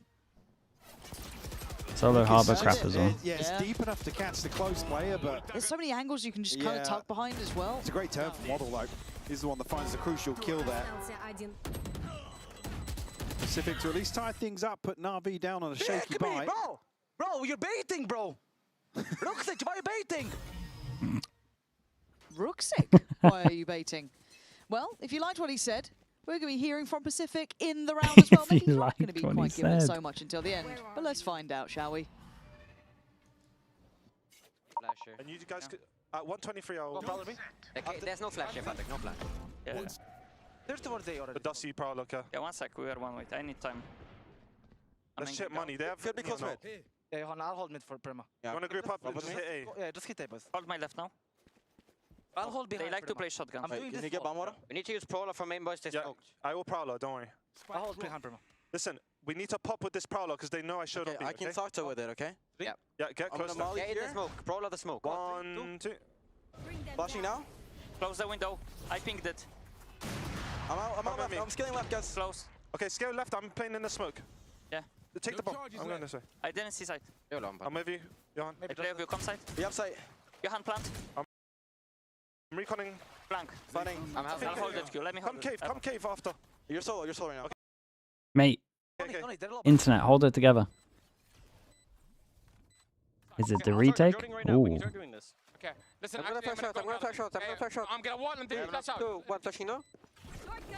I'm done. I can flash side. I'm flashing side. Running side now. Remember, I'm in. Whoa. Nah. 1v1. Main with up. I'd put it. No! That's so nice. Good job, though. Okay, guys. That was a nice go at it. Attempt there. What a try, man! Ah, mate, that was a sick round to I'm watch. sure we'll get it in the replay. That Those was rounds are so madness sick. and so close to the end then. Blimmin' heck, let's have a look. I'm sure we'll get there. I've got to see that one more. But yeah, the flash of it, I mean, the TP in is bold, but it pays off massively here. Look at that. Oh. This one over the top is beautiful, onto 7. Again, actually very lucky to get away with this with the right clicks. The double listens, yeah. Miss on the hop shot initially. With mid-rounding, is it useful to explain why you're making the call? Nah. That's for like VOD review stuff after. Yeah, what should be happening is everyone in the team trusts you so that you don't have to explain anything. That's just waffle stuff that would fill up the comms. Should just be comms into yup. Roll for a majority of this. Hero. Shut down here, doubles down onto Valorant. Hero and Chamber might be pretty scary. How good he is. Again, finding Valorant fantastic. Denying 7 any scalability. Is forced off the angle, but you can see he's willing to go back for more. Has to be shut out of the round to at least allow for the plant to come in next. Seavok finally with a bit of a, I want to say a fair fight. He's up for the challenge. No, boys, that was shocking. Yeah, nobody with him on this clearance here. Maybe just a slight miscom. Now an awkward Bro, there's literally a window top left you can throw that in. It's getting messy now. Hero is going to secure it though. Dude, just throw it through the window. This guy is a bit of a menace at the moment. Ah, they messed up so bad. And then he's clearing the corner, which is checked as well. But it will give you a sound cue if he's in the corner. I don't know if it was just a mistake that the spike ended up in the hands there of Waddle and just gets caught in that position. I mean, even here, if this near side lands, it's not necessarily a fight that's comfortable for Pacific. They have to get to close quarters then. The near side's a big question mark. Fast shot. Waddle just caught in transition, unfortunately. All tied up 3 apiece now, though. Hero and Operator back in hand for him. Hunter's Fury and a null command here for NAVi. Next round, I would like to see something with the hard broad, though. In the hands of Ninja. Cupid's held on to it for chance here to get a kill and 3 maybe rounds, that I across think. and use tour de force. Maybe this one if they get advantage, but for Valorant. It's going to be Clark shouldering most of this. They've played on the extremities. And they need to hunt down towards the A side of things as well. Good connection there for Exit towards Waddle. And now look at the crossfire on this A side. It's going to be horrific. Unless they try and maybe slip back through CT side. Oh, this is... Yeah, you're catching them adrift. Pacific don't look prepped for this, to my eye, as it stands. They're still at 3 apiece, but you're seeing some of these issues. And now just playing as 3, trying to find a chance given to them. Certainly an opportunity to recover, but Hero, yeah, it's going to be tested. Hero's all over them. Seavoff and Chloric will net them in zone flawless here Harbor in round 7. Attack. Maybe a timeout so they can make a plan on it, but they've held it for too long. For Pacific, we've got to start seeing something in terms of comfort. If there's a chance to at least find a lead and put themselves in the driving seat here on Summit. One enemy remaining. They just seem to have... Yeah, I think that would be an okay change, Super. It's just... I don't think they want to give more ult orbs at the moment because when these ults start to come online, you certainly the want ult to see economy them is something that... stabilize. Yeah, and look, I know that's already for Pacific. It's just more how they're approaching this map. Teams are getting too good with it. They snowball too much. Like the buy rounds. Yeah. Other than getting the freebie onto Seavoff previously and having a wide open B site, like you remove that anchor that is a KO, can't really slow you down much. So probably just move the Phoenix ult to 8 eventually. Which again, I'd love to see Pacific. I think the Phoenix Snaff will change his pick rate? Nah, not really. If they can. I think a couple of teams, it will look like it changed the pick rate because a couple of teams will now see that Yoru's like way more viable than they originally thought. So teams will 1-for-1 it, but it won't be because of the nerf. If you're going to run these slow defaults that they were doing... Yeah, Seavoff's job here is to use both knives. It'll just be more just... They'll just go, oh mate, we can go back to playing how we used to play. Entry towards A. So I want to see Pacific capitalize on that window in between Seavoff's info. Fish.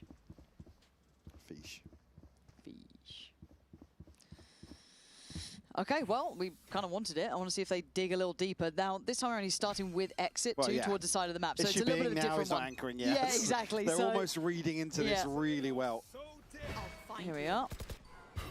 Oh, what is this one? Set strat over towards B. Exit, Omen flash used. Dash goes out. On the minimap there is a flash all the way into clear lobby. A lot behind that. Omen flash and KO flash. Oh, mate. Here, Rooksick. I thought he was on for 2 more. He was so worried that someone's going to run into him and get blocked into spam him. I thought he was absolutely on for it. Exit taking a lot of damage. Now on 10.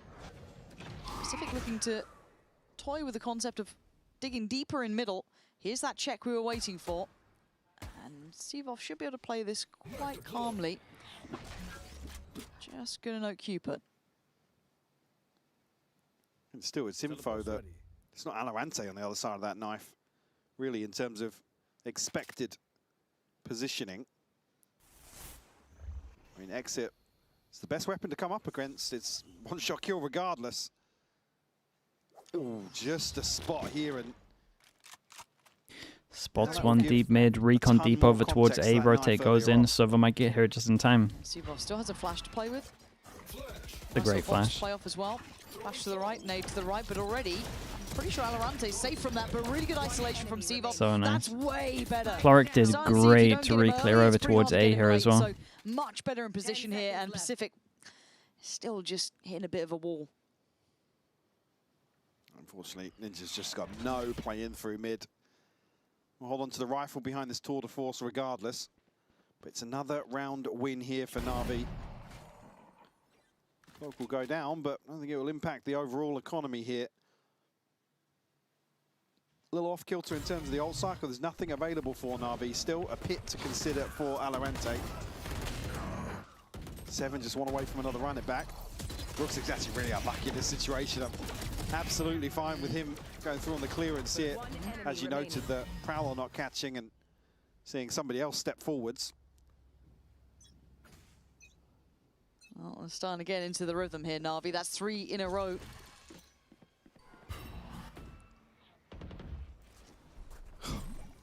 It's just completely blind. blind. With a Vandal through the wall. That's an unfortunate beginning, isn't it? Really. What's Frost cooking today? I mean, they've been playing comps like that for a while. The thing that they kind of struggle with really is like man advantages at the moment, which is normally good at. And like the fundamental stuff is normally where he's good, but maybe he's been focusing on comps a little much. Maybe they haven't had enough time together. Clearing, looking like they want to. They always lose man advantages. No one plays off each other. Waiting for this chance on the second, and it's so individual. We're shift walking corners. That's just absolute Hero freebie. doesn't need his job to be easier. No, it doesn't, no. The Harbor ult, dude. It's been. He would have got another one, I think, by now. Threat to that. There's even not here in the TP from Hero. Happy to just commit to that. Now, unfortunately, 40 seconds committing to a save. Like I said, it's that first kill that just. I mean, we've heard it in a couple of times on the listening where it's like they're discussing multiple plans and it takes them a good 20 to 30 seconds to actually execute into. Well, I say execute, get into a position to execute. Hello, I'm coaching a Tier 3 team. I have a theory that KO is good on all maps because most teams just pop. Is it okay? I mean, if you have set stuff, it's okay. The knife's pretty good in the current meta because of what you said. But in terms of just popping if you flash stuff, the Phoenix is way better. After losing that opening duel, conceding first. But these kind of maps where but again, drop the wall. The corrode-esque maps where you have like corners corners and people are just popping, sure, it's strong. Yeah. You have to be posting something. Unfortunately, there's not enough happening to force. Majority of the time, you're just gonna. Consistently stack somebody Oh, this is the Paper X angle, GE angle. Oh, it actually wasn't through the wall yet. It was over Phoenix is just a better KO at the moment, double flash. Okay. Yeah, fair play. Yeah, it's I saw the death marker on the map. I thought it was just surely posting shots through. Yeah. But for me, I just want to see Pacific just try and brawl out together. If you're going to do things, just like the map has to be designed with your knife to get max value if you can use it KO. And there's probably only corrode and they're going to just leave Hero Summit on the other side of the map. He can do enough there. They've kind of established that normally it's Sevov, but Exit's here, everyone's here, and it should be a slaughter. Exit does die alone though, and Valorant able to catch him. With Sevov utility somewhat in hand, this is not as clean as they'd like, but Hero is on the way.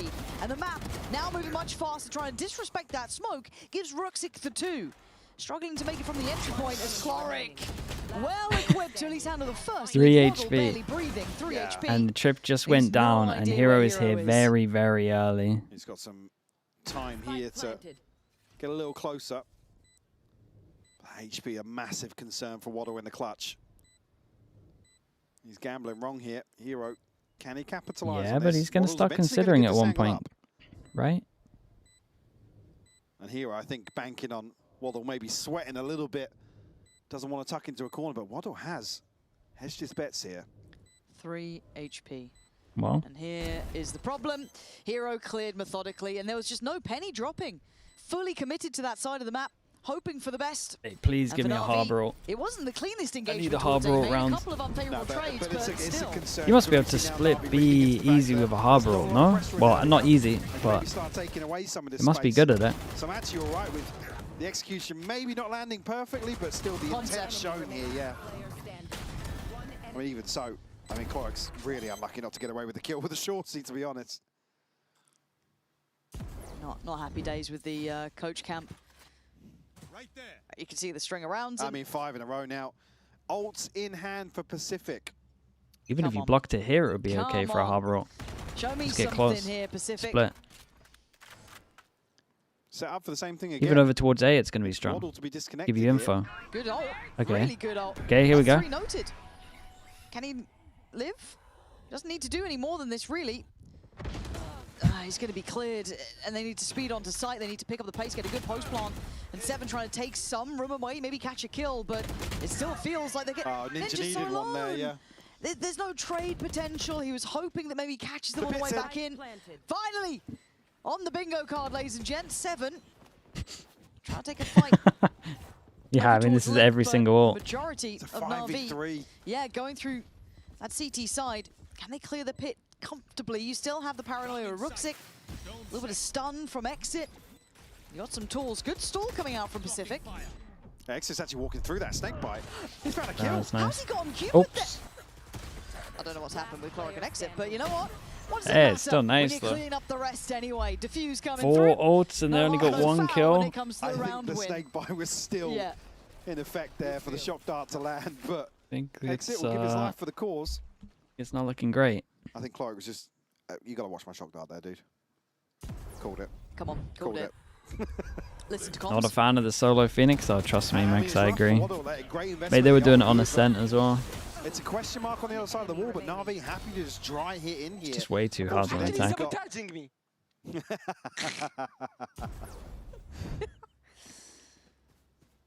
Crazy from the captain. And that's a lot of ults gone. That was meant to be the big round. That was meant to be the big round. The big one. Is it gonna soak the Prowler and Chloric? I mean, nice. They don't need more freebies. This is looking all too comfortable for NAVi.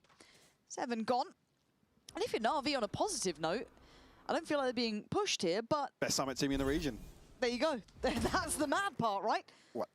Exit minimap moment, maybe? Yeah, it felt a little slow. Did not react at all. Nope. Okay. Now, once again, though, you've got to kind of look through what's happening here. We still have Hero in a very deep line in a 1v1. And his confidence has not waned. Valorant hoping to kind of have those moments from Ascent that's just not really been there. And it's been a bit of an off day for Valorant. Roxy going to find Ninja. They heard that TP as well. I even thought I was seeing them discuss the information. He's everywhere. Just one left. Cupid will absolutely locked it down on this. 9-3 on the half. It ends with a Ruxic 3K. NAVi firmly in control this first half of Summit, Lauren. Yeah, they've established their dominance, Mike. I think this one is wrap it up on this. Cut. They had such a good start, and then when they got the ults, they had like no good plan with the ults. Like they needed to keep it going. With things to come, that maybe this is the one that Pacific. Like if they had a good harbor ult round, they could have carried on going. And like a good fade ult round or a good Phoenix ult round, they just didn't have the. It looked like they weren't prepped enough to have any of the ult rounds. I think will be the most contested. I think mid is going to be the most contested space as usual. I would say it's either A or mid. Mid can be more contested because like you had too much option. I think the middle fights. Mid most likely because it's really big space and you can split both ways and have lots of info in middle. It's a whatever happened, whatever the style of gameplay the enemy is playing type map. I think the most contested area on the map will probably be A short. It's going to be A main for sure because you can face-to-face fight in the second. Middle, not a big surprise because I think for attackers it feels like that executing just straight from mains might be one of the biggest mistakes if you don't have a proper comp for that. Yeah. Well, I somewhat agree with Kron at the end there, I guess. I thought she was going to say all of them. I don't know what Boaster said. My guy word saladed an answer, and I still don't quite know, but what a mystery. Yeah, I think it'll be... He's sandbagging. Doesn't want to give anything away. True. Oh, got it. No, but still, I'm quite excited to see what NAVi do on their attacking side. Because, what's your perfect comp for the Summit? Side. I would run Paper X comp with a Vice, personally. But I don't mind this Hero stage. Doesn't need to get any more active. No, he's good. Ruxic, I'd say at 13-6, probably also doesn't need to. So, yeah, I'll keep an open mind here for the attacking half. But for me, that you come back to the context of the tweet, I don't think it's applicable here. No, probably. Hero? Hey, Hero's going to have mad rating on this. Confidence is going to be an issue. I don't think this whole game has just been the Hero show. I'd love to be wrong. That would be really got surprising. 31 kills first map, 14-2 now. Sure. Give me a 13-9. Yes. Like, look, down to Clown. Ready. You're going to see Pacific. Similar theory on their pistol for Pacific. Chamber goes through, TPs away, and then they fight with 4. Good timing, taking a swing. And Seaver forced off the corner. He actually is in a bit of trouble here. Yeah, nice. Pick your poison. I thought that was 7 shot then. But it's Waddle to be rewarded towards exit. So far, ticking the box for this mid-fight. Yeah, good look for the recovery now. Hero. Strong off angle. Won't actually find Valorant. Now Chloric going to be tested. A number of bodies swinging through. Good for the first. It was clean, but 7. It's great pistol theory, though. Ruxic now will just wait for a freebie to come his way. He might be waiting a while. Well, they're going to know exactly where he is or could have been, just due to that early proactivity. Ninja's shouldering with a knife. Don't do it, Ruxic. Like, whatever you... Oh, God, God, hold on. Don't do it. Ooh, dude, if the first right click hit there, 9 HP. 9 HP, 7. Yeah, it would have felt... 9-4, here we go. Would have been doable.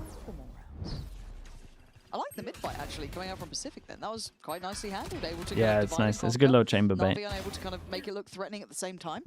Pretty decent. It's one of those things though. It's like you don't want to give too much away for the overall ethos here from the pistol. So NAVi are able to now work the rest of the map. Pacific aren't going to have that to bank on. I think here already Pacific with a good read on the intentions for round 2. At least the Phoenixes are in the right place to farm this a little bit. NAVi. Again, Hero still to consider. Where did they put the Viper smoke on defenses? In the choke? Yeah, it is. Needs to be cautious though. Going to stick around. Does back away. Should play in the others now. Yeah, they. Oh, actually, it wasn't even the others. It was Ninja on the second. Get back on the angle. Yeah, I thought it was going to be Valorant. Maybe they, making that next swing or perhaps 7. But no. Really well done so far. Got the kind of layering right. And now a pivot elsewhere. Waddle should just shoulder this. Doesn't need to do too much now. Able to call that through. Rotations now on the way. Needs to not go down in a 1-for-1 though. Not quite good enough. Getting active. I like that. Present on the angle. Ninja makes it there in time. This is good. Cleanup, this is really good. Like I know we've been quite critical about Pacific, but so far this is ticking the box for me. Clean. 1 armor rebuy. Actually, a follow-up. Might be interesting to see if any of them buy an armor. They shouldn't do for a bonus. A real notable old progress outside of. I think NAVi will keep the roster in 2027. Mate, I'm not even sure they're going to be in franchising. NAVi either. They're one of the teams that, like one of the orgs that I'm not too confident about. Also providing support where needed. Lock in Seavoff. I mean, Seavoff's checked out, it looks like. Yeah, 4-9. Come on, mate. Let's sharpen up here. But we are going to be listening to those NAVi comms. You should be able to get involved. Exactly. This is the one we've got to see it. Side previously now. Well, we're going to hear how it sounds with NAVi, with their buy up against the bonus from Pacific. Break the bubble. I'm breaking bubble. Get out of it, Clem. Close door. It's fake shit mid. Guarding bottom mid. I've seen myself. What? You can leave now. You can leave. Leave, guys. Okay, guys, we're no pressure. We're no pressure A mid now, okay, boys? I'll come in drone. Can be right side. Yeah, I heard. I'll drone. I'm gonna smoke side. I will add the wall. I will add the wall for us. I have no knife for the Bait. side. It's fine. We're not executing, boys. Chamber. Go have TP inside. Go run on him. Go run on him. It's close. Dead.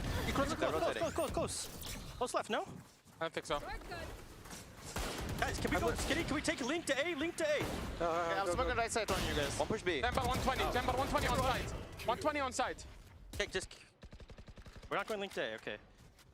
I have side. Yeah, he's in the smoke. In the smoke. Go on him. Go work on him. In the smoke. He's out main. Dead. Careful on you, Hero now. I'm all in cave. Cave. I'll be cave. Forte. Molly. Last player standing. Spike down A. I have your back. Yeah. Yep. You have to go side to win. Let's go from shot. Go for shot. Fuck Okay. the fucking cave. 15 seconds. You should be on site. We can review first tap. Yeah, Waddle can cycle you too. 10 Just spam him with you seconds too, Waddle. left. Where are you? Spike planted. Prowling. Come right. Come right, yeah. I probably. Go. No Go. charges. 1, 2. Let me go first with Spectre. Go. Just trade, boys. Just trade. No Utah. I'm jumping. Jumping again. Okay, wrapping. I have wrap. I tap. Wait. In front of me. 1. Left. Enemy remaining. 1. Yes! Let's go. Good job. Heck the heck in cave, I guess, but NAVi, what's gone on there? It felt like there was just miscomms going on, a little bit chaotic once they got to that site, and that call for, let's get Link if we can, didn't come in at all. Yeah, there was almost a kind of split focus here. I will say exit did good to not get fully baited in by the chamber. After listening to the comms, I thought they were going to get fully baited on that chamber. A little lazy there in TP. terms of positioning, allowing Valorant to capitalize here on Bruxic and Seavoff. Valorant, luckily, done really well there. Yeah, luckily landing what was needed to topple Hero. Ninja gets the 26 outlaw. score. Pistol into a Second bonus bonus. conversion in the series for Pacific. One suppressed. Hasn't got them close enough just yet in my eyes. It's a little bit of a scrappy force here for NAVi. Trying to get something to land, but Ninja and 7 will deliver the first kills here. The Phoenix would love to orbs now him. down behind enemy lines. Bit of an issue. Bit of an issue. Even with the man himself, Hero, 15-5. He was scary in that last round, the 1v1. Well done to Valorant after having a bit of a hot and cold performance today. Nice from him. Hero made to feel uncomfortable in this. Cupid plays it well. They just need to keep them at arm's length. Don't allow them too much play here. They're actually playing through the wall. Yeah, job done. PCIFIC. 5 alive. This is much better. Yeah, NAVi. They got a fade to or really scratch the surface here. Potential to find an opener, but Seven and Ninja just do so well to keep this under control. Ult starting to formulate. I mean, Rooksik's got a TP. See elsewhere for NAVi. It's looking fairly comfortable behind that. They won't have. Let's go, baby! Let's go! They won't have much of an investment here for round 17. Nice timeout for NAVi. Look, these attacking sides are still slightly eluding them. I think they come back here. here. I mean, the comp's pretty good on defense. With diligence, I think here again it just feels like they're not quite on that same page. They could definitely play retake on B if they wanted to this round. Actually, you know, fighting out on the sides here. The cores being clean, just simple stuff. I don't think we need to be doing all too much about it. As it stands, though, I'm not. Concern's probably the wrong word. Concern is probably the wrong word. I get worried when I see these issues. Who's playing next? Right, because I feel like this FNATIC, should be a clean Eternal game Fire. from NAVi on that half scoreline. Yeah, you don't have to look at the runarounds. I'm not worried just yet. Which could also be interesting because FNATIC last week got absolutely owned, man.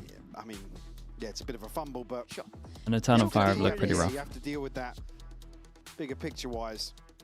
Pacific still held at bay for the time being. A little bit of a discussion on the Pacific side, actually. A little bit of confusion. Yeah. Okay, well, let's see who's in the right places here. So it looks like NAVi wants to go for a pretty all-in A piece. This looks very direct. We're not even... Oh, maybe a little bit of a look towards middle. Bear in mind, they did figure out, obviously, Ninja showing and Seven tucked close previously, so... Set strat. strat. Similar setup here, but Waddle alongside him and exit. You can see clearing that closer angle. Okay, falling back to the secondary position, but Seven again. Still going to get Hero, and that alleviates all of the stress. They can now filter through Waddle's towards in Link. so much Get trouble. Waddle's on the site. Waddle's got to be careful. One is good. I mean, he actually got Seavoff here. They're really good. Back, but the trades are all there. They have so many numbers because they win out in mid. They rotate the fast. reset. Seven has to find his skills. He's He trying. has to. He's trying Very desperately. nice. And Ninja Man, there it's in a big time. round to win. NAVi Got the tried to pick Omen up tempo, tried to pick up pace. And in reality, Pacific just picking up another round. Just hitting a brick wall towards A. I mean, there is a chance this just go horribly wrong. Yeah. On the run it back reset, but Seven finds a follow-up kill here onto Chloric that is We have a game here. crucial to the outcome of the round. Yeah, I think, dude, they should be so fine. My only worry is obviously that they kind of melted on the scent. But they should just be so fine. Solo smokes on this map is such a nightmare. It's so hard on attack with solo smokes. But the next one will still break NAVi's finances. And that You're puts so Pacific in the limited. driving seat. Again, just keeping things simple, right? Dart towards main, Or- drone in. Should see Seven. Clearing box on site. Like, it's very hard to actually mid default and then do anything. And Ninja's still patrolling in mid. They haven't really denied much of this mid pressure. We saw that And it's NRG that play the Brim, right? That does give them a little bit of options. They can at least fast split all the time. Hero, and then the reward was there. Ninja getting on the angle properly. Flash doesn't even go around the corner. He's got good position. Yeah. You see they're trying to flash him off that first angle. Oi, And oi. he lands the third exit. Will fall. Seavoff finally shuts him down. And with a little bit of determination here. But how does he dig himself out of this one? Cupid and Waddle next on the chopping block. Chloric's trying to explore other options at the meantime, but obviously Seavoff would have to keep their attention here in some way, or maybe try and get behind them. That's going to be the flash to indicate, right? Try and posture up a bit. If he wants the op, probably better than a stinger maybe, but... His posture. Away from it, and there's the Yeah, his posture rotations. is He's done mad. enough. That's job done. Plant going to come through. Didn't go for the operator in the No, end. he's still got the sting up. Seavoff now in a position to at least support Chloric. Hunter's Fury, plenty of util left for Chloric as well. Only missing the drone. Seavoff, I'm curious how far off a knife he is, but one kill will give him an ult command. 20 seconds for another bit of info. This range, Stinger's going to be tricky to pull off. This would be marvelous to witness. Horn's going to give away a bit of the game though, flashing on the corner. Can't do enough. Chloric played out. He needed That's that. unlucky. He needed that first one. Now they're on the That's angle. really unlucky. Just not quite got the stopping power Had to to get do the it first anyway. one there. Diffuses in. We Dude, are surely tied they up get at this 9 now. apiece. Maybe they Is could this have gonna be a 2-0'd repeat them. from It's map another one where game. NAVi remember who they are? Another game where Or they do could we have actually 2-0'd. take into a third? Like I said, this is the one that really, really worries me. It's great work from Ninja again. Like, number of Do rounds you think today Viper where is he's required, or can you to do pop double himself bubble? up. You could do double bubble, but standing on his own you're gonna 2 have a feet. better You see time the with frustration Viper.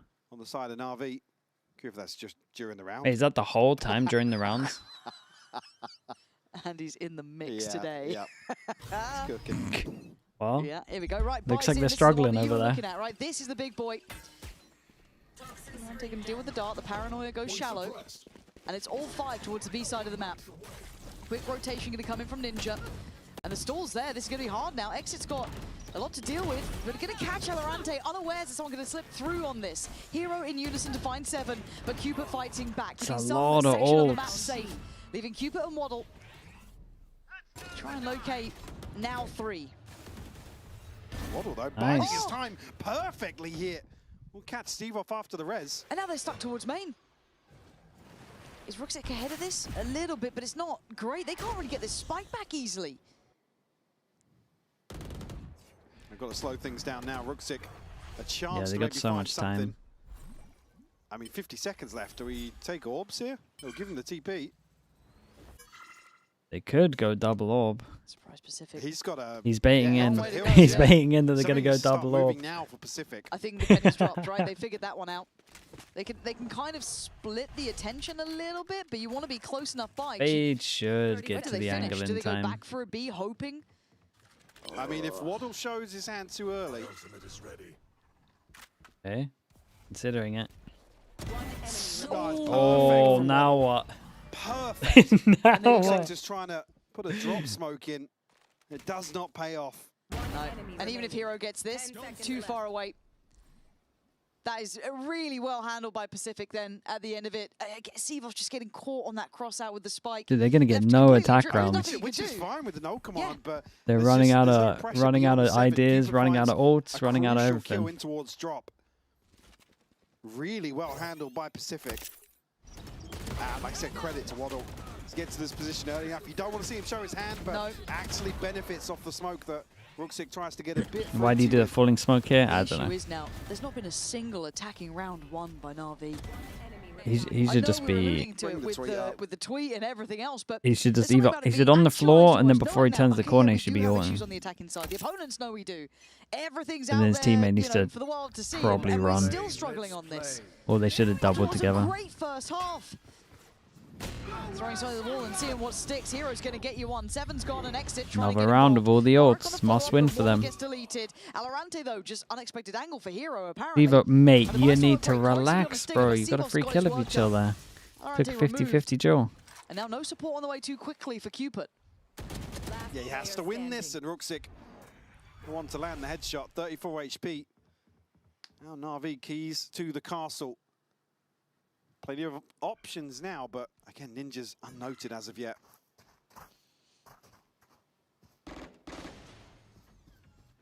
It's going to be tough to break back in here. We'll swap out to a rifle. There should be no world this is allowed The to change of pace, yeah. No world that A becomes split has close. very high win rate. The splits in general have very high darts, win you got rate. I didn't flashes, you think B got would, nades, but you got teams have everything been you winning with need. it. You got 3 players. Corey needs to be careful not Yeah, to he get picked, but he spotted him. spotted him. That's perfect. Dark can come in. Flash, swing. Perfect. Perfect stuff. There we go, NAVi. Back in business. No problem. Comes in round 20. It's just when you want it. I mean, the ults are going to align perfectly for Pacific behind this as well. Another pit available. Tour de force here. Waddle just missing one. This is a good position for Woohoo. Pacific to Stop essentially chiming just in. reset the economy here for NAVi. Lose the loss bonus. Again, it was a massive investment from NAVi over the last 2 rounds. Oh yeah, God, Hero's ult. Exits ult. Cloric's. Yeah, the ult command in the previous as well. Yeah, okay. Valorant happy to show that he's the one still here. Seven going to try and benefit off On your own? that misdirection. Ooh. And he does. Sometimes that's all you need. Set idea. It's worked Not considering wonderfully, Nominal. But Rook6 been able to thread the needle. Catching one and really being behind the wire. Alarante's got him dead to rights though. Now Seavoff on his own. Shot. Able to beat the man in front of him. Oh, he's got out. God. Oh my God. Thank God for Cloric. Ah, dude. Jesus. Fair play, man. There we are. Not this again. Again, Mike, look. Not this again. Don't give me the same script as Ascent. You can say plural now because it's two. It's two of them. Timeout, I imagine, for Pacific? Yeah. So I don't think Navi have any left? No. Blame Boo? Dude, I blame Navi Boo, you're have right. We should all blame Boo for this. A little bit of a cheeky round on the back of Rook6 TP. Again, unfortunately, Alorante has to reset so deep onto site that I don't think Rook6 even expected him to drop there. No. He's shown very close towards main, maybe then anticipating he's stacked up with 7 flashing out. Yeah, are these repeatable enough for you or not really? Because I guess, what, you kind of Rook6 doing the same thing, can you? Well, you'd imagine not. I don't know. I mean, I don't think those are the sort of rounds that are going to force an adjustment on the side of Pacific, so yeah. There's a chance, perhaps. Do you think we'll see a Viper's Pit, perhaps? I mean, yes. We should have last time, though, shouldn't we? We should have. Yes. We should have. They got good ults. One away from a Phoenix ult as well. Run it back as well. Chance to get If you're one away involved. from a He's had Phoenix ult, should you just be going aggro A on defense? Looking a little Wait, better aggro than B on Ascent. defense? Actually, I mean, even credit where credit's due. Rook6 and Hero are top of the board here for NAVi. They say no. Dentist chair.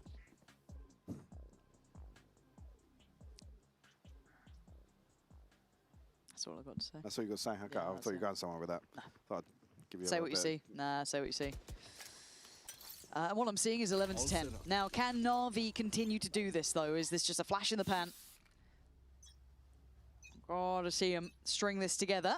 If they lose this, they go down to an eco. Would have loved to have seen this all be taken. Viper ult, but they get the chamber in front of it. Trip over towards A. Ninja getting ahead of it. Complete question mark for pretty much all of mid or insta drop the door. I mean, there's just a trip here, so Ninja can't necessarily go any further. So I don't think anybody needs to come back and hard clear that on the side of NAVi. Drone will actually catch onto Waddle. I mean, there's a third player of sorts in the form of Cupid just outside Link. NAVi, though, happy to take this space away. No, not the 5 mid, man. Now, Ninja playing ahead of it could be to their detriment. Could be in the TP's not particularly safe either, is it? If he goes back. No one's been able to really check on this Link pressure. Did the pit just drop? So, did I just hear that? Yes, it has. Okay. Giving it up and leaving Ninja inserted now. Alorante tasked with holding down the 4. He's got a lot of work to do here. Going to be seen on the knife, but they don't know about Cupid. All eyes towards site itself, and the cross does get punished again. Cloric and Seavoff this time, not just Seavoff. Leaving 3 against the 4. Big jewel on main. The wire, though, in the form of Rook6, but Exit does really well to find Ninja. Maybe securing enough here. Fade all. 7's wrapping main as well. Doesn't reach back to sight. 1 HP backed in. He's not looking this way. Exit's found Cupid, though. There's going to be the follow-up on 7. Rook6 not close to this one just yet either. Oh no, he's not going to trade places. Play around on the site, try and not get spotted. Oh my god, he's going to trade places. Waddle. That should be fine, should be sorted. Exit has a round, mate, it's a lovely round from Exit. I mean, like it is, but at the same time, it's so devastating to watch. Here. I think Alorante giving up the pit to reposition here. At the moment, they're just, it looks so awkward. Because there's no confirmation about Ninja's whereabouts. It's so well played by Exit, though. He's done brilliantly there. Yeah, boy! I love it!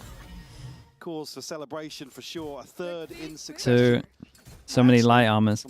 I'm surprised Hero with the money here goes for that, but there could have been a couple of heavy armors for sure. He's missing 1 for his ult here. But it's NAVi on series point. Want to grind this one back the hard way. Gonna have to reveal Rooksik's position there. Doesn't really change too much. Pacific not being too mobile on this, just happy to hold as they are. Ninja towards top middle. Right here. 7 present towards Link this time. Last time there wasn't really an active fight towards it. Ninja forced off the first corner. Flash comes in, has to respect it. Counter swing though, Alorante, fantastic. Good for 2 with the Bulldog here.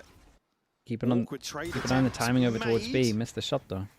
Seven's found another one. Alorante finding a third here. Hero can't even get the first, which is Ninja. It's a glance here, but nice. still That one's easy. in the 1v1. One go at it. One go at it. I'm seeing no ults here. Maybe a Harbor if they wanted to go aggro. No, very impressive kind of push and pull on the contact in middle. And watch this one back. There it was. Beautiful from Alorante. Wow. The space is not awful here. It's a slide out that Sevof's trying to capitalize on, but exit found so quickly. Alorante's able to reset. Who's this? Angels timeout? Timeout for NAVi. Any ults? What do we have? Exit 1 away. 2 There's away. going to be nothing available at the start of this, but it's Cloric, Sevoff, and Exit the closest. Yeah. So they've got options if they want to try. Get that going, I guess Exit's the most likely. For Pacific though, they were so well equipped to actually control middle. I was so happy to see someone dedicated towards playing on that Link side, be it 7 on one side, obviously Alorante over-delivering with the Bulldog getting 2. As you said, the spacing wasn't even that bad. It was just great from him. I don't know if NAVi's going to do that again. Those sight pumps had looked solid. I don't think you're going to get a same mid-fight here. Maybe they do. You know, I'm certainly not in the coaching booth, but you doubt you'd see that again. But then where does that free up the likes of Ninja? Does he then play elsewhere? Does he play on one of those extremities? Like I said, I think initially not seen too much. Well, Pacific haven't been forced to adjust massively. Even with a couple of these here, it's NAVi, I don't want to say getting lucky, but able to finally convert. This one doesn't matter too much. I guess that's the big ult. Well, this time around, Alorante. Yeah, it's going to be kill dependent. Unless they're going to try and get this orb, but to potentially go on a walkabout. So, I mean, really, you want to see him going forward and challenge this trip. He's actually going to challenge Hero here. And Will wants more best Hero. It's a nice pick on this. Delivering here, Ninja. Yeah, it's they not leave as site though. Fancy as you're seeing on some of the other players on the other side, but he's certainly very present. A site is. They might miss their window. It is. They put their emphasis towards middle even after that first pick. Oh, he's missed his where was slide. Exit going? I think he missed his slide there. He missed his slide, and at the same time the Harbor slowed it. Fumble. Rooksik, maybe a little unexpected, could have a reward from this, but he's going to have to again find 2 kills. Or and he's still got 1. He's seen another 2. He doesn't know about 7, but he certainly knows about Cupid. Can they get onto the site? Right, they can call this out. Mate. Flash goes in. Oh, God. What? Oh, thank God for Seaboff. Oh, but 7. Damn. 7! Damn, mate. They knew of one, and he got messy. They had no idea about him back at sight. 2 goes. And we go to OT. Fully done. Yeah, I mean, there's a real chance for NAVi to just sweep this. Chat, the chance that this overtime goes on for a long time is very high here. You are looking for the whoever can win the attack round. This is the perfect round for it. It's tough for Waddle. Yeah. The reveal suiting Rooksik perfectly, but NAVi think they have a window. A slight safety net here. Cupid's lost his headphones. That kill on sight, but 7 strikes perfectly to find 3. Udao actually top of the board for Pacific. Did like this from Roxic though, I will say. Somehow, like the pathing up here is unexplored at the moment. Hero Super strong with Omen. First overtime The fact you can go here onto here with smokes, I'm telling you, it's really strong. Defensive comfort is still there. Usually I think this is an actual smoke though, is like very good. He slipped right away though. It's Hero to punch up a little bit. Oh, absolutely smoked him, man. You just got to. You guys do not need to do this. You just got to double. From it, can you? The aftermath of this Guys is going just for more. Gonna be devastation. Back up. You can see it. Hero just starting to enjoy himself. Should have stuck with the original. Hold on. Cupid, you got 3 more? Seavoff, just chill. Chill. Oh. Very chill. Not chill. Did he really not see him on those jiggles? A 1v2 dart there, and you got Roxic alive. You don't lose these ones. Oh, he's got ult. Not bad. Take a he's timing. Slippery little bugger. What is that one? Why does this feel so possible? I mean, he's been playing well today. He has been. Oh my god. Super Oh, doable. he's on for something here. Let's see what the spacing's like. TP, that's going to make him uncomfortable. Spots one. Brooksik should... Jesus. Real close. Stylish. It's a nice try on this. Yes. No, it was cool for Rucksack. His TP in there is really good. Rucksack, I guess maybe trying to bait off the initial TP there, but actually sticks it to the top of the box. Beautiful opening here from Hero. Then Pacific still actually able to scale up really well. I mean, there was a real chance. Cupid gets this.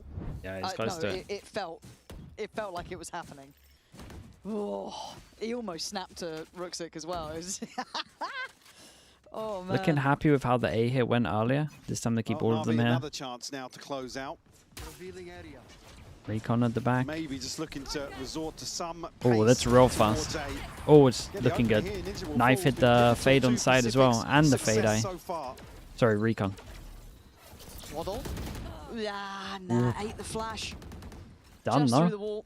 Okay, it's 3. 7 Cupid and Valorant. Cupid almost did it single-handedly. You got at least some help this time. But they are standing guard on this. They are standing on site. The flash sends him scurrying. Couldn't quite connect on it though. Almost a shame to not see that happen. You're hoping that the swing from Cloric should be the final punch. It's Rucksack to be rewarded. And Valorant should be a formality. NAVi Every game for Pacific is so devastating. They could look back at every single game and be like, man, we should have won this map. Nevertheless. I mean, a 13-11 Like every single best of 3, they have a couple of maps or at least one map where it's like, well, should have won that to one. at least make this competitive. It's heartbreaking not to 2-0 for NAVi. here, but NAVi able to get away with. I cast it, mate. I cast it. You need to talk to Boo, mate. We do not go to Sunset. He's the one saying that this is the week for Pacific every single time. Whether or not you attribute that to the things Angel is discussing in terms of just problem solving on the attacking side and maybe lacking a little bit of confidence here and there, a little bit of cohesion, but overall, there's still a clean record versus Pacific. Yeah, and you got to feel for Pacific. They're a team that I want to see do well. Look you at the see stats, yeah, let me upload the God, VOD fast. And this is got to be heartbreaking, right? So close. Not only on the first map, but the second as well. They're gonna get it, man. It's coming. I'm telling you, it's coming. coming. They nearly stacked Who it. else do they have left now? That's... I'll find out, I'm sure. But as it stands, it's NAVi making it out alive.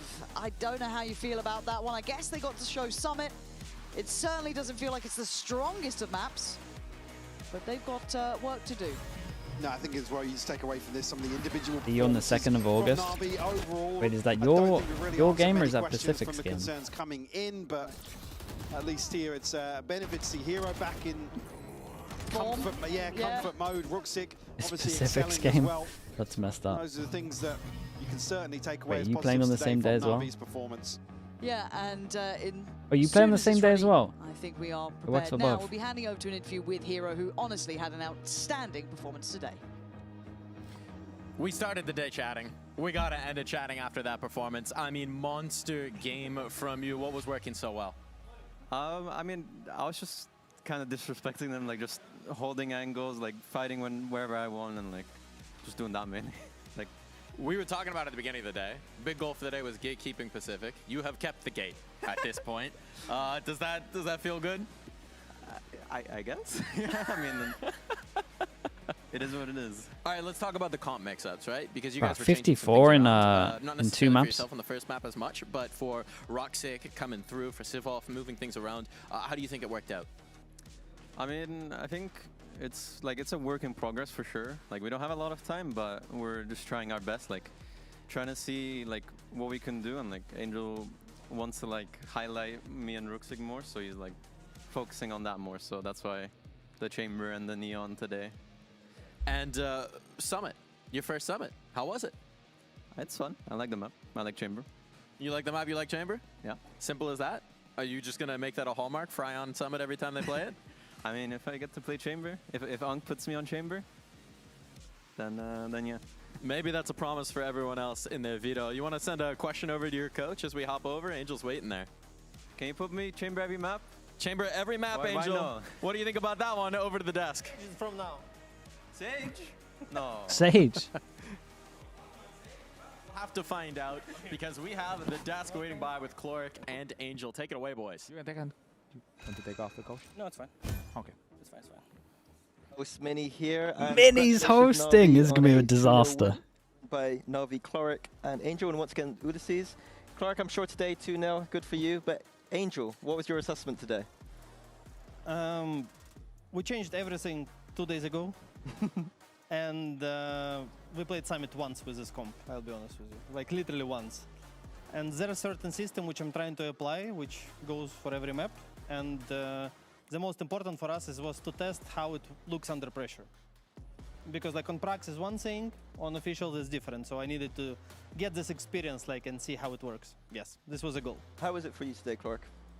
Honestly, like, it was a little bit difficult because we're obviously limited time with this new structure that Angel brought. But overall, like, we were able to slow it down and work the map and work out. For Summits, I swear I've been watching every VCT stage. Nobody can win on attack. Like, the defense per win percentage on the map is crazy. But, like, so that's how Summit is. I'm glad we were able to close it out. There we go. What you talk about a new structure, a new system. What is that looking like? What is No the leaks. No leak? Not a single. No, it's just approach to the game. It's like how we approach like zone staking. Like actually, I don't want to go into it because I can literally just leak some things and. Is it because before it felt like there was more free system? At times you said that you were giving Cloric more control. Are you taking back control a little bit? Is that what we're getting from you here? No. It's actually opposite. Before it was more kind of strict system where they had rounds to play, right? And right now I'm giving it more of a tools, like explaining how it should work in theory, which Cloric choose how to apply it and which situation basically. Okay. You were talking about pressure, Angel, and talking about pressure, Cloric. How is for you to try to manage the team, to lead them? I mean, while you have high pressure matches, like maybe not this one is high pressure, but it was a close and tough one. How is for you to lead that? I mean, with this one, we're all coming in like there's not really pressure for this match because our main goal was to focus on trying out this new structure that Angel brought. So our main goal was just to focus on that. So we were focusing on that the whole game, and I don't think there was like pressure on us at all. Like obviously the match got close, and sure we could win, we could lose, but our main goal was to focus on the structure, and I think we did that. Okay, and Angel, I would like to tell you, you are showing strong ideas. Who's the new guy? Is it Ulysses? He's from the Spanish broadcast. But how is the team working right now in this area where you are getting some advantages, trying to keep them and to get a profit of it? How you evaluate the day, today's days? Because it has sometimes with some throws, some kind of messes. So how you evaluate it? Can you simplify the question? Yeah, I will simplify it. I will just ask you. So it's like it's a game show. Every single time that you're getting any kind of advantage, sometimes the team is messing around with it. How is the team working on trying to fix it? Yes. I understood. Like, are you talking about like discipline things or just chaotic? No, discipline and try to avoid the chaotic thing. Yeah, I understand. Like discipline is like is a topic which you need to bring in any team over and over and over. Like, because after you work, like, okay, go for this wicked discipline. In 2 weeks, they literally forgot everything, right? And it's very important to understand like the difference between playing disciplined and playing scared. It's sadly very true. And to be honest, like we spent like 5 hours, I think, talking about it and how to apply it properly. So work is there, but the result is not always, especially because when we need to focus on the system we're talking about. Yeah. Yes. They literally might like play a bit more loose in some situations or don't understand. So yeah, I will bring it. Like, I didn't felt we lost today because of discipline. I think we lost today more of a first map. Not lost, sorry. We was losing rounds because on Ascent we've been scared. Yeah. And on Summit, it's just first time we're playing the map. It was good, like in general, despite the close score. When you joined just on the desk, you said you were stressed. I asked how you were. You said you're stressed. Why were you stressed? Is it because of those things you're saying? Because how messy the game went. Okay. You know, like, I'll be honest with you, Pacific have like advantage from 0 against us because my players are playing not to lose to Pacific. Like, this was a problem. Like, they were so scared like to losing to Pacific. Like, no blame, but you know, like just a weaker team. Like, we're not playing confidently in a situation when we're favorites. Like this. Did you feel that in the server, Clark? I definitely felt it. I started noticing it like more like when they were being aggressive on a sense, we were scared just to swing them sometimes, or we weren't ready for their aggression, and I think what made us scared. Obviously, like, we're practicing the discipline, so that could have been a thing with it, but I think overall we're fixing for map 2, and then like the defense side, we were able to push, get aggressive, and do this, and like we played confident in map 2, especially on the defense side. What do you think it is? Because I've always had that problem as a coach. Like, sometimes it's about discipline, sometimes then you get into a bit of a weird system where you're like scared. Like, what do you think? How do you balance that out? You know.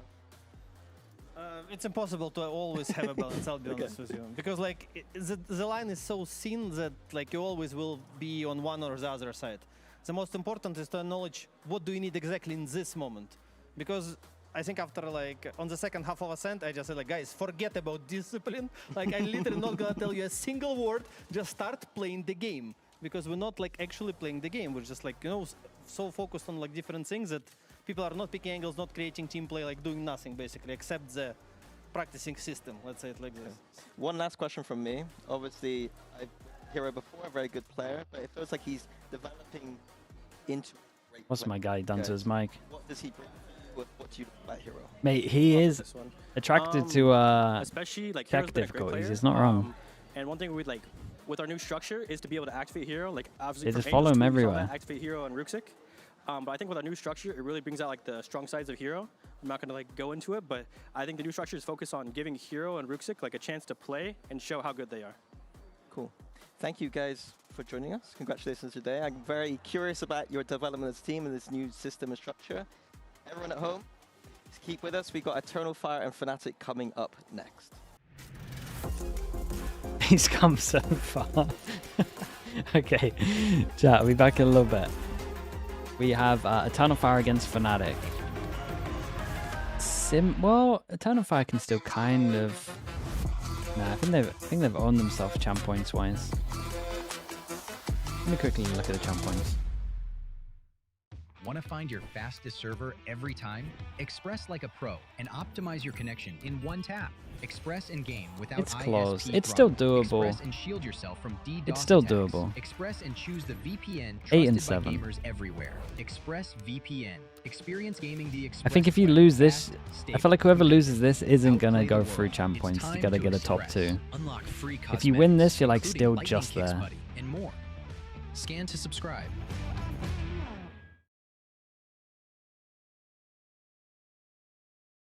Alright chat, back in a little bit.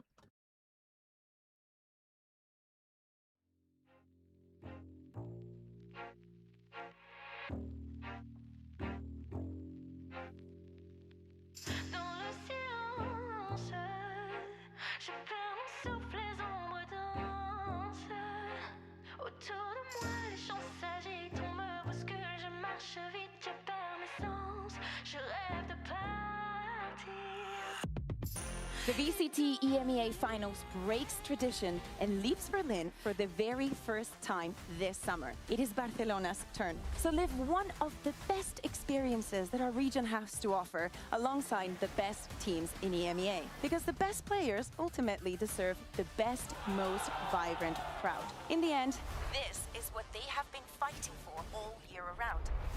Buy your tickets now. See you in Barcelona. Don't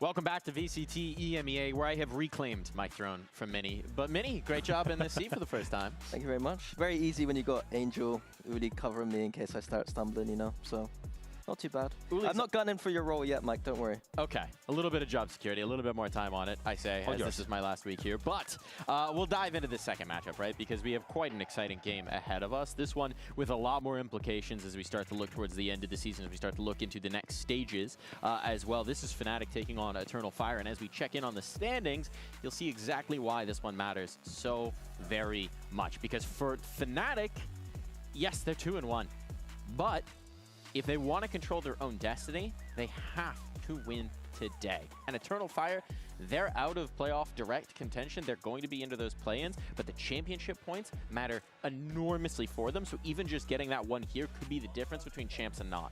Definitely. I mean, they must win this one and the next one to really have chances. If they get to end third on playoff with the 2 scores right now and plus these 4 points extra, it could be Manation. I mean, they depend all of this, that food and also vitality, both on the top of the leaderboard to be on the final. But there is a chance to go champs. You have to go for it. I agree. I leave those things to Professor Permutation, though. I'm thinking more, you know, Eternal Fire looking not like we saw them before in Stage 1. I think FNATIC as well. You know, won some games, but ultimately, right now, coming off a huge loss, got absolutely destroyed by Team Liquid. So the game for me today, strategically or narratively speaking, is about them trying to like raise up their level a little bit. Let's sit with FNATIC for a little bit, right? Because I think you set this up nicely for us that like if you look at the record, it's 2-1, right? But this doesn't feel like a team we're having warm fuzzies for, does it, Minnie? No, obviously with FNATIC, we're always going to have super high expectations, so that's the first thing. But obviously in those 2 wins they had, very close affairs. It wasn't exactly clean. The only map that looked clean was a sunset game early on. Yeah. And then the last game, obviously getting blown out by Team Liquid. It looked like FNATIC didn't even enter the server in that one. So there are obviously some worrying signs here for FNATIC, and we're kind of seeing, was that just a blip on the radar? Are they kind of going to bounce back after that one? That's a good question. I mean, is FNATIC able to win without a huge comeback, without an overtime, without a star bailout? I don't know. I mean, to be honest, it's hard to trust on them right now. They have to prove themselves. And for me, it's not only for FNATIC, it's Kayak. Kayak has to step up. He does. Let's look at this, right? Because this is one of the biggest differences, right? Is Kayak last year to what we're seeing this year in terms of changing our expectations for FNATIC? Yeah, absolutely. I think that you could argue maybe he was the best, or one of the best at minimum players of last year. He was performing time and time again. It felt like a very kind of, he wasn't the super aggressive duelist, but he did just enough for you in that aggression that you're going to get what you need. But in general, just a smart kind of duelist. I think right now, like, I can't pinpoint exactly what it is about him that isn't kind of being able to deliver. I think maybe partly it is just form, but I think there is part of this kind of new system coming in for FNATIC. Obviously, they've had coaching changes, and it does feel like at times that he's like, I think specifically on Summit, like, he was a Neon player being asked to just rotate around the map defensively. Instead of taking that aggression and fighting for space and kind of letting him lead those charges, it felt like a very, like when you're in a very passive system, he's not being asked to shine necessarily. And also, the question that most of the people have to make to themselves is really Kayak missing everything, or is Kayak not performing because the team is not building something around him, something that let him shine? Because you said, if we go into Summit, he's just rotating, he's not taking any profit. He's in a passive system when it's hard to believe that he's going to be shining. I don't know. I mean, he tried to grab, but there is no way. I think this maybe dovetails nicely into another conversation we want to have with FNATIC, which is the overall big picture, the tactics, the way that they're responding to things, the way they're adapting, and in particular, the way they're dealing with the same thing being shown to them. This was something we saw in the Liquid game right on the Lotus, where we saw the same round played out, I think it was 6 times in a row, Minnie? Yeah, it feels like FNATIC are trying to find what is working for them on their defaulting kind of stuff, and then during those things, Team Liquid have gone, we're just going to push you time and time again. This Lotus, to me, Team Liquid just called the same mound push almost 4 or 5 rounds in that game. It feels like FNATIC are in their own heads a little bit, both trying to think through these kind of, you know, defaulty kind of situations. And before he can even get there, Team Liquid are pushing him. And I think the key thing to take away from this is that Eternal Fire are a team that we know that they can play that Death Ball style. They can play really aggressively. They could just look at this homework from Team Liquid and go, oh, we got a chance today. We know how to do this one. And if Fnatic are struggling against it today, then that's a good sign for Eternal Fire. Definitely they can have a chance. But at the same time, my question for Eternal Fire is, okay, if you are missing to take the entry, what is going after? Which is the pressure. That's the biggest issue they had. Every single time they're missing an entry, they get lost. And I want to know if they will figure out also the answer, because in this scenario, for Fnatic it was hard to find out something to respond, to answer to whatever Liquid was trying against them. Boaster was blocked out.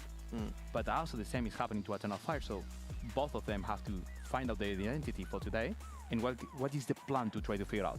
What I see from Eternal Fire right now, I think, is a team that it looks like they're still doing some of the stuff that they used to do. Like, they did switch to that double duelist approach last game. They were still trying to death ball around a lot. There was a lot of aggression happening.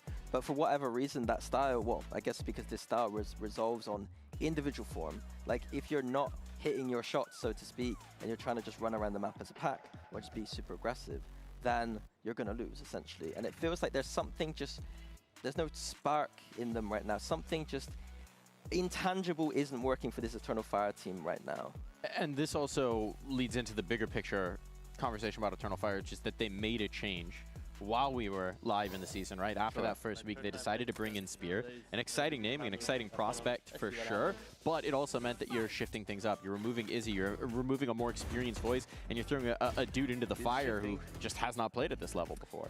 True, but I'm kind of giving Spear a lot of grace here. I don't think that he is the reason why this is happening at all. I think that I had very high hopes for this guy, and I think right now it's unfortunate. It feels like Eternal Fire as a team are going through issues, and that means that Spear is not able to thrive in the way that I know that this guy can. Like, I've watched him play a couple times in Tier 2. I've seen those stats for sure. I know this guy has high potential. It just feels like as a unit right now, Eternal Fire are just lacking something. Yeah, definitely. I mean, I can talk about Spur. I've been casting him for a long time, and definitely he's one of the brilliant players from Tier 2. If I have to place my hand on fire, I will do it for him, because he has proved myself more than one time that he's really good. Oh. Well, we're going to keep your hand out of the fire, but we are going to throw the fire into the Summit. It was Alfia who won in the skirmish, but this dives in. We get Summit right off the rip. Yeah, great map for Eternal Fire. As I said, it's nice to see the kind of underdog teams picking into this map when the map has a lot of variance. We saw FNATIC get blown out by Team Liquid last week. We saw a lot of gaps there for FNATIC. So I'm hoping that FNATIC have been closing those gaps up a little bit, and I hope that Eternal Fire are able to maybe look at that VOD and maybe punish with their style. I'm still surprised that the Eternal Fire is going to pick Summit. I mean, they were avoiding it every single... I mean, I really want to see what their plan is behind it. They really have a plan, or are they trying to copy what Team Liquid did and, okay, that works? I think the question is, did they copy Liquid's homework? And if so, Fnatic have now had time to study the answer sheet, right? And be like, okay, maybe this is what we could have done differently. Surely they're going to have adapted. Yeah, there's a nice dynamic there. Of course, this week they're going to be thinking... Has the maps been done yet? That's going to be the main focus for Fnatic in this game. We're going to have eyes on that for Fnatic. Wait, these are some long socks. I know you guys said about like the shoes with the socks. Because Fnatic meet Eternal Fire these are on some stage like in the standoff. These are some short trousers.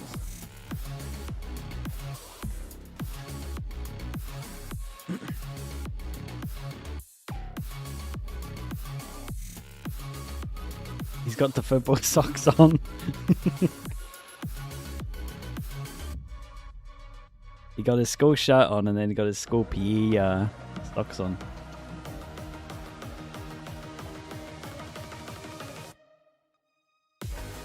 Eternal Fire versus Fnatic.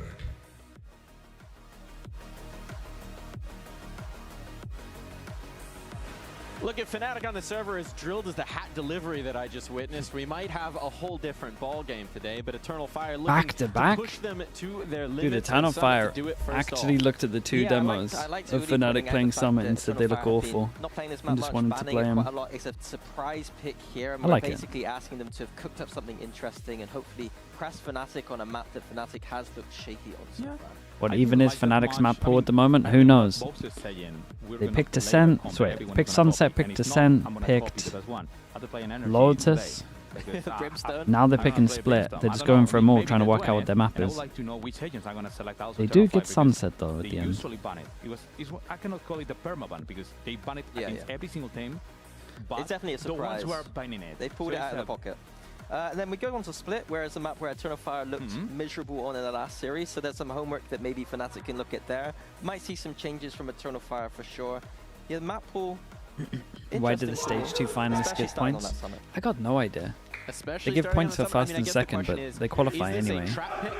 I don't know if it's anything to do with seeding and I missed what that is, but... I think looking for answers, and I think that they might have just made it their focus this week in scrims. Of course, it's a week-by-week league system. Yep. This week might have just been a summit focus, knowing that FNATIC are going to leave that map open. And also we had plenty of time to try to prepare it. What is their handshake, man? They're one of the teams that had the most time, even month to be working.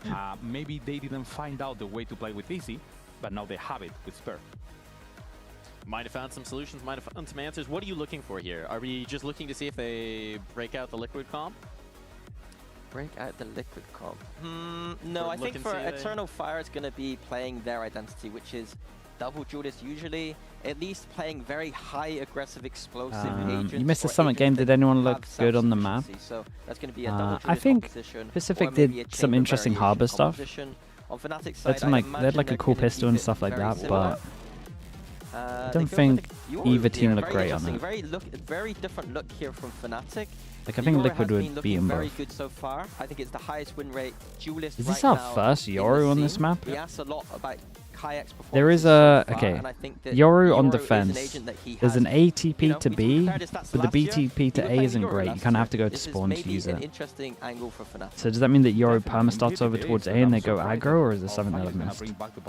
Unless they do the TP early from B to A and then just insta take it. But I don't think that you are needing a serious strongholder. I like this though. This is one away from my comp. I want to know what the hell is he going to do. I would have a. I like the vice. Well, we're gonna find I would have a raise, and then if the raise isn't good, I would have a neon. But we got 4 out of 5. That's pretty decent. Thank you very much, Darth Mike. Some good-looking comps there, but the only thing looking better. I'm excited for the Vice, man. I think the Vice is so good on this. Done with that beard, but I'm gonna take some tips. So good. It locks down A, and the wall on B is not bad. Play this map a little bit, Tom, but I gotta say they showed some weak points. But the question for me is, will Eternal Fire be the team? What if neither Raze or Neon is good? One of them will be good. Or will they have to find some new ground? Yeah, I'm pretty sure the Raze is fine. How this actually works out for Eternal Fire, because they're a team that it looks to be lost. They've not had a good last, I want to say 6 maps. I think they lost all of them. And ultimately, I feel like this is a big game just for FNATIC more so than Eternal Fire, because Eternal Fire might be kind of out of it in terms of the champ points. So who knows? Eternal Fire. I like the wall-ish. I don't mind the wall. Again, I think it can be better, but dude, I'm excited to watch FNATIC, man. I might be able to steal some of this stuff, or maybe I don't enjoy it. We start a Vice over towards B. Again, the wall on both of these is strong, man. Wall here strong, wall here strong. Vice utilities already slowed the push of Eternal Fire, a few making it through. No, Alpha, brah, with a shorty, you're whiffing that. That's going to give the plant over to Eternal Fire. A little bit of spam damage is the best they can hope for. Yeah, it seems like his goal was just to try and hold onto the ground at the back line, but instead, he's still some stuff for Coach Potatoes. Because again, they got 4 out of 5 of my comp that I'm done. They're going to have to try and claim pretty much everything from one angle here. I will be stealing the Paper X defense stuff. Spear has a lot more players coming his way than maybe he'd suspect, but he's got backup. And now, thinning the herd bit by bit. Cloud finally striking from the one extra angle they have. The backstab. Cloud, mate. Well, the knife looks blunted and Crashies has to do it all. Damn. Damage already lot of not enough. Eternal Fire in there with the pistol. Lot of whiffs. They ran into the lot of whiffs. utility on the B site, but it didn't seem like too much of a problem. No, I like how pacey it was as well. Maybe today's the day of whiffing, man. Pacific was a little like that. More explosive. This one started off with a shorty whiff. It seems like the move that they're making since Spear is joining is maybe putting Fabian into that role. Spear going over to playing the Sage, which we have seen from obviously duelists in the past. Come on! But this guy is maybe the one guy who has still shown some form throughout this stage. The rest being a lot quieter. And well, a pistol round going their way. Ooh. And I was going to say a chance to farm up kills, but Kayak got 2 with the classic. Yeah, I mean, they sent a lot of players there. Insta group up and push aside while they're protecting the guns, perhaps? To get that fight going. Both teams did, but FNATIC Insta coming group out up, on push top of aside? that fight isn't something No? I would have put my money on. It's a bit of a shaky start, but not beyond recovery for Eternal Fire just yet. They still have 2 decent weapons. The sniper as well, deadly as ever in a round like this, but dangerous. FNATIC. It's a great flash. Push the flash going through the reveal. Takes that snake in the grass and makes it, oh, what could have been an easy pick to pressure. But Echo's back with a double and Kayak. Well, he's already found 2. Double or nothing for him here. And the weapon left behind. That's not a bad gun. That's not a bad gun to have. Not a bad fake TP as well, because they might hear it. I didn't realize how low they'd been hitting that fight. Oh, I thought it was going to hug the right wall. Fake teleport. Fake TP. No one was within range to hear it, though. Should probably do one more Kayak TP. walks into what is a high-low setup. To here would be nice. 35 HP on him. He cannot take a lot of Ooh, blows in the would first. have been a headshot. Will take him down. Eternal Fire. They should 2-0. be happy with the damage, but again, it's only a Marshall that they lost. A bit shaky though. Yeah, no, incredibly costly in the end for the side of Eternal Fire, but I think a little bit of early confidence. I'm liking already just seeing some of those moments out from Kayak. I think he was one of those players that, again, looked very good on the O, but if you go back to earlier in the year or even last year, he looked good on everything. I think just losing a little bit of that confidence that we know he has, and I think his neon Big on buy this round. map It kind of looks like Prowler, good, and then everything else Insta join team. He's not quite Bender. back yet. Where's my Viper smoke right now on attack? He's still got it. Money on the board, Okay. early aggression What's the towards plan B here? main. Necky's there to greet the Prowler. Question is how Ooh. eager is Kayak? He was pushing up on B, constantly spotting info. TP taken though as they realize the A site's being pressured. Eternal Fire. Why are they not fighting the Vice As stuff? the Vice wall goes down. The point in playing a Vice when you play it like this. Forces rallying. It's Echo to take down one. And the Sage wall blocks them in for a safe plant. Yeah, patient. And in that post plant with a man advantage already, Fabian just holding a slightly more aggressive angle, but gives it up. There's going to be a lot still to do to get past Spear, at least waiting patiently, and already gives them a further advantage. Oh, immediately fought back though. Boaster and Kayak have given them a chance. EF trading out in these moments. The weaker weapons not looking too weak at all. Spear takes Very a nice. triple for 3 Res rounds on for the board. Econ, or not feeling it? Not feeling it at all. Very nice. I like this. Got the Eco to go up against. Dude, why is Alpha playing so far away from his wall? I'd hold that. Yeah, I They really gotta. like the paciness of this. It's such an It easy feels choke very to hold against a solo Eternal Waylay. Fire-esque. Like, you've got a player taking the space, you've got that quick follow-up. I think it's something that when I watch Foot, for example, they do exceptionally well. Like, sure, you can look at them as a team that kind of just runs it down. But if you have solid executions and then can just hold the angles in the post plan, that's exactly what you want. And so Personally, I far, would have called a Fnatic have timeout called here. out pretty much every single time. Down to pistols. It's where some of the best work's being done by FNATIC in that early round. Kayak on mid with a classic. This time, got himself a bandit. Flash out. Hasn't caught Fabian. And, well, him, Spear, and Necky are cleaning this up. Fair. Only one left in the form of I Cloud. mean, their money's going to be Considering how outrageous. costly the last anti-eco was, this is a breath of fresh air. All under control. Yeah, Close and to end zone Fado. flaws. Exactly what you want to see from Eternal Fire. Like, obviously, They got res as well, we had so the they can last just round fight somewhere, like where it middle. was round 2, where they were able to do quite a lot, but it seemed like they were a lot more prepared. Sent even more players. They went, okay, if you want to do that again, we're more than ready to try and wait for this to happen. And 4-0, an operator onto their side. No Plenty timeout of for this credits to either. spare. This is a dream start for Eternal Fire. Yeah. Spear as well. 7 Dude, they and put 1. the Vice Res over online. towards B. They play Ultimate's coming into play for both sides. But layer wall on A. that's a big safety net for Eternal Fire to have. Last round they had it as well. Absolutely not needed, and maybe not this time either. Yeah. Fabian and no matter what, that was going to get rezzed anyway. So you can see how important this part of the map is. We've talked about it in terms of expectations, and I don't think we saw it that much in the first couple of games. But seeing those early mid fights here, it's clear that teams are putting a lot of stock into it so far. Other than in the pistol with the anti-eco, where Kayak had that classic, as you were saying, round 2. I just want to see Boaster win another trophy before retiring. There's always next year. And that's going to be something Fnatic have to change. For now, that's the vibe I would go with.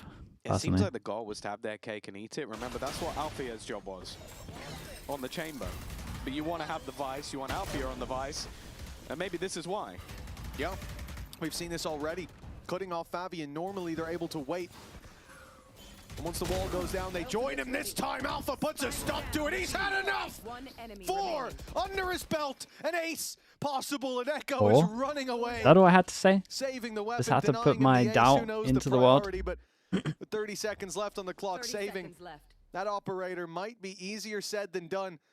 You know, Alpha is hungry for it, and they're giving it to him as well. Nice. An ace for Alpha here. Problem with that is I feel like we're going to see Vice Perma B now, but it's still a solid round. They needed this. As well. I don't know. I don't think you get that lucky with calls too often, but you can see the value. Like, this is the problem. You have someone as talented as Althea, you go... This is what they need to do. Like, actually isolate the one that goes in front of the wall. Moments ago, like if you were here about 40 minutes ago... Their momentum is temporary. Ours is permanent. Then we saw the hero on the chamber, your Sentinel, and you get aggressive, you can do so much damage, but you lose the utility that he gets to play around. And what Kayak's now trying to do, what Paper Althea was X wall over towards because middle. It gives Althea opportunities to do stuff like that. Yeah, it looks like Fnatic will be a little bit more passive in that mid fight. This time, Kayak just holding over it towards that A site. The door closed. And Boaster, I think, will be the one to pick up this wrap through to the B site. And this was a big problem for Fnatic when it came to the defensive side. What we're seeing here wasn't really the case. They weren't plugging the gaps as efficiently. Teams were able to sneak past them. Well, this time they'll be spotted. Boaster, A really good Omen flash delayed everything on this. For the fight instead. Kayak wrapping up behind. He's popped the 1, ult. He's 2, 3. Maybe a little more. He's going to come out of the ulti, not the ideal weapon for it. Dude, all 3 on site, didn't get a kill between them. Battle, that's going to send Kayak back to the The other ults side have of the worn map, off. and there's almost nothing to do here. Fnatic have been rolled in that early Well, fight. better put Alpha back over towards B. If you put Althea on the other side of the map, you lose the round. That is painful, because they had them pretty much boxed in.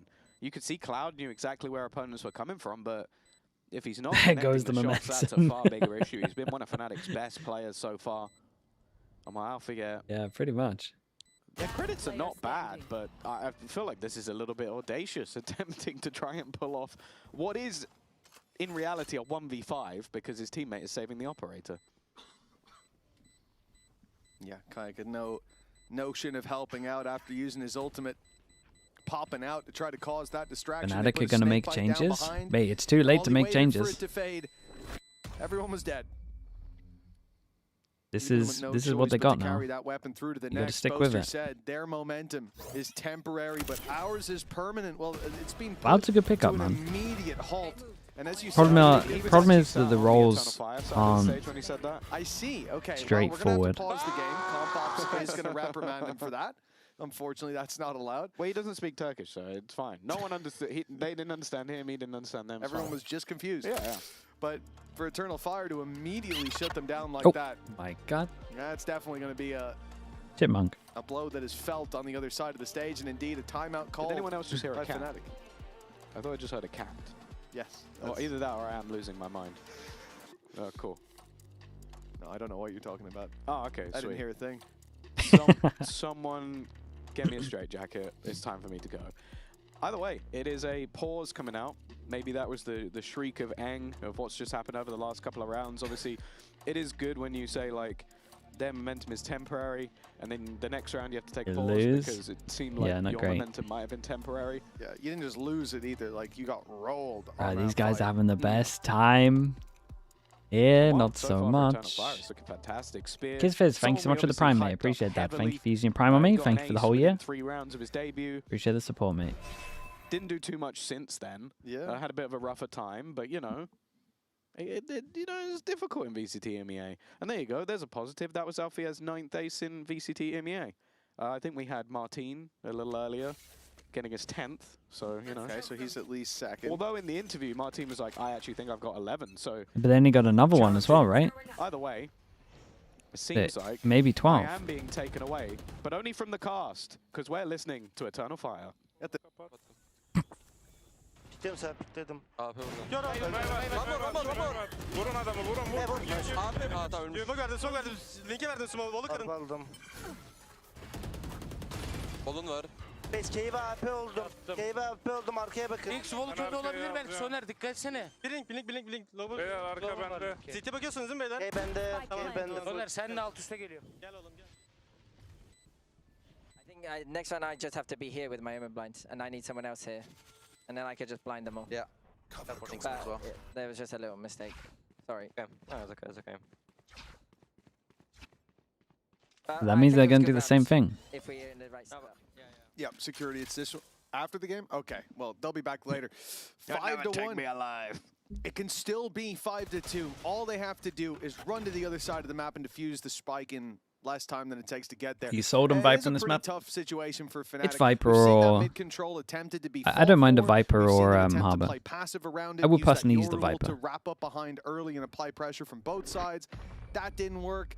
But I would do most certainly this wall again, you hear it at the end and there, smoke mid. Leak out smoke mid, their side. It's not a good sign to see them go down this quickly 6-1. And for Eternal Fire, as much as we joke, like they're from what FNATIC said, that's so nasty. Very rare that their momentum is temporary. You know what? Pretty much like this, but I would do it tighter. I would do it way tighter. The only player that can play Waylay is Zeus. Because I want to clear this corner and put Vice Flash here. So that I can clear this corner, then I can drop it, then I can Vice Flash. That was actually pretty good. And now from Fabi, maybe it's just Turkish players. Only Turkish players can play Waylay well. I'm happy to be proven wrong. Either way, very aggressive start already in with the Nightfall, and they are pushing off this. Audaz has got this angle. As soon as the wall goes down, Cloud is stuck, and he'll be taken down. Nice TP, nice ulti from Audaz. Kike's just out here in the open. He's going to do so much. He did incredible, really. Again, it seems so difficult to take these fights, but FNATIC are doing well. In every battle back, they ended up +1, and now Necky's alone against 3. The numbers, too much for him to battle against, and well, the utility has made this an extremely awkward fight. A minute on the clock. They're making it around that corner. Gives him a chance to reset. Swinging out, though. Very nice. The high-low. Shout out to Kayak on this one. FNATIC are back on the board. Yeah, nice control there. Went above and beyond. The one fight I was a little worried about was towards the end with momentum again. Holding that back angle, but he makes sure that he's very aware that these players can get aggressive, and then just having more solid crossfires towards the end of the round, just making Is sure Sage good in this map? Sage is good in this these map. young superstars on Eternal Fire a chance. Of course, that is the momentum breaker. But is this now going to be the start of some momentum for FNATIC? Because we saw versus Liquid, they had an incredibly poor defensive half, 4-8. Right now, they're kind of on track for something similar. Well, they'll certainly hope for that to look a little bit better by the time the bell tolls its last. FNATIC again send that Vice setup towards the B site. Eternal Fire knocking on the gates of A. Rounds have been good to them when they avoid that utility, avoid that stack up for now. Orb taken, Fabian one away from the convergence path. That could get you into a site, and the Viper's Pit would certainly help secure it. Although FNATIC have some ways of getting back in there. They're staying towards this 3-man setup on the A site. And I saw Eternal Fire walk back. You wonder, is that B hit coming in? But it looks like a split is on the cards, going into the numbers of FNATIC. Fabian with a chance at revenge, but no, again. Both are well prepared for that early fight. X-Robin with the Prime. Appreciate the 2 months. Thank you so much, mate. Appreciate you. The star of the show in some of the earlier rounds. And Audaz almost feels like he's trying to bait them in. But again, Boaster is on the angle. Of course, I was going to say there could be a Viper screen in the way, but never mind. A second win for the IGL. Left. His positioning is what's getting the better of those attacking players. The only thing that worries me is the amount of ground that is currently there for Echo. Dude, where are we going? You guys literally don't have time, right? He's going to be easy. He's just ready for this, but he moves forward. the step forward is enough for him to lose his life. Even still, they're walking into the Alpha domain. He's going to take away their weapons, has a teammate alongside him. And I feel like every single team on attack has an absolute shocker. I feel like you have to, at the moment, like it was the same problem, Sweet. Oh my goodness. There we go. you have to, at the moment, lose around time. That's like the rule at the moment of Summit. On Summit on attack, you have to have one round where you lose and the their time. opponents exploit it. Crashies filled it in just in time, but again, got caught moving. It's part of the course. It's crazy. But Boaster posted on 2 angles, finding his double, made it awkward, made them look for that Hail Mary play. That snake in the grass, the sneaky flank that did get them some value, but Alpha again showing his value in playing that anchor. The B site seemingly off limits anytime he's there, and Eternal Fire might be about to put that to the test. See a lot of numbers outside the B site, and once again, How do you deal with players with nerves? Just get them to lose over and over again until they no longer fear losing. Every time he's gone for it. It's almost a game of cat and mouse, and after firing a shot, is forced to fall back. Has left Boaster behind on the angle. Nightfall ready and set up. A good read from the FNATIC defenders of where they're looking to go. And well, even still, it's Boaster that goes down first on that lurk play. The hold out from Echo. And now the question is, do they continue this push? It seems like they do.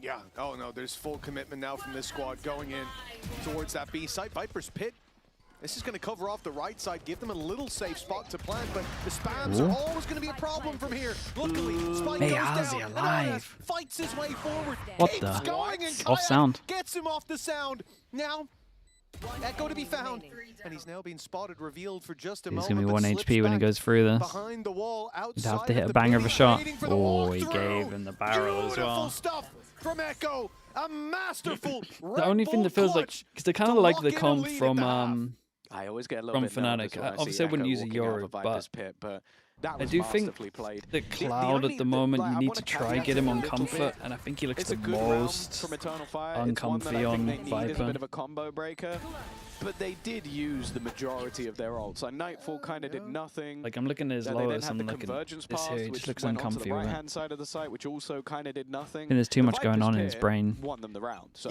I'm not mad when you're doing a Viper. That was a lot of ults committed, ultimately just to get onto the B site. Yeah, definitely a costly round, but it guarantees them leaving this half, they've got the lead. Yeah, it's worth it. And how much more can they get from here? Well, it's still a full buy from FNATIC. They'll still face that operator. Kayak last round conditioning them with that mid play. He went deep and fired a shot at a smoke just to let them know that he was taking that space and then bailed out. But that almost cost Boaster his life when he went peeking later on. I don't think anyone expected Echo to still be clearing those angles. And a very slow round from EF, but Tom, it looks like they might be heading back towards that B side. Maybe relying on Echo to play that late lurk. Basically, if they kill Alpha. Laying in front of his util. But I'm not sure they will.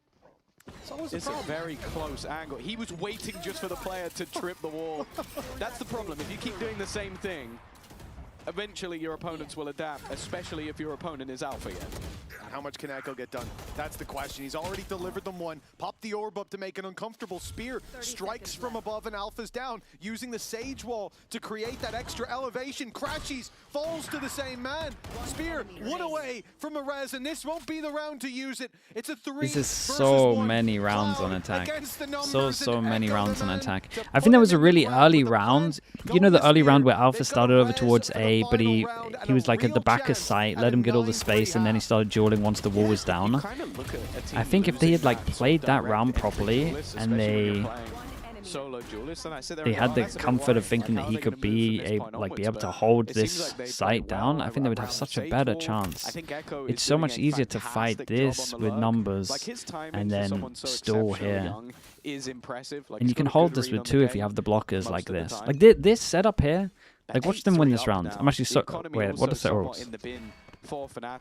Sure, I'm confident. Watch them win this round. Think about the impact on the defensive side of Cloud every time we've seen this as well, like this map play out. And now on the Viper, I think he's got 1 kill so far. Yeah, like, he's this been has getting been domed. What are these two doing? Some of them Mate, you got a deep because angle he's here. flying Viper. Some of them are because someone's doing some random BS that's catching Okay. him off guard. Let's hope that's not the same here. His chance at redemption.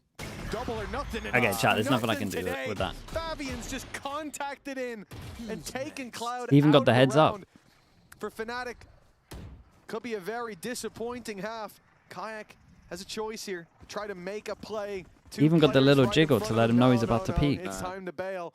Nothing from the ultimate except the info. It is keeping numbers towards this A site, but most importantly, Alpha is there.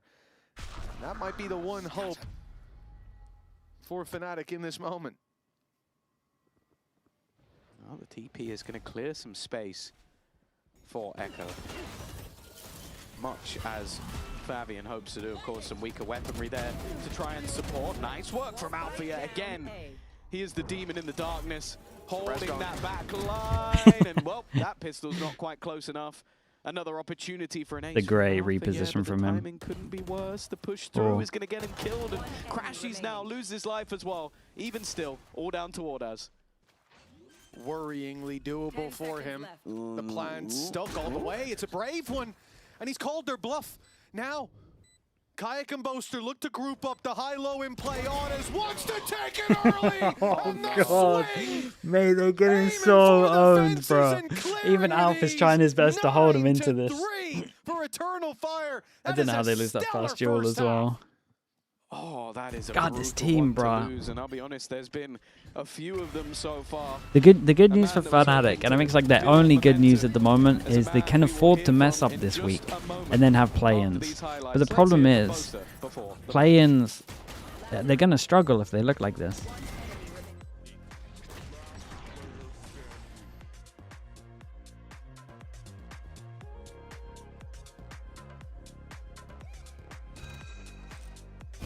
Boaster, I want to start with the last game. You've had a little distance on it. Obviously, Alpha? No, I mean, Alpha did so much here, man. Yeah, we just had to bounce back, and I think that's something that FNATIC is really good at doing it, and I think it was better to have it then than later at a more pivotal time in our playoffs run. Fair enough. Especially what Liquid were showing, right? We saw at some points they were running really the same round kind of at you a lot of times, and it felt like you guys were having difficulty adapting. What do you think goes into that? Yeah, I just think we got a bit flustered, and when they were doing it, we weren't, like you said, adapting. So we've put a lot of effort into it this week in scrims and making sure we're adapting, reading each other, and keeping our emotions regulated. And yeah, I'm really happy with the work, and I'm really confident with today. Looking forward to that matchup that you're confident about with Eternal Fire. There we go. Perfect. Beautiful. Eternal Fire is also a team. Yeah, we got another one. Add him to the list. He's got 4 players now. How do you anticipate it going today? I mean, I watched their VODs, and I'm ready for their set and style. Definitely an aim style. And yeah, I'm ready to play. I'm looking forward to it. I wanna get some, not revenge, but I wanna get some redemption on stage. Not been the best season for me so far, and I wanna go out there and show the boys what I can do. Redemption road today. Nice. Good luck. Yes, sir. Thank you. Do they always pick again? Okay, that one was on purpose.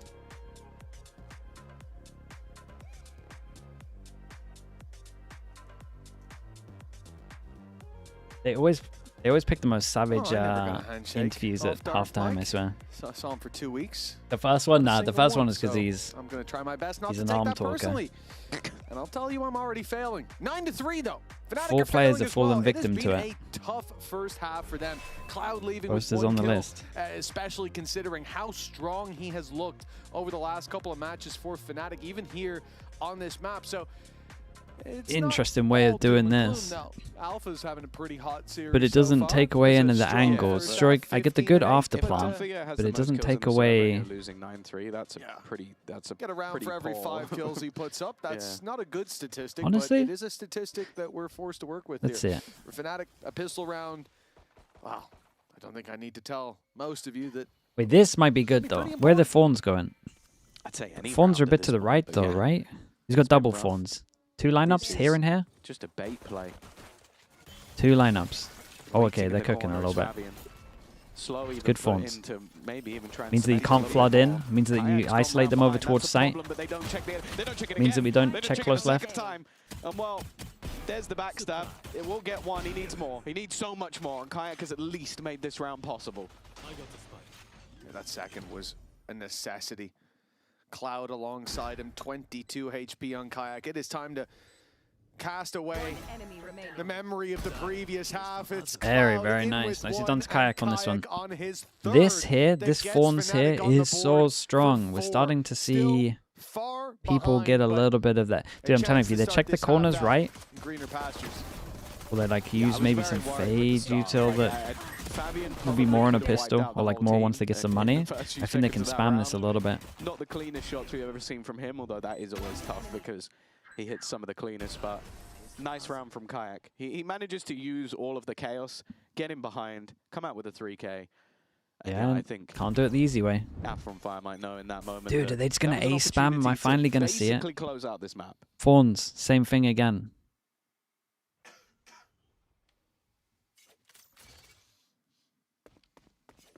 Oh, for Eternal Fire, time to take it easy for a round. Smoke goes out, Prowler clears all left and behind box. Flash on the left side so you can push through the wall if you need to.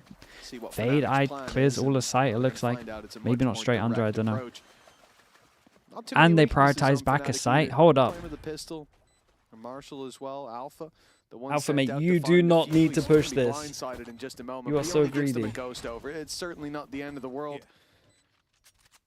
This is where it could start to get costly. Eternal Fire, the last team I want to see underestimated when it comes to these low buys, and you can already see that respect starting to give them a little bit of space, backing off, and for good reason. Kayak's now being tagged down to 19. That rifle in danger. Boaster, great spray transfer, but it's still, wow. Okay, it's all good. I was gonna say could have been danger just yet.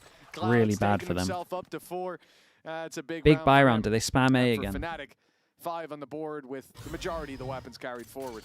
It's good enough. It's just when you watch how close some of these fights get, like this one in particular, I think Echo must have whiffed a little bit more than normal for him to not close out Boaster. Cause I'm in too deep and I'm trying to keep.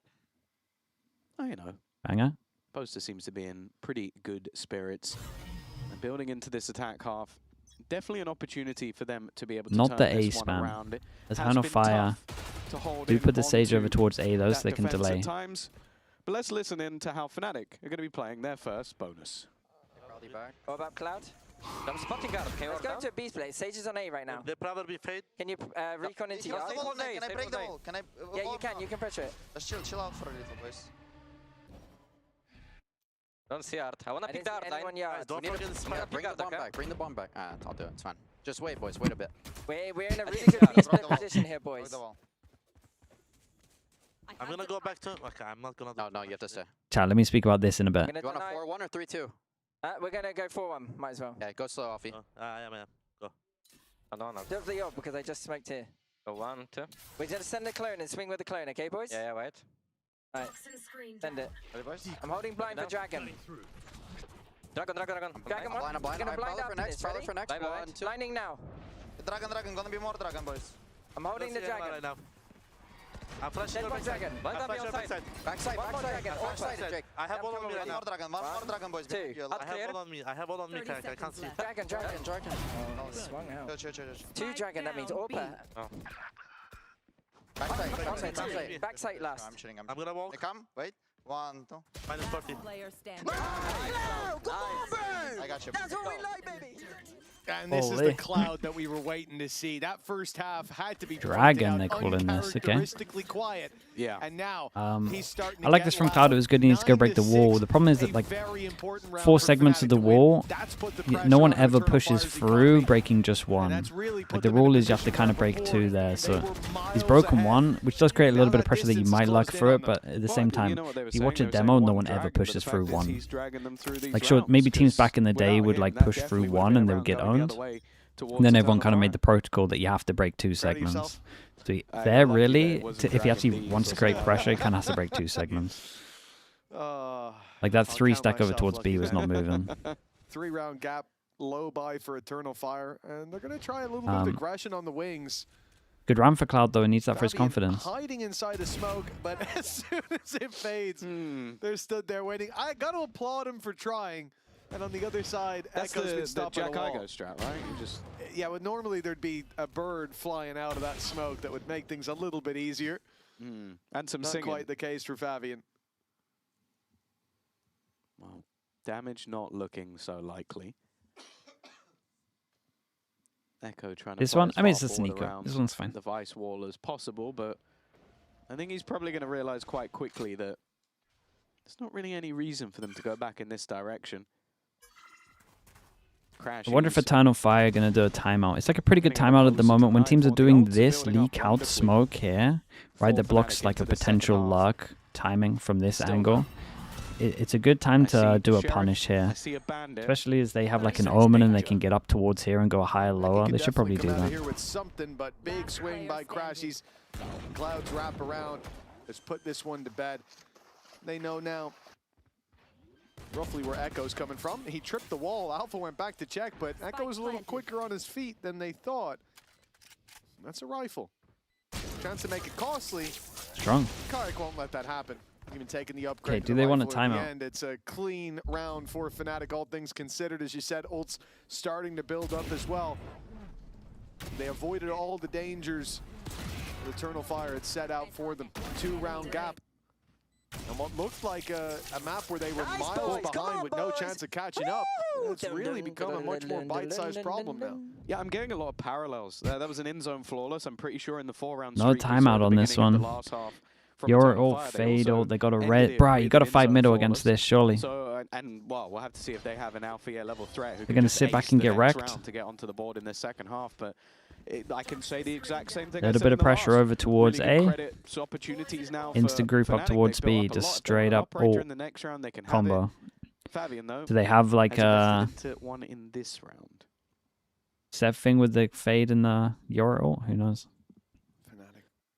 Are going to send it this way.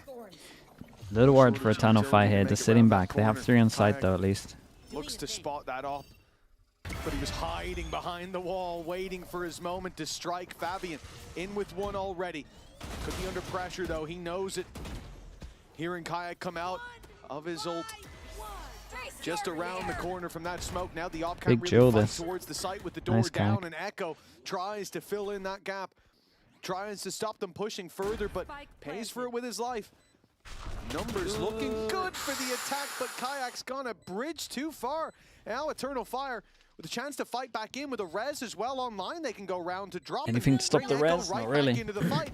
You have that Viper to play with. That means the Viper's wall comes back online. FNATIC have to play ahead of the utility, but there's an orb as well. Crashies finding one, but Echo, the man brought back from the dead, and he sent FNATIC into the afterlife. Double digits. Yeah, Kayak probably got a little too aggro What there. a round from Echo. It was a great round from him. One way is interesting. It seems like he went to his demise, came back as the Grim Reaper.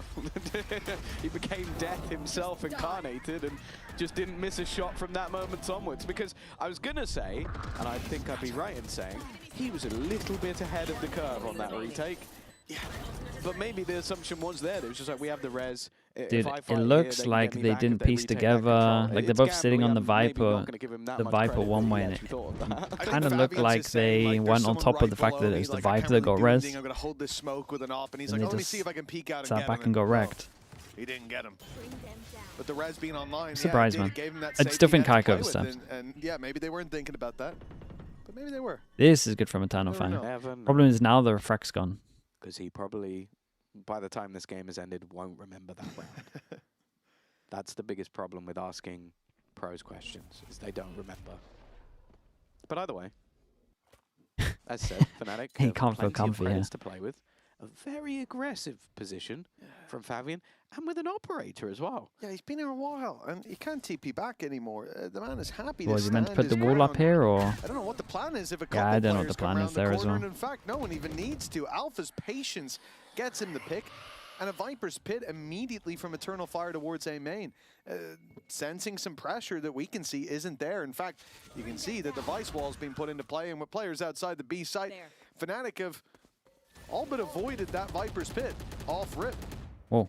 Oh, this is a bold play, waiting behind the wall, and while sometimes fortune favors the bold, this was not one of them. Fortune did not like them there. I didn't mind the idea. Got to feel a little silly now with your pit up on the other side of the map. Or maybe you feel like you pushed them towards that side, but I think we could see this was always the plan from FNATIC. It's an ultimate traded out in panic and fear, perhaps. And oh, he's even guessed there was a player behind him. Not bad. 2v3, yeah, but they don't know exactly about numbers. Come in with 2 though. Maybe we shouldn't be throwing ourselves out of like they should probably delay this. Did he have one Sage slow and they had one and they had Teva still? Like they probably should just use util with the time being low, but it's a 4v5. Something has to happen. If the sprint for the Ninja defuse could even happen. Yeah, I think the second you see Althea die, you go, okay, that's the silly, goofy time over. Now we want to 1-9 loss bonus and not give him back the Viper's Pit that he used. Dude, if Echo oversteps there, he kind of needs his gun. Oh, mate, it might actually happen. I don't think he's going to find anything. He has to also kind of hold on to this gun because his teammate, yeah, he really needs to keep it. Was a little bit low on credit, so wants to make sure. And there you go. It's going to be the pause. We are getting a very, very similar half. The only difference is that one of them diffused. That's literally, other than that, it's been exactly the same. Yeah. Well, a timeout now from Eternal Fire. As you said, similar halves here. It's been 5 out of 6 rounds going the way of FNATIC. Some stabilization from them there, but I think in particular, FaVi, a man that we know for his high 1-9 loss bonus is in the money, 1,900. Aggressive down on mid. And he's been shut down. And now we reach that point that you kind of have a tough job to balance the two. Should you stop him from playing super aggressively, you essentially blunt the weapon that you've brought into the game today. But should he continue in that vein, well, you keep throwing risks out there. They don't always pay off. And I think that's going to be something to discuss here for Eternal Fire in terms of how they want to weight those early fights with the Waylay. If you decide to go for it right away and you don't get that contact, sometimes you got a call to just cancel. Yeah, I guess it would be the equivalent of telling someone who's like an expert with knives and has one knife to fight at range. It's like, yeah, maybe he'll get one, but you're going to lose the value. Force him down to an eco. Close combat aggression, which is what I think Fabian's very good at. And well, you look at the stats, I feel like identity-wise, Eternal Fire have been a little bit lost. They've been swapping stuff around an awful lot. He has been able to fill pretty much any role that they need. Keep it. Hello, mate. I like you on this one. Yeah, I think he will continue to do so, but that doesn't mean you guys melted a little bit. Oh, 2-round gap as we get back into the game, but it's likely to narrow. This one might be one of the hardest ones to accept as well. That weapon saved over. I think this was your, even though it was a 2-0, this was your closest one. Across the board, evidently. An eco called for here, couple of pistols. And it looks like Fabian saving up for that operator again. For all the good it's done them. And here one ring out in FNATIC. From our perspective, we can see it's going to be a very slow round. It's not that surprising either. There's been a lot of those low by aggressive plays from Eternal Fire. But for now, a different strategy. Just the stack up and hope they come your way.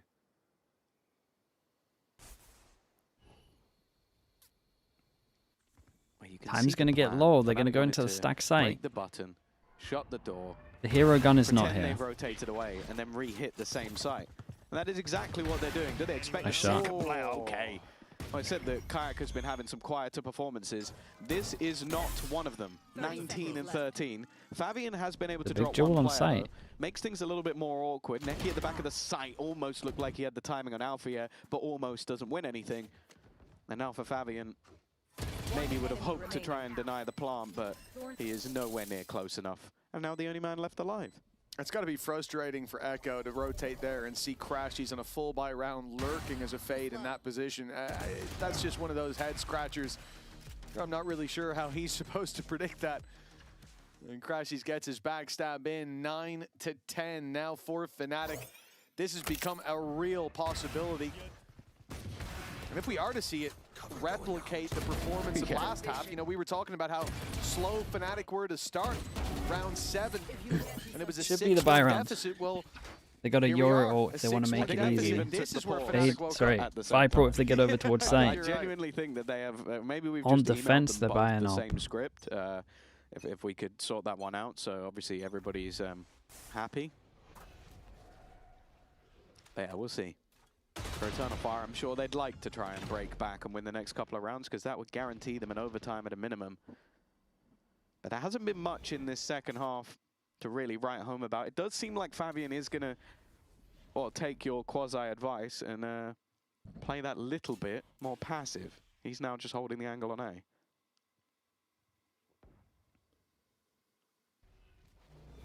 I'll find you.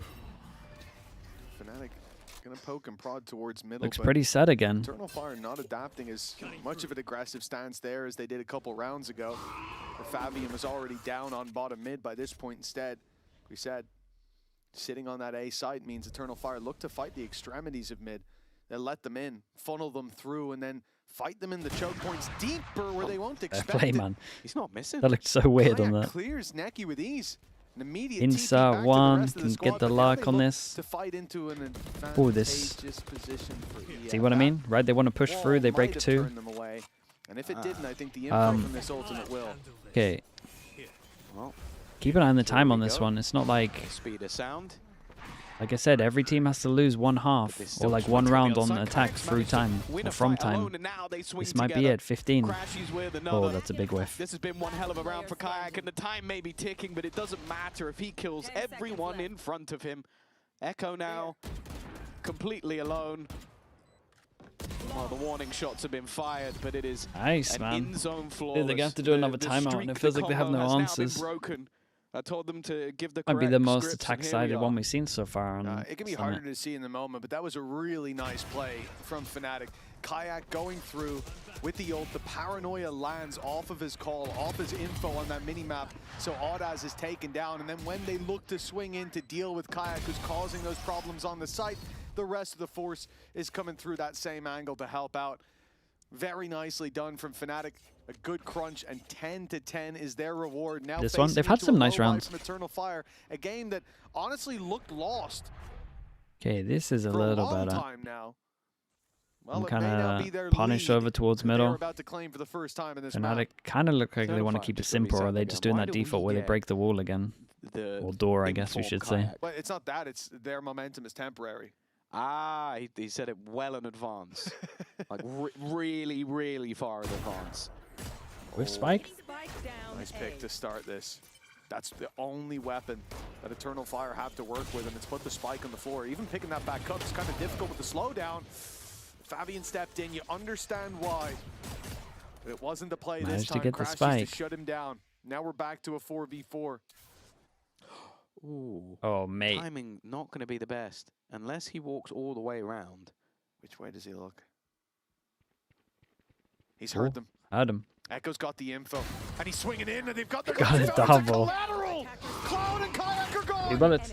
Nah. Echo's got another. Nah. Unbelievable. He did insane. And he's looking to close it by himself. He'll be denied that opportunity, but a 1 versus 3.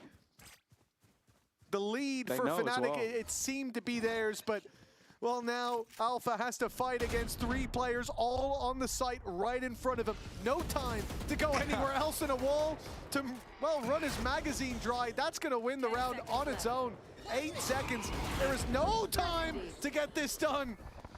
An 11-10 on the board with an Emoda Thrifty. EF take back their lead. It's one of the sickest Emoda Thrifties I've ever seen. Yeah, I mean, this was start great it with a timing from him. collab, Also, like that the was idea pretty that nice. Getting the second, for him the to third swing here is cluster, pretty obviously smart. got He knows 2 they're for probably 1. going to catch him like W King and a small While choke. completely blinded. And at the same time, disgusting as if he well. went off angle just holding the line there, there is a chance they just check him. He's just threading the needle of that space. That last skill's mad though.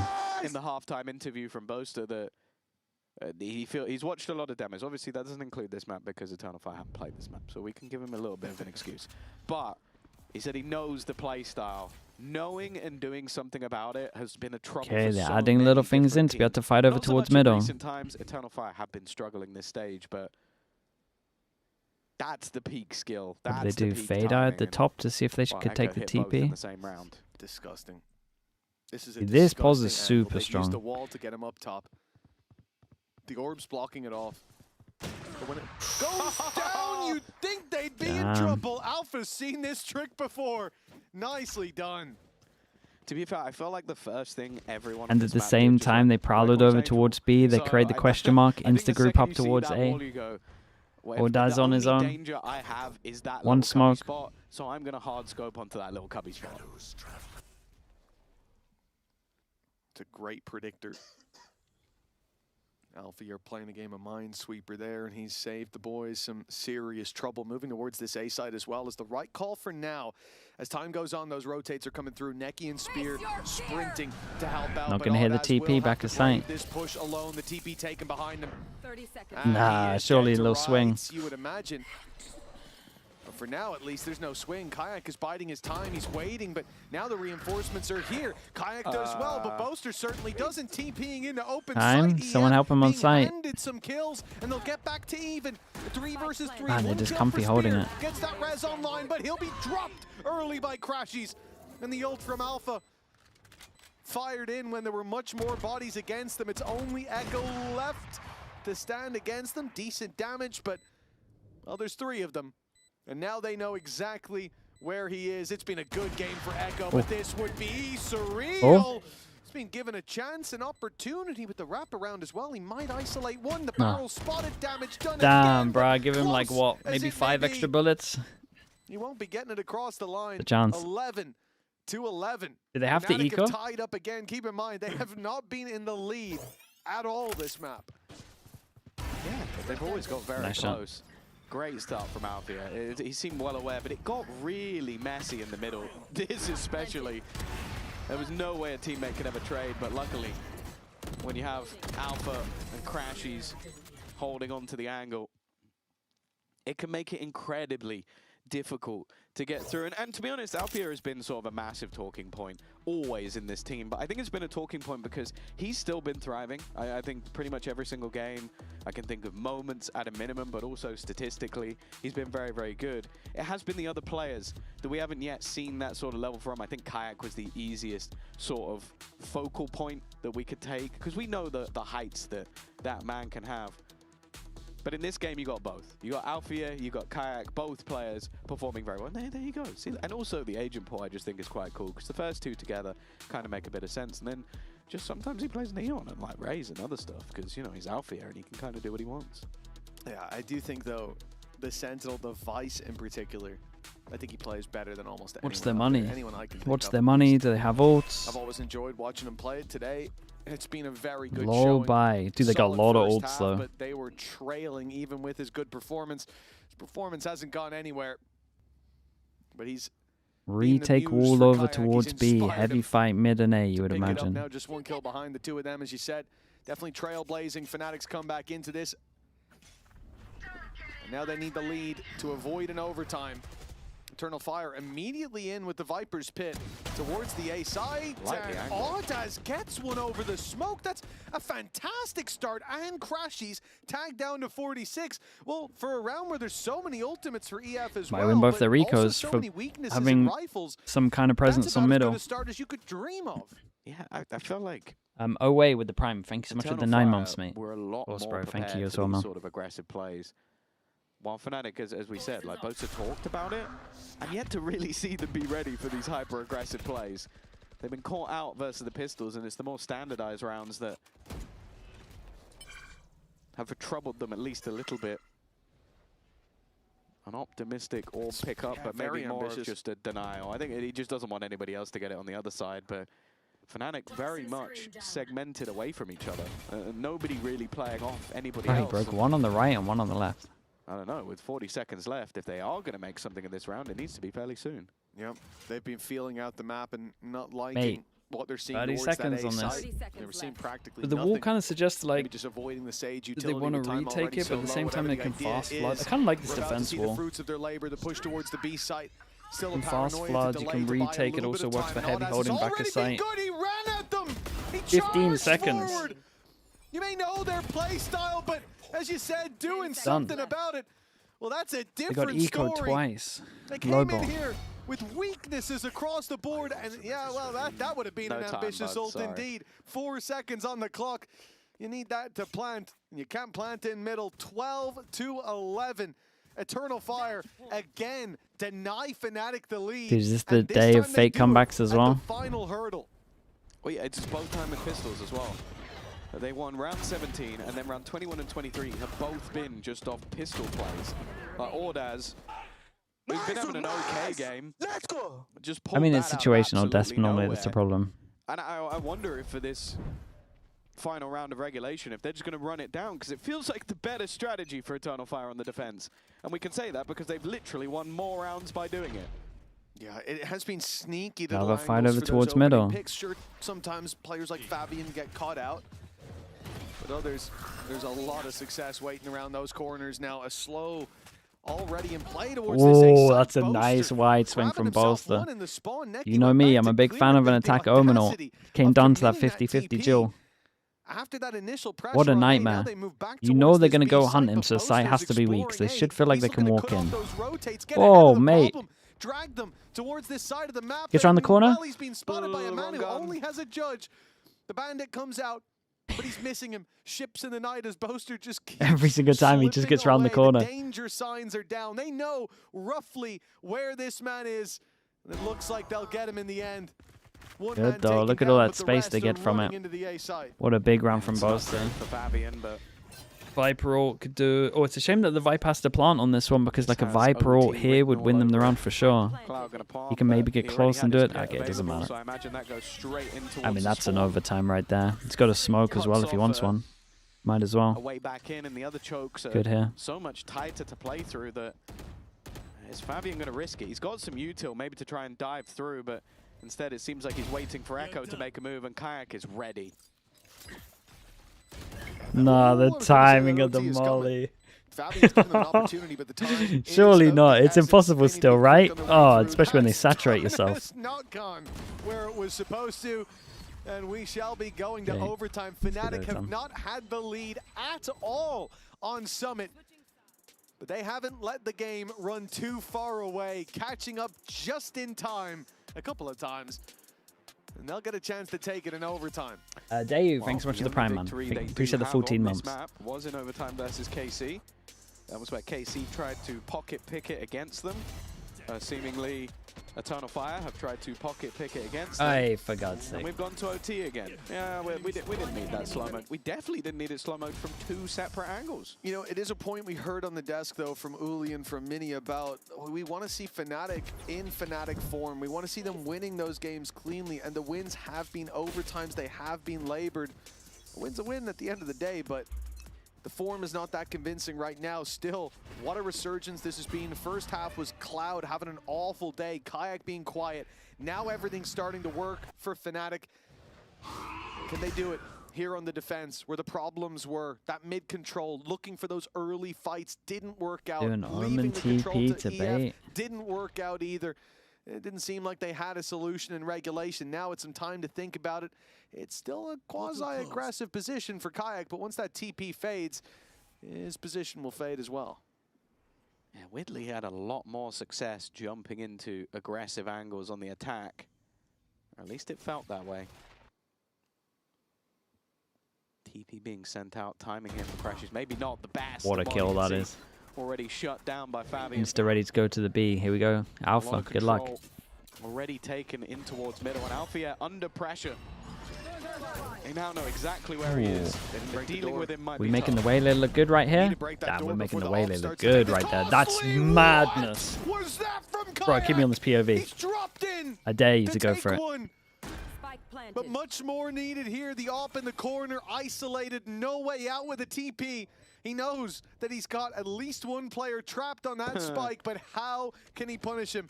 The rifle might need to be picked up, but Boaster's now putting the pressure on. Paranoia's landed. Wide swing from Kayak, and that was their chance. Now it's dissipated to just Boaster, and he's against the numbers. Smoke, 3 players to find. A defuse needed, and a sneaky position from Spear. That will catch him off. First kill on Crashy's really made that a lot easier. Once again, made the Waylay util here look nuts. For FNC. That's another fantastic attack side round from Fabian. Like, firstly, peeking him for that opener. Was very ready, but then also just his stun thrown into the back, which made it impossible. Got killed by one of the fastest quick scopes I've ever seen in Valorant, but hey, you know. Yeah, looked like a Call of Duty I also just like it from Spirit. It's like, yeah, you could kill me if I move, so I will not move. Yeah, well, what can double up on defense. Ain't got a molly. Really? Ain't got a nade. My man's happy to just wait it out. 13 to 12. Double up. One round for Eternal Fire, and they're going to put their stock into the big old snipers on the extremities. It's Spear who would be in a bit of danger. He's got a wall to, wall himself in, create a panic room, but FNATIC are going elsewhere. They're taking it towards this A site. If this is a contact play, they'll be walking into the up, and they've gone ahead of the smoke. Boaster should have known when that's blooming, and it's a costly pick to give away. Luckily, they'll trade it back and then some. Wow, thank God for Kayak and Alpha are getting them back into the site. It's quick though. Echo tried to go a little bit earlier. Neki will trade, but well, you can see his HP is going to have to wait a little bit longer. Spear can give him the heal. I mean, with the op, But Cloud locked in on the angle. not happening. Has a teammate alongside him as well, and Crashies, and an easy cleanup. I like this wall a lot more once you see this smoke with it. Incredibly dangerous after that first pick onto Boaster. Kayak, Again, dude, he's been having such a good attack, huh? This is Kayak and Alpha, yeah, but sometimes it feels like a double duelist anyway. Yeah, they're on the server. It's a shaky early play, but like you said, Kayak and He's Alpha getting a lot of value from this back into this TP that they have. Big swing at the end. It's not only that Crashies is by Kayak's side, but it's the fact that Alpha's ready to swing as the third man, and he has a flash. That arc rose popping just before he swung. Didn't get an assist because he got the kill, but otherwise it would have. 13-13 and a timeout from FNATIC. The defensive side has been where those issues are for both teams, and a lot of this is coming down to how they negotiate that early control. Last time being much more passive towards the A site. Kayak leaves the position after the TP fades, looks to put one more passively and wait for them to push into his angle. And then Crashy steps forward at a very inopportune time to fill in that gap on what was happening on mid. Maybe he was going to put a Prowler after getting a little closer, who knows? But he didn't get the chance. Solving mid control is probably All right, what's he changed up for this? Anything? Being won and this OT coming to an end. Question is, who's going to get there first? Still double blockers over towards B. Vice is here. Wait, they're going to actually do a mid round where they fight mid? On that defense.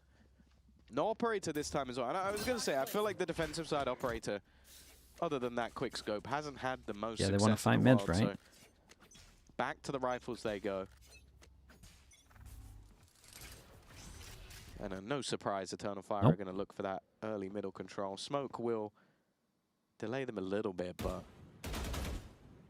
I doubt it will do it for long. And in fact, just going to close the door as normal, not even challenge it.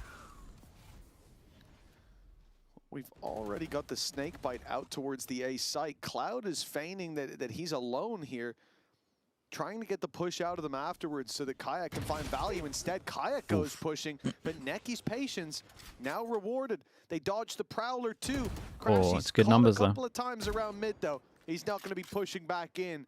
The only real things that changed is like a Fawns to delay here instead of more on site. We're going for them on chokes. But there's a big gap around that A connector, and right now, Eternal Fire are walking through it. This is going to be a big problem for the defense, perhaps. No. Once Boaster gets this angle, though, he is here it's pretty strong. Just in the nick of time, and he's drawing their eye. He's trying to open space for Cloud, but the paranoia was perfect on the other side. Audaz has got them in. Already as well for Neki. Looks hard when they if there was anybody close enough to try and when they're losing the first kill, it's hard for them. It's going to be very well documented, and I think, I was going to say that didn't look like the safest spot to stand where all the trails ended.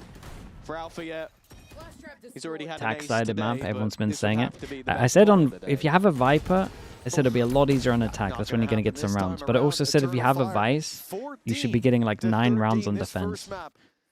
So certainly taking its toll on the timer. It's one of those. Once again, denied the opportunity. The device should be on A, in my opinion. It's crazy that they haven't even had a moment in the sunshine.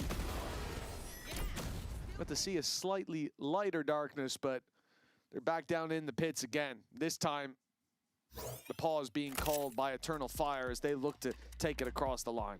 Well, yeah, I feel like I remember having this conversation the last time, not the last time we casted Summit, because that was a very fast game with Team Liquid, but it was the last time that we saw FNATIC win on this map, which was versus KC. Everybody who took a pause then lost the round. Like, that was pretty much the way that the game went. And Obviously, one of the people who was a part of that was Eng. Now, I'm not saying that you should not take pauses, but we'll see if that's going to ring true now, because Eternal Fire have gone in with a pause of their own. Both coaches obviously trying to fix the issues with the defense. Where'd you put the phones on, when Just you look behind at you. how the halves have gone, either side dominant on the attack, you can understand One in choke and then one near to sight. be fixed, and over time, Could do double in choke if they don't have like a razor or Sova. it seems like they're going to stick with the double operator though, although the timer is only just about. I would started, so do they have time. wall goes out they a want little to bit, so if cancel they it, try and but trigger it, they have to be committed. Then Fawn's seems like here. the change is Then not going to be on if the they don't weaponry front, can't break it, it's I would going do to be on double. the, If they can break it, I would do one here. ideas. Or maybe he Or just like said, close to the "Guys, corner chill." that leaks out. You think, yeah? Yeah, It could be. or you know, we need to talk more. That's a very good coach com. Yeah, focus on the vibes. Perhaps that's the play for EF. Let's hope something more substantial is being communicated. Cracking the code of the defense this time for EF means ignoring that early mid control. You're not looking for a fight. Instead, it will be, once again, ops on the extremities. The first shot fired by Spear gives the game away. He thought about walling himself. He's trying to up, wall gonna himself stick up. Around a little longer. Now the wall goes up, and he's ready to fight on top of it, but the shot Now what? doesn't land. Okay.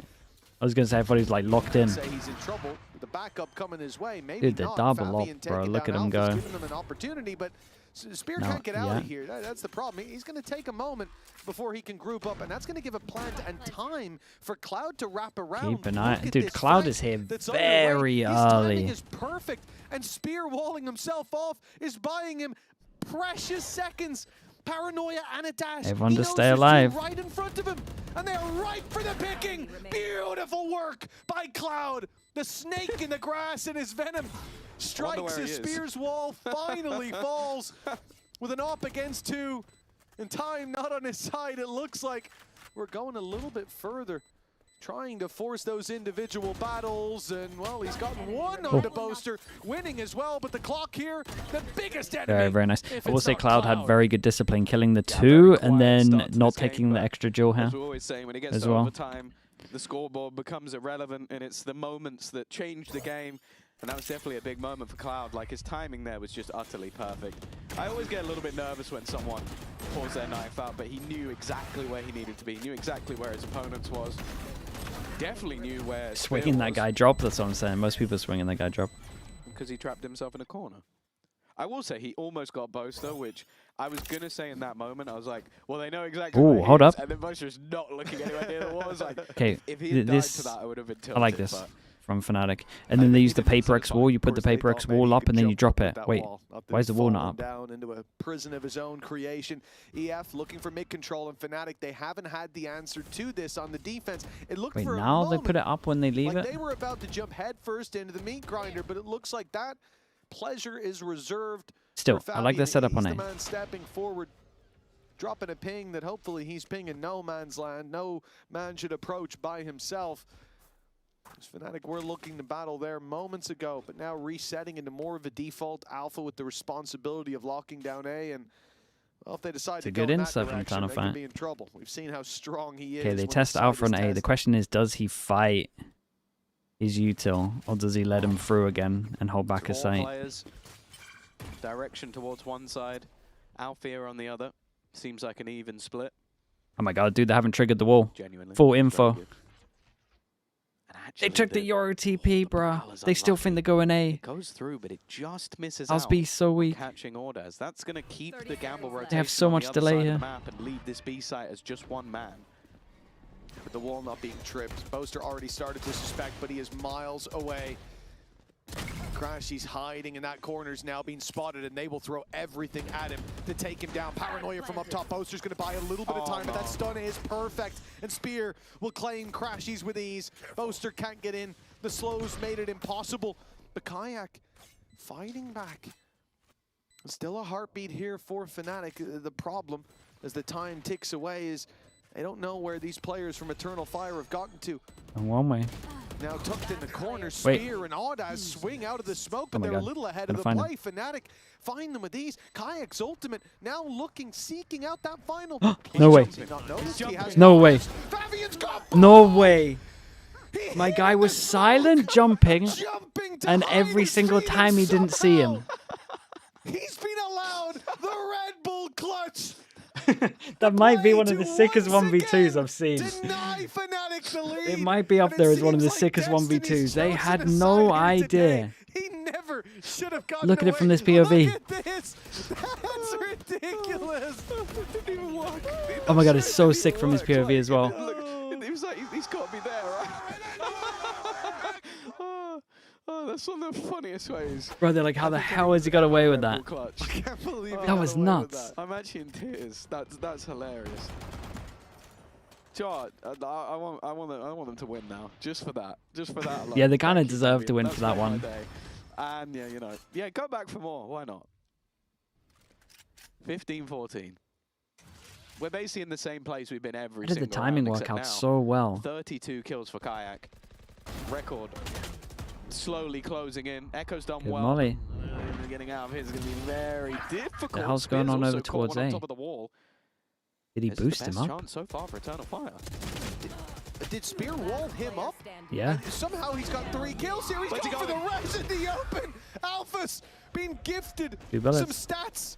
Well, they on gave the him a bit of scoreboard, space. But that might be the best he can make in this situation. Done, surely. 9 bullets on the weapon he recovered, but 1 will What be a enough for crazy map this was. Dude, that 1v2 on B site is absolutely They insane. have denied FNATIC the lead at every turn. And Yeah, I feel like taken the FNATIC map will be at drained, last. man. But this Yeah, is it such a definitely long, doesn't what look was this, like the 1 craziest hour pocket 10 pick almost? I've ever seen, and maybe some of the funniest clutches I've ever seen. But either way, it's ended up as a fantastic result for them. They get that early start onto the scoreboard. They're going to be the ones going in 1-0 up. And now we get to have a little chat with Echo. We do indeed. Echo, you got 30 rounds of Summit. How do you like the map? I actually like the map because like I'm feeling comfortable when I'm playing Summit, and like it was great. It was a great experiment. I can say that. Great experiment. Do you have some new ideas on it now? Of course, we have a lot of ideas, but we are not going to show that now.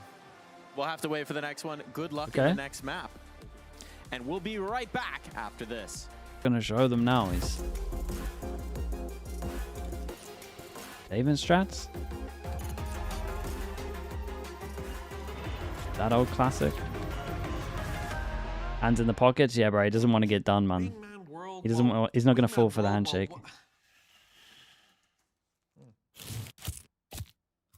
FNATIC's map pick.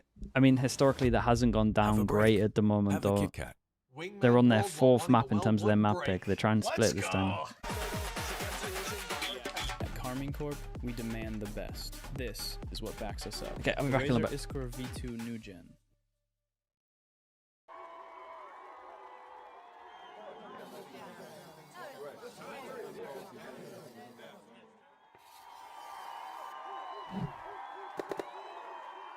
Red Bull gives you wings.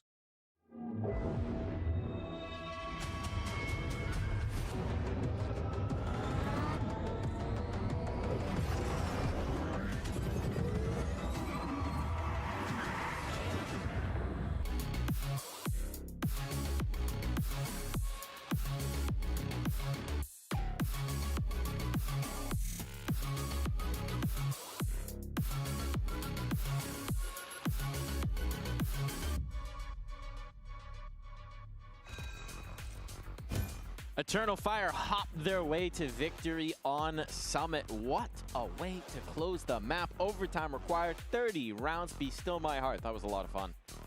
Yeah, that was a back and forth one. I think that I'm still stunned by that round, the jumping round. Oh, who was it? Who was it? Fabian? Fabian. Jumping over a Euro ult check to win a 2v1. I've never seen that in my life, and I've watched a lot of Valorant before, so that was a stunning, yeah. Back and forth affair.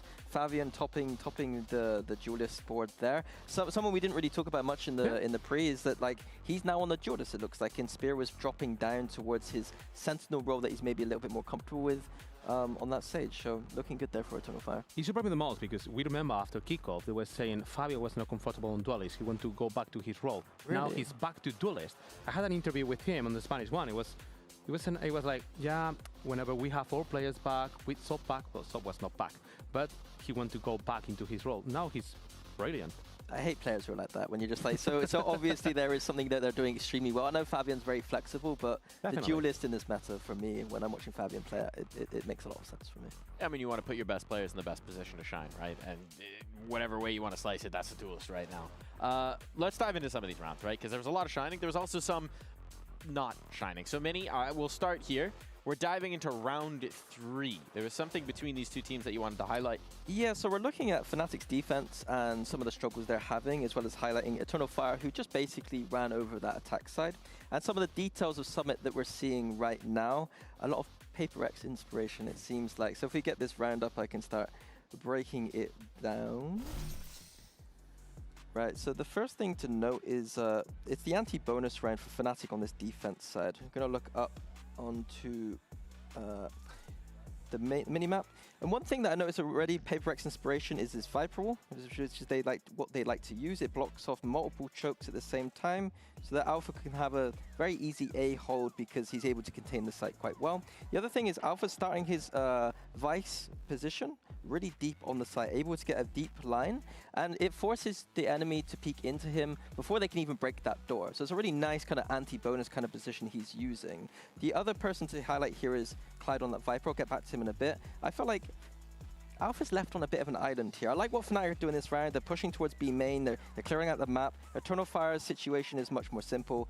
Fake middle a little bit. They're going to group up towards this A side of the map, and they're going to send it over there. But look how much room they have to work with. As soon as Alpha misses that shot, he's going to rotate around. But there's nothing here. If we go back up to the minimap, the connection here is between Cloud on that Viper, who didn't have the best game ever, especially on that defense side, and Alpha's Vice.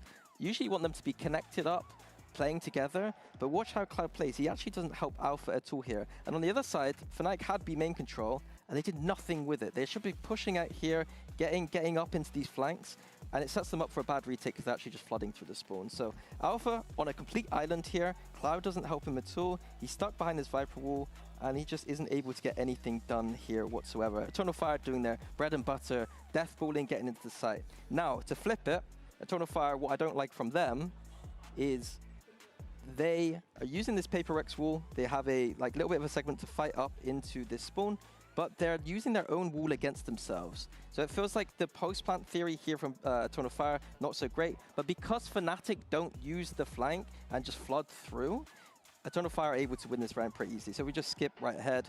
They're going through tiny little choke points here, and it's very easy for Eternal Fire to kind of just win out this round. A little bit of a trade back and forth, but ultimately going to go Eternal Fire's way. I'm going to stop it there because it's going on a bit. But you get the idea. There's a lot of subtleties that are being missed or on this map right now, and we're still seeing teams figuring things out. Absolutely, right? And I mean, it's just a certain number of reps, but, 30 rounds, they got a few more reps. And there's some more reps that we want to take a look at as well. So we'll flip the side. We'll say nice things about FNATIC now, because this is our Aorus team-up moment. And this is one where we wanted to highlight Kayak as well, a player that we were focused on coming into this map, Ulysses. Yeah, definitely. Kayak was one of the highlights. He had to prove himself one more time. And this round, I mean, it's pretty amazing. The team just managed to create a comfort zone when he's going to be able to get into the backside. First of all, they're using a wall to try to divide them in order to force the utility. This TP, just look at it, it's brilliant. I mean, Mini, just at the moment, he's just nailing it into the backside. When they don't have any information, they have the pressure in the main, they get completely annoyed. Yeah, the interesting thing is usually you expect that door to be closed, but they're using that kind of door closing mechanism against Eternal Fire. And even Kayak have multiple different TP locations on this map as well, on this site specifically. I thought it was kind of cool what FNATIC are bringing to the table, that kind of creative flair that we know Eng and Boaster have.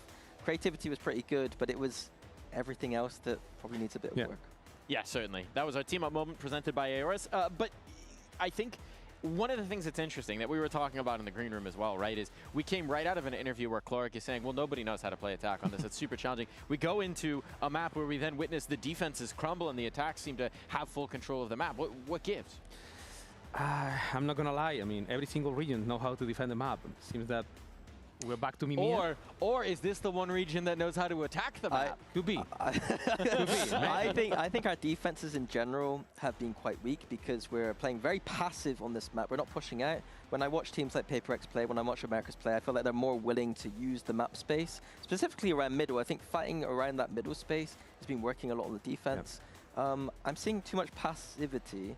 even Eternal Fire, who are a team that's supposed to be aggressive, and I paused at multiple moments during that game, I was like, wait, they're all just in spawn, kind of rotating sideways, they're not doing any push-outs. So I'm hoping to see us, as a region, step up our game a little bit on that defense side. Definitely, we have to make a big step up and try to get much more space. I mean, we are not even playing the pack. I mean, just the round you were mentioning is not only one. We've seen from Eternal Fire. You know the information. You know they're coming into A. Where you're not pushing B. Where you're not getting any information. Where is the Lark? Where is trying to get any pressure? Hello, chat. Suddenly, we're gonna try to figure out Does how FNATIC to make play Euro on Split? We think we're moving is the into question. Split? We are moving into Split indeed. You've got that right on the nose. What are you looking for from this split? There is many things I would like to know, but first of all, I would like to know what is FNATIC. I mean, we are gonna hit into another. They did last time as well. We're Oh, gonna okay. go into another comeback. Yeah, yeah. Or are we going into one more time, bringing the same combo? Okay. I mean, this they're could be gonna their going map. It's a around nice this comp. Jorun Kaya that was working pretty nice on the last split.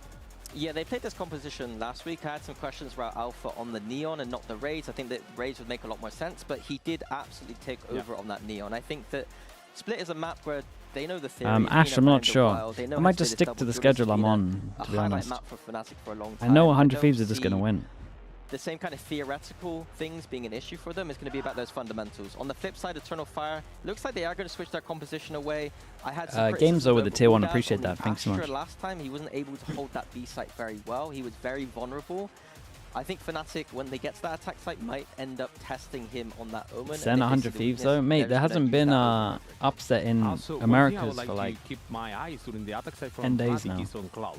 Cloud is not used to be playing a lurker role, and he's going to be playing this Viper. Last time he was missing a lot. Nothing He's not happens getting over any there. Space, and most of the time he was catch up. So I would like to keep my eyes on Cloud, and if he's doing a proper job. Yeah, I like you bring that up. I think he was struggling at the start of that defense side on Summit. I think Cloud is a phenomenal player. He started his tenure on FNATIC looking extremely strong, but this Viper role is extremely important in this meta. And Cloud It's is not due on that historically a game, Viper that's the player, issue. So he's been thrown into the wolves a little bit with that one, and I think that is a thing that we're going to be coming back to, I'm sure, time and time again with FNATIC. It's just keeping our eyes on this role situation they have. It was something that was drawing your eye. We didn't quite have the time to get to it because there was a lot to unpack from that Summit map. But eyes on Cloud, and perhaps we can revisit that conversation. What do you want to see from Cloud to show you that he's adapting into these roles? I saw his lurking on attack side looking pretty okay. It was an upset yesterday with a tech balls. That's a different kind of upset He's going to though. have to hold anchor positions That's you being solo upset. quite a lot of the time, and if he can just hold that space and look like a good anchor player, that is the sign of a great Viper to me. Definitely. Well, it's full steam ahead into this second map. Everyone of guaranteed Split, so loud? better to be Yeah, your conductors idiots than Mitch guaranteed Man loud. And Thomas, the biz engine. I am feeling very steamy today, you know. Goodness gracious. You're looking at two, Tom, but for FNATIC. This is the condensation on the top of my head. It's very warm, guys. It's very warm today in Berlin. It is Is it warm over there? Chat, what's the temperature in Berlin right now? It's a comfortable 32 degrees. 32? For FNATIC, things are certainly heating up after that first map. If they don't win out here, it's going to be a return to form for Eternal Fire, but also danger zone for FNC going 2-2 early I know on. how they And feel, again, what chat. we've been looking I'm to at a see from this strong roster with 14. Ang I'm feeling at it the right helm, now. with Cloud joining as well, Hot out having here. that extra voice, a very experienced IGL joining as a secondary caller, potentially, or at least a contributor to the FNATIC on system. defense. And Eternal also a Fire cracked on attack. individual. We want to see them grow. It's into this toasty, yeah, it's stage. toasty. I'm And gonna, that last map, might have to get the shorts on, actually. Maybe a little bit of growth. You could argue they're changing things on Summit. They're looking for that identity, but they haven't found it just yet. Now a reverse sweep needed, but it starts on Split. Their choice in this series. On the defensive side, aggression's the name of the game again around middle.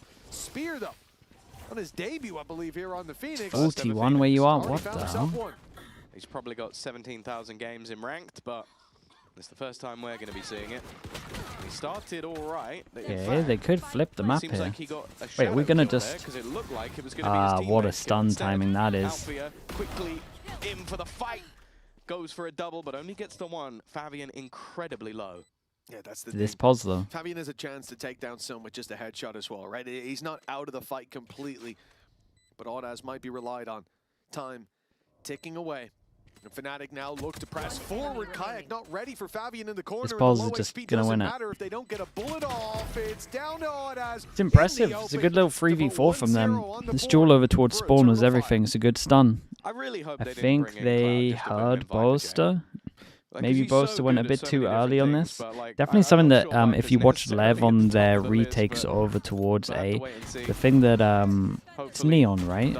Not Omen. The thing that Neon's very good at is just sitting in spawn.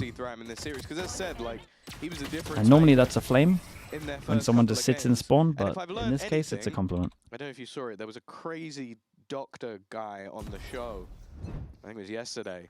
Who said that you need to get normally just holds this line down. And then you're guaranteed. Well, Fnatic can still do that, but not if they lose this series. 3-pass and push down middle. Well, it's not off to a good start. He was a professor. I've been told he wasn't a doctor. You know, I saw the Sneezer, thanks so much for the tier 1, man. Appreciate the 11 months. Thank you for that. We mixing accreditations. That could get you in trouble. For Fnatic, in trouble after losing the pistol. Now down to a very low buy. Couple of bandits going to be brought through to try to steal the round, but it's going to be easier said than done. Eternal Fire showing a very passive face early on. They've left themselves a little scary with how they're playing this. This could be a 5-person stack right now. Thick.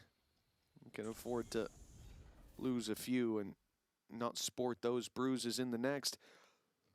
They are walking into numbers. A chance for the pistols to thrive, but not like that. Well, that is a clean-up crew from Eternal Fire. Yeah, unfortunately, it seems like Boaster had the wrong sort of paranoia. He needed the paranoia that someone could have already walked up. Doom Bros, how to make TLD off NAVi Pacific. They just kind of. They've just decided Spear was like. They just kind of crumbled a little bit. Hero carried heavy. Give it to someone else, and you maybe Pacific had some set strats with ult, some summit they could have won. They played solo Phoenix. There was like a lot of. I don't know. A lot of weird rounds. Definitely worth finding in a round like this. So for Spear, it will be a mission failed if he doesn't manage. It was kind of the same as every Pacific game, really. The enemies. And for they are actually trying to get him the kill. The stun and the runaway, so Spear can. Where they had a chance to do it, but just didn't. Phoenix ult online. I thought he was going to be pressured into taking the kill, but. Dude, if Fnatic get 2-0 by Eternal Fire, then what? In-zone flawless for Eternal Fire. And a res, a run it back online for the next. Then I don't think it's doable in terms of champ points, and you got to go play-ins, right? Looking at him putting through a wall, but hoping that they were maybe a little bit deeper instead. There will be at least a Reddit thread. That's true. Round, but of course, for the side of Eternal Fire, keeping it so clean means that they can now upgrade everything else. So they have themselves 5 rifles and a run it back. This is about as good as it gets.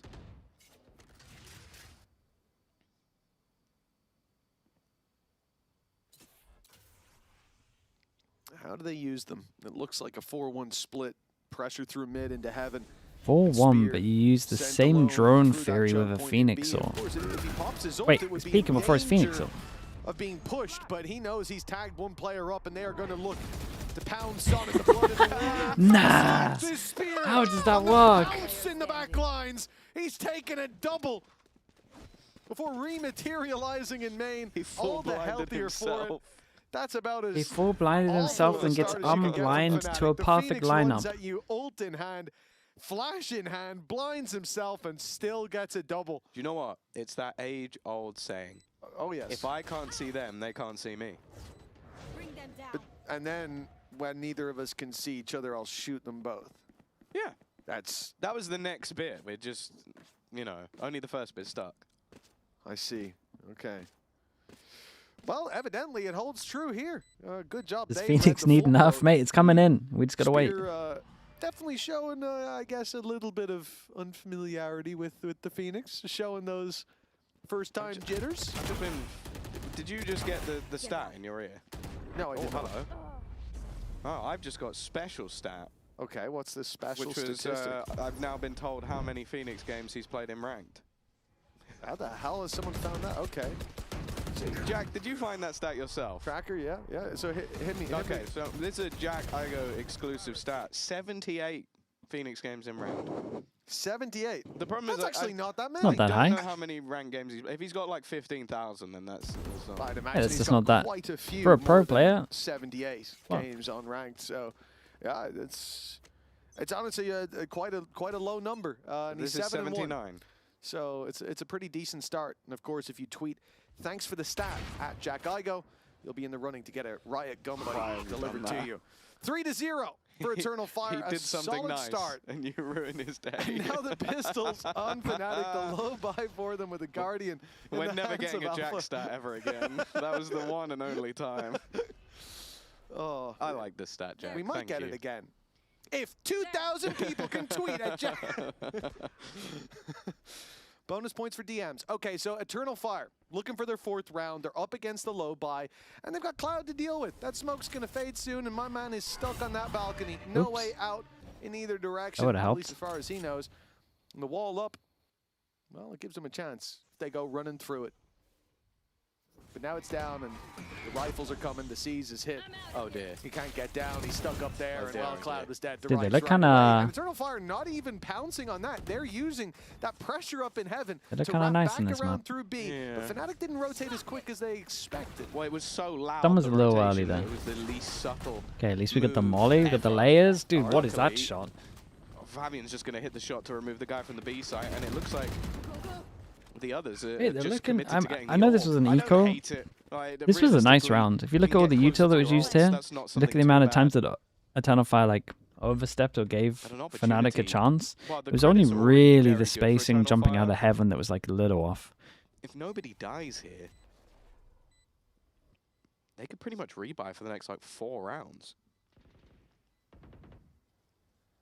Yeah, for Fnatic, those exits certainly worthwhile once they don't end up in the hands of Spear. And once more orbs don't end up in his hands, I should say. And one is going to be his no matter what. Boaster puts him to bed nice and early Yeah, on. it's And still now a chance for this halfway really to start add up in terms of halfway credits. to Phoenix Beautiful ult though. work from Fnatic. It won't be a 1 round, but that's as good as it gets. Nice shots. When you're facing an L, no matter what. Got a gun to pick up. Damage done in the Red Rebel Bull clutch. clutch. What Let's a go. crazy Rebel That's clutch a, that was. that counts as a clutch. Well, I said it could have been a flawless. I was wrong. Everybody ends up dying on Eternal Fire, so an incredibly costly round. Definitely. In the end, but, well, in the end it might not matter if they're able to convert this next one. And of course they come in with a full buy across the board. Both teams having the Nightfall, so an opportunity there. And Kayak Mate, having his the ult means that he ult can be is going for everyone at the extra moment. cheeky in this round. Dude, they're just gonna hold the line and just try walk in with an op. In the hands of Kayak, but the gun in his hands Nope. is what I'm worried about. It hasn't hit to start with. Fabian's Whoa. already through, but Bruh. he doesn't move. Kayak stood in position. They were Still sure miles he would away. TP, Cloud's on but his he own on wanted this one. blood before he did a fair trade for We Kayak. sliding out and saving him. Might not be so lucky. He hasn't got a way out of there, and he's going to be shut down by Spear right away. Now it's there was literally no saving. as Audas gets a double. Boaster puts him to bed, firing from above, but that's when the flank comes through. Echo threading the needle, leaves Kayak all alone. The op in the open. God, they're when getting the so smokes owned, fade. man. All They're getting so chances owned. for Fnatic follow them, and 5-0 for Eternal Fire. It looks so weird because he wants to like already, and Fnatic he wants to this op would be over their towards safe B haven, main, but, but then why are they so these are far back at the rockier beginning? waters, so we'll see Because of what the Audas tether, but then they're still so far back they have to do the Yeah, run. like, Alpha didn't even have And then a they chance pop all to the stuff react, so- early, so they're just stuck. We talk about how I And think then Eternal one's- Fire have a lot of really cool executes and cool set plays that sometimes look like they're And just then running one's through smokes. That was dueling, literally just him running through a two are smoke. in the That was smoke, and they get hyper nothing between aggro. 3 of them. Well, 5 and 0. Last time we saw the 4 and 0 for both teams early in the half, but this is a different beast. Fnatic on their own map choice. Is it over being for ripped Fnatic? apart. I Being mean, ripped apart more technically no, specifically by but Spear. 10 and 2 at the top of the board. I think it was a contentious name me one map they're good at. head-to-head. I'll be honest, I asked for this head-to-head thinking, oh, both of them have had a bit of a rough time.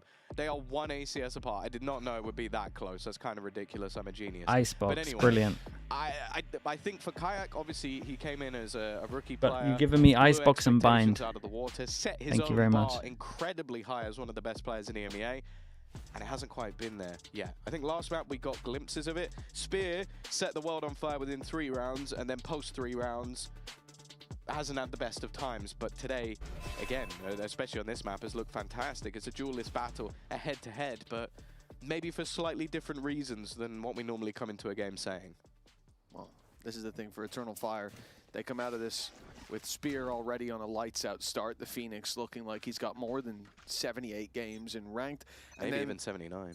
The reality is he's one away from a run it back in a round where they shouldn't need to use it. This is terrifying for Fnatic. Coming out of the pause, they're in a low buy. They pop the ultimate for Kayak. He sees nothing behind the box. Dude, they bought back the Eng set strat when you have a Yoru ult on defense.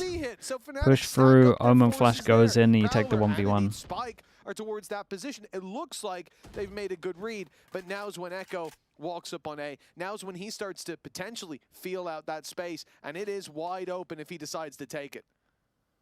He's actually Again, very get a passive. good He's Sankey normally on a guy this. that takes large amounts of risks, but I think it's just knowing what the buy is on the other side. This is a The worrying thing is, like, that's after a timeout that we're just like, yeah, let's do that set strat. The TP into the back of the site. Surely you at least give him a rifle if we're going to be doing that as well.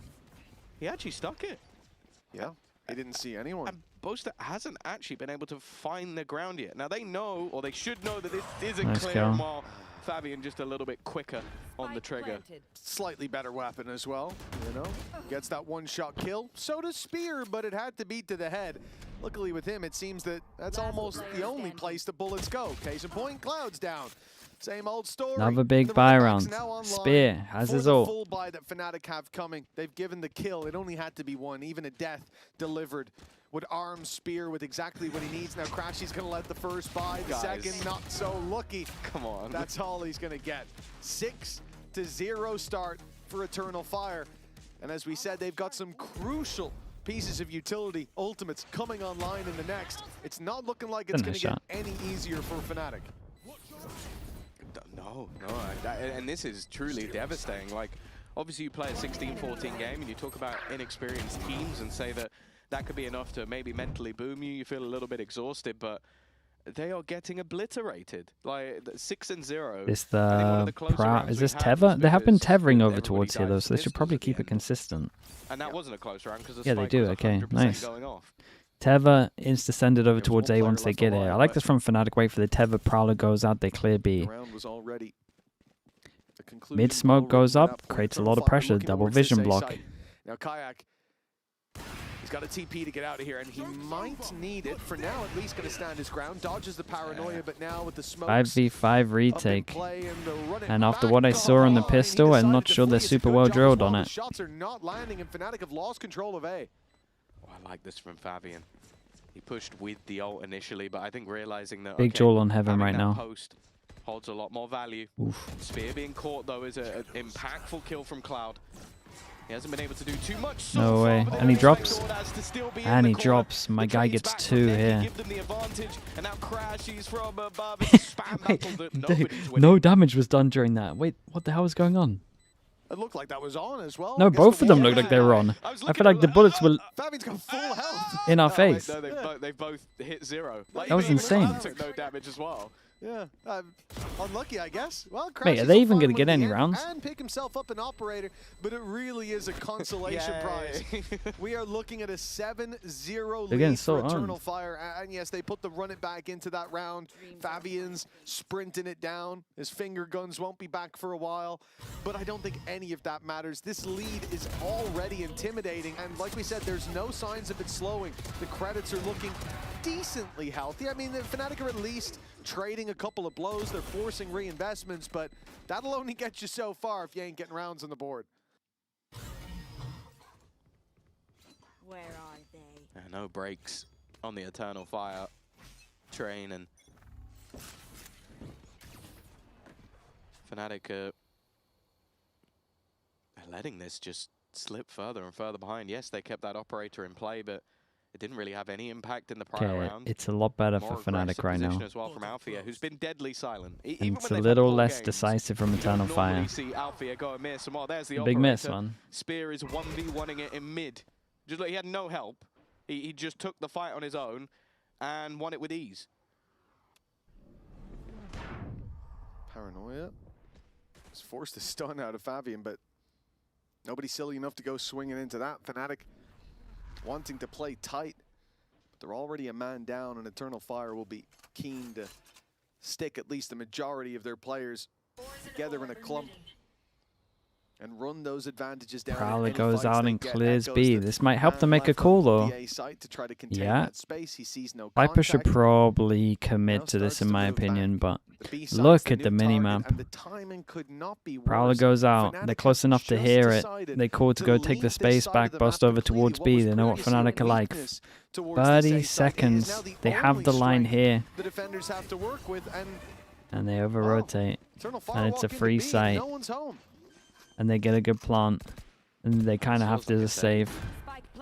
Bolster and Alpha should maybe switch guns. They're so deep in this that just old man. Just try it. That's the problem. It's like they're saving, aren't they? Holy, how long are you going to spend taking mid? How long are you going to spend taking the spawn? Are you going to go around on the flank? How long are you going to spend clearing that? It's too much. And what, they've been failing at the retakes when they were all there ready to go. So they have to respect Eternal Fire in this moment. But when you're already 7-0 down, it feels like well, maybe we've already got to the point of no return, but we're definitely getting there. A few rounds at a minimum needed. Like, we saw them have a decent attack side versus KC. I mean, this feels like the lowest we've ever seen FNATIC at for years. Maybe since 2024. What was 2024 like? That was pretty bad. But they are looking like a different beast, and even holding onto the guns. This might be like 2020. Fantastically well. Only 2 guns brought one through, levels. Yeah, it should be enough after for a buy, maybe. Yeah, if it after is, they it's not won. a great one. Oh no, for FNATIC, after they came second in Reykjavik. That's like a rough 6 months. Attack side temporary as this momentum. Not even 4 months. It seems to be enough to carry them very close to the finish line before FNATIC even get off the starting block for Eternal Fire. This might be the worst since 2021. And even then, beginning of that year was pretty good. It will for sure be their worst year ever. Let's jump in and have a listen. Vuramadım, backside adam. Arda vur lan onu. Amına koyayım diye bak. 80 Viper oğlum. That's all we had to do, listening. And that's how not to do it. Just yeah, in let's case listen you were in again. wondering. 8-1. FNATIC have found their way back around on the board. Do you think Boaster will retire? Nah. So there's been a storyline going around that every time we listen into a team, they lose. I said it. There's a big bag of money waiting next year, man. You'd be mad to retire right now. Something that I was very tempted to say, but I was like, someone will call me a jinx if I say it, but now I can't. It would have been poetic justice. You gotta hold out for 2027. Eternal Fire got 13-0'd and then 13-0'd someone Why else. big? Like, Because there's about to be a bidding war FNATIC, involving like 30 teams for players. Thanks, Jack. Jack, he's cursing the teams with the listen-ins. He's cursing my ranked games with his Sky. I mean, is there anything that can remain unsoiled after he touches it? I don't know. He can sing. He can, but he rarely does. So can the operator. Starting it out onto Cloud, a jump peak that has not gone well. Found the info it was looking for, but it cost far too high to pay. Still double up. Nice kill from Alpha. FNATIC side, Kayak and Boaster standing by, and well, those ops better land something. Dude, Alpha's trying his best. Big 1v1. Mate, look at him. For fights every time on his own, and he's won them all. They need the orb now. Audaz wants to pick that up. TP, take the spike, and they'll get a 2v3 out of it. But Alpha's already looking like he's hit another gear here. Can't take the spike. Okay. Well, he's ground to a halt. Whoa, mate, that's a fast kill there. Neki has his ultimate. Oh no. Oh no. Oh no. It's rock bottom. It's rock bottom. They just hit rock bottom. That was it. That was the moment. That's the lowest. We've had the worst year ever for FNATIC, and this might be the lowest point right here. We know it's coming. That's a rough position to have the second up in. I'm gonna close my eyes. Tough time in as well. Count to 10. Oh, you know he's gonna replay the whiff as well. Just running up with his knife. Yeah, slow-mo, of course. You could hear him just run and shoot, and oh god, that's awful.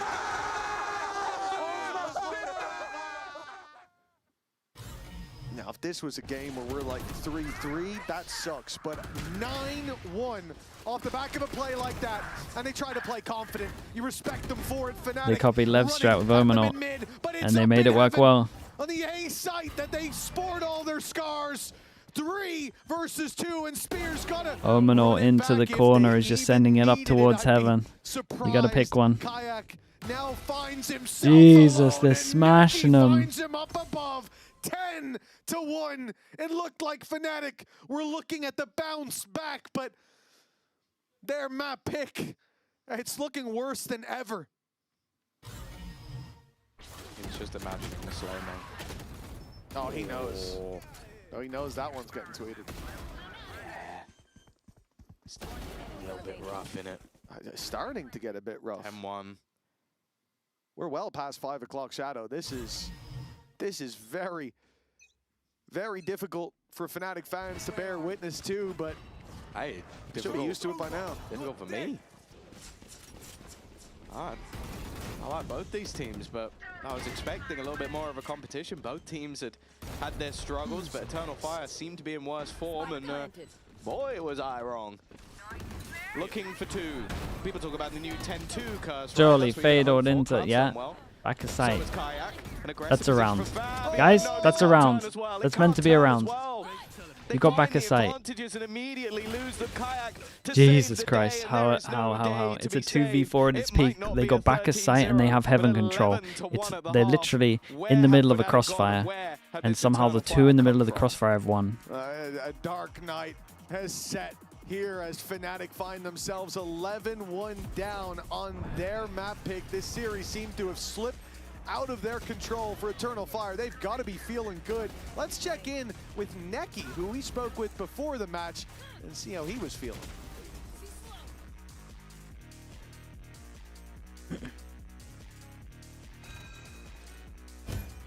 Neki, in today's game, you guys can't This series might be the wake-up call for FNATIC. anymore. Mate, what was last week then? What is Eternal Fire playing for today?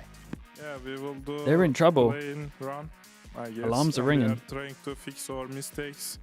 We are trying too much before the losers, and we are now here. We are here now. You're here now, you're in this moment, but is there part of you that really wants to play spoiler to ruin FNATIC's season, to keep them out of the playoffs as well? Nothing gonna change for us if we lose or win. We just gonna play today, and we will try to show your really us. And speaking about your newest player, Spear, right? Obviously, it's a tough start for him coming in and then having the losses. What's your message to him? What are you telling him? I'm just saying to playing chill still. Don't panic like normal. We have too much chance on plays, and we will try to go playoffs and champions. There you go. Simple as that. Good luck today. Thank you. 11-1. Well, whatever Eternal Fire have been doing, whatever the thought process was here today, it has worked out in ways I imagine they couldn't even have dreamed of. FNATIC came in. Boaster, you heard him. I know how these guys play. I've watched their VODs. Well, this is going to be one VOD that he might not want to watch back. Oh god, yeah, this VOD is going to be rough, mate. If you want to see these folks play in Barcelona, well, you might have to hope for some better results, but get yourself some tickets by scanning that QR code, and maybe we'll see you at the Stage 2 finals. I'm not even sure there's like a fast fix. There just feels like so much going on. Maybe we'll see you there. Maybe they just need to get like a win, man. But note, again, I think like my main issue when I watch FNATIC, right, and I think like when you're in a team, you normally have 2 maps that you're like insane at. So you always win a map in a series. They don't have an insane map. Wow, it has been a map like their map pool is in the bin. A superstar in the Cloud has to play Viper on 3 maps. Looks really less uncomfy on games than Viper. you'd think on Phoenix. He is having one hell of a map. Yeah, he's certainly. He hasn't even thrown his Viper wall on this one. Cloud, we're gonna need to replay that. I'm pretty sure Cloud was waiting down below for him, and Spear still managed to strike first. This guy is looking untouchable at the moment, and for Eternal Fire, it's a good thing. It might be about to close this one out in record time. Spear finally falls. Maybe that's the chance the FNATIC need. Okay. All the kills go their way. 3 fighting Just together. Later, it's Audas alone. But don't do it to me. Get it to half, but the spams They've are already hit deadly. rock bottom. And Okay. FNATIC, they've doubled up on rounds. It's only up from here. Yeah, a lifeline. My guy to said say we the are so least. back. It is an absolute mountain to respect climb that. from this point onwards. When you hit rock bottom, you bounce off of the bottom. Okay. Yeah, cool. Yeah, that's, you know, that's reasonable. That's a reasonable kill to get. I saw that in the mini-map. It's just like, what has occurred? Well, And you I know, wish I didn't know. They say it's like it's difficult to catch a cloud, but I wouldn't advise you to try and catch a spear. It's good life advice. Yeah. Very good life advice, Tom. Yeah, that's definitely a saying. At least I think he's it was thrown his Gandhi. Viper Wall this time. I missed I missed that one in history class, but all right. 11-2. The comeback of dreams for FNATIC to pull them out of nightmares. This chaos taking over the game. But Eternal Fire have been put to rest for a moment, put to classics. Prowler goes over towards B, creates the question mark. They're hoping that this is enough for them to stack over towards B. Instead, it's to stack over towards A. Do they send someone in with the low guns to feel it out? Odd has inside the smoke looked like he Yeah. could have had the jump on Kayak. but I Alpha's think committing he's with a gonna gun. be little bit late to the There's a gun. party. Enjoy Onward it. for Alpha. More players here than they expected, but dealing with it for now at least. Till it's only Echo. They no longer need to pressure that A site when they know right where he is. I was going to say, well, they do it a little bit because I think he has the rifle. Nice And from him. no, you know what? Love it. The odds of you winning this round, very small. The The securing odds it. of you making it very costly, now, wow, 100%. Oh, he's getting got rid of the everything. rifle. So there you go. One of the rifles gone. It's not the end of the world for FNATIC, but it is an inconvenience. And yeah, they're going to be playing a game of hide and seek that isn't winnable because it is outside of the map. 11-3. Still a ridiculous amount of rounds in a row to go. And this is where it gets tougher. It's Smart guy, it is good thinking. And also, they're going to have themselves the run it back for Spear. Which, if it wasn't bad enough trying to kill him once, now try and kill him where he has no fear, because if he dies, he goes back to where he was before. Time to jump. Well, That's a good replay. the comeback from FNATIC. It would be one hell of a thing to witness. We've seen Phoenix ult. stranger things. Maybe we'll hear them as well. We jump in to listen in. 10 seconds. Yeah, heard. I'm gonna throw another TP. I'm gonna throw another TP. Hey, come back. Okay, I'm just coming. I'm just Just come back. They're in B main still. Hey, you just throw your shit now then, Austin. Oh, back for a second, Cloud. He's always ramped left side. This guy's Alfia. Right, ready? Let me just run him We're down. gonna swing with the spit. With the spit on the heaven. Ready? Yeah, let's swing one. Oh my god. They didn't close. Blinding the other guy. I'm peeking him. He's in main. Oh no, he's falling off. Running away. Taking space. I'm charging him, okay? Go together. Magnets, so we can.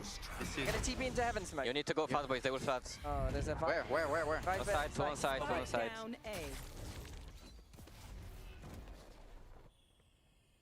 You have anything? You and me.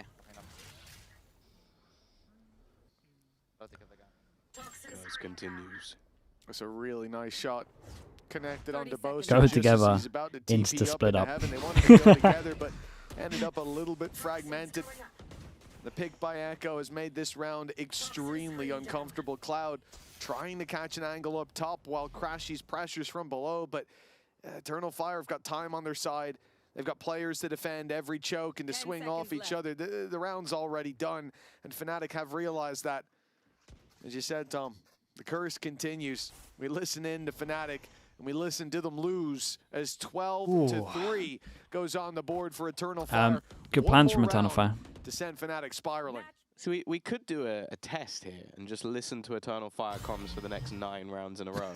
And just, you know, see how far the comeback happens. We sang the praises of Mini at lock-in. The FNATIC fans will sing the praises of Jack. Exactly, at stage exactly. 2. That- new era. The only way they can be defeated is if we listen to everything they say. Of course, They're might my be pick. slightly against a few competitive rules, but you know, rules are made to be broken. A 12-3. And while that running Chat, back when does is play-in still start? online, Is it literally next week for EMEA? not needed in the last round. FNATIC have got a purchase, but It's not the prettiest. Althea completely blinded, and while It's the Audas has fifth? already Oh, dude, they're killed off so one, the trade cooked. back at least will do some damage. The running back has gone clearing all the way through, and timing for Kayak couldn't be better. He's having a good round. Another decent map from him. He was good in the last, but needs a whole lot more. Oh, he's not falling for the bait. Even still, though, it's only going to be the one. Kayak seemingly bringing them home another, but there's still a couple of players to deal with. Yeah, especially Spear. He's been spotted now, making his way towards Heaven. He's pushed them down. Left Fnatic with no real control, but they've got the numbers. Time not quite on their side just yet, but it is slowly ticking up. The only thing they don't know about is Audas. No paranoia to give away his position, still a smoke to play with. It's all about the contact now.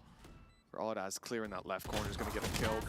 The angle covered by Cloud, and Kayak's fourth of the Has round. a note on We'll this, put a so fourth their plan on should the be good. board for Fnatic. Fnatic 8 attack more side rounds in a row needed. of split with a Yoru gargantuan ult task, but 80% of times. Kayak That's a B certainly split. seems up to. He's been having a solid map. Yeah, we They saw love this a from B Fnatic split with before. this. One player doing well, and finally they all wake up. It's how they got back into the game on Summit, but they couldn't quite get it across the line. And you Ooh. start to think maybe this one's They're also all over too far here.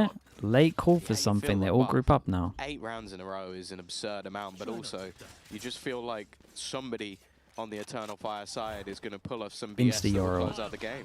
They were doing it all the way through the last map. Good change up from Much them. faster pace round though out from Fnatic. It's still going to be a purchase for the opposing side, but that judge from Fabian will have lost at least a decent amount of its value, although Guys, they're here very getting fast. close enough that it is Very, feeling a bit very nervous. fast. Look at this. Boaster is facing the wrong way. Speaking about Lev in terms of afterplants. He knows Cloud has his And back. retakes even. Especially now he does. But even So still, the nice. trade's Eternal gone Fire out like the door. way. Oops, that's my bad. Stone's going to cost a little bit of time. Oops, The that's flash is also gonna my cost a bad. little bit of time. The utility's Other not than been the hitting, but they util, still have the in advantage terms of to like play with. roles and Eternal Fire positioning, take down Alpha, they're pretty Elite drilled. Crash, he's all alone. This could be it. A dominant win here on Wait. Split. A statement victory. And Crash is the man that stands in their way. A defuse already underway, and the reveal hasn't given the game away! Fabian! God, they got got it done, wrecked, man. 13-4. They got 2-0. The Eternal Fire. Look at, dude, the Eternal Fire looked nice on Split though. They must have been laughing when Split got picked. Actually looked really good in it. Looks like they got a lot of the Lev stuff down. They got retakes down, they got ult strats down. They add in their own little op on attack a little more. I think you're going to want to forget if you're a Fnatic fan. The game versus Liquid. Dude, this has to I be think the we bottom talked for about Liquid in Fnatic. fine form and They play being decimated by Heretics, them was rough, right, this but, week? Being decimated by an Eternal Fire who looked to be out of it. They lost 3 games, 2-0 in a row. But this was a way better performance from them. Spear having What, a they got like step up, 3 the days first to map try going and back and forth, work but out a showing map. that same sort of resilience. Get And while good on one Split, map so they can honestly, then try this scrape match another could have one. been an email. That was so fast the way that they closed out this map. And this is the team we know and love. This is a team that we came to enjoy, that almost managed to make it to Masters London, but didn't quite do it. And although we already know that they're going to be into the play-in, this is a positive sign going forward that they'll make it out of the play. Because the team that I saw the last few weeks, I wasn't sure if they'd even get out of the play-in. This for Eternal Fire, a big win indeed. No need to put that flash in at the end. If they beat Heretics, who are struggling, and Liquid beat K-Corp, then they will finish top 2. Confident. And to destroy Fnatic like this here on Split, that is the statement victory that we hoped to see. And now I hope to see Darth Mike standing down on that stage Sure. with Audas. Beat Heretics 3-2. Filled the hopes of a nation, I'm sure, with that one. I mean, Liquid then go destruction 4-1 on and then Split. head-to-head. What was going on there? They would win the head-to-head, yeah, just you're play right. like ourselves. We just play like stage 1 and we just devour them. Wait, it's not It was- full... It was good. We was I feeling think if good. they go to play-ins, they're I mean, it cooked. looked good. I'll say that, to say the least. Speaking But of looking good, that can we might be talk the about your only way newest they do teammate, it. Spear? He was demolishing them on that map. Because then what you'll is get he enough doing? time to fix stuff. He's just killing. He's very good at that, and I think it's really comfortable to play with him. He's really demolishing, and we are feeling safe with him. It's more easy for us. We are killing more. We just need that. Is it just the killing? Is it the comms? Is it the Yeah, utility? It's part of all of it? Yeah. His combos are good, but I think most kill. Mostly it's the killing. For you guys in general, right? You know you're headed down to the play-ins, but is this a confidence builder now? Wait, going this game's forward, gonna be getting this good win though. Over a team as storied as FNATIC? K-Corp, Liquid game. We just built comfortable now, and I think we will come back. We're gonna do biggest comeback ever. Biggest comeback ever? Yeah. Crazy run? Yeah. Lower bracket, no one in your way? Yeah, no one. No Nice. one in your way. This the the split looked really good. That might be their best map that I've seen them. I like the map. They need to In fix their general, lowers. It's really Eternal Fire. enjoyable map. It's new map, new style, and it's enjoyable. And it certainly looked fun. I mean, Yeah. clearly you were enjoying it because you Yeah, wanted we a were. few more rounds, right? Yeah, it was close, but it was really fun to play with them. And do you think it's odd? We were talking about it beforehand. Most teams have been really struggling with the attack. You guys did not have a problem with the attack. It was Yeah. the defense maybe where things got away from you. Yes, we were always like that. We are on attack on side, were good, but in defense, I don't know. Sometimes good, sometimes bad. Sometimes isn't that life? Isn't that life Yeah, sometimes? Well, we'll look forward to seeing you in the play-ins. Congratulations on the victory Eternal today. Fire, That no, was, they're locked in very play-ins. fun They're to done. Watch. And we will They're be 2-3. wrapping up our show, but stay tuned for the Razor end of day highlights. It's this, and then maybe Heretics. I'm not sure. Can do a 3-2 with head-to-heads. Nah. They're cooked as well. Still got to land the shot though, don't we? Still feeling a little bit threatened there. Cloric, well done in the end. So that means that Let's go, man. because of the head-to-head of Liquid, they're fine. So Liquid are through to playoffs. But then Fnatic need Liquid to beat K-Corp. NAVi are in the right place, but they're losing out on players. Hero still catches it. Yeah, Heroes having a generational map again. Just right for the red. Okay, chat. Give me a streamer. We will be streaming again in like an hour and a bit for Americas. Get a little break right now. That's not too bad. I'll take that. I'll get some food. Maybe I'll walk around for a little bit. Mini, as in Mini is streaming. That should be fine. Should be sorted. Exit has a round, and NAVi gets 12. Yeah, boy! I love it! As it stands, it's NAVi making it out alive. I don't know how you feel about that one. Eternal Fire versus FNATIC. Once the wall goes down, they join him this time. Alpha puts a stop to it. He's had enough. 4 under his belt. An ace possible. An ace for Alpha. Nice! Come on, Alpha! Let's f***ing go! Okay, chat. Thank you for watching. Thank you. If you want to watch some Americas again, we'll be back in like an hour and a little bit. I appreciate you all. Thank you so much. It was first time in a while that we've gone from Pacific into EMEA, I feel like, but it was pretty fun. I'm probably not going to watch the second Americas game, but we'll see. We'll see at the time. Appreciate you again. Thank you so much, guys. Thank you. I'll see you all a little bit later. Bye, everyone. Bye. See you in like an hour.